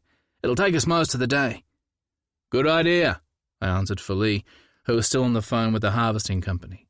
"Patrick's here if you need him." Patrick immediately set down the coffee he was juggling and got up to help. But Kane waved the offer aside, and I gestured for Patrick to stay. Kane was still restricted to helming and not much else, but he was doing a great job. His arm was a lot stronger with the physio, but it would still be a few weeks before he could start using it. He likely shouldn't be doing what he was, but he was insistent on working in any way he could. He managed the boat one-handed just fine around the farm, as long as someone else got us there and back. He wasn't earning a full wage, but he was learning, and I've been more than surprised at Lee's patience. With a phone in one hand and a coffee in the other, Lee rolled his eyes my way. I know that building weather system is supposed to pass to the north, but I still want them harvested before, on Tuesday like you promised. I can't afford to wait another week. It's too risky, and I've had that spot for over a month. Lee's jaw ticked in annoyance as he listened to the response over the phone. That's not my problem. Why should I give up my spot just because you screwed up your calendar? Patrick glanced my way, concern etched across his face. It was the last thing we needed. Patrick's trip to Wellington for his brother's graduation had been planned on the assumption the harvest would be done the day before he left, and Lee refused to let him cancel. Lee's lips set in a thin line from whatever the guy on the other end was saying, and then he slammed the phone down. God damn it! If we had a better choice of harvesting contractor, I'd drop Colin tomorrow. Says he double-booked us with Lionel's farm, and since Lionel is closer to Colin's current location, he's going to do that farm first. But we had him fucking booked! Patrick fumed. Tell him that. He said it would cost too much to come up here only to have to turn around and go back. And didn't I understand that he ran a fine profit margin? Like I fucking don't? To hell with the fact that we had to wait as it was. We should have had those mussels out a week ago. They'll be at size limit already. Son of a bitch! Lee kicked the rubbish bin into the wall, making everyone jump. It hit the floor with a clatter, spewing balled-up paper and a mix of ice cream wrappers from one end of the office to the other. He stared at the bin like it had personally offended him, and then at my mother, who'd seen it coming and rolled her chair smartly out of the way. His cheeks stained pink. Sorry, Martha. She patted his hand. Go home and have a beer, Leroy. Nothing you can do to change it now. So, where's Mac today? Home. His stomach wasn't happy with the worming tablet last night. Figured we could do without the repercussions of that on the boat. I retrieved the bin, gathered the spilled contents back inside, and set it back down on Martha's desk. I rested a hand on Lee's shoulder as I passed. Come on, Cristiano Ronaldo. Let's go home. Martha huffed, Patrick snorted, and Lee shot daggers at them both. Then he visibly deflated. Fine. But I want some damn kettle chips with that beer. None of those healthy seed cracker things you keep trying to make me eat. He fired a glare my way. I bit back a smile. In an attempt to improve our diet for the coming rugby season, I'd clean the cupboards of junk and crap. If you're referring to my take on Jamie's Christmas snap crackers, I feel personally attacked. You can say all you want about how your diet didn't need improving, but for the record, gravy is not a beverage. We have to eat to win, slugger. I punched his arm, which earned me a furious scowl. It's for the team, right? He rolled his eyes. We're in the Northland fucking Social League, not taken to the paddock against England. And for the record, gravy is so a beverage, it pours. Ergo, it's a beverage. Well, except for the one you made last week that refused to leave the jug even when upended. That was definitely more of an adhesive. Could have given superglue a run for its money. Enough. I gave him a shove. I can't listen to your lies a minute longer. I nodded at Patrick, watching with a huge smile on his face. Go home, Tricky. We'll see you tomorrow. See what we have to put up with? Patrick eyed Martha as he pushed off a seat. I don't know near enough to deal with this shit. Martha laughed. See you tomorrow, son. Once Patrick was gone, I felt the heat of my mother's curious gaze land on my face, and I felt a twinge of guilt for not telling her about Lee yet. Lee had left the decision to me, but like so many other things piling up in my life lately, I hadn't found the right time. I clapped Lee on the shoulder in a manly, bro kind of way, which only made him laugh since he knew exactly what I was doing. Come on, let's get that beer. And just because I feel sorry for you, you can have some kettle chips. Besides, I figure there's a celebration in order. What? He pulled up short and eyed me suspiciously. Celebrate what? I waggled my eyebrows. Celebrate me passing the Observer interview. Oh my God! He whacked me on the arm and I let out an embarrassing yelp. But the sudden brightness in his eyes warmed my heart and made me smile. I wanted to surprise him. You never mentioned an interview. His gaze narrowed. Is that where you went yesterday when you said you were looking at a boat? I gave a half shrug. It might have been. I'm not saying either way. He switched his attention to Martha. Did you know? Her face broke into a wide grin. I refuse to incriminate myself. Right, you'll keep, he said to her, and then whacked me again on the arm. Tricky bastard, but you got it. I held up my hands. I passed the interview. They're going to send me a pile of forms I have to sign, and I need to pass the training, but yes, I've been offered a place. Yes! That deserves at least 2 packets of chips, and you're buying. He grabbed his bag and sprinted for the door, only to come to an abrupt halt when Judah stuck his head inside, cheeks flushed from running. Hey, can one of you give me a hand for a minute? The tap in the main studio bathroom is spraying water again, and much though I hate to admit it, you guys are much better at that shit than me and Morgan. God love the man, but he's useless with a spanner. And I swear there's a damn poltergeist in that class. It happens every time I have them. I caught sight of Kane behind Judah, shifting nervously from foot to foot, keeping his distance. Judah followed my gaze and turned his head. He gave a curt nod, loaded with enough ice to regenerate a glacier or two. Kane? Hi, Judah. Go ahead, I'll wait. Judah turned back and rolled his eyes. So, someone, please? Leroy looked my way. You or me? I hesitated. If I let Lee go, it would give me a prime opportunity to talk to my mother, alone. I thought I even saw a flash of hope in her expression. Then I remembered I'd be telling her that I was fucking her girlfriend's son and ran chicken instead.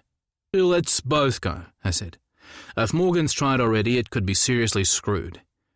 Judah huffed to laugh. Ain't that the truth? Lee looked over his brother's shoulder to Kane, still hovering in the distance.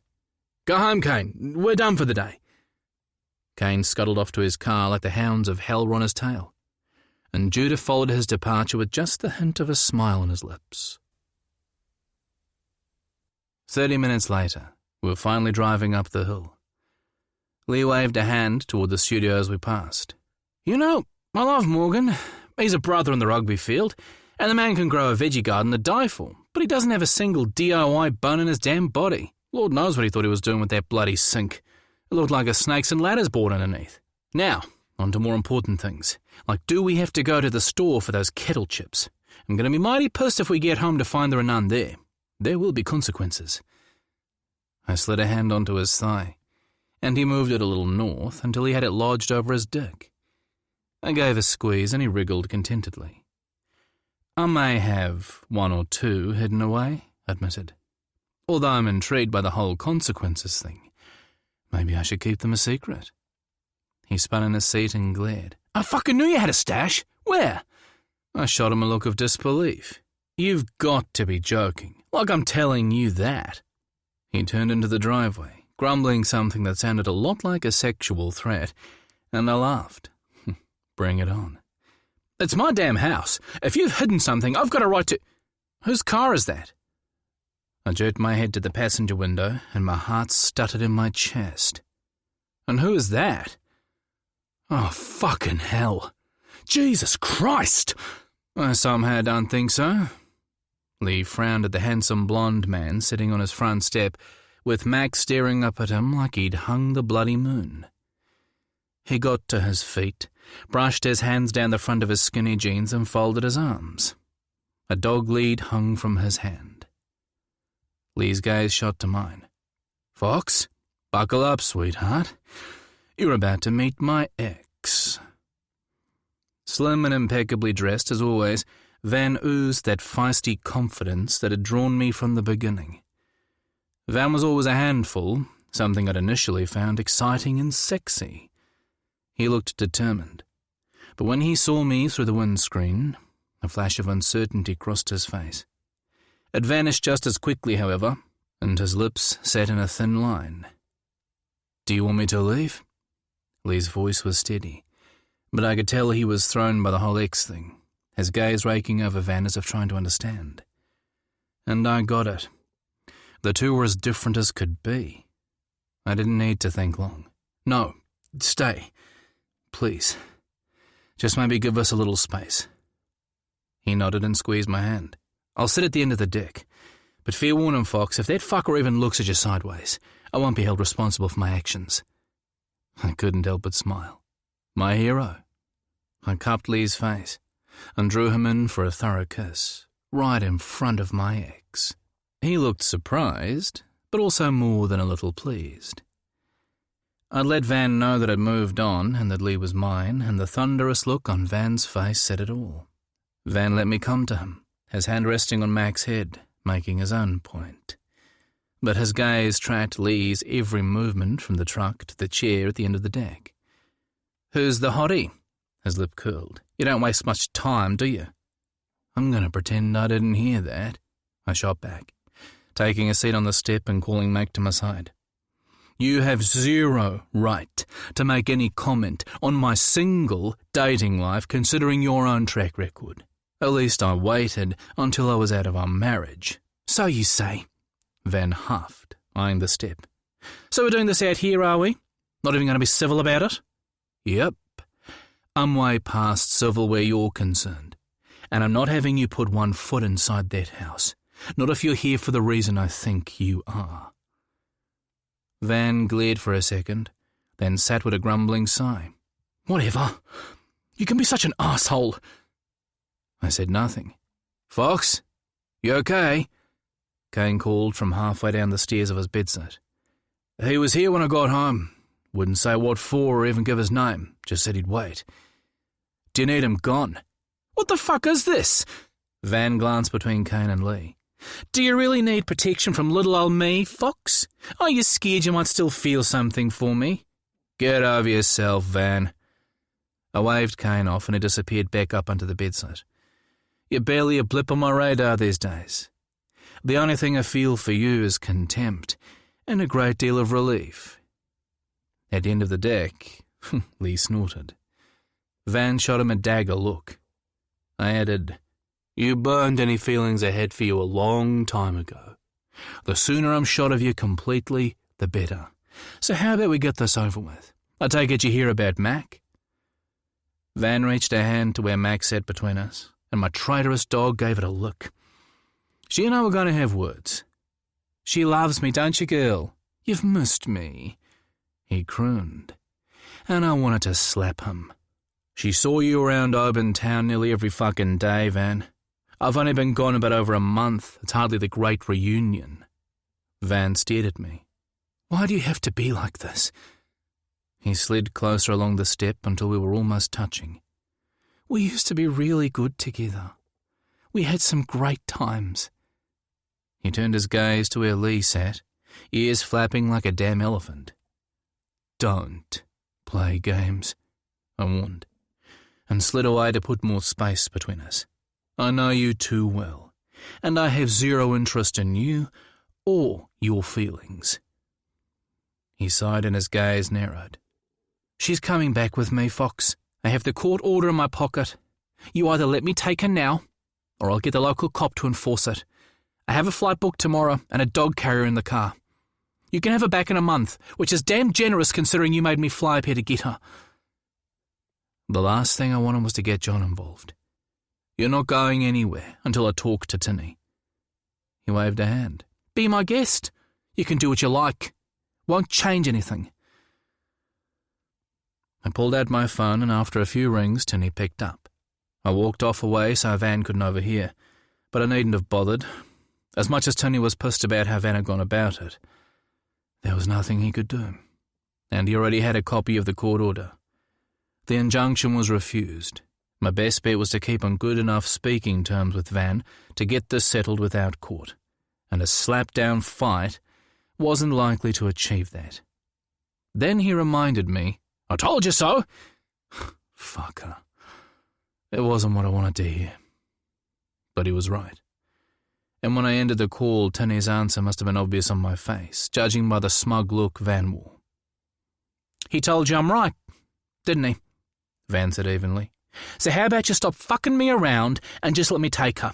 Don't make this harder than it is, Fox." "Harder for who, Van?" I shook my head. "Mac's gonna hate it. Why are you doing this? I get that you like her, maybe even love her, but she's my dog.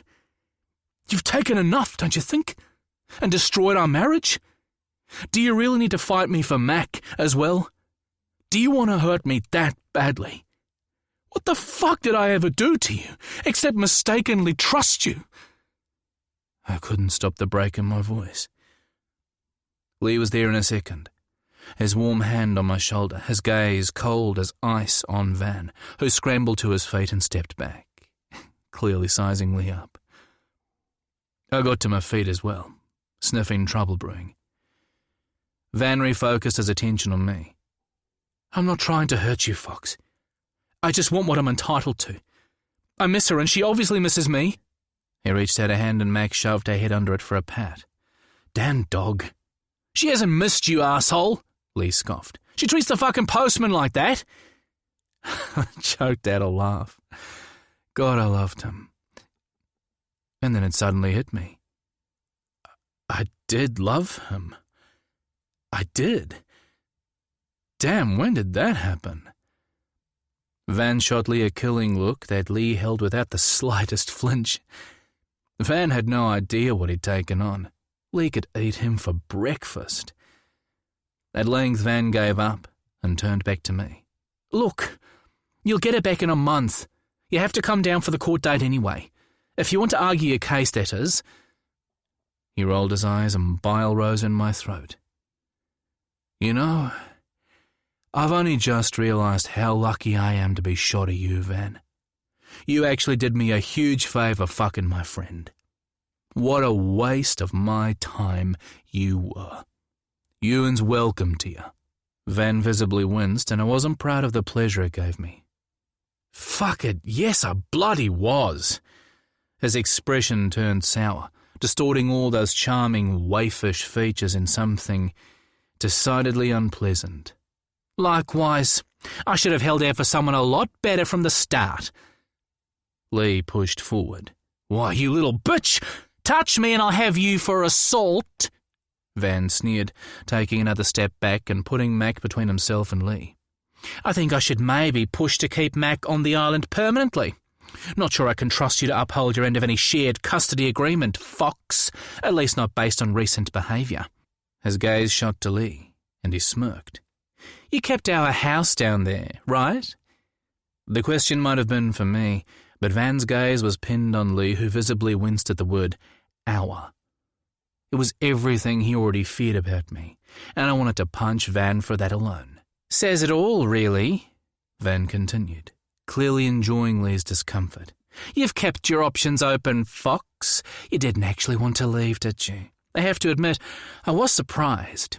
You were never a mainlander, and anyone who knows you well enough knows that. Your heart's always been down south. Nothing's going to change that. Ever. You could never be happy up here. You're just playing fucking games. Beside me, Lee drew a sharp breath. Enough. I was over Van's fuckery. Shut your mouth. No! Lee's hand slid over my fist and held it firmly. He stepped in close, the solid weight of his body steadying me. Don't give him what he wants, baby. He's not worth it. Show us the damn court order. He reached an open hand to Van. They held a staring match for a few seconds, then Van produced the paper from his pocket. Lee took it. I didn't even want to look. Seems genuine, he said, glancing my way before throwing the paper back in Van's face. Van stooped to pick it up, then turned his back to Lee. I'm staying at the Wanderer Motel in Whangarei if you want to talk.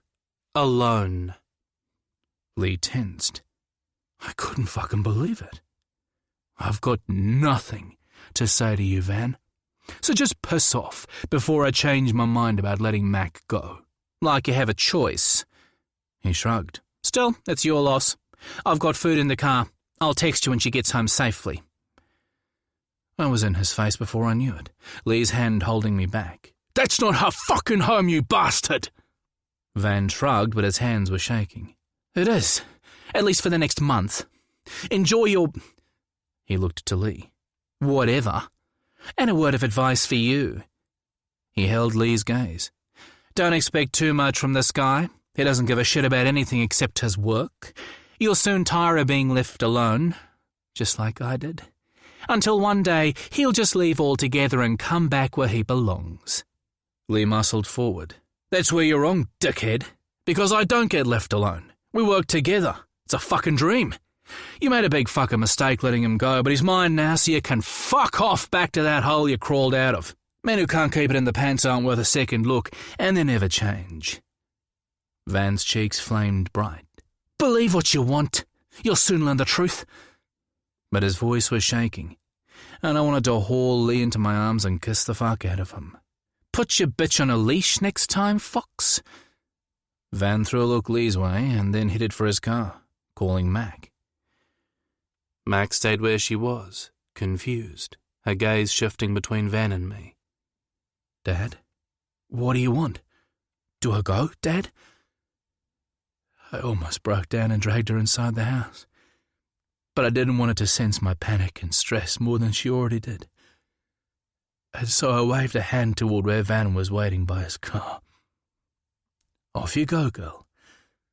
She hesitated, nudging my leg, and I was done holding back. I squatted in front and hauled her close. Lee quickly joined me, peppering Mac's muzzle with desperate kisses and whispering promises in harsh, choking breaths. Then he slid an arm around my waist and held tight as I buried my face in Mac's neck, tears running down my face, willing her to understand just how much she meant to me, that I wasn't sending her away, that I loved her, that I'd come for her, that she'd be okay, but not at all sure that I would. Be a good girl, sweetheart, I whispered into her fur, Lee's hand warm and heavy on my back. That's not for long. I'll see you soon. I promise I'm coming to get you. I promise.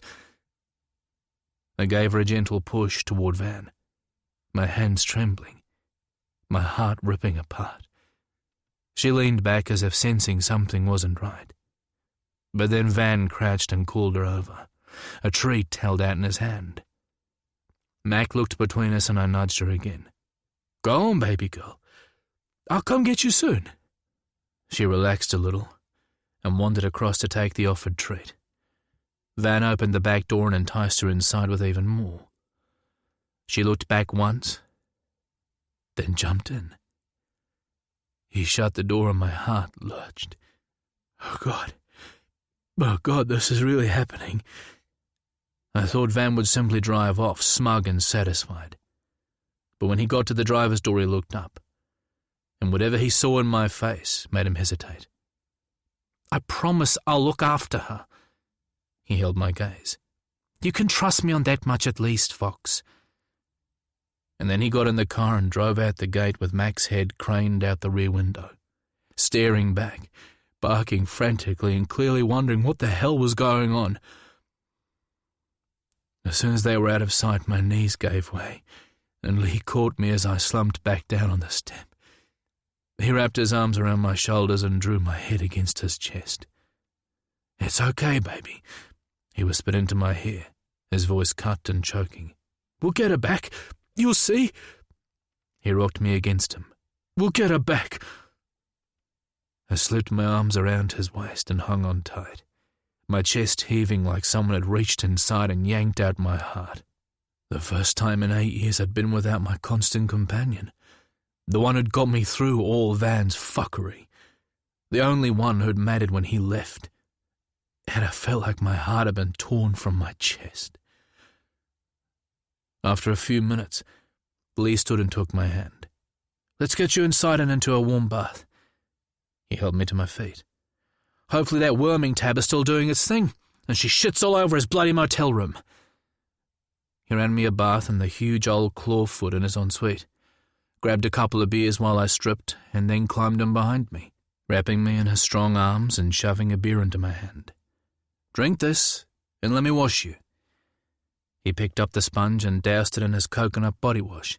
At the risk of repeating myself again, what the fuck did you ever see in that wanker?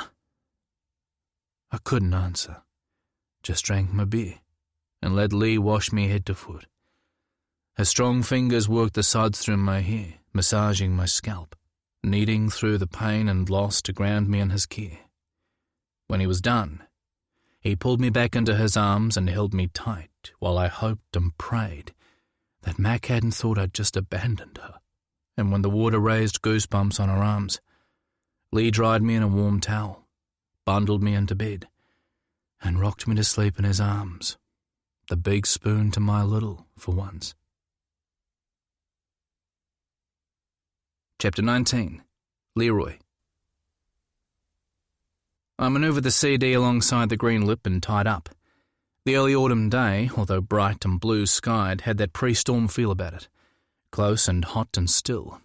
But a soft breeze had just circled in from the east, and a few scattered whitecaps were beginning to build.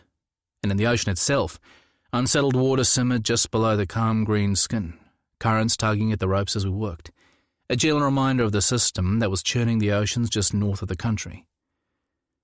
My gaze landed on Fox in the back of the boat as he tended to the equipment, muscles taut and corded, his expression far too serious.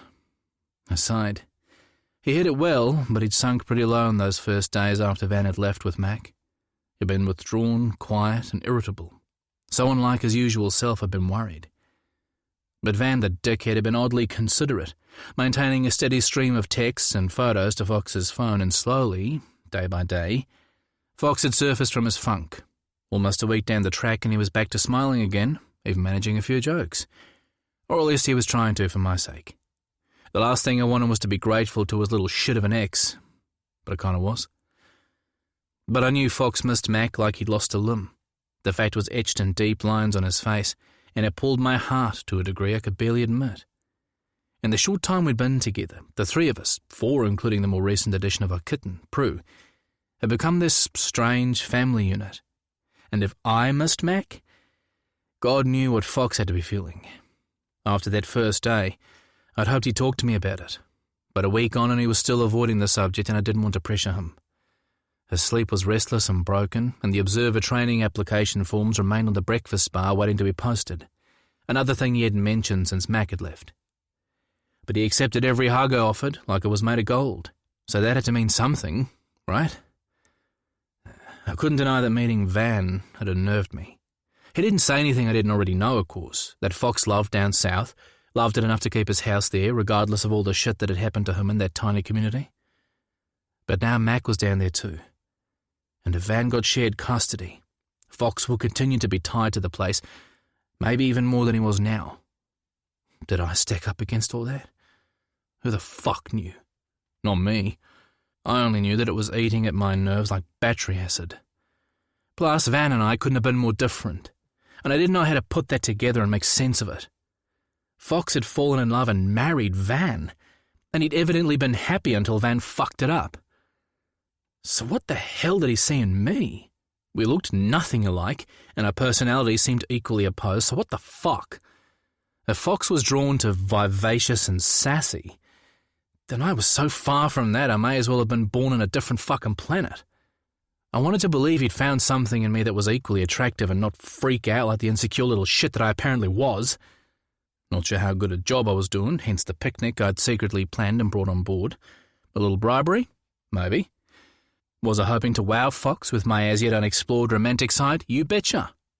I wasn't above a little distraction and enticement, and it was time to clear the air one way or another. I intended to rebalance those scales and level the playing field. I wanted Fox to know exactly where I stood, and I needed something from him to reassure me we were still in this thing together. He missed Mac, I got that. But I was still here, and I needed that to mean something, damn it. That's it, I called over the gunwale from the CD, then climbed on board. We've tied down everything we can, just in case. It'll have to be enough. Those forecasters better be right, not that we can do anything about it now. I thought we'd go enjoy the last nice day we might see for a while. Patrick flashed me a knowing smirk, and Kane ducked his chin to hide his laugh. But Fox spun around like he'd been bitten by a snake. Tell me there are pigs in the air, he called back, or that hell has just ordered a metric ton of puffer jackets, because otherwise... He stepped up and peered into my eyes. You're sick, aren't you? Dying of some rare disease that makes you want to have fun and do nice things for people. Kane's shoulders shook harder. I'm fine. I shoved him aside. Asshole! And I do nice things. Occasionally. Kane broke into a fit of coughing and disappeared below deck, while Patrick found a spot on the horizon suddenly absorbing. Ah, go fuck yourselves, I griped. And as for you, I eyeballed Fox. "Do you want to see some more of the local coast or not? Tricky's flying down to his brother's graduation this evening, and so he and Sugar offered to take the boat back and leave us the CD. So if you stop being a dick about it, I'll take you on a tiki tour of my home coast." Kane reddened at the nickname Fox had landed him with, but it was kind of fitting. Sugar. Kane. The fact he hated it meant I tried to use it as much as possible. Fox stared at me like I'd lost my mind, and a hand landed on my forehead. He made a sizzling noise and jerked it back. Really, really sick. I'm not that bad. Fox glanced at Patrick, and they both answered along with Kane from below deck. "Yes, you are." "Ungrateful minions. Now stop being a dick, Silver, and grab your duffel before I leave you behind." Fox glared and I simply waggled my brows. He hated the nickname I'd come up with for him, complaining that he was nowhere old enough for Silver Fox material. I'd promptly snagged a couple of grey hairs from his head, which had earned me a most robust and enjoyable fucking later that day. He promptly announced a new rule. Nicknames are only to be used on the boat. I was more than happy to oblige, since he'd landed me with prickles. Bastard. Fox headed below deck to get his gear, still shaking his head but with a happy smile tugging at his lips, and Patrick gave me a discreet thumbs up. I told him and Kane about my plan, fobbing it off as a thank you for all his help. I knew I wasn't fooling Patrick, even though he'd said nothing directly to me, but I swear Kane had to be the most oblivious guy on the damn planet. One positive to come out of Patrick's awareness that something was going on between Fox and me was that he'd stopped sitting as close as humanly possible to Fox at lunch, and the flirting had all but disappeared. That meant I wasn't forced to consider killing him at least twice a day, and in some strange way his tacit approval felt good. Which meant two people knew about Fox and me and the world still turned. How about that? I'd hoped to talk to Judah as well, but I kind of wanted Fox's go-ahead first, and he'd been strangely silent on that matter, along with everything else in recent days. Plus, I knew he hadn't talked with his mother either, and yeah, that bothered me more than I wanted to admit. I hauled the chili bin of goodies I'd stashed under a tarp at the back and loaded it into the boat. Kane appeared from below deck. "You need me to do anything this afternoon? I'll help Trixie restock, but then I'm free. Can you supervise the kids for a play?" The kids being Kane's kitten Bossy and Prue, the tawdry female that we'd kept. Yes, we, Fox and me. Hence the afternoon's agenda. What to do about the gorgeous man I'd shared a bed with for the last few weeks and who didn't look to be leaving at any time soon. Or so I hoped. Kane immediately brightened. "Yeah, Bossy could do with some girl time since the others have all gone to their new homes, and they both miss Mac." They did, and it stabbed at my heart just a little more. "Thanks, that'll be a big help. And you should take him to visit the store sometime. Hannah says she thinks Poppy is lonely as well." "Will do." Another 2 weeks and Kane would start light duties, and I couldn't wait. I'd no idea how Patrick and I'd survive without the extra help, but I was guessing I'd run him into the ground the same as I'd done to myself. Then again, Fox worked for a wage that may as well have been nothing, but was the only one he'd accept, and Kane cost me a lot less than Patrick, who could run the entire operation given half a chance. And that was something we were working on. Maybe one of these days Fox and I could even take a weekend off. Fox and I. Nerves jangled in my belly. I had everything ready when the man himself reappeared with his duffel over his shoulder and climbed down into the smaller boat. "I'm all yours." He fired me a wink, and a few seconds later we were on our way. Excitement bubbled in my chest as we raced between the run of small islands that dotted this part of the coastline. I'd never once played hooky from the farm, ever, and I almost giggled like a kid bunking school. It felt good. "So, is this a kidnapping?" Fox's arm slid around my waist from behind, his chin landing on my shoulder as I pushed the throttle. I turned for a quick check, but the tiny island hid us nicely from view of the farm. I relaxed and leaned into the warmth of Fox's hard body, a body I'd gotten to know in all its glorious detail. How on earth we still had the energy to work the farm each day after our exploits between the sheets at night was beyond me. I craved him under me as often as I could, and we'd made a good dent in my fantasy list of sexual checkboxes. I aimed to take another box off today. Fox pulled me flush, his larger body wrapping around mine like a hot cocoon. I laughed when he did this. I felt protected and cherished. And he did it a lot, maybe because he'd guessed that in those moments I felt the least alone. And I could even believe he wanted to look after me as much as I did him. Then it was getting harder and harder to pretend I was doing anything other than falling in love with Fox Carmody. He'd pulled a jersey over his t-shirt against the brisk wind trolling from the east, but the ridge of his hard cock wasn't remotely hidden by those paper-thin board shorts he still wore. You feel good. He ground against me. I chuckled and shoved my ass back, feeling him nudge into my crease. I always feel good, according to you. He laughed. That's because you always do. So, what's the destination, baby? How excited should I be? I turned and pressed my lips to his. Oh, I think you should be very excited. I know I am. Is that right? He looked amused. Who are you? And what have you done with my sweet, grumpy boyfriend? You never finish early. I did today.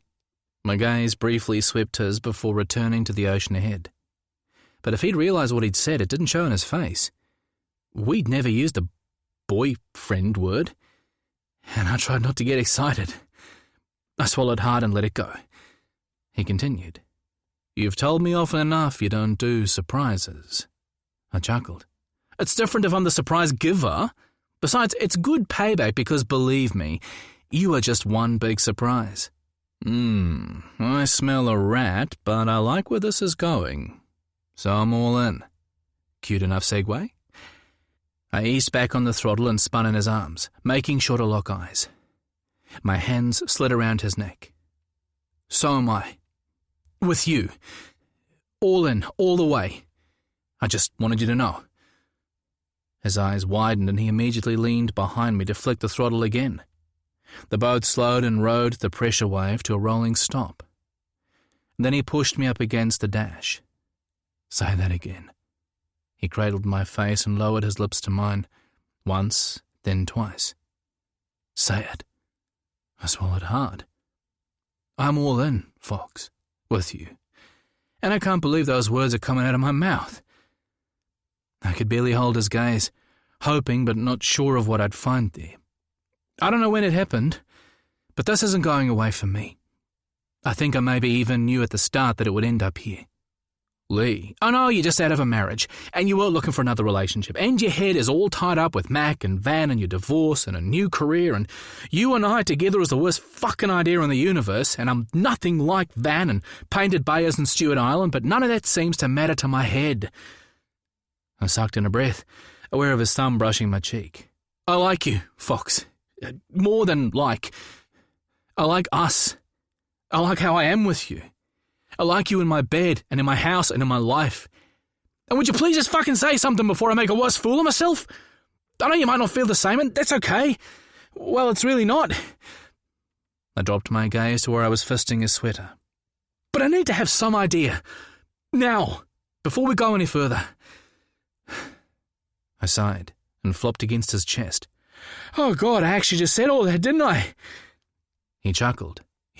Yes. Now, are you done? His lips nuzzled against the top of my head. Burnt to a fucking cinder, I muttered against the wool of his jersey. So, can I say something now? Please. Okay. Well, how about you look at me for a start? Do I have to? Yes. I tipped my head back until we were face to face. That's better. He pressed a soft kiss to each of my eyelids, no small miracle with the boat shifting in the lumpy swell.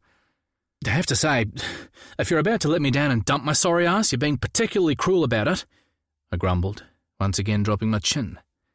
He laughed and once again tipped it back up. I'm not about to let you down. If anything, I'm worried you might come to your senses soon and realise you've made a mistake choosing my sorry ass. But before I say anything else, let me pick up on one thing you said somewhere in all of that. Yes, you and Van are almost complete opposites. But for me, that's nothing but a positive thing. And I'm sorry if I haven't made that clear. And I'm also sorry I've been such a prick since Van took Mac. No, it's fucking not. I should have talked to you. I don't want you to be anything other than what you are, Lee Madden, because that person means everything to me. And so, to answer your question, I'm all in as well. With you. With us. Between our mothers and your brother, it's like a bloody soap opera, but I'm here. And I'm not going anywhere. Not if you want me. I stared into those deep green pools and beamed. I never wanted anything or anyone more. I went up on my toes to let him know just how much I meant every word and completely missed as the boat lurched under my feet and planted my lips somewhere west of his throat, leaving me spitting up Merino. Fucking hell! I pushed him away, batting my fingers over my tongue to free the nasty fibres while he snorted in laughter. I hate you! I shoved him into the passenger seat. And will you stop laughing at me? He tried until he saw me still spluttering and cracked up all over again. That's it! I stabbed a finger at his chest. This tiki tour's officially over. Back to the farm for you. And FYI, the closest you're going to get to sex in the immediate future is watching Bossy lick his balls. You've cooked your goose, sunshine. He grabbed my hands and pulled me over to him. Oh, no. Say it isn't so. Not the goose. Idiot. I straddled his lap and shut him up with a geographically correct kiss this time, and his arms swept around me as he owned my mouth along with every other fucking part of my body that wasn't tied down. And you don't hate me, he said when he finally pulled back, something in his voice stilling the breath in my chest. I actually hope you're falling in love with me, Leroy Madden. Kind of like I'm doing with you. I froze, my heart jumping in my chest, my gaze locked on his, searching for the lie. But the truth was all there on his face. Everything he felt open for me to read like a letter in his eyes. Every word as real as the ocean rolling beneath us. You're falling in love with me? I breathed the words like a wish. No, baby. He smiled and put his lips against my ear. I'm already in love with you. I was pretty sure we made it to the tiny bay I'd chosen for a picnic on autopilot. I had no memory of getting there, just the warmth of Fox's hand around mine the entire trip. It made up for the chill in my bones of it being such an absolute arsehole. Why hadn't I said it back? Why hadn't I said I loved him? The tiny inlet sat at the north end of the unpopulated island, and midweek there was no one there, just as I'd hoped. We ran the boat ashore and secured it before spreading a blanket on the golden sand and unpacking the picnic I'd managed to throw together that morning without being rumbled by Fox. We stripped down to our shorts, slathered on some sunscreen and went for a quick swim in the incoming tide. I made sure to surreptitiously give myself a thorough wash where it counted, while Fox fooled around like a seal in the waves. And then we headed back up to the rug and ate our picnic to the accompaniment of a few squawking, ever-hopeful gulls, and with just a few cotton wool clouds dusted over the blue sky. The warm slide into autumn was my favourite time of year. Although with Fox at my side, Fox who apparently loved me, I barely noticed. The conversation was easy, as always. No indication I'd just done the dickiest thing imaginable by not telling the man I loved that I loved him back after he'd been brave enough to take that chance with me. He didn't seem concerned, but I was. But I'd been caught out. Because for all that I'd hoped, I hadn't dared believe. Because this kind of thing didn't happen. Not to me. 30 years and not even a long-term girlfriend. Maybe even partly because it was a man saying it. Although the gorgeous guy sharing my bed on a nightly basis was a decent heads up that I was over those initial nerves. Lee? Yeah. I turned to face him. Sorry, I was daydreaming. He smiled. I was asking what you and your mum had decided about a time frame for the business changeover. I thought I heard you talking before we left. I nodded absently. She's thinking a couple of months, but we're meeting with a lawyer next week. That's if we survive Sunday lunch that she's apparently cooking this week. He snorted. There's always that. It's your mother's fault for coming down with a cold. I'll be sure to tell her. I reached for his hand. How's Mac? Have you heard today? I was always wary to bring the subject up in case it drove Fox's mood downhill. He pulled his "don't want to talk about it" face. Let's not spoil the picnic. I sighed. You can't just ignore your feelings, Fox. He stared at me, an amused glint in his eye. It's worked quite well for me so far. Besides, look who's talking. Okay, but this conversation isn't over. He gave a sly smile. I never dreamed it was. I held the container of crackers out. Want some more? I think there's some brie left as well. He shook his head. I'm wonderfully stuffed. Oh, wait a minute. Maybe just some cheese. Okay, good. Excellent. I waited as he sliced a piece of brie. Then I put the container aside, patted the lid like a nutcase, and pulled my balls back down from where they'd been hiding. So, I spun back around and frowned at the large mouthful of cheese he was intent upon chewing. Too bad. I think I love you too. He paused mid-chew. I mean, I do love you. I do already. I'm pretty sure anyway. He swallowed the cheese, clearly straining a little at the effort. I don't know why I didn't say it before. Well, I do, I guess. I was surprised, that you said it first. Well, surprised you loved me, actually. I mean, I hoped, but fuck, I'm making a fucking mess of this. I fell back on the blanket with a hand over my face. I'm just sorry I didn't say it back, that's all. It wasn't because I didn't feel the same, because I do feel the same. He pried my fingers from my face and loomed over me. It's not a competition, baby.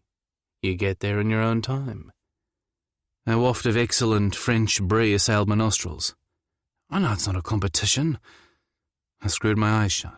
But I do love you. And I should have said it back. I so fucking suck at this stuff, Fox. I warned you. Hey. He kissed my lips, my nose, my forehead. You've said it now. And I feel so bloody lucky that you feel that way about me. I opened my eyes, one at a time, to find him smiling at me. You do? I do. And can I suggest moving on to celebrating the moment in the age-old, wise and venerable tradition of fucking each other's brains out? He threw his hat on the sand and belly crawled up my body until we were nose to nose. So, was that cheese good? I smiled up at him and his cheeks flamed. Shit, do I need to rinse my mouth? I bit back a smile. Of course not. Oh, fuck, I do, don't I? Hang on. He grabbed the water bottle and rinsed while I laughed. Okay. Ready. He cradled my face in his hands and leant in for a kiss. At the last second, I threw him aside. Hold that thought. I slipped out from under his body and reached for the picnic basket. That's not quite how I saw that playing out. Fox fell onto his back and stretched out an arm to snag my shorts. Get back here. Just a minute. Here. I turned and shoved lube and a condom into his hand. He stared at them, a slow, sexy smile playing on his lips. You pack for every occasion. I'm impressed. I straddled his hips and slid my hands over the coarse hair on his chest that I loved so much. His cock swelled and my own rose to meet it. I've never actually been fucked on a beach, he said with a wry smile, his hands running up my bare arms, pebbling the skin. This'll be a first. Oh, really? I circled both his nipples, feeling them harden under my fingertips. Sorry to disappoint, but I'm about to tick that off before you for once. He went still, eyes dark. You want to run that by me again, baby? Not really. I took a breath. I want you to fuck me on this beach, Fox. I'm ready. I've been ready for a while now. I want you inside me, and I want it today. Can you do that for me?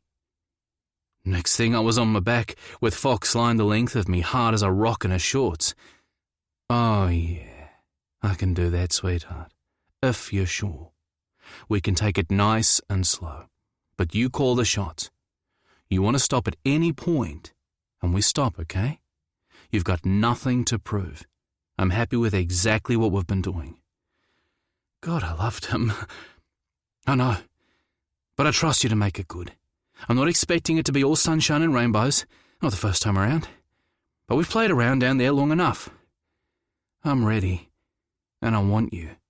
He leaned down and sank his mouth over mine in a deep kiss, our tongues sweeping together as we slowly made out. No rush, no pressure.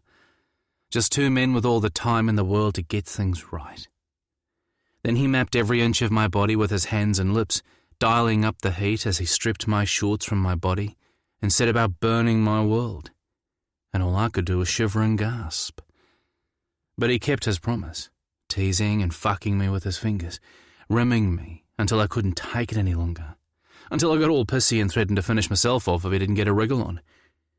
But he knew what he was doing, whereas I didn't have a clue what was coming, and so I trusted him, every stretch slow and thorough as he opened me gently, the hissing sting as he added fingers one at a time, lost in languorous kisses. And when things ratcheted up, he moved down my body and swallowed my cock deep into his throat, his fingers still working my ass, and I saw stars. By the time he breached my hole with the head of that thick cock of his, I was desperate to feel him inside me, slick and loose and right on the edge. But that first long burn still sucked the breath from my lungs, the slicing stretch so much more than I'd ever imagined, and my cock took a moment to reconsider the wisdom of the venture and flagged. But the pain passed, and Fox slowly pressed home, centimetre by centimetre, until he was finally fully seated. My breath came in short gasps and long groans, and the world tipped on its axis and... wow! Just fucking wow! Impossible pressure, too much, so full, too full, but not enough. But more than anything it was his closeness. So close, so fucking intimate. Fox inside me, so far inside, so deep. I've been right to wait. Having him like this, every nerve in my body zeroed in on the intrusion, the sweeps of feeling, his breath on my neck, his restraint, his power, my vulnerability. It blew my fucking mind. Move. God damn it, Fox, move! I shouted in his ear. He pulled up with a smile. Ready? I nodded frantically. Okay. Hang on, beautiful. He started out slow, and it still hurt just a little, the stretch, the angles, until at some point it just didn't anymore. And then I wanted him faster and harder while all the time he watched my face, watched and smiled. And I'd have sworn his eyes were fucking leaking. Then he stuttered, his thrusts wilder, his head thrown back, and I was so fucking close. He pounded and thrusted, and I couldn't get enough, angling my body so he caught me just right. And when the heat of his spill flooded the condom in my ass, and he pushed and groaned with his mouth wide open on my shoulder, I was just a second behind, my body erupting in a wave of pleasure that came from God knew where. Somewhere new, the same but different, deeper. And when we were both done, sated and boneless, I wrapped my legs around his waist and whispered in his ear, I love you. Chapter 20. Fox. Fox, wake up! We'd hunkered down in the homestead all day as the edge of the storm whipped to the top of the North Island. Lee was doing God knew what in his study, and I'd been out cold on the couch with Prue stretched across my thighs. What? I shot bolt upright at Lee's voice. Prue shot vertically in the air, and the empty ice cream bowl perched precariously on my chest took a hard turn to the right and fell to the floor in front of some Netflix documentary on solar eclipses I'd been watching sometime never. Shit, Lee, you gave me a heart attack. He snorted and eyed the broken bowl. I'd have to race that Everest-sized serving of chocolate chunk you just demolished for that privilege. Mr. Your body is a temple. Not. I winced and had to admit that my healthy eating enterprise had taken a back seat lately to my self-indulgent pity party. It's milk. It's good for you. I was still musing the mess on the floor when a thick cable jersey and cyclone-worthy raincoat and trousers landed on my chest. Right. Get dressed. You'll need those. Lee disappeared into the kitchen and banged around in the fridge, throwing stuff into his duffel before grabbing a dustpan and brush and clearing the broken bowl. For fuck's sake, hurry up, will ya? Are you going to tell me what's got your knickers in a twist, or is it a secret? I shoved my legs into the waterproofs and got to my feet. Prue yowled like a demon. God damn it! I immediately sprang to the side, Sorry, girl, didn't see you there. I stroked her silky coat, then tackled getting my arms under the jacket. A gust rattled the glass in the old sash windows and I jumped. Holy hell, that wind's picked up. How long have I been asleep? A good hour, and yes, we're at gale force with gusts over 40 knots in places. Lee planted my heavy boots and a pair of thick socks at my feet and began lacing his own. Harry called to say he was collecting the last of his crayfish pots after the forecast changed, and saw one of our backbones floating free in the channel. It must have broken its anchor warp at one end. That's over 100 metres unsecured. If the other end goes, we'll lose it completely, and it sounds like the main harvest section for next week. Oh, fuck!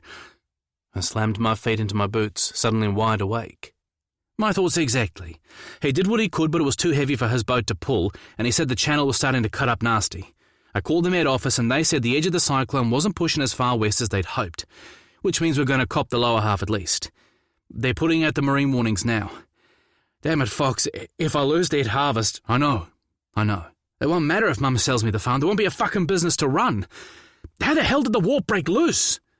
No point worrying about that now. Let's just fix it. I'll let Kane know what's going on. Fine, but I don't want the mums worrying unnecessarily. They'll just get on our case. Same with Judah. Kane can man the communications and it'll keep him out of the way. I can't be worrying about him one-handed out there. Plus, that gives us a safety net if we get in trouble. You and I can manage with the green lip. Tell him to keep his cell close and also check with the marine radio in here.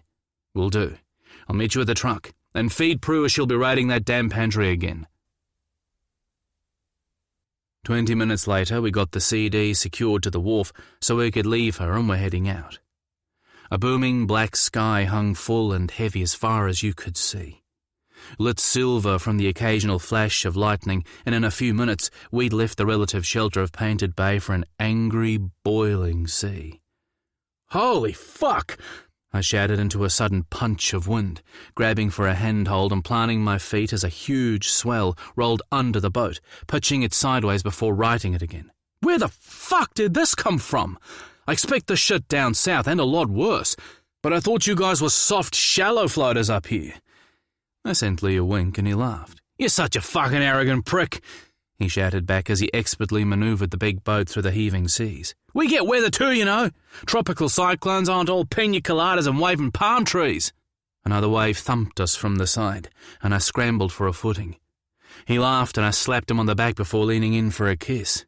Fuck yeah, baby. My pulse pounded in my ears, my lungs gasping. I haven't been in a decent storm for months. He shot me a look, eyes bright and adrenaline-fueled. Me neither. People think we're crazy, but it's a blast, right?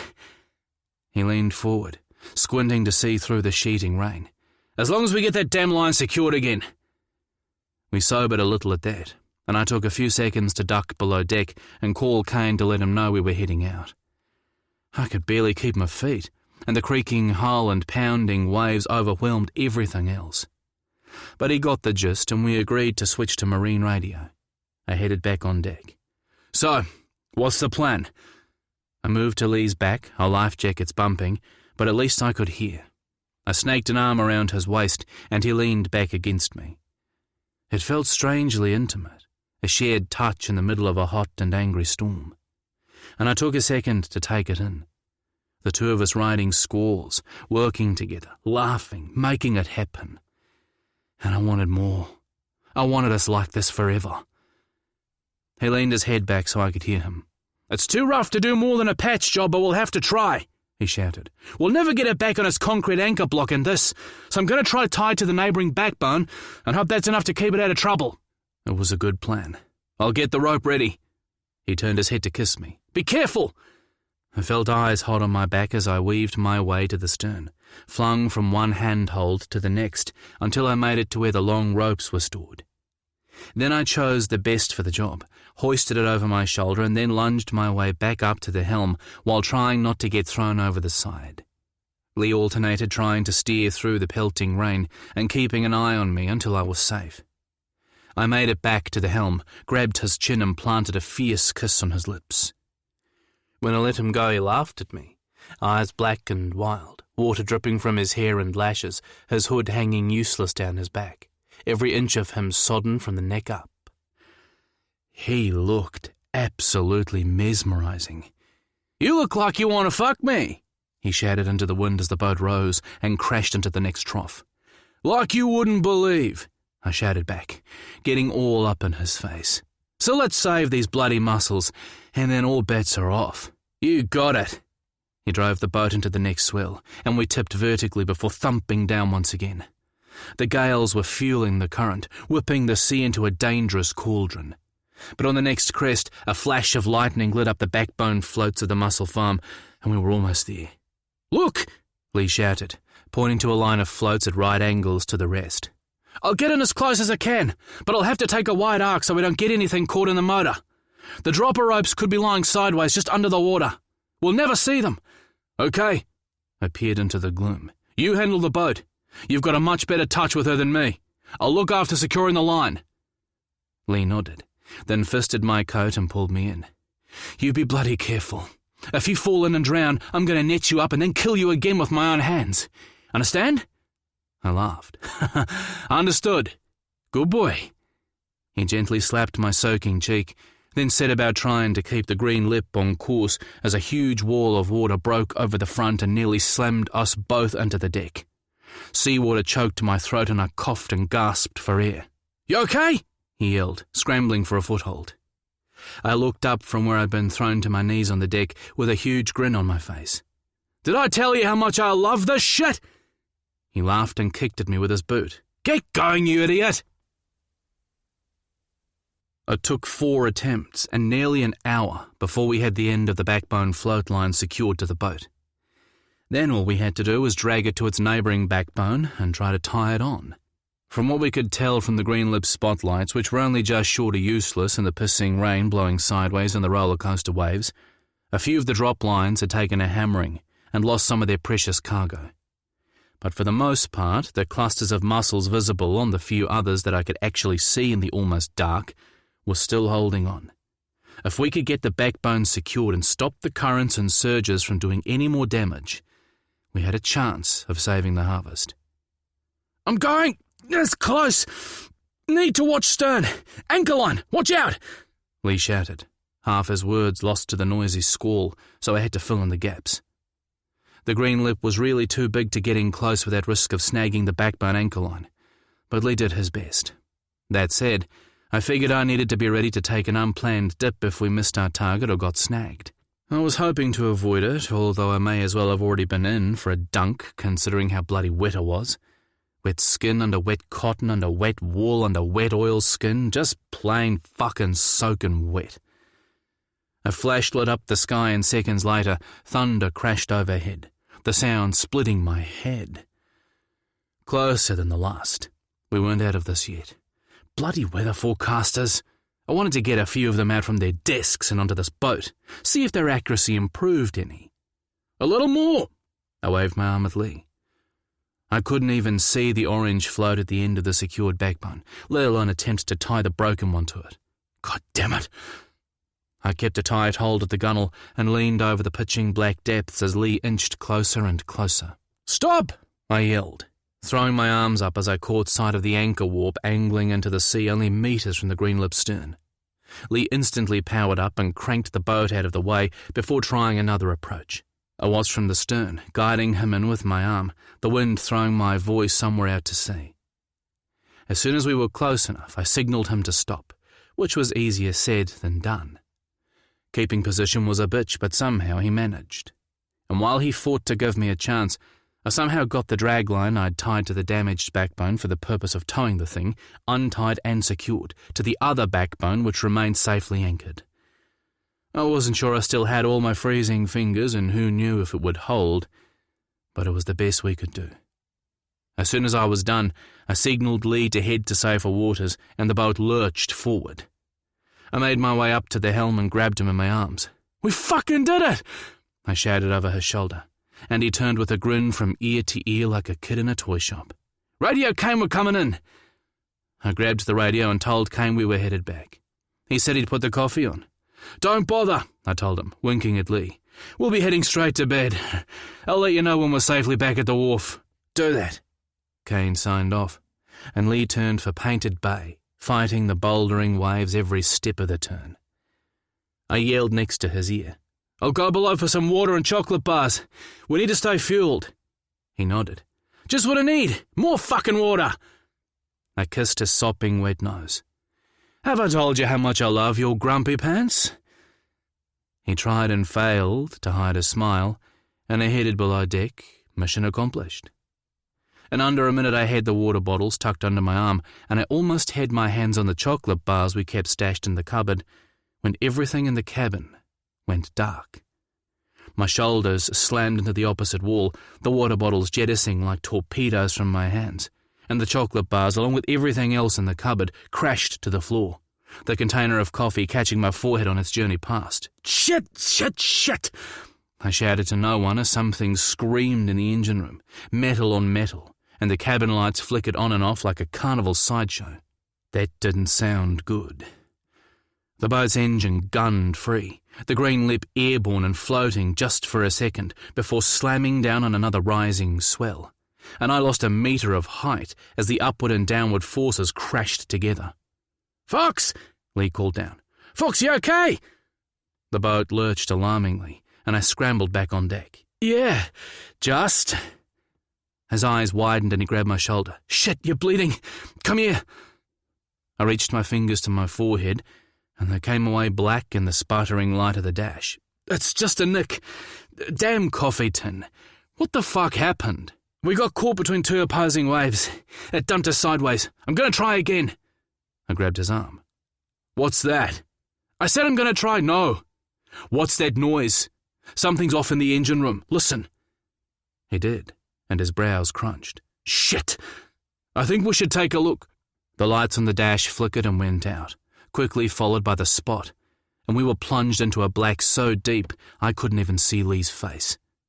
Then lightning lit up the sky, and his eyes were fixed wide on mine. "Can you try and keep her steady while I check the engine?" he asked, calm and focused. The working Lee. "Of course."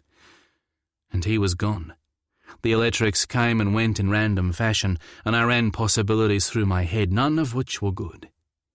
The engine plugged along, but it didn't sound right, and every time I rode the throttle a little to reposition her, it lagged like there was nothing there. A few minutes later, Lee appeared above deck wearing a somber look. "The engine's running way too hot," he shouted. "The cooling system's not working properly, and I'm not sure why. Plus, there's oil leaking from somewhere, but the boat's rolling too much for me to track it. We can't risk heading back like this." "What do you suggest?" He was the expert in this area, not me. He took a second to think as another blaze of lightning lit up the rolling shell of the ocean like some galactic black hole. And in the ghostly reflection off its surface, I caught the concern and uncertainty in his eyes. I cupped his cheek in one hand. "You know this coast. I'll follow you anywhere. I trust your instincts." He held my gaze, then gave a sharp nod and took over the helm. "Let's hope she holds together long enough to get us there." I stood behind him again, one arm circling his waist, the other hand clenched around a handhold. "You've got this, sweetheart." He angled his head to the side so I could hear him. "There's a small cove just up the coast, with nor'easterly protection, enough to ride the storm out. It'll be rough as guts, but we shall be safe. I'm not abandoning my boat, Fox, not without a fight." I kissed his cheek. "Then we won't. But if it gets too dangerous, I'll drag your sorry ass onto that shore if I have to tie you up in one of your own nursery ropes." He grinned. "Promises, promises. You better let Kane know while the radio's working. The way this night is going, the battery will probably cark it as well. Tell him Flounder Cove." I gawped at him. "Really? We're taking our limping boat to a place named Flounder Cove?" He slipped me a sideways eye roll as water poured from the tight line of his jaw. "Have a little faith." He tried to throttle into the next wave and the boat miraculously held together, although the burgeoning smell of oil was hardly reassuring. Kane was determined to call the Coast Guard, arguing until I managed to get him to hold off with a promise that if he didn't hear from us in the next 30 minutes, he could go ahead. But Lee was a skilled skipper, and he nursed the green lip against the bullying storm with an expert hand. Battered by thunder and lightning, rogue swells and pounding seas, we slowly pushed through. The navigation was spotty at best, the electronics flickering constantly, and I knew Lee was mostly getting us there by instinct and local knowledge. I left him to it, keeping silent at his back. I'd meant what I said. I trusted him. 20 endless minutes later, we limped around the bluff and into another world. Maybe not as calm as we'd hoped, but manageable, good enough. Lee took the boat as close as he could to where a large curving bluff blocked the worst of the gales, and together we got her anchored and secure. Then we hunkered down in the cabin as best we could in the rolling seas, and radioed Kane to try and borrow John's boat to bring breakfast and a toolkit in the morning. It was a lot more powerful than the CD. Kane said he'd add it to the list right under the shotgun he was going to shoot us with for giving him a heart attack and the contract offering him a raise. That man's settling in nicely. Lee climbed toward me through the wrecked cabin, naked bar a pair of bright blue briefs and a dry blanket around his shoulders. Our wet clothes were hanging in the engine room to try and at least stop them dripping. We'd freeze if we wore them any longer. Lee crawled up my body to where I'd managed to make a kind of bed on top of a bunch of tarpaulins and nestled beside me. Now, I believe you mentioned something about fucking me when you had the night storm in your eyes. He kissed my throat as the tide rolled beneath us. Really? I arched a brow. The way our luck's gone tonight, the boat would lurch at the wrong time and it'd end up impaled through the hull, stuck forever in Flounder Bay. He laughed. I'm sure the dolphins would enjoy playing with the strange-looking fish. I tweaked his nipple. Fuck you. A seal at the very least. He snorted. Come here and spoon me. It's been a very harrowing night. I turned to my side and pulled him close. He looked over his shoulder and softly kissed me. I love you, Fox Carmody. I kissed him, sliding my tongue inside. He tasted of the ocean. I love you too, Lee Madden. At least tonight your snoring won't keep me awake. He chuckled and kicked my shin. Good luck with that. I can outsnore a fucking hurricane, sweetheart. And I believed it. My bare skin kindled enough heat under the protection of the canvas to keep us warm as the wind wailed and the boat rocked and lightning lit up the cabin every other minute. If we got an hour of sleep, it would be a bloody miracle. Chapter 21. Leroy. Leroy, are you in there? I peeled an eyelid open, taking a second to wonder where the fuck I was and what hellish lump of concrete had found its way into my mattress. My eyes landed on the pushed-aside tarpaulin, and Fox's naked limbs wrapped tight around my body. Leroy? The voice outside dropped like a blade into familiar and horrifying focus, and enough ice water hit my brain to wake the living dead. Judah. Fox, I hissed, trying to keep my voice down. Fox, you have to let me go. I wriggled, but the grip of steel around my waist refused to budge. God damn it! He groaned, arched his hips, and his morning wood launched into my crease. But you feel good, he murmured against the back of my neck, and a hand found my panicked cock. I determined to kill him, slowly and extremely painfully. Feet made their way across the deck, and the handle on the hatch rattled. Fox! I kicked his shins, and his eyes finally sprang open. Ow! What the— Judah's here! I hissed. What? Shit! He made a grab for the tarp just as daylight broke through the hatch and feet appeared on the steps. If there was a god, they had to be laughing the damn head off right about now. I slid from under the tarp, trying to create at least a little distance, but that was as good as it got. Judah's worried face appeared in the cabin and he launched himself at me, pinning me to him in a bear hug to end all bear hugs. Jesus Christ, Leroy! You stupid fucking idiot! What the hell did you think you were doing going out there in that storm? You could have gotten yourself killed, both of you! I froze as Judah's tears wet my shoulder, chastened that I hadn't thought to call and warn him before we left. Being accountable to anyone other than maybe my mother was new. But Judah obviously cared, and that was inexplicably kind of wonderful. I glanced at Fox, who wore a soft smile as if reading my thoughts. I slid my arms around Judah. I'm sorry. I didn't think. I'm not used to it. Then get used to it. He pulled back and cupped my cheeks. Thank Christ Kane had enough brains to let us know after he had anchored somewhere safe. He did? That surprised me on a number of levels. I'm sorry, Leroy, but I was worried. Kane explained, flicking glances between Fox and me like the light bulb had suddenly gone on. You okay, Fox? Fox nodded. I'm fine. You did the right thing, I told Kane over Judah's shoulder. Then I jerked my head to where a motor was rumbling outside. Morgan? Judah nodded. John was fine lending his boat. He's busy with the storm damage. But Morgan wasn't about to let me come get you without him or let Kane drive with his arm. It stopped raining, but the seas are still pretty damn messy, and there's shit all over the place, logs and branches, and you can't see a thing with all the silt in the water. Plus, I might have had an attack yesterday morning, he shrugged. It was probably the drop in atmospheric pressure. I'm realising that's a thing with me. I'm fine, but Morgan, he worries. I was impossibly touched, finally noticing the pallor in his face and the exhaustion in his eyes. But he'd come for me. I'd been such a fool about him. Judah, you shouldn't have taken the risk. I'm fine, and for fuck's sake, you're my brother, Leroy. What the hell else was I going to do? But I'd keep a low profile around Morgan for a bit if I were you. He's not too impressed by your stunt. It wasn't a stunt! I stepped back, a gust of wind licking down from the open hatch to remind me I was in nothing but my briefs. I grabbed my wet jersey and held it against my chest. If I'd lost the harvest, we would have been in real trouble. I know. But it wasn't as important as you. Now that he let me go, he seemed to suddenly clue into the fact that I was standing there all but naked. Jesus Christ, you'll bloody freeze. Kane had sense enough to pack some dry clothes for you both just in case. He shot a small smile Kane's way, which gave me pause.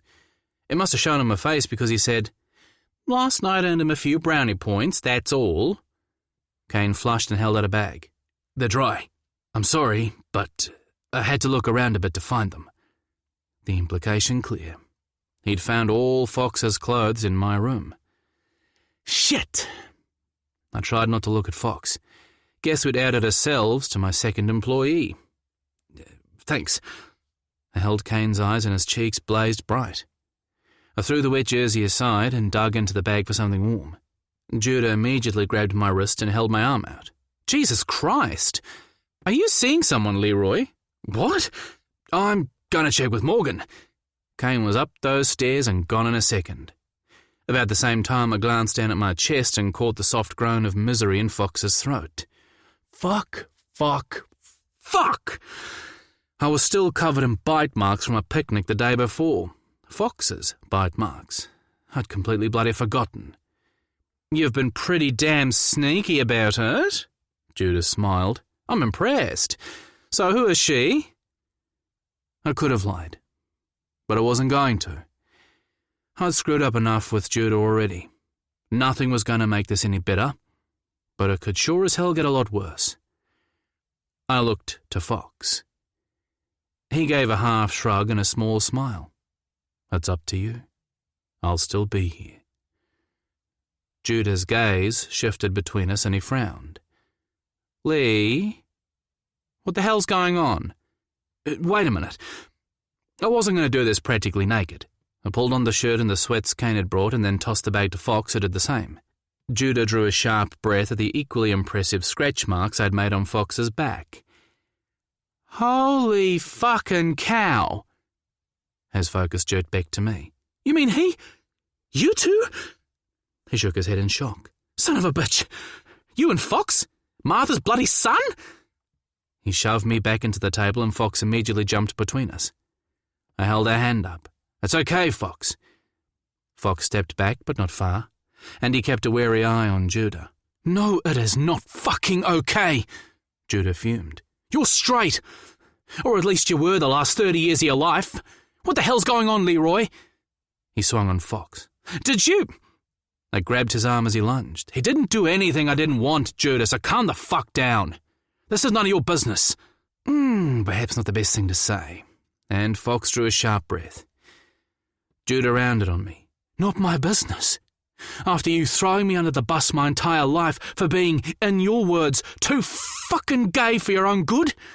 And then you start fucking a man and I'm supposed to just smile and say, welcome to the club, brother? I don't fucking think so. How long has this been going on?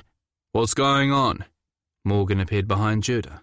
Stay out of this, Morgan, Judah snapped. My big brother has been fucking Fox, and we're all just finding out about it now and supposed to like it. How long, Leroy? And how long have you known you were gay, damn it? Did you know in high school? Did you know when you were standing back and watching them call me names? Did you know even then? You owe me some fucking answers. He doesn't owe you any answers, Judah. At least not about most of those questions. Fox stepped between us, and Morgan took his place alongside Judah in some kind of standoff. It would have been laughable if it wasn't so gut-wrenchingly real and upsetting. Everything I've been afraid of thrown at me on a silver platter, and it was my own damn fault. Fox went on. You know as well as I do, Judah, that no one has to come out to anyone else's timetable but their own. Leroy's story is his, just like yours is yours. You've admitted you knew nothing about him regarding this, so why not give him the respect you'd give anyone else? Who the hell are you to lecture me? Judah stepped so close I could smell his shampoo, and I was vaguely aware of Morgan's restraining hand on his arm, the concern cutting deep lines in his face. I'm his boyfriend, Judah. Fox said it so clearly, so simply, as if it was the most natural thing in the world, as if it didn't just pin my heart to a shadow. Judah's jaw fell open, and he fired me a disbelieving look as Fox continued. I don't give a shit if you're his brother, Judah. You'll back off and speak to Lee civilly, or you won't fucking speak to him at all. Understand? My hand found the warm skin of Fox's lower back, and I slipped it around his waist and stepped to his side. It's okay. I kissed his shoulder, Judah's eyes bugging out of his face as he watched. I might not owe Judah, but I'll answer some of his questions at least. Fox hesitated, then stepped aside just a little. I dropped my arm and took his hand instead, with Judah watching the movement like it cut him to the core. I'm bi, not gay. I was shocked at how calm I sounded, and I didn't have any clue about it, not really. Not until Fox came along. I believed I was straight all through high school. I've never been head over heels about any girl, but yeah, I like them. I squeezed Fox's hand and he returned it. Maybe at some level I was aware, who knows? That's possibly why your out and proud stance made me so uncomfortable, but I really can't say. Either way, it was an asshole thing to say to you regardless of what was going through my head, and I'm not giving any excuses. Damn right. Judah threw out his chin in challenge, and Morgan slipped an arm around his waist. I suddenly remembered what my mother had said about Morgan being able to talk to Judah after the fact, and I hoped like hell she was right, because there was nothing but pain and hurt and a belligerent fuck you in my brother's eyes. And I really didn't blame him. I took a breath and ploughed on. When I first met Fox last year, I was shocked by my reaction to him. Appalled even. Judah's lip curled and Fox gave my hand another squeeze. I tried to hate him. Tried to ignore what he made me feel every time we met after that, but I couldn't get him out of my head. And when he came to stay, I glanced up at Fox and he smiled. I wasn't looking for him, Judah. I wasn't wondering or questioning. It just happened. And in the end, I couldn't run away from him either. But I caught a level of anger in my brother's eyes I'd never seen before. So what? He spat. You're experimenting with Fox? Does Fox understand that? Does he know that you may be just trying him on for size? Satisfying your curiosity at his expense, like so many other straight boys do? Breaking our bloody hearts like they were cheap toys? Judah! The shock in Morgan's voice cut through Judah's tirade like a blade, and Judah spun, looking ready to unleash on his husband as well before thinking better of it and sagging against him instead. Too shaken to reply, I let Fox turn me against his chest and bury his lips in my hair. I tilted my head and cupped his cheek, desperate for him to believe me. You're not an experiment, and I'm not playing games.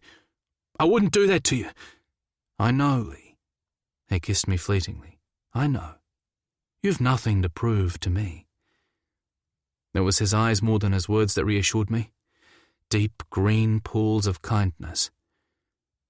Judah wouldn't look at me, but I caught Morgan's quick nod and it gave me courage to ask a few questions of my own. Maybe I've got no right after everything I've done to you in the past, Judah. But let me ask you something. Why? When I find out I'm bisexual and act on it, it's only experimenting. When you knew you were gay, you dated. And why am I only curious, but you're allowed to be serious?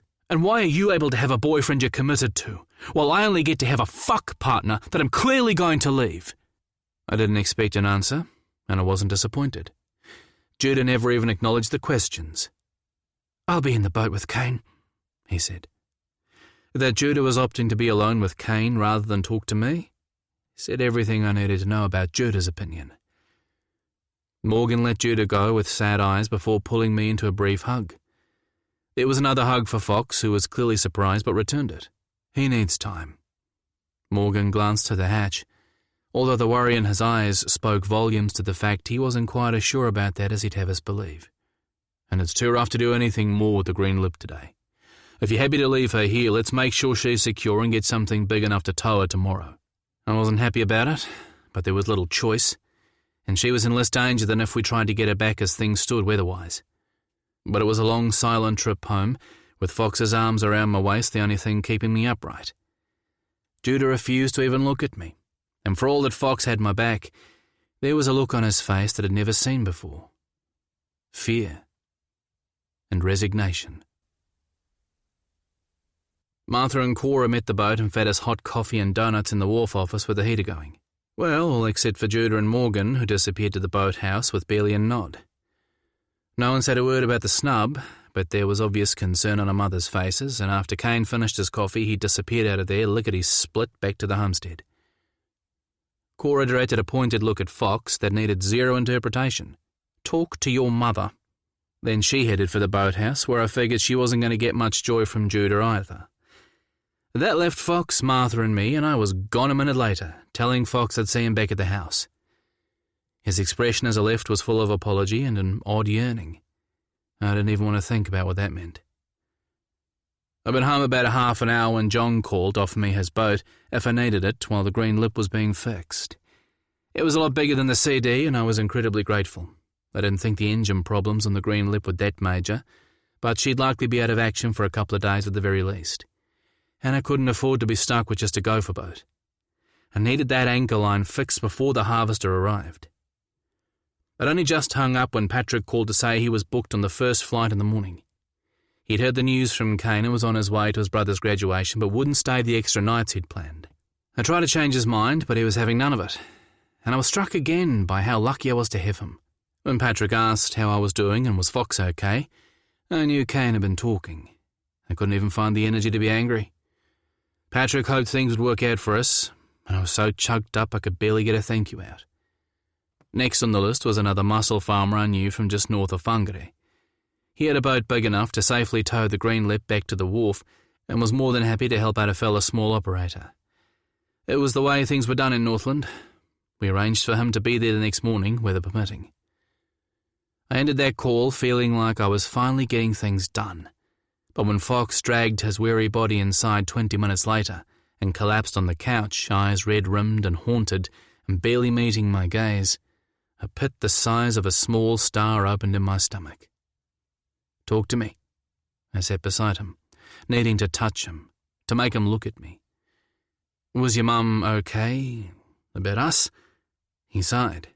"Yes and no.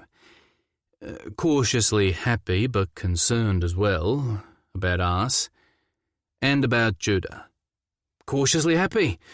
Jesus, I'm so tired of living my life like there's a fucking sword above our heads," I grumbled. He drew me down and kissed me like he might never get the chance again. "How are you?" he asked, his eyes full of concern. I shrugged. "Okay, I guess. Numb, probably. My mind is spinning so fast I don't even know where to start." I stabbed at his chest with my finger. "So if even just for a fucking second you're thinking of finishing things between us like that gloomy fucking kiss implied, I will end you now. Do you understand me?" He snorted and fought back a smile. "Do you know how much I love you right now?" He played with my hair and cupped my face in his hand. "And no, I'm not finishing anything between us. But something became really clear to me this morning. That my brother is a self-righteous dick." He gave a soft laugh. "Well, other than that, of course. He was right to be angry." I fell forward on Fox's chest. I heard him back then, and I'm not sure I can ever make that up to him. I should have talked to him sooner. Fox threaded his fingers through my hair. I never want to come between you, and I hate that this has happened. You've done your best to heal a lot this last year. Maybe it's Judah's turn. Still, I know how important your relationship with your brother is for you, and for this whole family, actually. And I also know this thing with us isn't going to help that. But, shh! He put a finger to my lips. You need time, Lee. Time to work things out with Judah, and I have to clean up my personal mess as well. I've been avoiding confronting Van, avoiding seeing you, and avoiding getting this thing with Mac finished in case I don't get what I want. But I realized this morning that you and I can't move on without all that being sorted out. I need to put the whole sorry mess of my marriage behind me so that we have a chance. He cradled my face, his thumb stroking my cheeks. You're going back south, aren't you? The words broke from my lips in a whisper, and his eyes filled. Just until the family court process is done, or until I can get an agreement with Van about Mac, and until things are better here for you and Judah, I won't be the one responsible for ruining everything you've achieved. An icy chill ran through me. Will you talk to Laurie about the job? He blinked slowly. Not unless you and I talk about it first. I promise. I drew a shaky breath. There was something at least, and I wanted to believe him, that it wasn't for good, that he wouldn't be tempted to stay. But a part of me kept hearing Van's words in my ears. Fox had kept his options open. A house in a place he loved, a good job if he changed his mind. Van's bitter words, that Fox had never been a mainlander, that his heart would always reside in the deep south, drilled a fiery hole in my brain that wouldn't be ignored. If Fox left, would he ever come back? Did I have enough of his heart to bring him home? I wanted to believe. Don't look at me like that. He stroked my cheek. I'm coming back, baby. No matter how long it takes, I'm coming back. Let's just do this one step at a time. I sighed and fell into his arms, understanding at some level he was right. For us to have a chance, we needed the best foundation we could muster. We had to trust and hope and clean the slates. And so for the rest of the day, we worked quietly side by side in the house. Fox called Tinny and made arrangements to leave early the next day and packed. I organised my boat mechanic and the supplies I'd need to fix the damage to the farm and watched him pack. And then after Fox cooked me dinner and the rain finally stopped, we shared a beer, rugged up on a favourite lounger on the deck, under a dark brooding sky almost bereft of stars. And Fox led me to our bedroom, where he fucked me slowly and agonizingly sweetly until I came on a soft gasp and a damp pillow. He cleaned me so damn tenderly I almost lost my shit then and there. And when he was done, he pulled me into his side, wrapped me up in his arms, and held me until the soft grey light of morning filtered into our room. He slipped from our bed with a brief kiss to my shoulder while I pretended to sleep, listening to him shower as I choked back the tears. But he wasn't fooled. Wrapped in just a towel, he came back to bed and covered my body with his, holding me in his arms and pressing me into the mattress as he covered my face in kisses, as if I needed the reminder of his raw beauty and the weight of him in my life, of the anchor he'd become, the fox-shaped hole that I wasn't sure I'd survive if he didn't keep his promise and come home. To our home. We talked quietly as he came and went from the bedroom, packing his bag, moving those piles of clothes from the bedroom floor that had driven me up the wall for weeks. Chatted like it was any other fucking day, and I could barely stop myself from screaming in frustration at the bald insanity of it all. I wanted to yell at him not to go. I wanted to tell him I trusted him to come back. I wanted him to fall to his knees and say he changed his mind and decided to stay and that everything else could go to hell, that he couldn't bear to walk out that door. I trusted he meant what he said, at least now. But a squirming niggle in my gut, worried that when he got back to his old home, the place he'd loved for so long, that maybe what we had together wouldn't stack up enough to bring him back. I wanted to say too much, to hurt him for doing this, for leaving me with nothing decided, the familiar sting of anger so fucking reassuring on my tongue. I wanted to tear into him, tell him I regretted ever getting into his bed, regretted all those soft words I'd spoken, yell until he finally understood just how much I felt for him, how the not knowing what might happen between us was ripping me apart. And in that moment his gaze shot to mine, like he knew. He came over and drew me into his arms and took my lips in a slow, achingly sweet kiss that drew the threads of rage from my mouth and let them fall, lost in faith I wasn't sure I really had. And when he was done, he placed a final kiss on my forehead, smiled and ran his thumb over my mouth, and then left the room with "I love you" on his lips. Seconds later the front door closed, and soon after that his Explorer roared to life. I listened until the sound of the engine drifted, lost in the morning's grey light. Then, when all was finally quiet, I curled on my side and let the tears fall. Chapter 22. Fox. Tinny picked me up from the airport in Invercargill, and I spent the night catching up with him and his wife. I was grateful for the chance to take a deep breath and just be among friends.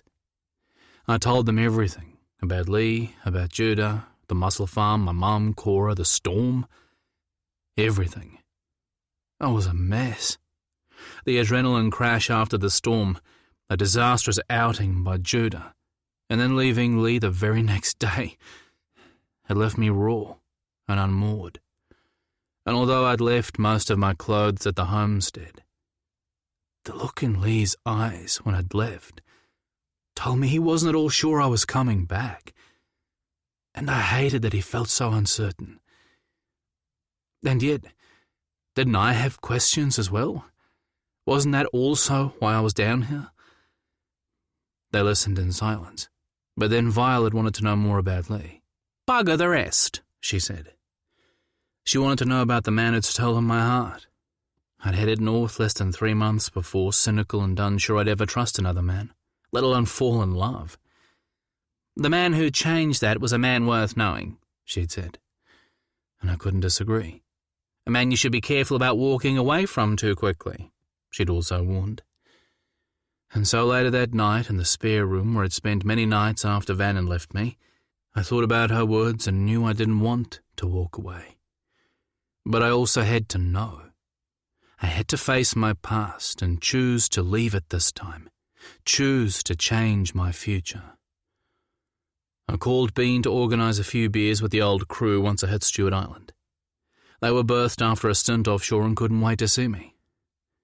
I thought about that.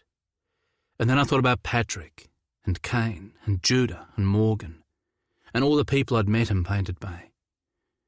Then I called Lee wanting to talk, to tell him what I was feeling, how much I missed him, how much more I loved him. But the call went to voicemail, and all I could do was send him a text and worry. Instead of sleeping, I chewed over what the next day would bring, what it would feel like to set foot on the island again, to face those speculative stares, the whispered comments, the pitying looks, and to meet Van on his home turf with the support of his community behind him. And I remembered my mother's words from our short conversation after the storm. "You have to decide if Lee's worth what you need to give up in order to have him, son." "I don't know what you mean, Mum. There's nothing left to give up." "Isn't there?" She studied me the way mothers did when you couldn't see what was right in front of you. "Why did you keep the house?" "Because I wasn't ready to sell. I might use it as a vacation crib one day. Who knows?" Her brow arched meaningfully. "Really? You'd holiday in the place where Van and his family lived? It's a tiny town, Fox. Seems you could find a lot of other more relaxing places to spend time." "I know. But I love it there. Damn it, Mum, he took everything from me. The house is the only thing left. Maybe I should have sold it. But I bought it before I met him, and it meant something to me. My first home, a sign, a symbol, if you like. And I wanted something left to show I'd even been there. I loved him once. I'd imagined our whole lives spent in that town, on that ocean. I know you never trusted him, but I did. I fucking did. And he blew through that trust like a wrecking ball. She held me as I wept about all the dreams I'd lost, and about trying to hold on to something through it all, anything. And I thought about Van's challenge to Lee outside the homestead that day, that I would always go back, that I was a southerner to my core. And he'd been right, at least back when he'd known me, when I'd loved him. Only he wasn't right any longer. He didn't know what I'd found in Painted Bay. I'd only dreamed of going back down south until the moment Leroy Madden had kissed me. And in that one moment, everything changed. Now Lee was my home, not down south, not a place, but a man. This thing between you sounds serious.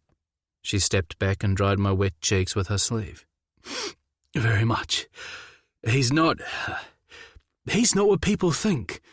And he's so fucking scared of letting people in, of needing someone, or asking for anything. It's like he has to do it all on his own. I know. She smiled softly. I knew him as a teenager, don't forget. But he's changing. Leroy's a good man. I can see how this might work for you both. Can you? Because so far we've done nothing but make a total mess of everything. We don't get to choose the timing or who we fall for. Look at me and Cora. I was pining after a blissfully married straight woman for years. Anyone would have called me crazy for even dreaming. The universe is a strange place, Fox. All you can do is listen as best you can. Put your glasses on and try and follow your heart. The rest is a crapshoot. I snorted. That's not quite the reassurance I was hoping for. I woke the next day to a text from Lee. I miss you too. Good luck with everything. To the point, I suppose. But was it too much to hope for a little more something? Still, he had a lot going on with the repairs to the Green Lip and the farm, and I shouldn't have been so damn needy anyway.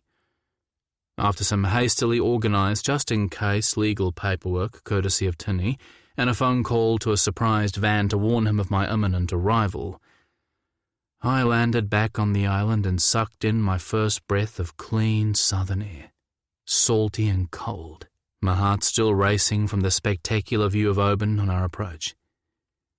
A chocolate box gathering of painted houses set haphazardly into the hills that bordered the sweeping beauty of Horseshoe Bay.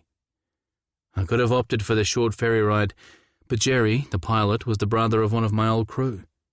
And when I checked to see if he was making a supply run to the island that day, he told me to get my butt aboard or he'd take it as a personal insult. It was the kind of insider tightness that I'd missed. And I carried a small pocket of worry that I'd arrive in Oban and find that same sense of loss all over again. But as we'd set down on the runway, the only ache I felt was for Lee, his arms and the clean scent of his skin. A shame he didn't have the same capacity to surprise me when we were together. Van led me to his car, having shocked me speechless by meeting the tiny plane on its arrival. I chuffed in amusement. As I remember it, you had every second of my home time scheduled to within an inch of its life. Plans to get off the island, to go out for dinner with friends, a list of things I had to fix. There was never a spare moment left to surprise you with anything. And even when I tried to do something special, you seemed to find something to complain about. It wasn't worth the grief. He put a seatbelt on and stared at me. You should have said something. I turned away. I did. He pulled into the driveway of our old house, and my heart leapt at the sight of Mac inside at the patio door. I spun in my seat, shocked that Van would do that for me. But he simply shrugged. You can have her for the night, he said flatly. I'll pick her up tomorrow. I put some essentials in the fridge, and Joni at the store made up a box to see her through a few days. I've got things to do today, so I was thinking tomorrow lunchtime, if you want to talk, that is. I'll come here. Unless you'd rather come to our... Here will be fine. Thanks for Mac. I looked to the house where Mac was leaping at the door, howling with excitement. It means a lot. He shrugged. No problem. I told you I wasn't trying to hurt you, Fox. She missed you." I was surprised at the admission and not so secretly delighted. I grabbed my bag and watched Van drive off before turning to stare at the cottage that had been my home, and then our home. I remembered the pain of leaving, the ache in my soul on that last day. But as my gaze swept the tidy front yard and crisply painted front door that I'd spent days restoring, the only thing in my heart was an image of wide plank floors, a massive family dining table, a deck under the stars, and eyes so blue I could fly in them. Leroy. Fox had only been gone a couple of hours, and the most I'd achieved was a shift from my bed to the dining table, trying to ignore the empty place where the training application had been and whatever the fuck that meant. I hadn't even dressed, and my tow was arriving at the wharf to pick me up in under an hour. There were a million things I should have been doing and zero motivation to do any of them. Luckily, Kane spotted my mood the minute he knocked on my door at 7 to see what needed doing. And when I just waved him off with a cryptic, "I'll call you later," he ignored me and called Morgan. The two of them had then made a quick reconnaissance trip to Flounder Cove while I was still feeling sorry for myself. On their return, they reassured me the boat was fine and the cove calm. Once I quit being mortified, I could have kissed them. Patrick would catch the afternoon flight and I should have had a work plan ready to go. But the blank paper had been staring at me for over an hour. The only thing circling my brain were Judah's words of condemnation, along with Fox's words of goodbye, and neither of them was getting me anywhere. I wanted Fox back here with me now. I needed him here. It wasn't because I couldn't cope. I'd been on my own a long time, and I'd get through anything I had to. I'd survive. But I wanted him here with me. Trust him. He promised. But the homestead was now too big, too empty without his larger-than-life presence. Had it really only been 2 months since I'd found him making a damn sandwich in my kitchen, and I'd hoped he'd piss off and stop fucking with my nice little world? Now I wanted him back in my bed and fucking me. My, how times had changed. His smile, his touch, his solid presence in my life, his belief in me. I missed every single second of it. But with half his stuff still sitting in piles on my bedroom floor and in my drawers, I had to believe he was coming back. And that meant I had to do my part. Fox had gone to sort her shit out, and I needed to do the same. When he was done, I wanted to be damn sure there was nothing in the way of him coming back. And if that meant Judah and I took a hit in our bridge building, so be it. Judah was a stubborn son of a bitch, but so was I. We had that much in common. I loved my brother, but I wasn't about to lose Fox to make everything nice with Judah. But I hadn't told Fox that, had I? I got my pathetic ass off the chair and into the shower. As soon as the green lip was birthed safely, Judah and I were going to have a little come-to-Jesus talk. 4 hours later, the green lip was safely back at the wharf and the mechanic was taking stock of the damage with Kane hot on his heels. Patrick would be about to board his flight and I was knocking on Judah's door. Loudly. "Hold your bloody horses!" The door swung open to reveal Judah in a pair of his favourite dance leggings and a tank. The sheen of perspiration had clued to the fact he'd been working at his bar. "Oh, it's you." He lifted his tank to wipe the beads of sweat from his face and I was immediately struck by his pallor. That and the dull, hollow look in his eyes. In fact, he looked remarkably like the reflection I'd seen in my own bathroom mirror that morning. His gaze darted over my face and he scowled as if he hadn't found what he'd hoped for. "I guess you should come inside. Or you could just fuck off. Either is good with me." He walked away, leaving the door open. "Well, okay then. I don't have to come in," I answered evenly, ignoring his drama. "I'll happily take door number 2, just tell me to go. Your choice. I just thought it would be good to talk. Talk, not shout. And maybe a bit of listening on both sides could help as well." He studied me for a second, then his lips quirked. "Touché. Just stop sounding like my damn husband, will you? Traitor, that he is." "I heard that." Morgan appeared from the bedroom in his fishery officer uniform. "Hey, Morgan. Thanks again for checking on the green lip this morning." Judah rounded on his husband. "So, that's what you were doing?" He glared. "I thought you were helping a friend with some storm damage." Morgan sailed past to press a kiss to Judah's lips and turned my brother's glare into a soft smile. "I was. Leroy is my friend, And he was that long before you and I met, sweetheart. I also remember him not being too happy when we got together either. And yet, here we are. He arched a brow. Judah huffed. Very sneaky. I'll see you when you're done. He pulled Morgan in for a second, longer kiss, and then Morgan gathered his bag and shot me a wink on his way out.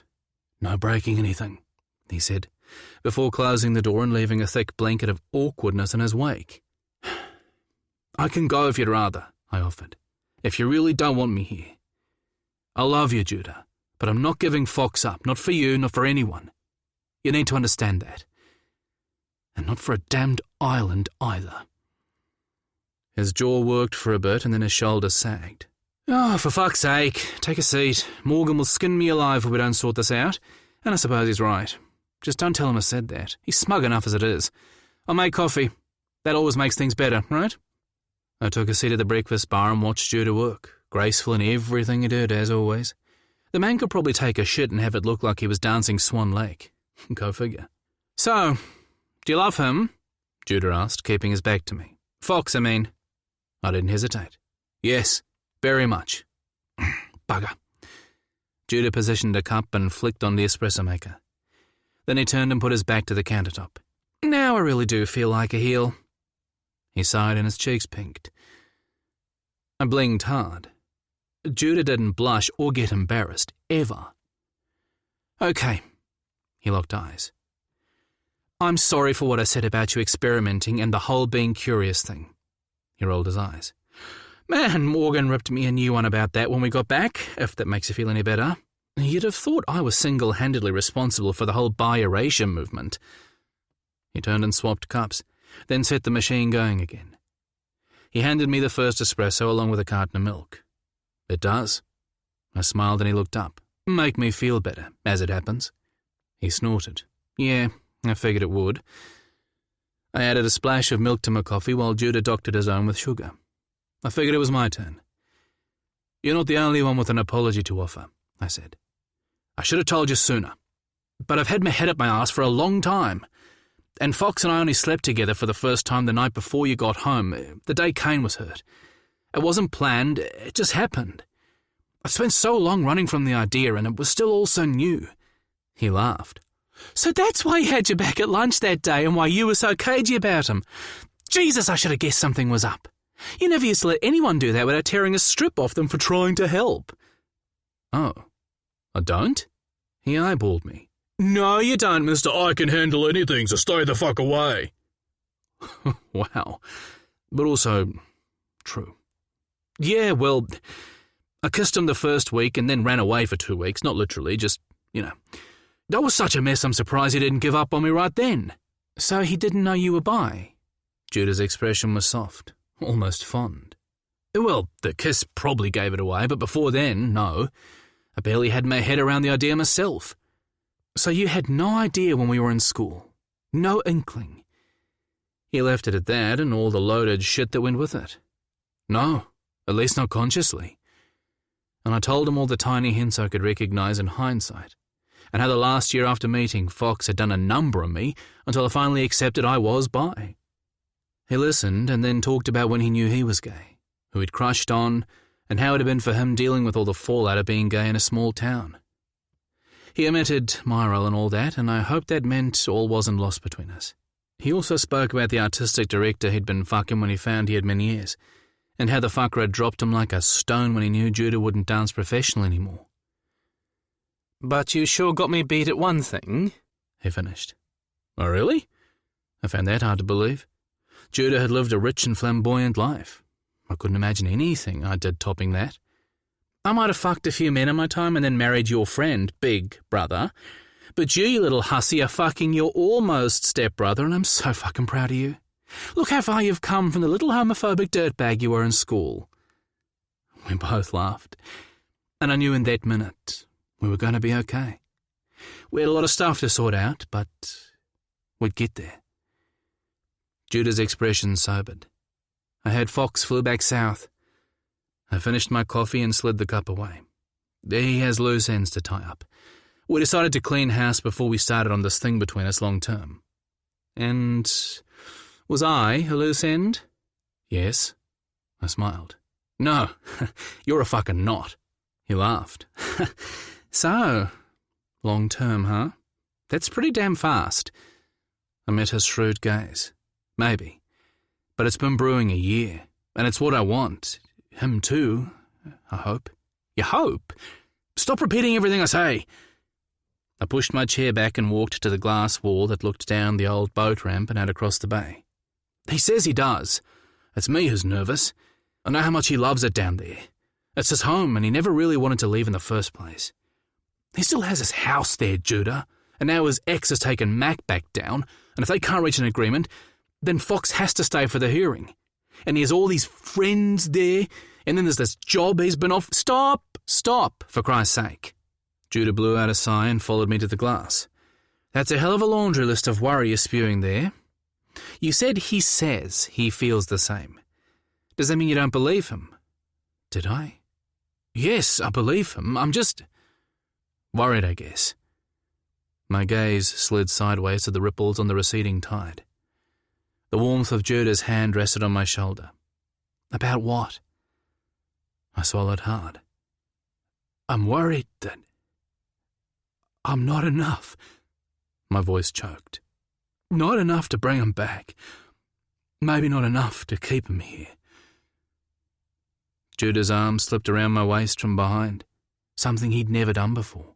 We'd never been touchy-feely that way. Well, let me tell you something, brother.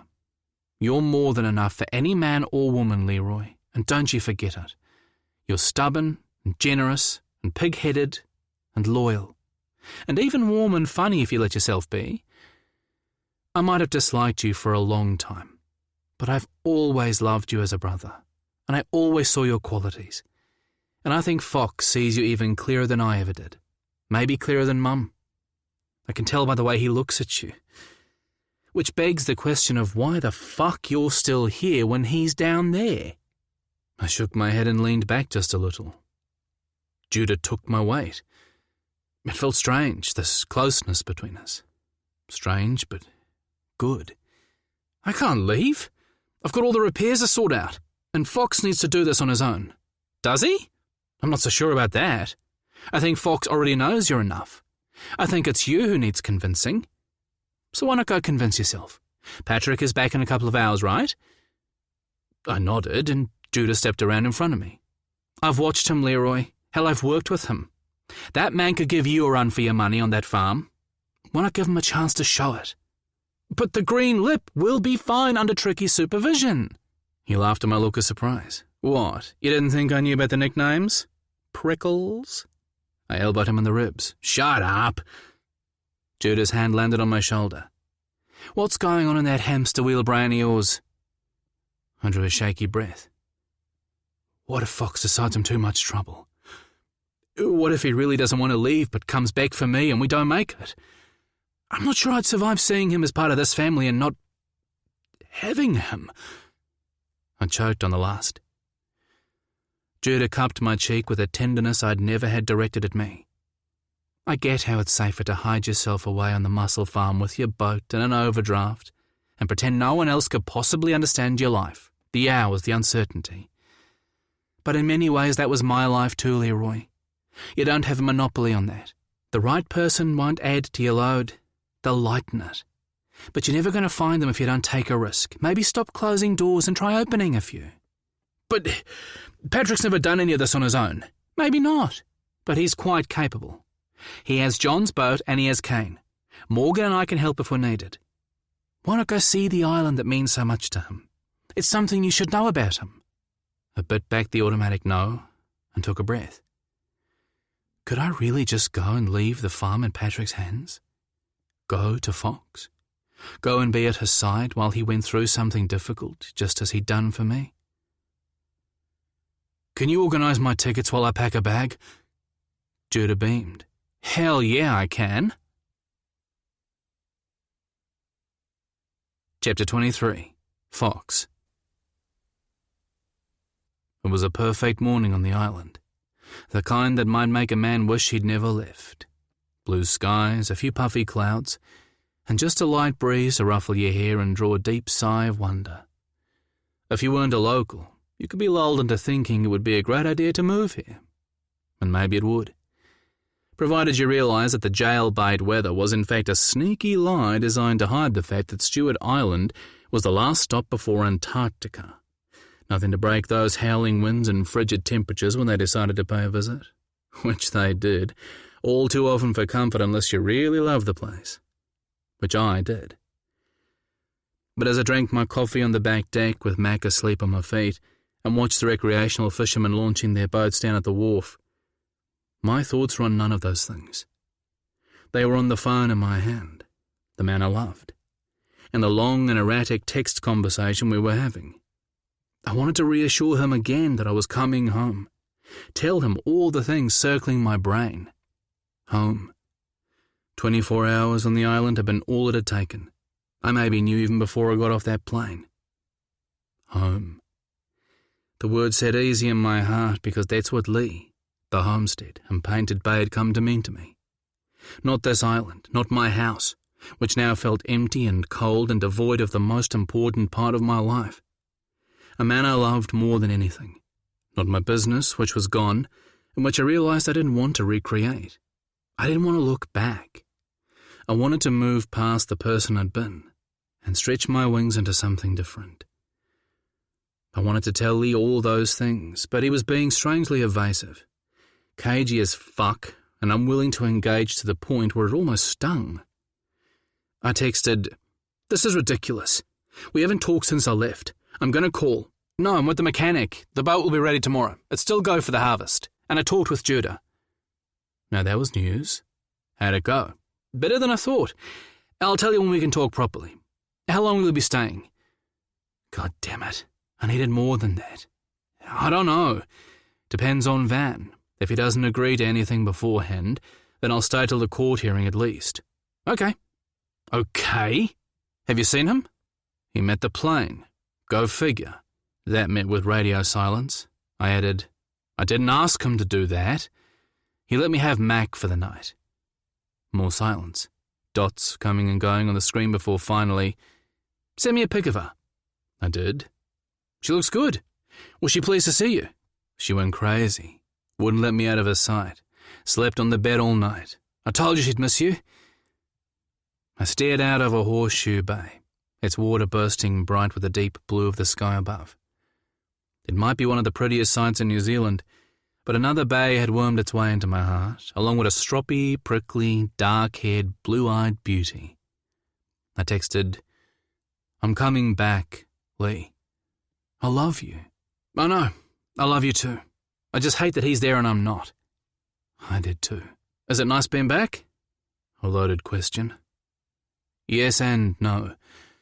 I love this place, but the first thing I thought when I landed was that I wanted to be back with you. A longer pause this time. I texted, "I'm coming home, Lee."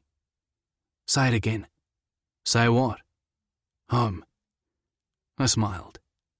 "I'm coming home." "Knock, knock." Van called from the front door and I told him to come through to the deck. He appeared a few seconds later and Mac immediately ran to welcome him. I really was going to have serious words with my dog. Van dropped to his knees and gave Mac a hug. She groaned and flopped onto her back. "She's such a slut for a belly rub." Van laughed and obliged Mac with a vigorous scruffing. While he was occupied, I took a minute to really look at him, look without the anger he usually stirred in me. He seemed tired and a little pale, his delicate features less perky than usual, his brown eyes weary. I shook my head. That wasn't my concern. "We want a coffee?" He looked surprised, then nodded. I got to my feet. "I'll bring it out. Maybe a bit of fresh air will be good for the conversation." He rolled his eyes but kept scratching. "I expected you to bring Tinny. The man's like a Rottweiler with a law degree." I snorted. "He wanted to be here, believe me. But I'm hopeful we can work this out. What about you? No Ewan? No lawyer?" Van pulled a face. "My lawyer's not happy, but he's agreed to let me talk. And Ewan, well, you know why he's not here." I did. Our friendship had been dealt a death blow that neither of us wanted to face. I left to make Van a coffee and refresh my own. Watching the two of them through the kitchen window, I wondered about the lawyer comment, then let it go. You never knew with Van. Mac licked at Van's face and bet at his hand to keep him scratching. A small niggle of guilt snagged in my chest. Van did love Mac in his own slightly selfish way. I'd known that, even if my anger wouldn't let me admit it. And yes, I might have taken her from the island, knowing it would hurt him. So sue me. Didn't mean I wanted to share her with him long term, but I couldn't deny they had a relationship. And I wasn't leaving the island without a solution to the problem one way or another. If Van couldn't be encouraged to give Mac up to me, then I'd agree to share her with him. Anything to finalise the divorce and start a new life with Lee. But I knew my preference, and that was for getting Van out of my life for good. I didn't want to have to keep a relationship open with him simply because of Mac, if I could possibly help it. Tinny wasn't so sure about my decision, but he understood. Van and I took seats on opposite sides of the picnic table, and I handed Van his mug, the one that had always been his. I hadn't even thought, just automatically reached for it. He smiled as he took it, and I wished I'd swapped it out when I realised. So, why did you decide to come back now? He asked, wrapping his hands around the mug for warmth. The hearing's not for a few more weeks. I turned to make sure there was no misunderstanding. You know why. I want this thing with Max settled between us, without court, the sooner the better. And once that's done, I'm going to sell this house and shift everything north. I want to move on with my life. There's nothing here for me now. Van was quiet for a few seconds, although he looked surprised. You're selling everything up for him? If you mean for Lee, then yes, I replied evenly. I want that. I want him. I don't want anything left here. Van blinked slowly, then looked away. Wow, I didn't think things were that serious. I ignored his comment. I don't want to drag this through the court if we can avoid it. You should be happy. This is what you've been hoping for, right? Forcing me to settle? What's it going to take? Money? Or do you really want Mac? Do you really want to take her from me? Fucked if I know at this point, Van.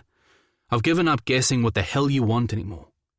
Seems I was wrong for an entire married life, so why would I be right now? He rolled his mug between his palms on the table. You make it sound so fucking dirty. But all I want is to be able to start something of my own. It's not about money. It's about security. You should understand that. You were always on at me about making something of my business. Well, I'm trying to. I should understand you. That's rich. You cheated on me, lied about it, socially ostracized and drove me out of here. And then came back for my livelihood as well. And now you want my dog. How the fuck can I understand you? His gaze slid to the distant shape of the South Island on the horizon. I shouldn't have lied about you cheating. I gaped, stunned at the admission. Then why the hell did you? He spun back to face me. You know why. My whole family lives here, Fox. Mum would have been devastated. What was I supposed to do? Not fucking lie about it for a start, I fumed.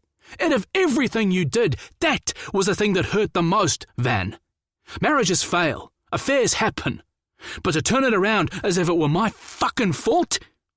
I really didn't think you'd stoop that low. He paled a little. Well, I did.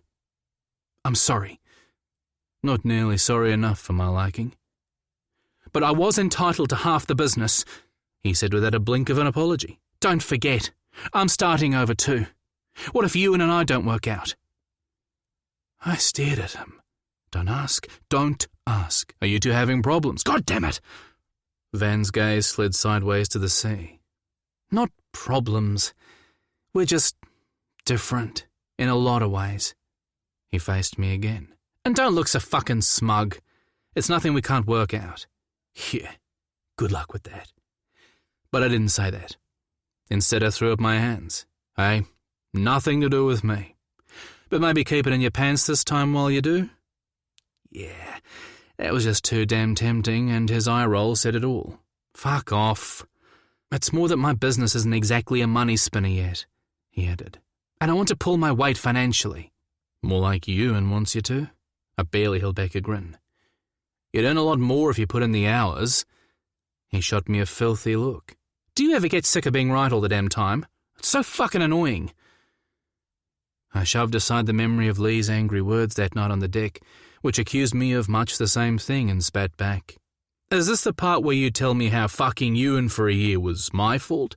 Because if it is, then this is going to be a short conversation. My phone buzzed in my pocket, but I ignored it. He shook his head. No, I'm not saying it was all your fault, just that your standards are impossible to live up to. That's all.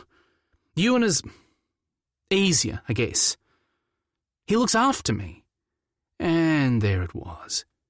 My phone blew up in my pocket again. Van sighed. Do you need to get that?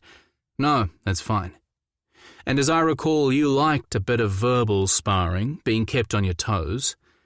We had some energetic fights, as I remember.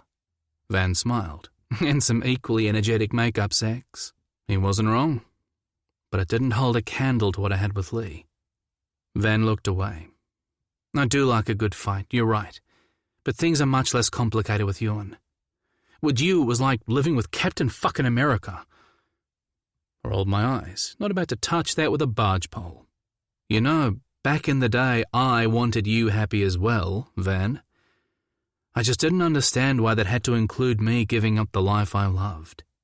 But you're prepared to give it up for him, right? No more ocean ways for you anymore? I frowned as the truth of that hit home. Because I was prepared to give up everything for Lee, whatever it took. Not that I was going to tell Van that. Instead, I said, the difference being Lee would never ask me to. Besides, I have no life down here anymore. You could if you wanted. He threw me a sideways glance that was hard to read, but definitely on the suggestive side. I stared at him, not sure if I was reading things right. What the hell are you saying? Just that, he shrugged. You could come back. We were good once, if you remember. Even said it yourself. And Ewan might be consider opening things up. He held my gaze. Holy shit. Jesus Christ, Van. I shook my head. Whatever you're suggesting, I'm not interested. He stared at me long enough to make me wonder if I'd really even heard what I thought I had. You love him, then? I didn't even hesitate. I do, but I'm not discussing Lee with you. He huffed. I bet you discussed me with him. I couldn't hold back the laugh. Damn right I did. But I'm here to talk about Mac. Can we just get this over with, please? How much do you want? It's not about money. Of course it bloody is. You don't want her. And if by some miracle it is about Mac, then let's settle that now. I gripped the cup tighter in my shaking hands. This was the moment I called Van's bluff. He has to believe you, Tenny had said as I'd practiced in front of him. I'm not leaving till this is done, one way or the other, Van. So, how much do you want? Or, if we're going to share Mac, I'd rather she wasn't flying too frequently. So let's agree to maybe every 2 months. My heart hurt just to think about it. This is your last chance. If you let this go to court, the deal is off the table. There will be no more money above your entitlement. I'll agree to splitting custody. All you'll get is Mac. He ran his fingers through his hair, complete bewilderment on his face along with a touch of panic. Jesus, Fox, you'd really do that? Agree to share her just so you can get back to that guy and the mainland life you always swore you hated? Yes. Yes, I would. And funnily enough, I don't hate it at all. I love it. Because I love Lee, and he's there. Fuck me. Van shoved his coffee cup aside and leaned back in his chair, shaking his head and looking anything but happy. I waited him out, finishing the dregs of my coffee. 25,000. I choked and spat coffee across the table. Fucking hell! You've got to be joking. Is that your fucking lawyer talking? Because I know you're not that crazy. Van's jaw clenched. No, He told me to ask for more. Well, come down from those clouds because that's never happening. You know what I got for the boat? And I also need something to start again, you asshole. That's not my problem. It is if I make you go to court, because then you'll get nothing above what you're legally owed. You do realise what you're doing is blackmail, right? His lip curled. And what are you doing? It's the same thing. My mouth opened, but I closed it again and took a breath. Don't lose it. Tinny's words. You know what? I'm going to let that go. 10,000 above the already agreed settlement. 10? What the fuck am I going to do with 10? It won't even buy me a new car. I pushed my chair back from the table, and Mac leapt up from her spot in the sun to come over. You don't need a new car. You already took mine, remember? His cheeks pinked. Whatever. 20, 12, 18, 15, and that's it. That's as high as I'll go. Tinny had balked at even that. But I was done with this shit. Van stared, his jaw working as he studied my face with those pretty little eyes of his. Eyes that now turned my stomach. I held firm, reminding myself why I was doing this, how pissed off I was for needing to do it at all. The court could very well make me split custody, and Van might just insist to mess with me for not paying him out. It was the last thing I wanted. 15,000 to get his face out of my life? Hell yeah, that was worth it. I'd still have enough to start again. Okay, 15, he grumbled, and it was all I could do not to punch the air with a hell yeah. Holy fuck, I'd done it. Stay there. I scrambled to my feet. I've got the paperwork inside. He rolled his eyes. Of course you bloody do. Maybe I should call my lawyer first, though. I swung around to face him, fear coiling in my belly as I tried not to show the panic on my face. Go ahead. He eyeballed me for a minute, and all I could do was pray. Then he shrugged. Nah, go on. He can tear a strip off me later. I want this over with too. He called to Mac, and she ran across to be suitably adored and fussed over. I left them to it, and ran inside to get the papers Tinny had drawn up and call Mark, a local JP, to witness our signatures. Tinny had warned Mark the day before, and he said he'd be at my house in 5 minutes, the benefit to living on a tiny island. 30 minutes later, everything was signed and sealed, and Mark had gone his way along with my promise to shout him a steak in the pub the following night. I couldn't keep the smile off my face as I handed Van his copy of the agreement and walked mine over to the countertop in the kitchen. Van shook his head. So, are you fucking happy now? Blissfully, I answered. You out of my life forever? What's there not to be happy about? Still, I guess I should say thank you. You didn't have to sign. No, I didn't. He eyed me pointedly, then stretched back in his chair and sighed. But I wasn't lying about Mac. I do miss her, and I was pissed you took off without saying anything. Although fuck knows what I would have done with her every 2 months, to be honest. From the minute I got her back here, I spent half my bloody time fetching her down from this house. I'd find her asleep on the deck or on your front step. It didn't matter if Ewan and I were home or not, she'd disappear up here. Pissed me off. Anyway, Ewan's promised me a puppy of my own. I barely held back the eye roll. Ewan was an idiot, and he was welcome to Van for as long as he could hold on to him, which I was betting wouldn't be long. Van got to his feet and ran his palms down the front of his skinny jeans. So, that's it. Our lawyers can finish up and we're done. So, unless you want me to hang around, for old time's sake. He held my gaze, but I wasn't going there, and eventually he shrugged. Then I'm guessing it's time for me to move on as well. I'm all for that. Lee's pissy, wonderful voice came over my shoulder, and I spun to find him walking toward me, duffel in hand, and looking drop-dead gorgeous. Lee! I jumped to my feet. What? But how in the hell did you get here? Lee's face split in a wide grin. I believe it's called a ferry, baby. He dropped his bag and ran past Van without a single acknowledgement, laying a fiercely possessive and hot as all hell kiss on my lips. I returned it with enthusiasm, then crushed him to my chest and whispered in his ear, You're fucking evil, and I love it. Mac ran circles around our legs, barking and whining until Lee finally gave in and dropped to his knees for a good tongue-licking. Van watched on with a sour look. My heart still jumped in my chest. Lee was here? For me? He'd left the farm and came down here for me? Oh, shit. The farm. The storm. But what about the boat and the damage to it? It's fine. Lee got to his feet. Patrick's got it all in hand. Fine? In hand? Who the hell was this guy? You know, you really should have more faith in people. He gave me a smug grin. Patrick's quite capable. Little shit. I hoped my expression conveyed exactly what I'd planned for that smart mouth of his the minute we were alone. And judging by the way his eyes darkened and his cheeks brightened, I figured I'd nailed it.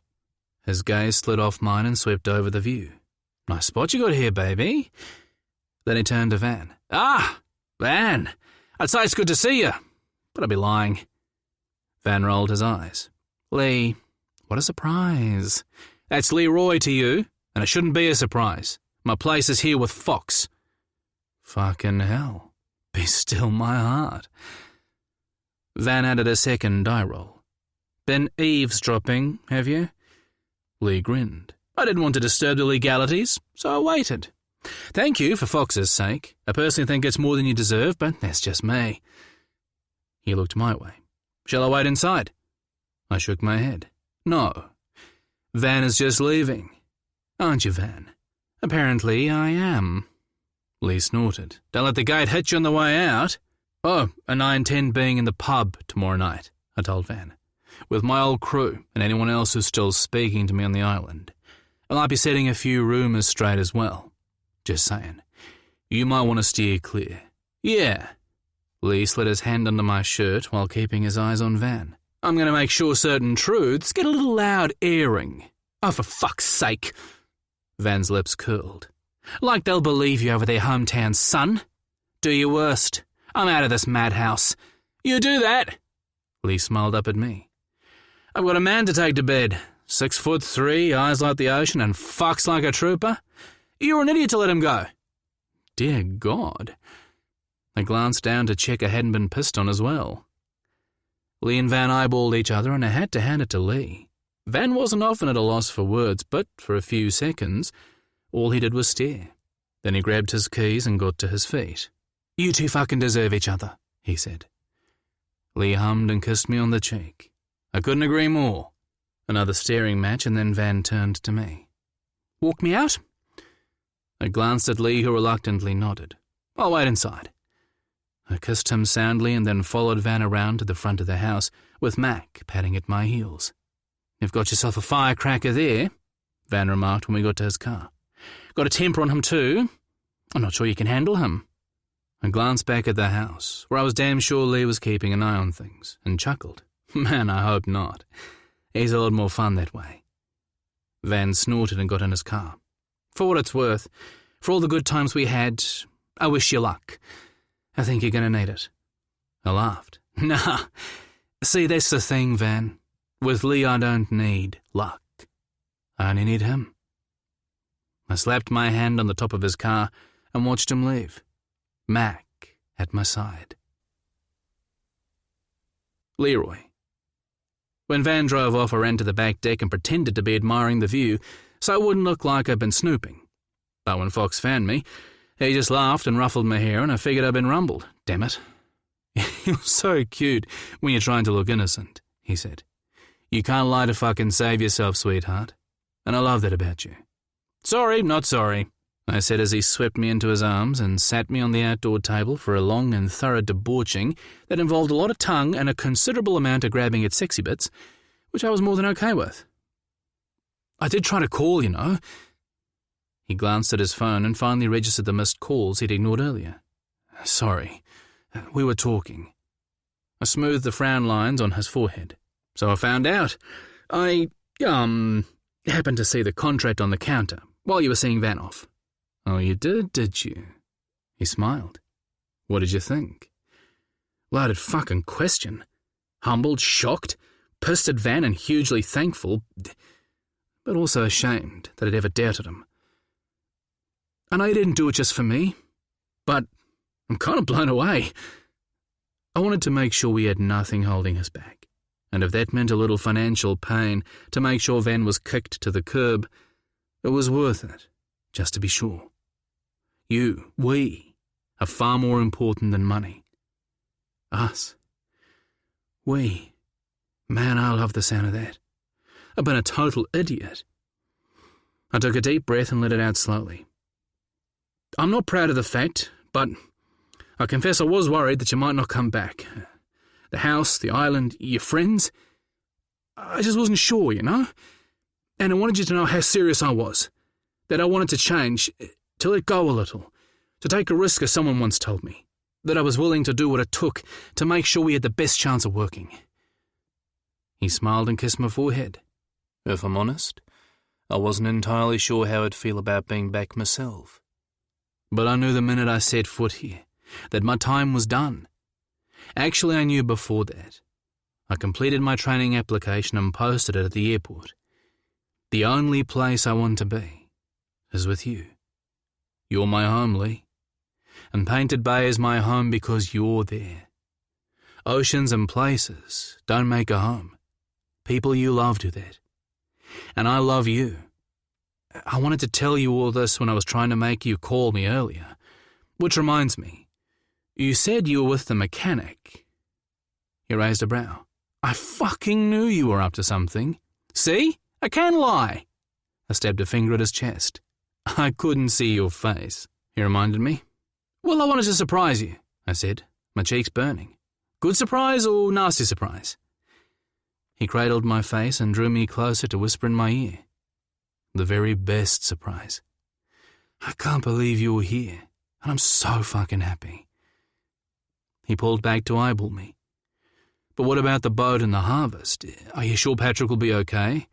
There's change, and then there's change. I laughed, slightly hysterically. God knows. I'm trying not to think about it, or I'll lose my fucking mind.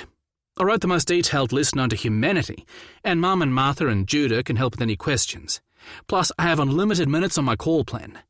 I sent Fox a crooked smile, but struggled to hold that shrewd gaze, because the truth was I was barely holding my shit together. But I was trying, and I knew Fox saw all of that and more. You talk to him as much as you need to. I'll understand, you know that. And the thing was, I absolutely knew he would. I trusted him.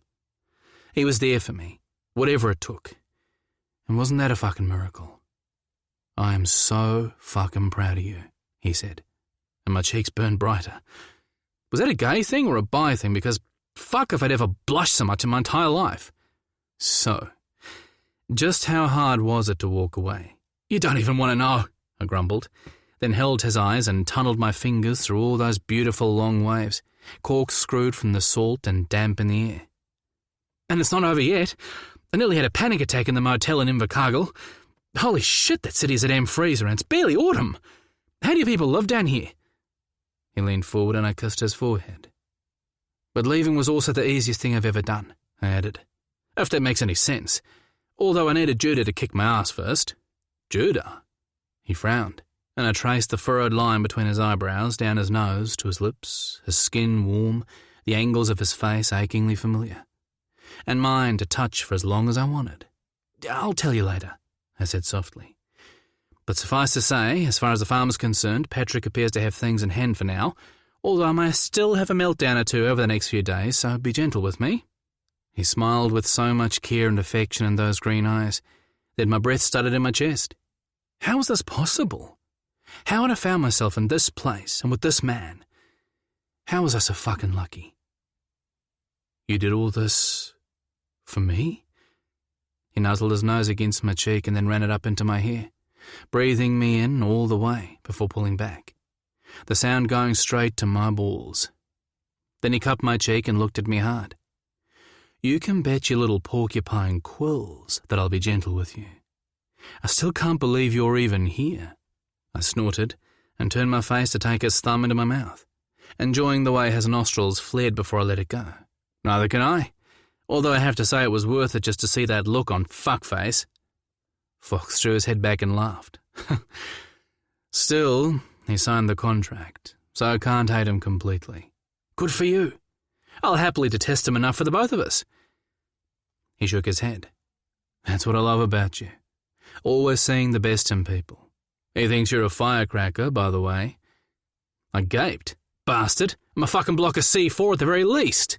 This is true. He smoothed my ruffled feathers. But you're my fucking block of C4. Damn right I am. I put his hand on my dick while at the same time unzipping his jeans. And this gorgeous bastard is my fuse. He stared down at his cock bulging through his open fly. How the fuck did you manage that? Magic. I thrust against his hand to get him back on point. He cupped my ass and tugged me closer. Damn, you feel good. More. I leaned back and kicked my hips up so our dicks brushed. He hissed and unzipped me for a better grip. Fuck, Lee. Exactly. Can we take this in? I bucked up. No, not more to the... Yes. Jesus, Lee. He grunted. How long are you here? He pulled back to look at me, face flushed, cock leaking and my mouth fucking watered to have him. A week? I panted, hoping he was okay with that. I want you to show me your favourite things. The places you love. I want to know the southern side of you. On the flight down, I looked up the Maori name for Stewart Island. Rakiura. Glowing skies. Because of the southern lights, right? It's a pretty name. He nodded, and I trailed my fingers down his cheek and tugged at his hair. I want you to take me to the local pub and kiss me, Fox. Say fuck you to all the people who doubted you. I want to know the ones you like, and the ones who turned on you so I can name and shame. I want to meet your old crew and hear embarrassing stories about you. And I want to meet Tinny and his wife and anyone else who's important to you. And I want to ask them to come visit. He stared, a lopsided grin on his face and his eyes dancing. I'd have given him anything in that moment, and I knew. I want this time with you, Fox. I'm not good at this kind of thing, and I need to be better. I want to be better. I want a life with you, a proper one. Not one where I'm exhausted and angry all the time. You make me laugh, and when I'm with you, I see things differently. I'm lighter. I'm a better person. He leaned in and brushed his lips over mine. Just know I don't need this other person you talk about.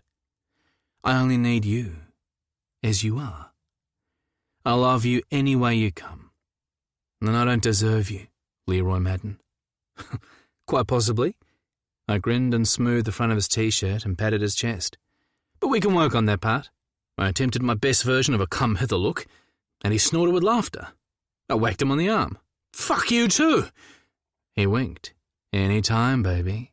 Then he kissed me, and his tongue slid inside to deliver another hit of that taste I couldn't get enough of, sending my heart thumping in my chest and my cock raging.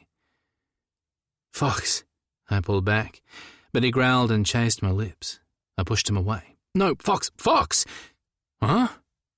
He blinked dazedly, leaning back. Jesus, Fox, enough with the kissing already. You need to fuck me. Now, as in right now. I shoved him away, hauled my jersey over my head and began tugging at my shirt and jeans. Fucking goddammit, pig in a pus tank! Who makes these bloody things? A button went flying as I finally got them to my thighs, and Fox grabbed my hand. Hang on.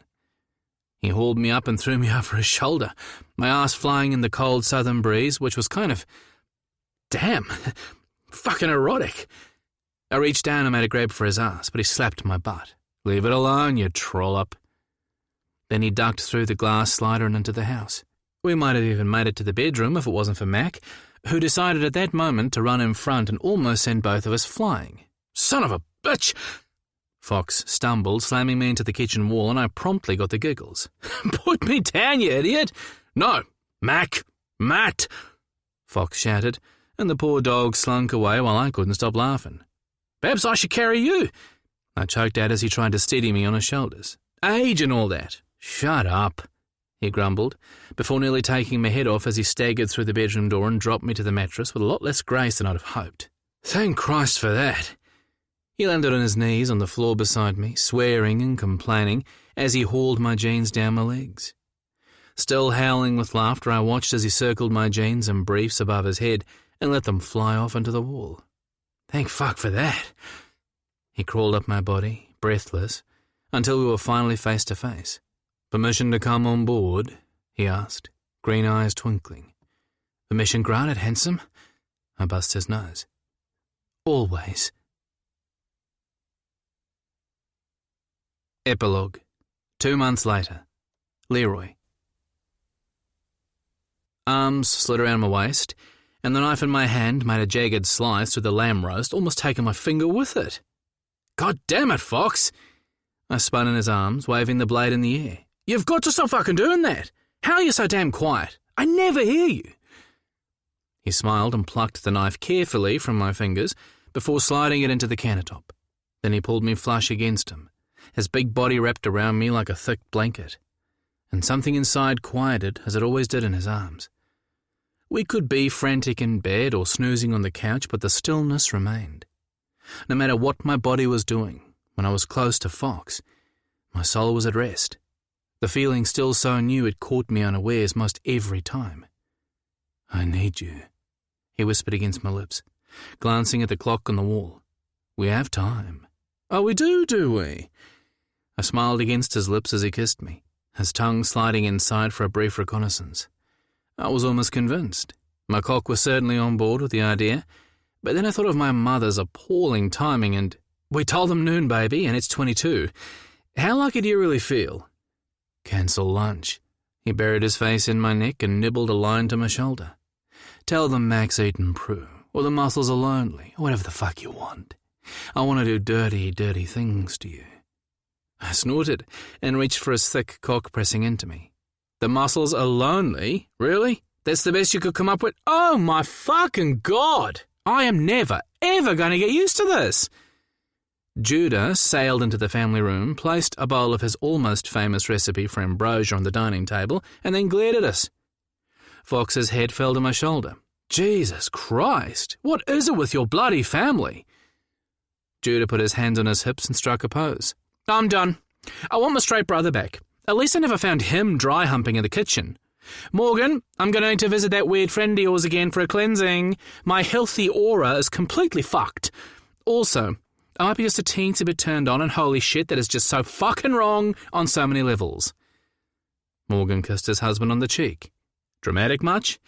But yeah, I can work with that other scenario. Later."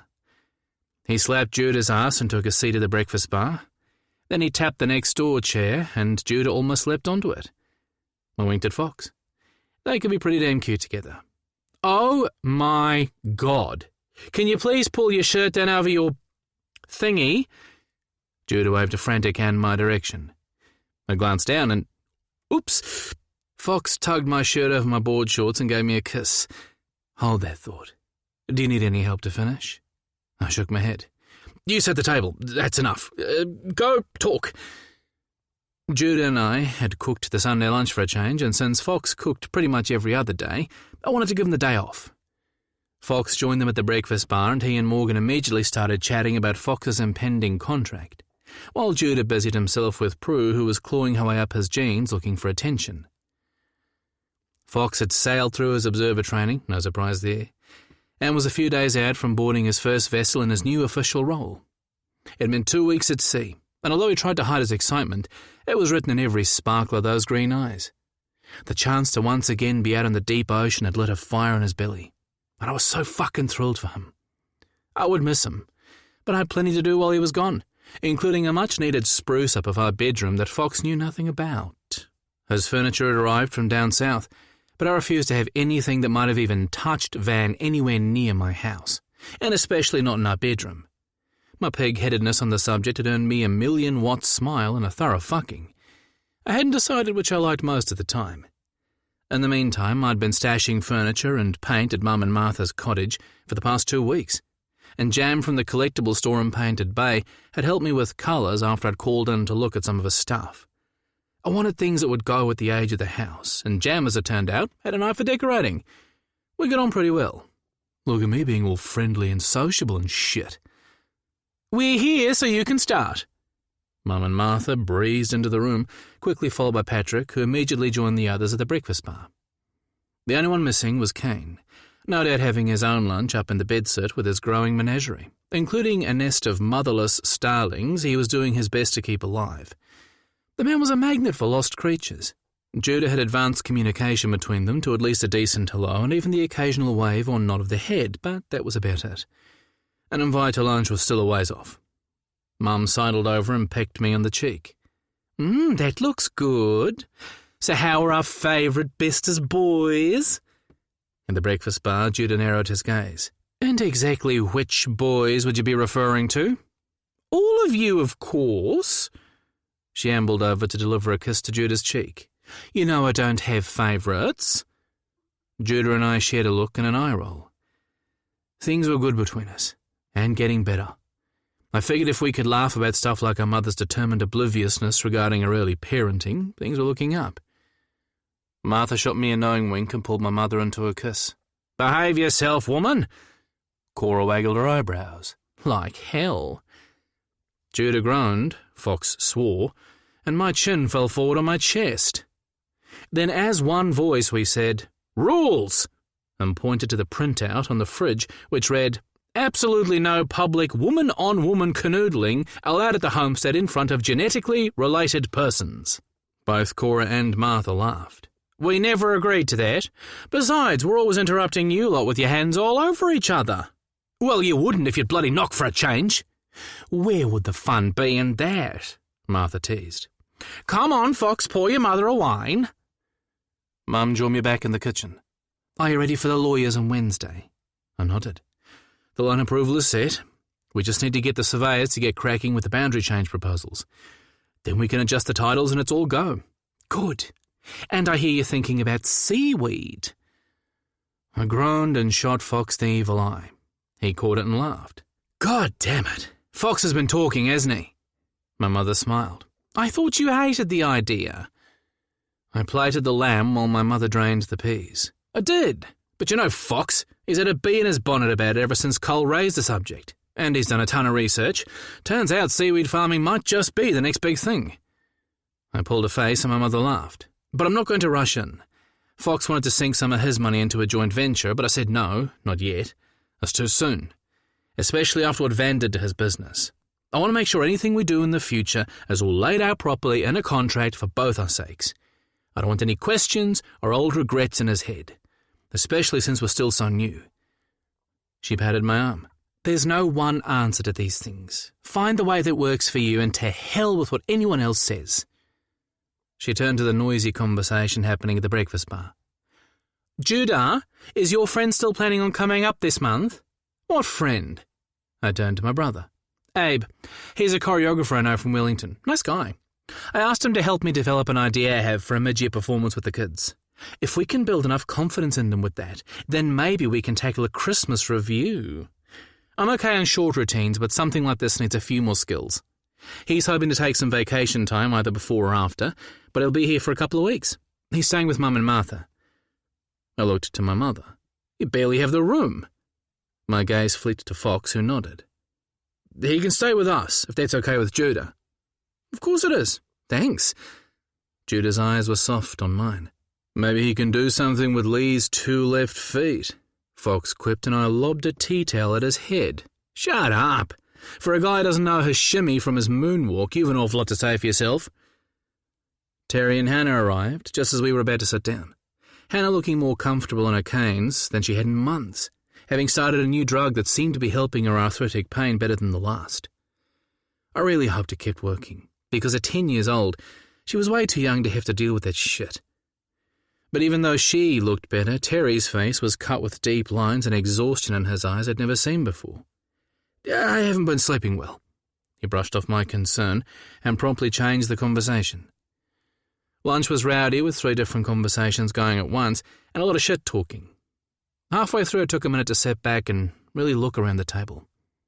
Not 5 months before, these lunches had been nothing more than a chore, and I'd have been counting down the minutes until everyone left and I could go back to the farm or onto my books, irritated with the conversation and the interruption to my peace and quiet. Today, the only thing I wanted to get onto was Fox's dick. Everything else could wait, and these lunches had become a time I enjoyed, a time with my family, my growing family. I looked to Fox and across to Patrick, who'd proved himself an indispensable and reliable farm manager. I'd even officially changed his title to match, although the pay increment was minimal. But I'd made the announcement over a previous family lunch, and he'd been chuffed as anything. As if he read my mind, Fox's hand found my thigh and he leaned in close. "I love you." I couldn't stop the smile that lit up my face, and I turned and kissed him soundly on the lips. "I love you too." We let the others clean up and headed to the deck and some much-needed fresh air. Out of sight of the kitchen, Fox crowded me against the railing, his front to my back, and ran his hands under my shirt and across my belly, making me shiver. It's a beautiful afternoon. He rested his chin on my shoulder, his breath fanning hot against my neck as we stared across the outgoing tide of Painted Bay. "But not nearly as beautiful as you." I turned my head and kissed his cheek. Enough of a breeze stirred off the water to puff those dark, sun-tipped locks off his shoulders, but not enough to put a chill in his skin. A cloudless sapphire sky sort of that, the thin winter sun doing its best to put a smile on everyone's face. "You're such a smooth talker." I smiled and turned back to the view, snuggling deeper into his arms. A dozen or so people were head down, bum up, digging for pippies in the exposed sandy seabed, hats on against the beat of the afternoon sun, even in early winter. Others sat with their legs dangling off the edge of the pier, rods in patient hands, hope baiting the lines that stretched out into the bay with the current. Fox's hold tightened, and I leaned back into his embrace, folding my arms over his at my waist. After a few quiet moments, his hand slipped free and took mine. And as he kissed my neck and ran his lips up to my ear, something sharp and cool slipped onto my finger. My gaze jerked down to see a broken ring of shell hanging from my left ring finger. I spun to face him. "Fox?" He smiled and took my chin between his thumb and forefinger. "This is a promise, sweetheart. I know it's only been 5 months, and neither of us is sure about any formal bits of paper in our future. But it seemed to me we were both sure about one thing. Us."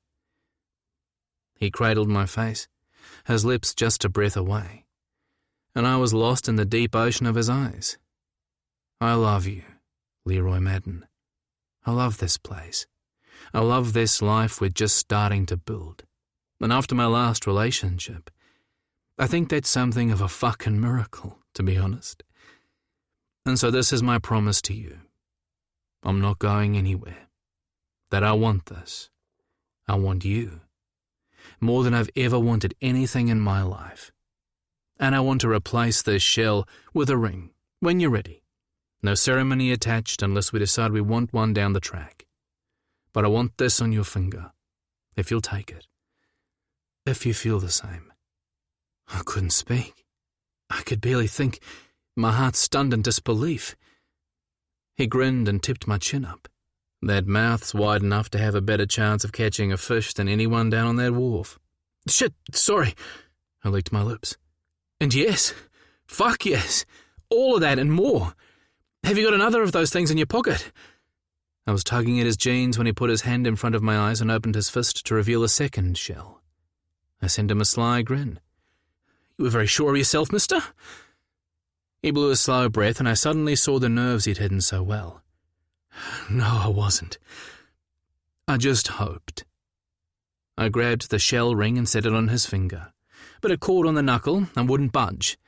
I muttered and swore and stuck it on his little finger instead. "Finger like your cock. Too bloody big for its own good." He snorted and brushed the back of his fingers down my cheek. "So beautiful." I looked him in the eye. "Yes, I want this, and I want a ring. But I want mine on your finger as well. I love you, Fox Carmody. I want this life, and I want you. Now put your lips on me before I decide to hell with an audience and bend you over this railing and show you exactly just how much I want you." He threw his head back and laughed, and then kissed me like he'd been waiting his whole life just to have the chance. I kissed him back, all in, nothing held back, knowing exactly how he felt. The end. This has been On Board, Painted Bay Book 2, by Jay Hogan, narrated by Gary Furlong. Copyright 2021, by by J. Hogan. Production copyright 2022 by J. Hogan.